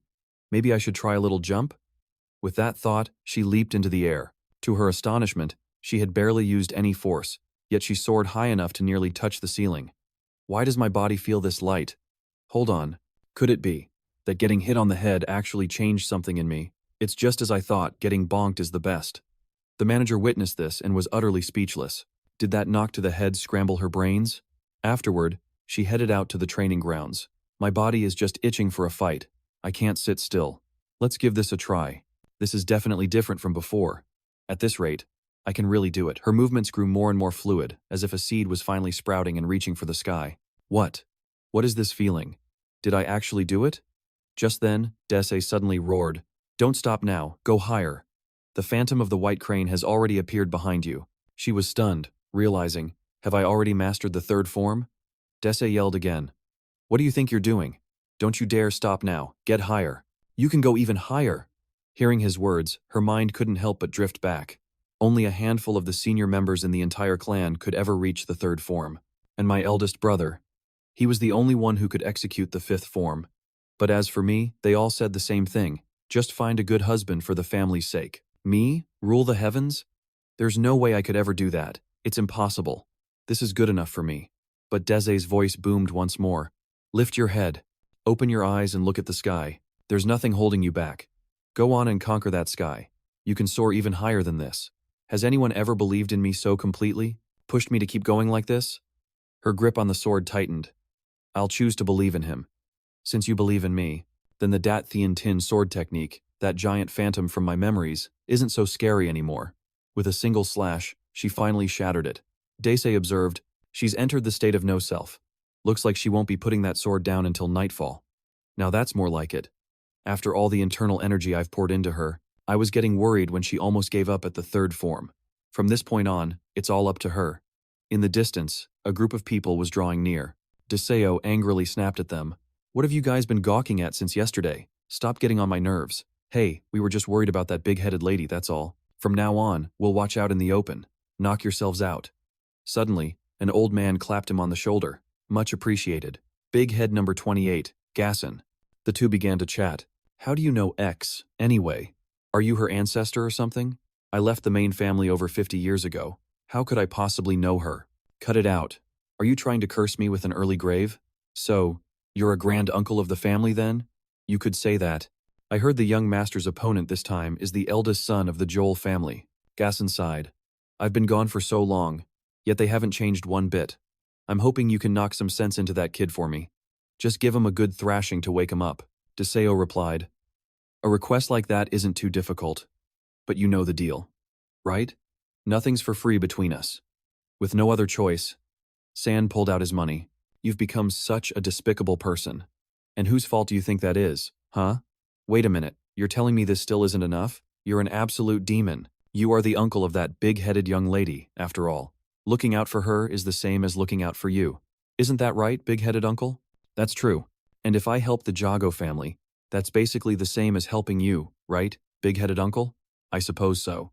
After counting the money, Deseo held out his hand and said, You still owe me 850 taels. What? The man feigned an explosion of rage. This is absolute daylight robbery. You've already taken all my life savings, and you still have the nerve to say that? Listen here, you greedy big-headed uncle. Did you really think that big-headed young lady could get so strong overnight for no reason at all? Huh? You mean, she got that way because you did something? Of course. I gave her a priceless purple robe pill. So that's what happened. That's how you were able to help her solidify her martial foundation, you cunning little snake. So, how about an acquaintance discount? In your dreams, old man. Forget about it. The scene shifts to the tournament stage, where the referee's voice rings out. The winner of the second match in the round of 16 for the Junior Swordmaster Tournament is Guj of the Wudang sect. And now, I will call the names of the participants for our final match. A man with striking purple hair appeared on stage, instantly making all the ladies in the crowd go absolutely wild. Please, just one look over here. Oh, the jade-faced master. Xinjiang of the Zhou family is just too handsome. But being that good-looking also earned him a whole lot of haters, especially from the men in the audience. They were relentlessly cheering for Xinjiang's opponent. Big-headed young master, we're all counting on you. Knock that pretty boy's block off. Big head, big head. That person was none other than Deseo, so of the Namgung family. As the two stood facing each other, Xinjiang spoke first. I heard you did a favor for our family's Shua. I guess it's true what they say. Birds of a feather flock together. He covered his mouth, letting out a contemptuous laugh. The two of you are a perfect match. It's a real pleasure to finally meet you. The big-headed young master, Deseo, suddenly shouted, Hey, Xinjiang! Hearing his name called so informally made him furious. Jago Shriang is so crude, just what you'd expect from the Namgung family. All they think about is martial arts. You don't even know how to hold a proper stance. I'm really looking forward to this, he smirked. Let's see if you can keep that attitude after I cave your skull in. This kid is way too arrogant. What do you think you're doing? Aren't you going to draw your sword? Du nonchalantly replied. This is more than enough for you. After all, for dealing with a pretty boy like you, this is all I need. The match began. The two of them instantly lunged at each other. Xinjiang launched a relentless assault, but Du simply used his footwork to evade. It was obvious his swordsmanship was leagues above that blockhead's. I'm not even sure if we're looking at the same little heavenly star sword technique anymore. The guy was fighting while shooting glances at the fawn women, making all the ladies blush and swoon. Meanwhile, all the men were seething with jealousy. Xinjiang paused his attack and started to taunt him. Come to think of it, you were cast aside too, weren't you? Trash tends to stick with trash, and they always delude themselves into thinking they're something special. That's exactly what Sua said when she came to me. I was so stunned I couldn't even speak. He threw his head back and laughed. She wants to break free from her shackles and live her own life? The talentless are always chasing such foolish pipe dreams. As soon as this match is over, I'm taking her with me. The best thing Sua can do is find a suitable husband and bring honor to our family. With that, he swung his sword at Du again. Parrying the blow, he shot back. You're not wrong, it's just as I suspected. After seeing Sua, even you can see the truth. But before he could finish, the other cut him off. But you know what's even more pathetic? Watching some talentless hack try to show off. He gritted his teeth in fury. What? Are you talking about me? Have you ever heard the saying? The jackal howls, thinking the mountain has no tiger. I'm talking about you, jackal, called a stupid mutt who doesn't know his place. Xinjiang flew into a rage and charged forward, ready to risk it all. Elsewhere, Sua was rushing through the grounds. Oh no, what was I thinking? I overslept. Please tell me the match isn't over yet. Thank goodness they're still at it. On the stage, the two were locked in a constant exchange of blows. As she watched, she thought, the level of mastery I've always been chasing. It's unfolding right before my very eyes. It feels like just a few days ago, he was still my senior brother, someone on such a high pedestal that I wouldn't even dare to look him in the eye. But now I can see exactly where he stands. Shua An nervously bit her nails. The real question is, Can the young master actually defeat his own brother as he is now? That look on his face. It's the exact same one he gets whenever he dwells on his own failures. Great Heavenly Star sword style. 7th stance. Soaring crane's flight. If Big Head is a pigeon, then this guy is a hawk, a solitary eagle that rules the entire sky. I suppose anyone else would be completely overwhelmed by that powerful aura and striking appearance, but I guess I've seen it all before, because I'm not the least bit impressed. Xinjiang roared as he unleashed his technique. Great Heavenly Star sword style. 4th stance. Twin dragons pierce the heavens, but Diso effortlessly dodged it. An eagle, huh? Pretty impressive. But to me, you're just another meal delicious whether you're fried or steamed. A true gourmet delicacy. Xinjiang sneered, taunting him. What's the matter? Scared stiff? It's understandable. After all, this is your first time witnessing such flawless swordsmanship. I'll make sure you remember the true essence of the Great Heavenly Star sword style. Shua'a couldn't help but gasp. He's so high up. And she was right. The Great Heavenly Star sword style isn't just for soaring through the heavens. That flight is merely a stepping stone to reach for the stars themselves. But in his eyes, the man was still just a meal. Hey, look, a boiled chicken in the sky. Shua'a was speechless. His gluttony knows no bounds. Young master, would you please focus? Xinjiang bellowed. Great Heavenly Star sword style. Ultimate art. First form. Falling star. He plunged his sword straight down from above. His speed was like a meteor streaking across the night sky. He confidently declared the match was over. But below, Diso remained calm, assessing his opponent. That eagle was fast, and clever too, which meant he couldn't afford to miss a single opening. In that instant, he made his move. With a single, perfectly aimed kick, he planted his foot right in the guy's face. Next, he gripped the sword with both hands. The key here is precise power control. If I accidentally kill this eagle, the meat will get all tough. But hey, no need to worry. As he thought this, he used his scabbard to whack the guy on the head. I just need to tenderize the meat until it's soft. Finally, Xinjiang was sent flying clean off the stage. Several large lumps were already swelling on that jerk's head. But Diso wasn't done, relentlessly continuing to bash the poor guy's skull in. And just where do you think you're going? I'm gonna break your leg so you can't run away. No, stop, you can't do this. I told you to stay down. Seeing their idol getting absolutely pummeled is breaking all the ladies' hearts. How can the young master just lie there and take a beating like that? At this point, Xinjiang had been hit so many times he was starting to question his entire existence. What in the world is happening? Why am I getting thrashed like this? I'm the young master of the Jago family. I grew up being praised by everyone. How dare you humiliate me like this? He pulled out a dagger hidden in his clothes. Nam Kung Do, I will never let you get away with this. Someone in the crowd quickly recognized its origin. No way, is that the dark sound dagger? That's a vicious technique. It's forbidden for use against allies. So why would someone dare to use it in the arena? Die. Xinjiang let out a roar and threw the dagger straight at Deseo. The sound of the flying dark sound dagger can disrupt an opponent's mind and internal energy. In the past, countless warriors have died because they couldn't defend against the dark sound dagger in time. This is bad. If the young master of the Namgung family dies from this dagger technique, the Jago family will surely face total annihilation. Sua yelled out in worry. Young master.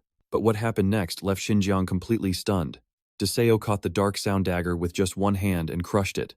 Impossible. How could the dark sound dagger shatter so easily? Even though it's thin, it's forged from 10,000-year-old cold iron. You're not the only one who came prepared. After saying that, he immediately summoned the heavenly silkworm threads, leaving his opponent utterly terrified. You have at least 5 strands of heavenly silkworm threads wrapped around your hand. Just how much silver did you even spend on that? In the blink of an eye, Xinjiang was tied up tight. Once a falcon's wings are broken, to a guy like him, he's nothing more than a sitting duck. Grit your teeth. This is payback for trying to ambush me. He screamed in fear. How dare a piece of trash like you? But before he could finish, Deseo landed a punch that completely rearranged his face. This is unbelievable. I can't believe the young master actually defeated his own brother. Wait a minute, isn't this supposed to be the Little Sword King tournament? Why are we seeing more hidden weapons and fistfights than actual swordplay? Who cares? As long as it's exciting, anything goes. We survived. Thank goodness my clan doesn't have to face annihilation. But I'm not sure whether to be impressed that he still lost even after being pushed to use the Anthan dagger. That was incredible. I have to find a way to add that to my own arsenal. Of course, that kid used a forbidden weapon, so he's definitely going to face the consequences. Bringing out something so mediocre just to show off. It wasn't even the legendary shadowless dagger. The fabled dagger is said to be able to pierce through any defensive internal energy. It would take at least the shadowless dagger to justify stopping the fight. This match is already over. You should all head back now. It seems there's no reason to worry about either fighter. Isn't that right, head of the Jego family? Hearing this, the man flinched and trembled, but in the end, he didn't dare voice any objections. In the eyes of everyone watching, Daisei had become a force to be reckoned with, the Murong family's temporary residence. A man's voice cut through the silence. Who did you fight today? The young man sat cross-legged in meditation. A moment later, his eyes opened. I fought a match in my mind against Namgung, my next official opponent. The man thought joyfully to himself, even though he's my own son, he is truly an elite warrior. 100 matches a day.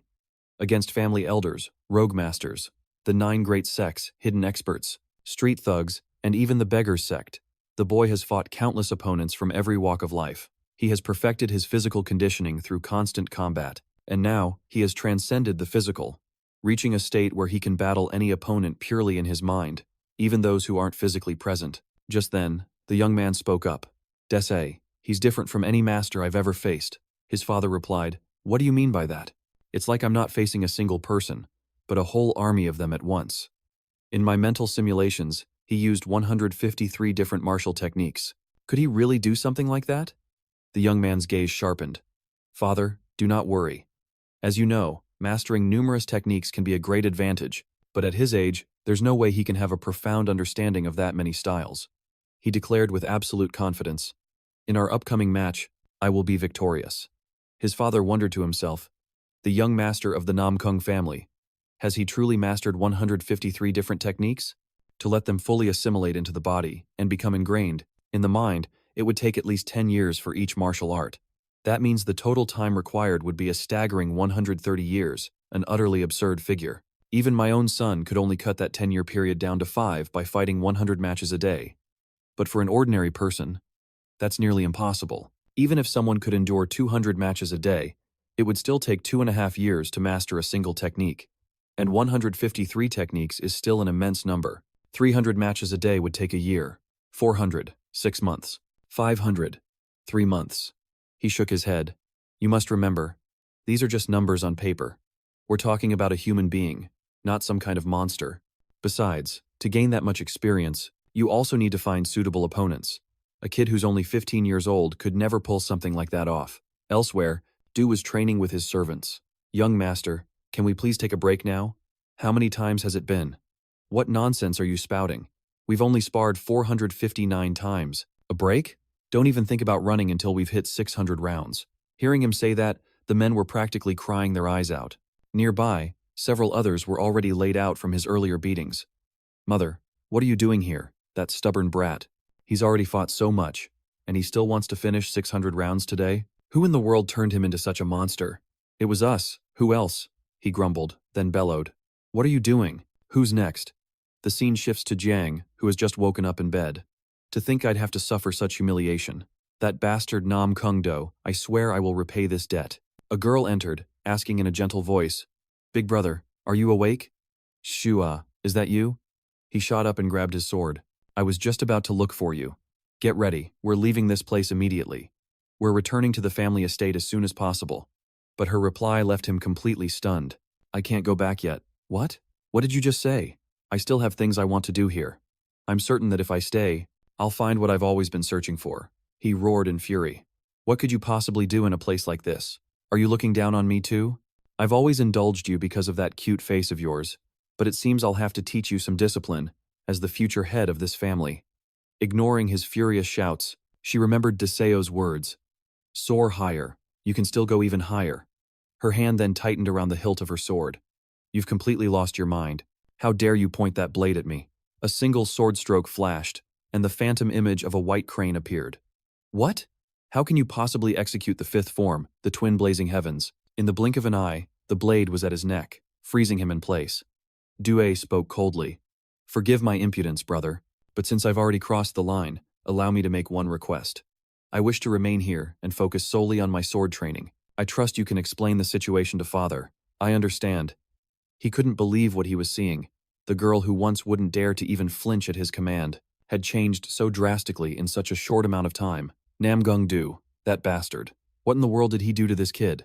The next day, 2 figures, one old and one young, stood on the tournament stage. Watch this arena closely, Guja. The winner of this match will be your next opponent. And be sure to keep an eye on the young master. Yes, I understand. Elsewhere, an old man was asking a young, shaven-headed monk, "What do you think?" The young master is quite formidable, and he grows stronger with every single bout. If you were to face him, could you win? He replied with unshakable confidence, "There is nothing in this world that I cannot utterly crush." That's just how it is. Are you worried about the young master? It seems you're the one feeling anxious. The truth is, while the young master is exceptionally talented, he's still no match for you, the third young master, who has already reached the pinnacle. That's true, my younger brother still has his flaws. From what I can tell, he's only ever treated swordsmanship as a hobby. I wonder, what kind of man would he become if that boy were to become a true warrior? My curiosity is so overwhelming, I can barely contain it. The announcer's voice echoed. His opponent is Jian of the Moyang clan. His gaze was filled with unwavering confidence, just like a soldier from the Namgung family. This is not going to be an easy fight. It is an honor to face you. I am Jian. And I am Namgung Desio. My family was once considered royalty, but we have long since lost that glory. After so many years of blood, sweat, and tears, we finally reclaimed our royal name. We became the Sword King family, but even that title was stripped away from us. He drew his sword, its tip aimed right at him. Today, I will crush you and take back the name of the Sword King family. Heaven and earth invincible sword style. But he showed no fear, his eyes burning with a fierce will to fight. I plan on winning this, too. Jian swung his blade down with incredible speed, but he managed to parry it. Still, the sheer force behind the blow was immense, making even him buckle at the knees. But our combat experience is on completely different levels. I'll use my speed to close the gap. He began to observe and analyze his opponent's attacks before making a move. He's going to land right here. But the guy was just too fast, dodging every single one of his strikes. See that? I know exactly where to plant my feet, and my attack will land a half-beat faster. Anyone else would have been thrown off, their rhythm shattered, and defeated by that move. Jian was stunned. How is he keeping up with my speed? Yet, his eyes were filled with absolute confidence.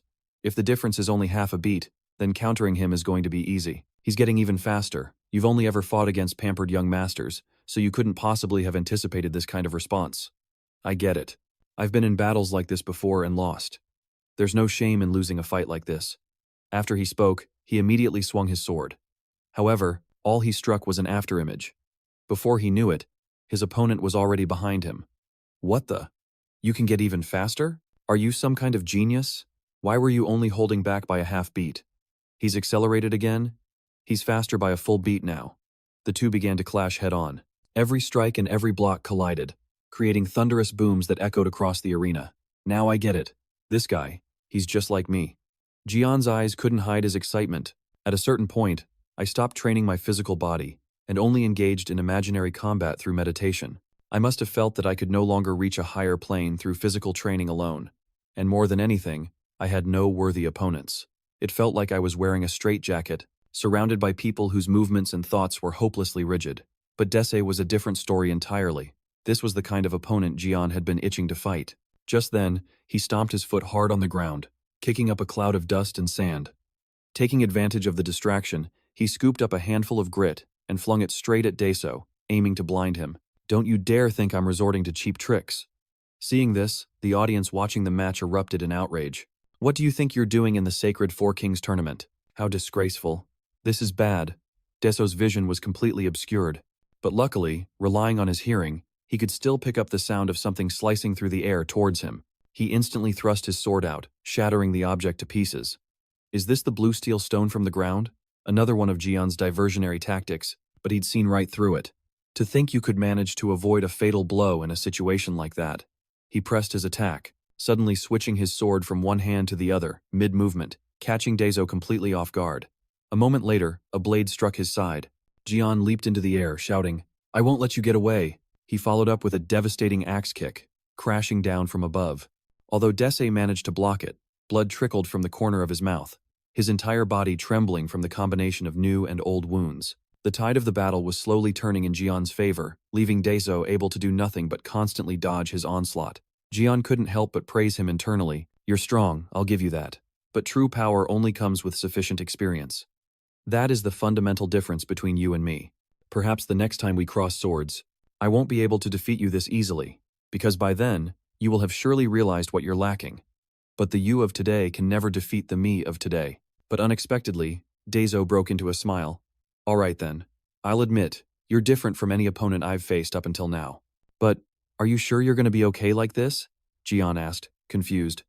What's that supposed to mean? Daeso's eyes glinted with fighting spirit. You should have finished me when you had the chance, back when my guard was down. He stretched his shoulders, working out the kinks. Up until this point, since this was supposed to be a simple sparring match, I was only planning on cracking your skull a bit. But now, I guess anything goes, doesn't it? Just like those matches I had to endure back at the Namgung family estate, the kind of fights where you could get a sword run through your gut, or even lose an arm, as long as no one's life is taken, right? Causing any serious harm is strictly forbidden. Why would I risk something so dangerous? Don't worry, short of that I'm willing to do whatever it takes. This absolute madman. Just how far is he planning to take this? Number 24. Doesn't he have a familiar look in his eyes? That guy is toast. Those are the eyes of a man who's taken 1,000 strikes to the head. I'm done holding back. So don't you dare come crying to me about it being unfair when you lose. He suddenly lunged forward, using the 10th form of the iron sword style.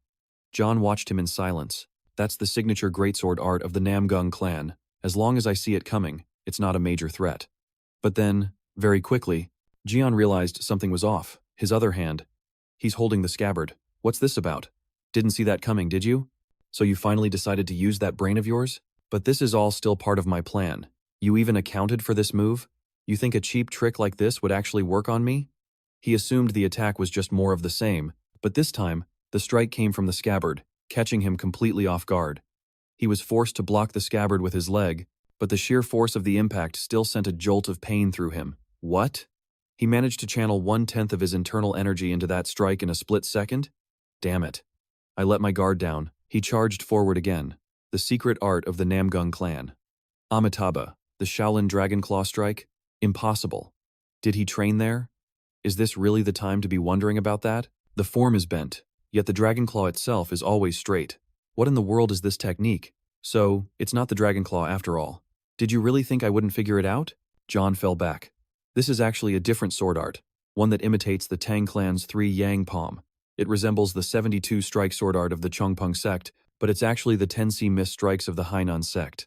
I've already prepared counters for all of these sword arts through countless mental simulations. None of them will have any effect on me. You sure talk a lot, don't you? I'm not even using those techniques. 72 strike sword art, dispersed angle. This is the lightning spirit angle. I won't fall for a trick like that. You're aiming low, preparing for an upward slash. He brought both hands up into a defensive posture. I've seen through it all. But he went for a low attack, a sweep aimed at his opponent's pivot leg. Was that really just a feint? The moment he got back to his feet, the next move was already upon him. Heavenly Thunder Emperor technique. Lightning palm. What? You're using the lightning palm again? The lightning energy is so dense, there's only one way out of this. Heaven and Earth's invincible ultimate technique. Their palms crashed into each other directly, creating a violent shockwave across the arena. He thought to himself, all energy flows in a cycle. Even heavenly lightning will eventually be absorbed by the Earth. The easiest way to deal with lightning energy is with Earth energy. Make your move. Heavenly Thunder Emperor technique, flashing light 10 Demon Overlord sword. It's the iron sword form again. You fell for it, didn't you? He suddenly raised his hand. It's not over yet. What the? Jian's face went pale. That palm technique. Could it be the 100 Steps Divine Fist? Or perhaps the Whirlwind Angle? 100 Steps Divine Kick. Deseo let out a roar, then sent his opponent flying with a single kick. The pain was so intense his stomach churned, he almost gagged. What? How is this possible? Does a martial art like that even exist? I've never seen anything like it. Is that the heavenly farsight technique? No, it's not the primordial step of the Hebei Peng family. Wait a second, could it be the Arhat step? At this point, the confidence in Jian's eyes was completely gone. I can't see through his techniques at all. Deseo's speed was getting faster and faster, and he was gradually taking more and more hits. With just a single body, he has mastered countless martial arts. When we were training the young master, that was our initial goal. But we thought that at most, he would only be able to learn from 5 to 10 martial arts. That's right. For the first 2 years, everything was going according to plan. But at some point, the young master began to alter these martial arts to his own liking. 1 became 2, and 2 became 3. And then, he wasn't just learning martial arts. He became the embodiment of all the martial arts in the world. Just watching him sends a chill down my spine. What did the young master call it again? A memory flashes of him giving a bunch of people noogies. Oh, that's right, the head-shattering method. There's no way anyone could survive that. To think I'd be this overwhelmed by Namgung. The corner of Jian's mouth curled into an unconscious smile, but I know his weakness. It's his strange obsession in these matches. His opponent's head. Every single finishing blow targets the head. His hands tightened on the hilt of his sword. I'll use that opening to exploit his fixation and turn this fight around. Deze launches himself into the air, preparing the final blow. Just as I thought, that kid is going to aim for the head. The old man clutched his sleeve. I'm sorry, I should have warned you. Even though this all happened a very long time ago, I still hold a soft spot for my former students. They're all like sons to me, but I hope you can understand my desire to make it up, just a little. To this child who still has his flaws. Down in the ring, Deseo is swinging his sword, preparing to bring it down. John, thinking he had his opponent's moves completely figured out, confidently moved to counter. But he had no idea it was all just a feint. This time, he didn't aim for the head.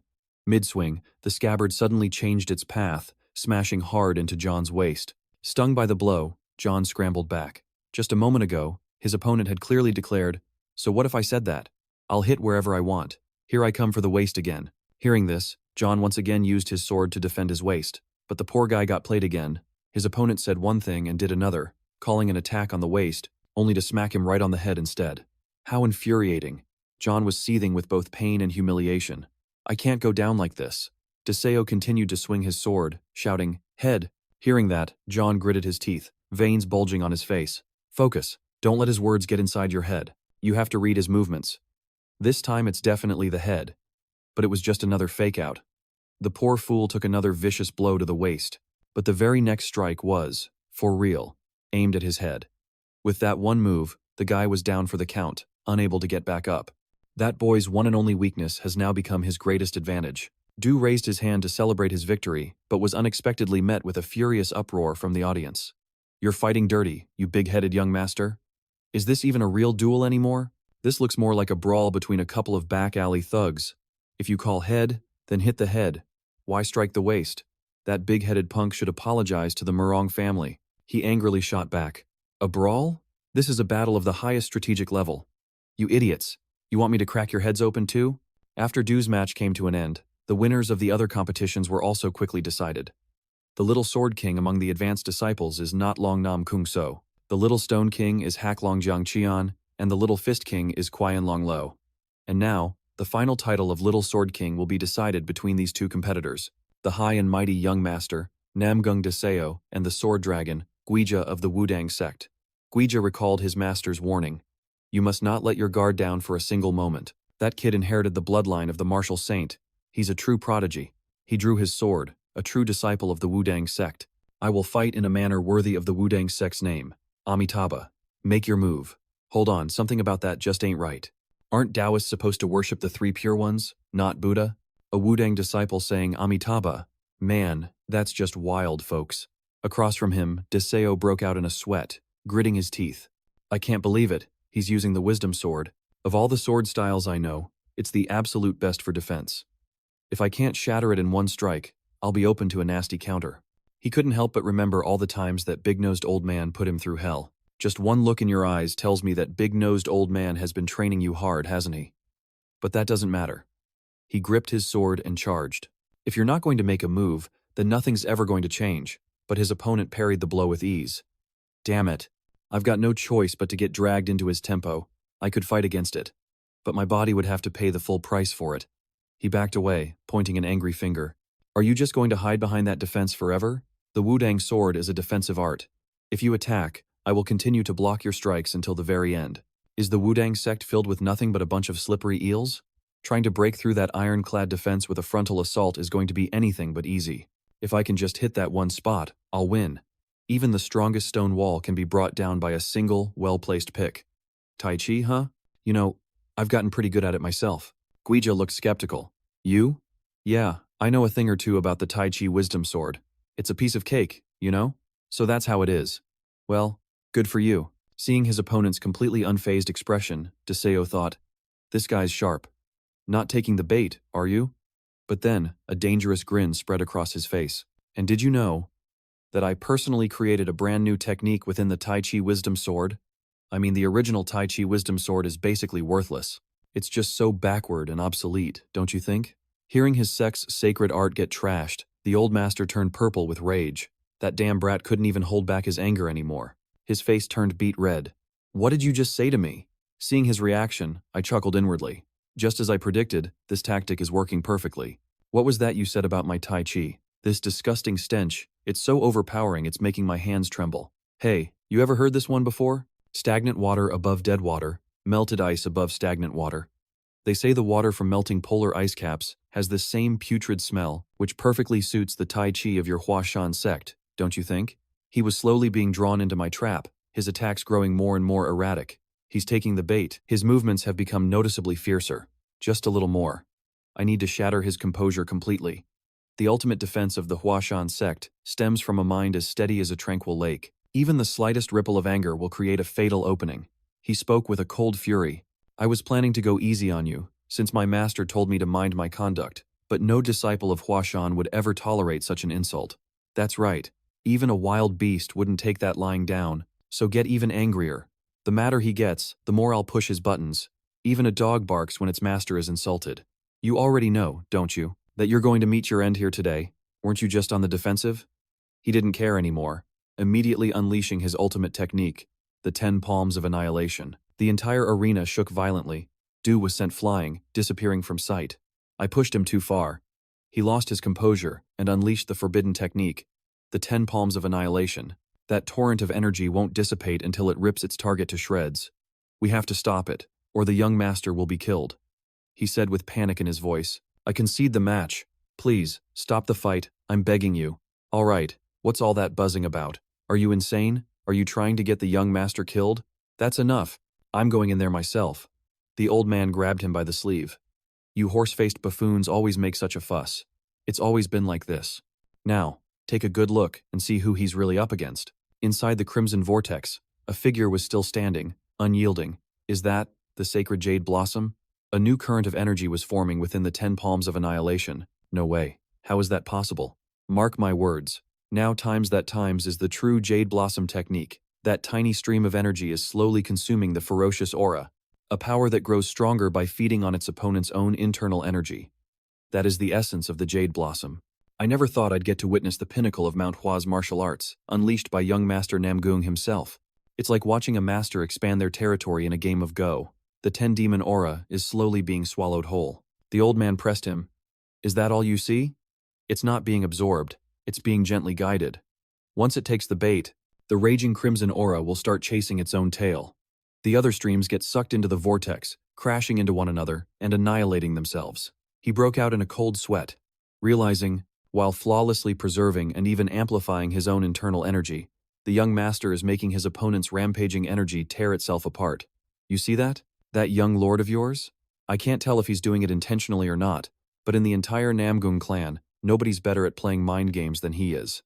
I get it now. He's on a completely different plane of existence. That's it, isn't it?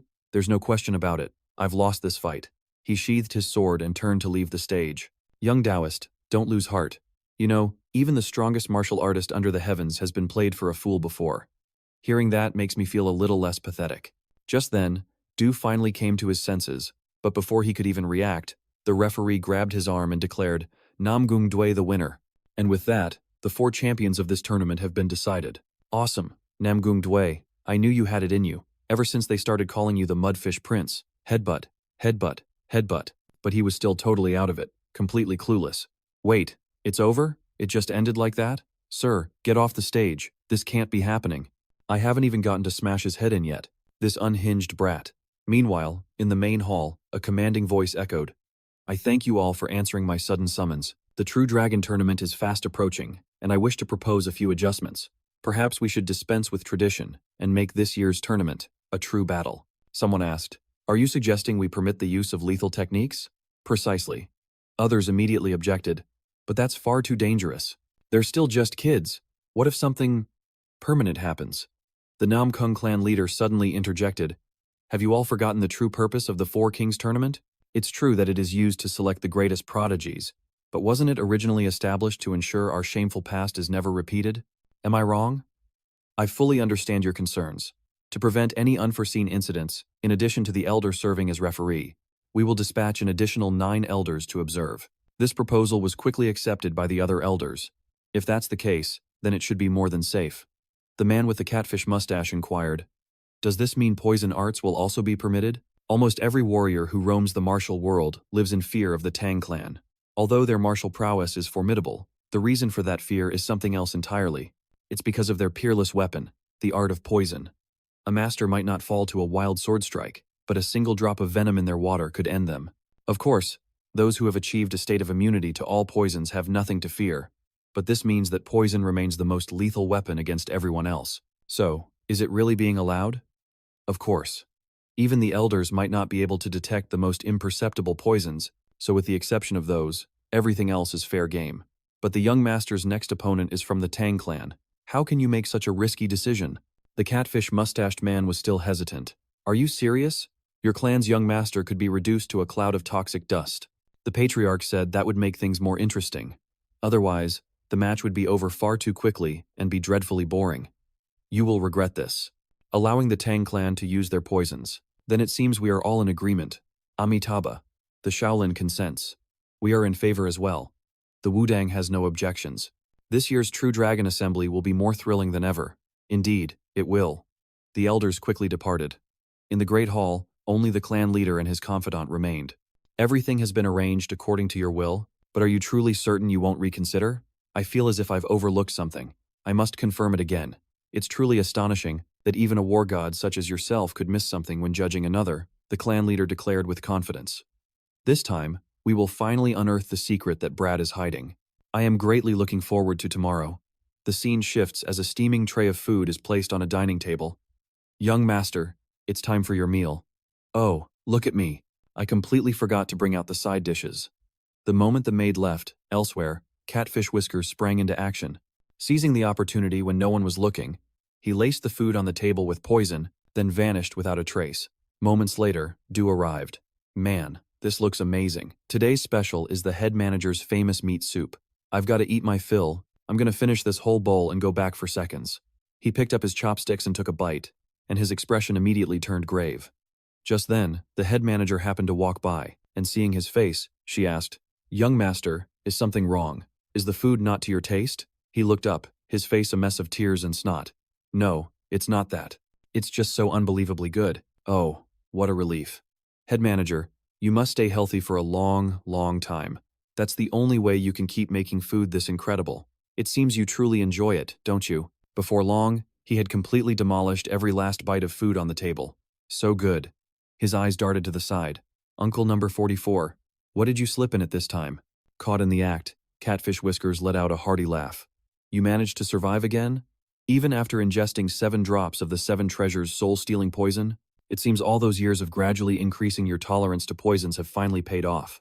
I used to get a kick out of watching you writhe in agony after just a few spoonfuls of soup." Instead of replying, Du just handed him a bowl. The man had no idea what he was planning. "Why? All of a sudden? What is this? Eat up. Unless you'd rather die by my hand." The man was terrified. "Hold on, young master. If I eat this soup, it'll kill me, won't it?" Du angrily raised his fist. "Make your choice, and make it fast. The soup, or my fist. Which will it be?" Defiling the precious meat soup our head manager worked so hard to make is a capital offense. Besides, you're not going to die from it. See? I'm still standing, aren't I? That old fool. He's fallen for this so many times and still hasn't learned a thing. Go on, eat. If you're going to poison a young master, at least use something tasteless and odorless, you cheapskate. On the day of the tournament, the arrival of one person in particular captured everyone's attention. "Hey, look over there. Isn't that one of the elders from the Namgung clan? It looks like other elders are with him too. Looks like they're regrouping to guard against the unexpected, now that some critical hits have landed. This is about to get interesting. The time has come." The referee announced that the first, highly anticipated match of the True Dragon tournament would now commence. Will the young lords please ascend the stage? The Black Dragon's young lord, Tang Che, and the Ice Dragon's young lord, Namgung Deseo. Spotting the pouches on his opponent's belt, he immediately lodged a complaint with the referee. Those pouches hanging at his side. Surely they're not filled with some kind of poison, are they? Since lethal strikes are permitted, of course they're deadly toxins. Hearing this, his face went pale with shock. "What? This is the first I'm hearing about it. You should only need a single sword for this. Talk about being greedy. Besides, the clan head himself gave this his approval. So you've got no room to complain. Huh? Who decided that? That old man is really asking for it. Tang Che spoke up. I hold no personal grudge against you, young master. But please don't hold this against me. He bit his lip in anger. The new rules were set. Hate him? I've known about this all along. Inwardly, however, he was smiling to himself. I'm the one carrying an arsenal of weapons and toxins. Looking at the other guy's smug expression, it's like he thinks he's already won. I have to admire your Namgung guts. To think you dare permit the use of poison right in front of a member of the Tang clan. Truly astounding. I'll give you one chance. Concede defeat and walk away quietly. Using these kinds of toxins against a fellow warrior of the righteous path, even I find it hard to stomach. A single drop could threaten your very life. His expression darkened. You clearly have no experience dealing with true poisons. Don't squander my generosity. Hey, what's with the lecture? You look younger than me, he said, pointing his sword at him. I was planning on ending this match quickly, but this little stunt you pulled really ticked me off. Do you want to walk out of here in one piece? Or do you want your head cracked open and to be carried out on a stretcher? Guess there's no talking sense into a lunatic. Enraged, he whipped out a pouch and hurled it at his opponent. In the heat of the moment, all he could do was raise an arm to shield his face. Instantly, his sleeve began to dissolve. A nervous spectator cried out, "Wait, are those fumes heading this way?" But another quickly explained, "There's nothing to fear. The elders have already erected a barrier with their internal energy, so the toxins can't escape the stage," Qian clarified. "The crimson sand will seep through your skin and into your body. Your internal organs will start to melt, slowly but surely. The pain will be unlike anything you've ever known. It's not too late, just surrender now."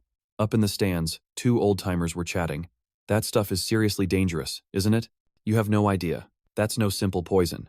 It's a mixture of 10 lethal venoms from the Tang clan, the Crimson Serpent. All the poisons you've messed with before are nothing compared to the 10 deadly venoms of the Tang clan." Nothing, you say? To a fool like you, perhaps they all seem the same.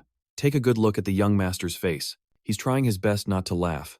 To him, poison is nothing more than a nutritional supplement. This is fantastic. There's been no reaction for so long, but this special fertilizer has really done the trick. That poor kid was being totally played and was still worrying about his opponent. Stop trying to tough it out. Get off the stage and take the antidote. The Tang clan's poison is nothing special. The more he spoke, the darker his opponent's expression became. Poison is the only thing you people pride yourselves on, but it turns out to be this useless. What's wrong? Getting a little angry, are we? If you're that eager to check out, I'll be happy to grant your wish. With that, he threw another pouch of powder at him, but he didn't see the smile hidden by the cloud of dust. The young master faked a few coughs, and then acted completely unfazed. What is this? Is that all you've got? You said you were going to kill me, but this is the best you can muster? Then, he began relentlessly pelting him with poison. A first-rate warrior can withstand 1 dose for the time it takes an incense stick to burn, and a peak-level master can handle 2 doses, Qian thought in terror. What in the hell is this monster? How is he still standing after I've used 3 doses? Don't tell me he's a Huaxin-level master? That's impossible.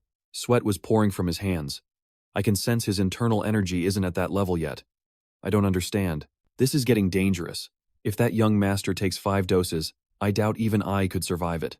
The man with the catfish mustache said urgently, "We have to stop this match. Even with an antidote, it probably can't neutralize 4 doses of the Tang clan's poison. At this rate, the young lord's life will be in grave danger." The clan head gave him an icy stare. "The match isn't over yet. Don't make me repeat myself." The patriarch's sheer presence struck terror into his heart. What is this formless aura? Why can't anyone else feel this crushing pressure? Just what level has his martial arts reached? He collapsed into his chair, all strength leaving his body. This is bad. That boy has already used all of the Tang family's poisons. There's no turning back now. The Death Formation Array, the most dangerous poison technique of the Tang clan, disperses a concoction of poisons so potent it can melt the very ground. Even the Tang family only considers it a last resort against our enemies, and yet he used it on a single kid. He screamed, "I've told you this countless times." The Namgung patriarch simply replied with indifference, "And I've made it perfectly clear that the match isn't over yet." The Tang elder was helpless. You've already seen what happened. But when he looked down at the scene below, he was so shocked he slammed his fist on the table. Impossible. How is the young master completely unaffected? I see. He must have taken an antidote beforehand, right? Is that why you allowed the Tang family to use their poisons?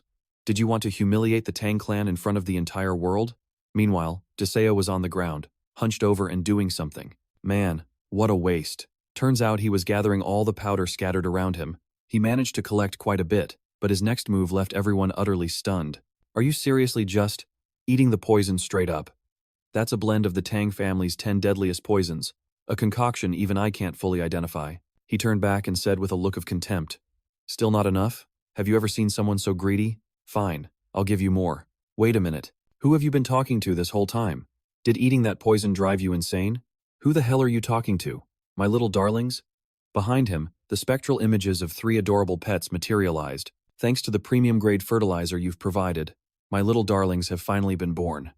But they have quite the appetite. Hearing this, Qian was completely freaked out. You're insane. If you have any more poison, just bring it on. I don't. What in the world are you? Are you a poison human? He seemed just as curious. I'm not a poison human. But aren't you curious about why I'm perfectly fine? Are you going to tell me? Suddenly, the spider chirped softly in his ear. After listening, he nodded in agreement. Is that so? My little ones say there's something up there that has a delectable scent. Hand that over as well, and then I'll tell you what you want to know. That's a poison exclusive to my father. Are you referring to one of the 10 great venoms of the Tang clan? Fine by me, Catfish Whiskers bellowed. With that, he leaped down into the arena. Hold it right there. What do you think you're doing, interfering with the match like this? Let him do as he pleases, the Namgung clan head suddenly interjected. Elders, listen closely. From this moment on, use every ounce of your strength to erect the most powerful barrier possible. If there's even a single crack. His eyes were brimming with killing intent. Every last one of your heads will roll, so don't even think about failing me. Hearing this, they all scrambled to obey. Here, this is every poison I possess. Whoa, that's a lot. He smirked, his hands moving like a blur as he pocketed the goods. All right, spill it. How did you survive? Very well, I'll show you. He simply held out a single finger, and from it, a single drop of black liquid materialized. It felt as if countless venomous creatures were being drawn to him, swarming in from all directions.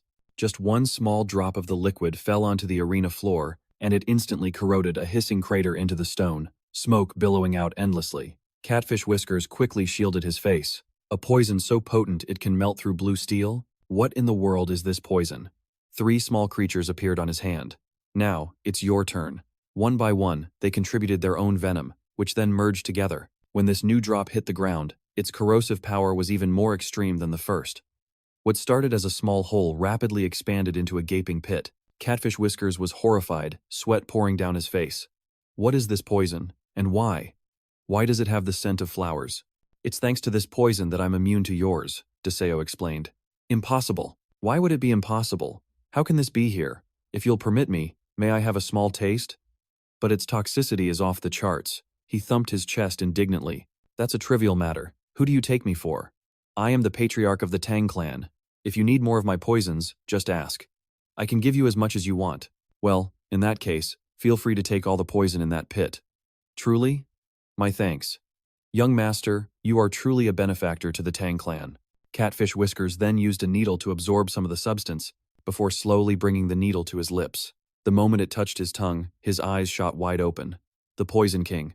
To think I would encounter the legendary Poison King in my lifetime? Huh? What are you doing? Catfish Whiskers had suddenly dropped to one knee, leaving the young man completely bewildered. What are you doing all of a sudden? Everyone's staring, you know? He said, closing his eyes. As a fellow practitioner on the path of poisons, this is how we show our respect to a senior master. A bit irritated, he yanked the old man back to his feet. All right, that's enough. Get up. Hey, what's wrong now? The old man's face was turning purple. I think I've been poisoned. He was completely at a loss for words. Weren't you just bragging a moment ago? A healer. Get a healer now. Someone take him to the infirmary, quick. That should settle things for now.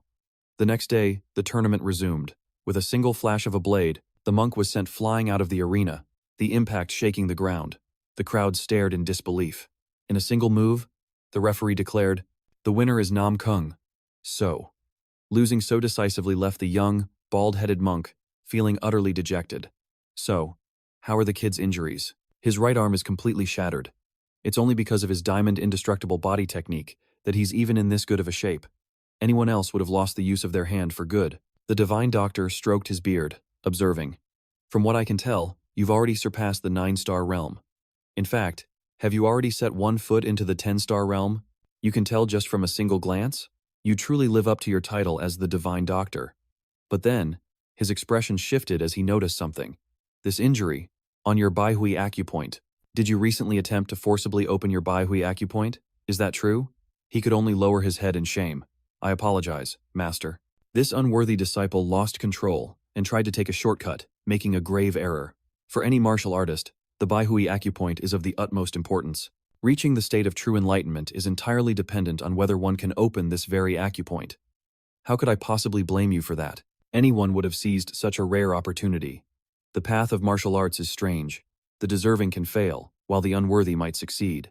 That's just the way of the world. Your ambition is commendable. You should hold your head high. But the Divine Doctor's tone suddenly sharpened. However, your failure was inevitable. The diamond indestructible body technique makes the Baihui acupoint incredibly resilient. You could never have opened it on your own. Then what are we supposed to do? The solution, however, is quite simple. What you need is, but before he could finish, Deseo burst through the door. Lycon, let's have a match. Speak of the devil and he shall appear. All you need is a good, hard smack on the head. That's what my late master used to say, so there's no way it's wrong. What's this about just hitting him on the head? Hearing that, he got all fired up and started warming up his arm. Just leave it to me, I'll make sure to hit you good and hard. The two of them stepped outside. Deseo turned to Lai Quan. So, what was it like fighting my third brother? The third young master. He's incredibly strong. You think he's even stronger than me? Even if you two fought for 10 rounds, the young master would still be taken down in a single strike. And what about the rematch that's happening in 1 week? He already declared he's going to take me down in a single move next week. I might be able to hold out for 10 moves, but I'll still end up losing. So it seems like I'm destined to lose, no matter what I do. However, if I can just reach the 10th star of the diamond body technique, Lai Quan's gaze hardened with determination. Even if he could still take me down in a single blow. Lai Quan held out his hand. Wouldn't it be worth a shot? The two of them shook on it. All right then, let's do it. Afterwards, just as the Divine Doctor instructed, Deseo was relentlessly striking Lai Quan on the head with a wooden sword.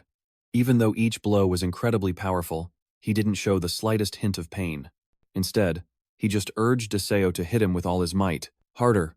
Go on, hit me harder. From a distance, the onlookers started to gossip.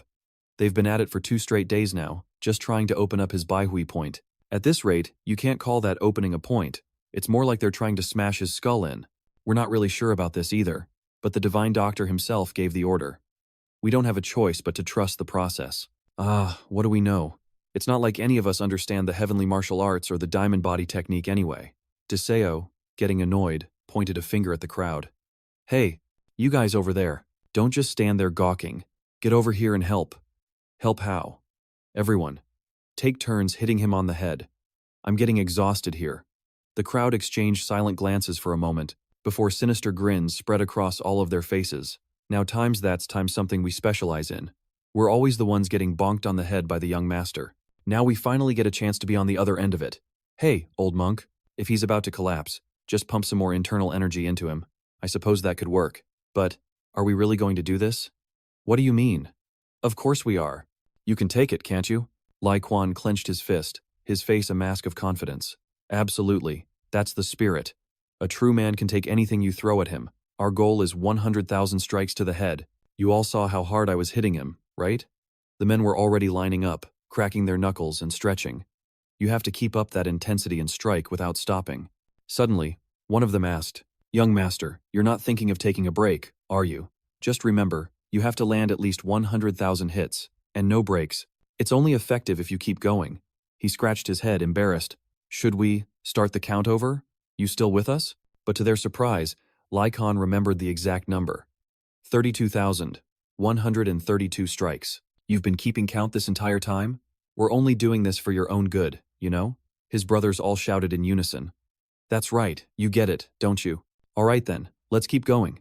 Elsewhere, a shirtless Nam Kung So was honing his swordsmanship, his mind drifting back to his fight with Lycon. With a single downward slash, he unleashed a wave of blade energy that tore across the training ground, setting off a series of thunderous blasts. It's still not enough. My ultimate technique can't possibly be this pathetic. I will absolutely make it to the final round. Asterisk scene change. Asterisk Deseo stirred from his nap. Man, that was a great sleep. Whoa, why is everyone passed out on the floor? A single, trembling arm rose from the pile. What the? I thought you were a goner. Sir, look over there. It was Lai Khan, standing tall and unwavering, his head glowing like a radiant sunday. He's achieved the 10th level of the adamantine body technique. Deseo was ecstatic. You actually did it, Lai Khan. But his joy was short-lived as he realized something was off about his friend's condition. Without a word, Lai Khan launched a relentless assault on him. Left with no other choice, he was forced to draw his sword and defend himself. The path of martial arts is one of ceaseless refinement and tempering. At its end lies only the infinite pursuit of perfection. No martial art is without its flaws. Nearby, two old masters were enjoying a drink. Those two youngsters are a stubborn pair, aren't they? That they are. They've been unleashing one technique after another without rest for 2 straight days. The dragon fire fist clashing with the azure sky sword style. Just then, another figure appeared. Getting a head start on the drinks, are we? Ah, the sect leader has arrived. This junior pays his respects to the seniors. We knew you'd be coming, so we saved you a spot. It's been a long road for you. Thank you. Suddenly, one of the masters noticed something, and his expression turned serious. The young master is about to unleash the sword of supreme polarity. And that's not the only thing. Meanwhile, his other hand is gearing up to unleash the myriad slumbers of the world. The two of them are executing every form flawlessly: the 100 steps divine fist, the myriad slumbers of the world, the Vajra unmoving body technique, and the 10-star great golden head technique. He's managing to block Namgung to show by staying just half a step ahead of him. When did you get here, young master? I already knew exactly where you'd try to hide. So what if you knew? Asterisk, Dassault suddenly switches direction, pulling away from Li Quan. Asterisk, what's your next move, huh? On the sidelines, the peanut gallery is watching and commentating. He split his footwork into a 4-step pattern. Ha! Only someone who's faced that move before can truly understand that feeling of complete helplessness. Now that's a brilliant idea. Keep a close eye on the young master's hands and feet. That's the Four Heavens origin step. If I were in his shoes, I would counter with. Seeing the younger generation so engrossed in their discussion brings a smile to the elders' faces. Every time they get together, they're always so fired up about martial arts. You know, I was just like them in my youth. Hey, when did we run out of food? Big head, our plate's empty, ours too. And over here. All right, I'm on my way. I made plenty, so please, eat your fill. Man, Sua's cooking is so good, everyone's fighting over it. Hey, no shoving. What's with you guys? You acting like a pack of starving wolves or something? Suddenly, she heard a voice calling out to her. Over here, this way. It's an honor to finally meet you, my lady. What are you doing toiling away in the kitchen like this? The head steward was cooking all by himself, so I just wanted to lend a hand. Asterisk, so that's her. The #1 beauty of Hubei. I'd only ever heard rumors. Asterisk, it's Zhou Shua. I should at least go say hello to her today. But Sua's elegant image was instantly shattered the moment she started cheering wildly for her young master. Go for the head. The head. This is so frustrating. The only way to stop him is to clock him right in the head. He's completely cornered now. In a situation like this, there might be no escape. Sua just smirked confidently. It'll take more than that to stop the young master. He's going to leap high into the air. Is that the counter-heavenly frame swordplay he used before? No, wait. It's slightly different. He came up with it last time, when the Namgung elders were discussing sword techniques by smacking the young master on the head. It's the smashing version of the counter-heavenly frame swordplay. Desai brings his sword down from high above, while Li Quan quickly channels power into his legs. He's actually planning to block that attack with his head. Immovable diamond body, 10-star great golden head technique. Just as I figured. I knew aiming for his head was the right move. Deseo's sword lies shattered in pieces. At this level, there's no way I can defeat you. He gripped the broken hilt in his hand, his eyes becoming dangerously sharp. In the 3 days I have left, I will absolutely surpass who I am right now. With only 3 days remaining until the tournament, Du trained relentlessly with Lai Quan. This time, their spar lasted a full 8 moves. He was far from satisfied with his performance. My progress is just way too slow. You know that at this rate, you don't stand a chance against Brother Namgung, don't you? I can't break through my limits like this, Deseo gasped, as Lai Quan panted back. I'm sorry. I'm too weak to really help you. Come on, man, it's not your fault. That fool. Unless I can find a way to counter even a single strike from Brother Namgung, I have 0 chance of actually winning this fight. Maybe we should ask those stone-headed masters to show us some of their ultimate techniques. No, their cultivation might be higher, but their martial arts are fundamentally different. I can't copy them. He sighed, burying his face in his hands. Where the hell am I supposed to find someone who strikes just like Brother Namgung? Just then, a figure appeared. Little bro. My little piggy. I just got back from the market with some top-shelf beef. A light bulb went off in Deseo's head. Hold on a second. If it's second brother. He quickly shot him a question. Have you ever needed more than a single sword strike to win a fight? Nope. Only against eldest brother. That's it. Second brother, you have to spar with me. But to his shock, his brother flat out refused. No way. You're too weak. What do I get out of fighting you? If that was his game, there was only one option left. He immediately started laying it on thick, acting cutesy and making finger hearts. You're the best brother ever. The bald monk watching from the side cringed so hard he got goosebumps. Amitabha. What a disgrace. He was dying of secondhand embarrassment. Damn it. I wish the ground would swallow me whole. As mortifying as the tactic was, it actually worked. All right, fine. But you have to eat dinner with me after. Thank you, brother. You're the best. The two made their way to the training grounds. Second brother turned to Deseo. Third brother isn't just stronger than you. The gap is astronomical. I know exactly why he has that sick obsession with the perfect sword strike. It's because I once walked the very same path he's on right now. My eldest brother's perfected sword strike. Just witnessing it is enough to steal your very soul. I, too, once pursued that ideal sword technique, but when I realized it was beyond my grasp, I chose to find a different path to defeat our eldest brother. And so, our third brother also chose a new path. His own way. I wonder if the biggest foodie in our family even realizes he's the reason our third brother grew so much stronger. Huh, I'm so tempted to tell him just to mess with him, but if my big mouth gets me banned from his dinner table, well, I guess I'll just have to keep it to myself. The second brother gripped his sword tightly with both hands. Even I'm not sure I can perfectly replicate our third brother's move, but I'll put my full strength into this demonstration. I can't exactly kill you right now, after all. This technique is called the single dragon-slaying strike. His eyes turned ice cold. The dragon-slaying strike, its whistle alone was enough to send shivers down your spine. But then, in Du's eyes, the blade began to move in slow motion. Is he slowing it down on purpose to teach me? But a sudden terror gripped him as he realized his body was completely frozen. His body wouldn't obey his commands. He could barely even breathe. His second brother roared, "Focus and watch the blade carefully." What are you doing? Aren't you even going to circulate your internal energy? The descending blade instantly unleashed an immensely powerful shockwave of ki. It was the very technique his brother had honed for countless years. Young master, there you are. Why did you just disappear? Especially when you're this busy. 7 merchant guilds, 13 martial arts sects, and a royal appointment are all waiting for you. Oh man, is it that late already? Looks like we'll have to postpone that meal. Hey little brother, let me give you one last piece of advice. Our third brother is incredibly strong, but he's not perfect. It's just like that sword technique I just showed you. The answer you're looking for is hidden right there in that move. Ponder it carefully. And with that, he clasped his hands and departed. Dese was still completely stunned. The technique he had just witnessed, it truly felt like it had the power to split the world in two. And yet, his brother had said it wasn't a perfect technique. I have to figure out what the flaw is. In the blink of an eye, the day of the tournament was upon them. The crowd roared, cheering on the other fighters.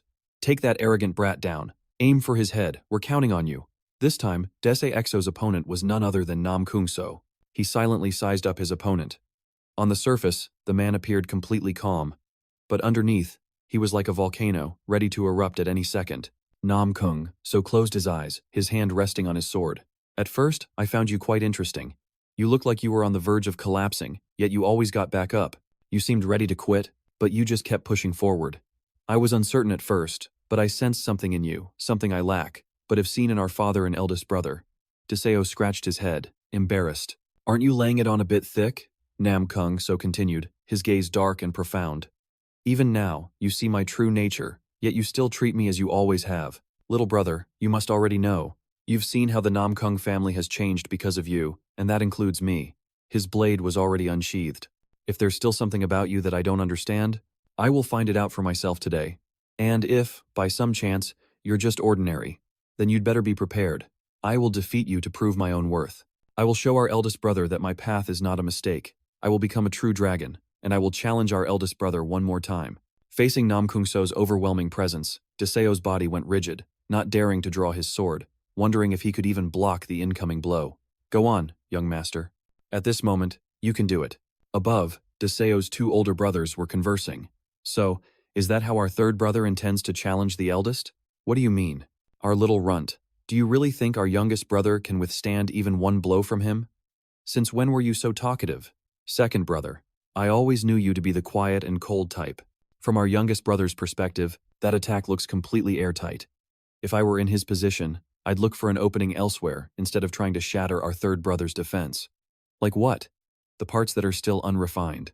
I would exploit the techniques our third brother has yet to fully master. Like that? An image of Deseo, struggling to grip his sword, flashed through his mind. You can't evade the eldest brother's strike. Even if you manage to dodge, the follow-up will surely land. If you can't stop him, then you'll just have to overturn the entire world. In that very moment, an ethereal diagram of yin and yang and the 5 elements suddenly materialized beneath Deseo's feet. Yin and yang inverted, the 5 elements descended into chaos, and evolution turned to devolution. What happened next was a spectacle that made everyone question what they were seeing. He had actually blocked the sword art that had felled every opponent. For the very first time, Namgung So's attack had been stopped. Look at that, eldest brother. That kid's not normal at all. Now this is interesting. He's using his surroundings to compensate for his own shortcomings, but that alone won't be enough. The reason the strong are strong is, in fact, very simple. They're called the strong for a reason. They can bend the world to their will. Second brother, if that's the full extent of what our little brother has, then I'm disappointed in your assessment. No, there's more to him than that. Little Ao possesses something that neither eldest brother nor third brother have, a quality that only father could draw out, something that's difficult to put into words. Perhaps our little brother has something that even father himself cannot grasp.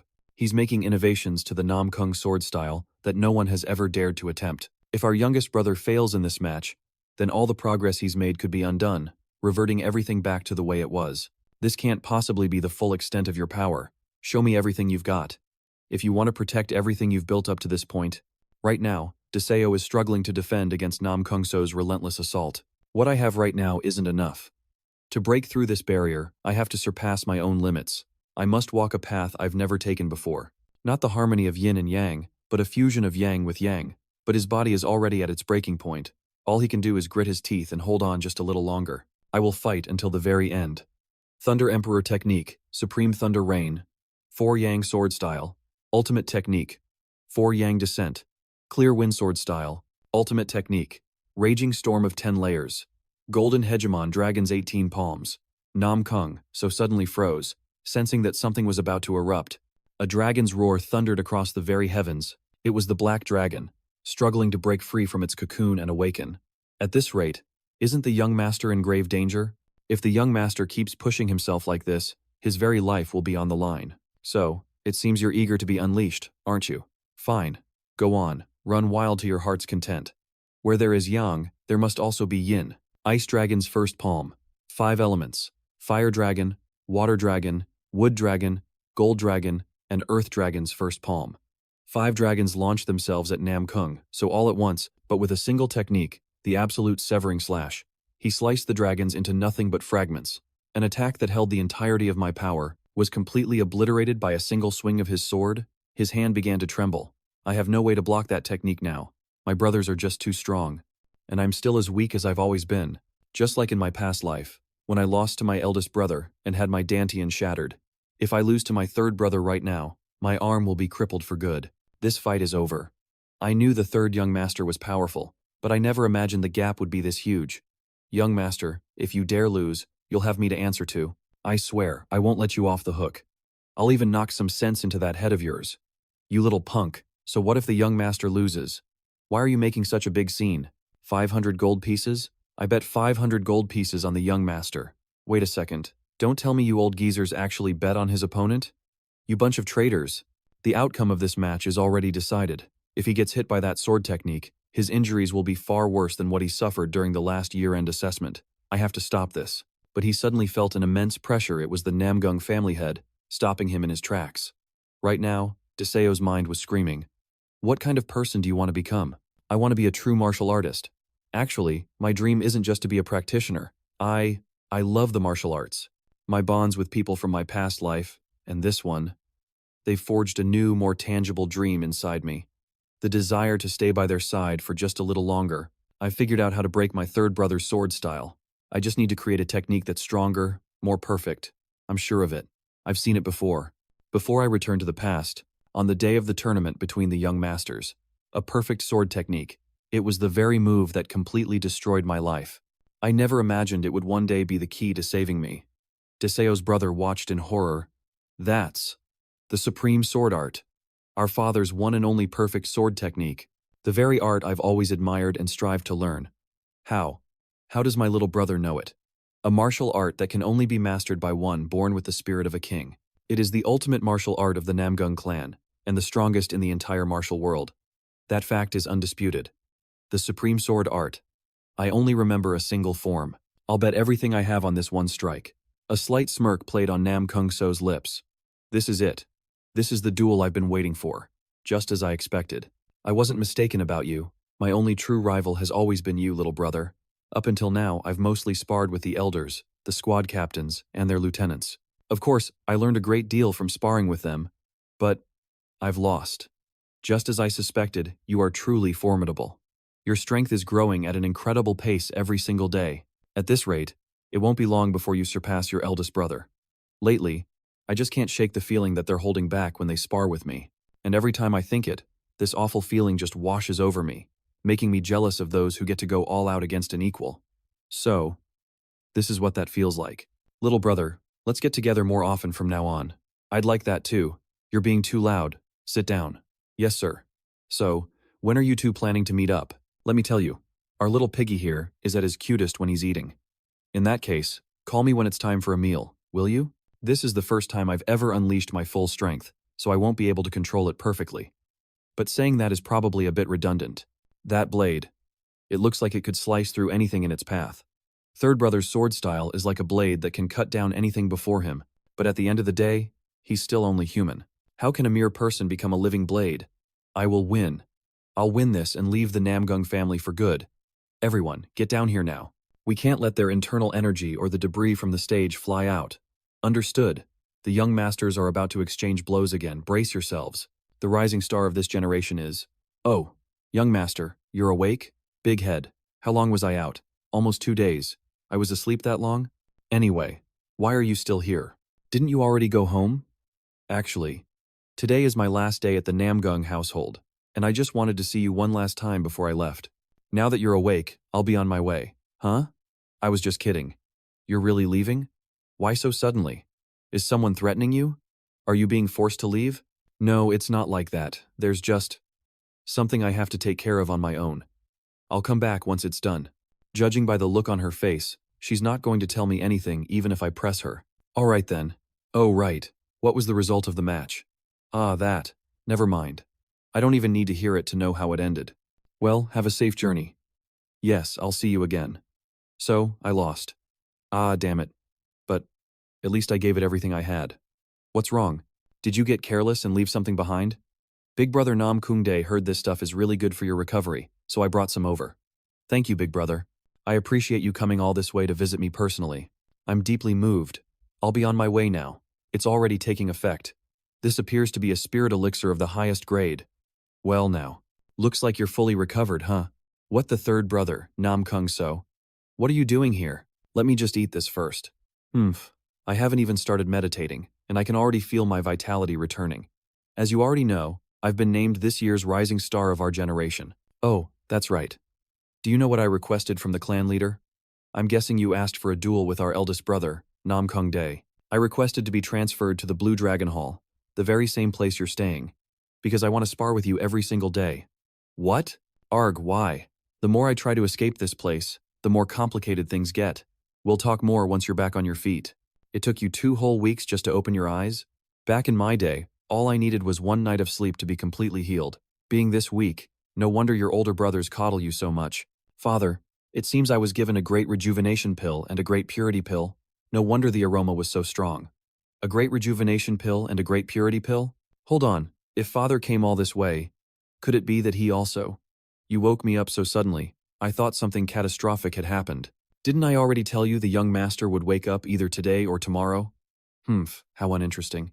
Hey Deseo, don't you find that old man absolutely adorable? What part of him is adorable? Anyway, are you able to circulate your energy? No, I can't even stand up right now. That's to be expected. Listen, kid, if it weren't for me and your father, you'd be playing chess with the Reaper by now. As for the details, your father can tell you himself later. Even his Dantian was fractured. At this rate, his life is in grave danger. To treat him, we'll need pure internal energy equivalent to 10 great rejuvenation pills. But where are we supposed to find that much? Leave it to me. Step aside. He transferred his internal energy to you for an entire week without a single break. I never expected that old man to be so devoted to his own flesh and blood. By the way, I heard the news. It seems you've already got your third brother wrapped around your finger. How did you know? And what are you talking about? I saw the official announcement this morning. An announcement? Where is it? I'll tear it down immediately. That Daichian kid has already spread the news all across the martial world. So, that pretty much makes you the most powerful figure in the entire martial arts world. Even more influential than the Namgung clan. How about that? Are you happy? Damn it, that fool has lost his mind. I swear I'll. Young master, please wait for 1 year. After 1 year, I will return as a man worthy of standing by your side. Finally, I can move a little bit again. That son of a gun. To think he'd just leave a letter and vanish. Just you wait until you get back. This feels just like that day I first learned martial arts. After I regressed, this was the very spot where I first trained, practicing the 3-talent sword form all night long. I can feel the flow of energy between heaven and earth. Could this be because I mastered Brother Namgung Dae's sword techniques? The senses in my feet are so sharp I can feel everything within the earth. My fingertips, my ears, even the wind gliding across my body. I feel like I could actually catch it right now. My brother, my father, even John. Enough of these stray thoughts. Right now, I need to focus on restoring this shattered body to its former state. After all those days of drought, this downpour feels amazing, doesn't it? Are you guys happy? I only meant for it to be a light shower. So why is it raining buckets like this? Oh crap, my little babies are going to die. Wait a second. Something feels different. An amount of internal energy, 3 times greater than before, is flowing into me. The sheer power is immense. At this rate, it's nearly equivalent to 1 full heavenly cycle. My meridians have doubled in size, and their density has doubled as well. Not only that, but my Dantian has also grown much larger than before. Has my body undergone a complete transformation? Oh, right. This isn't the time to worry about that. And that's where the video ends. If you guys enjoyed it, be sure to hit that like button to support Hun.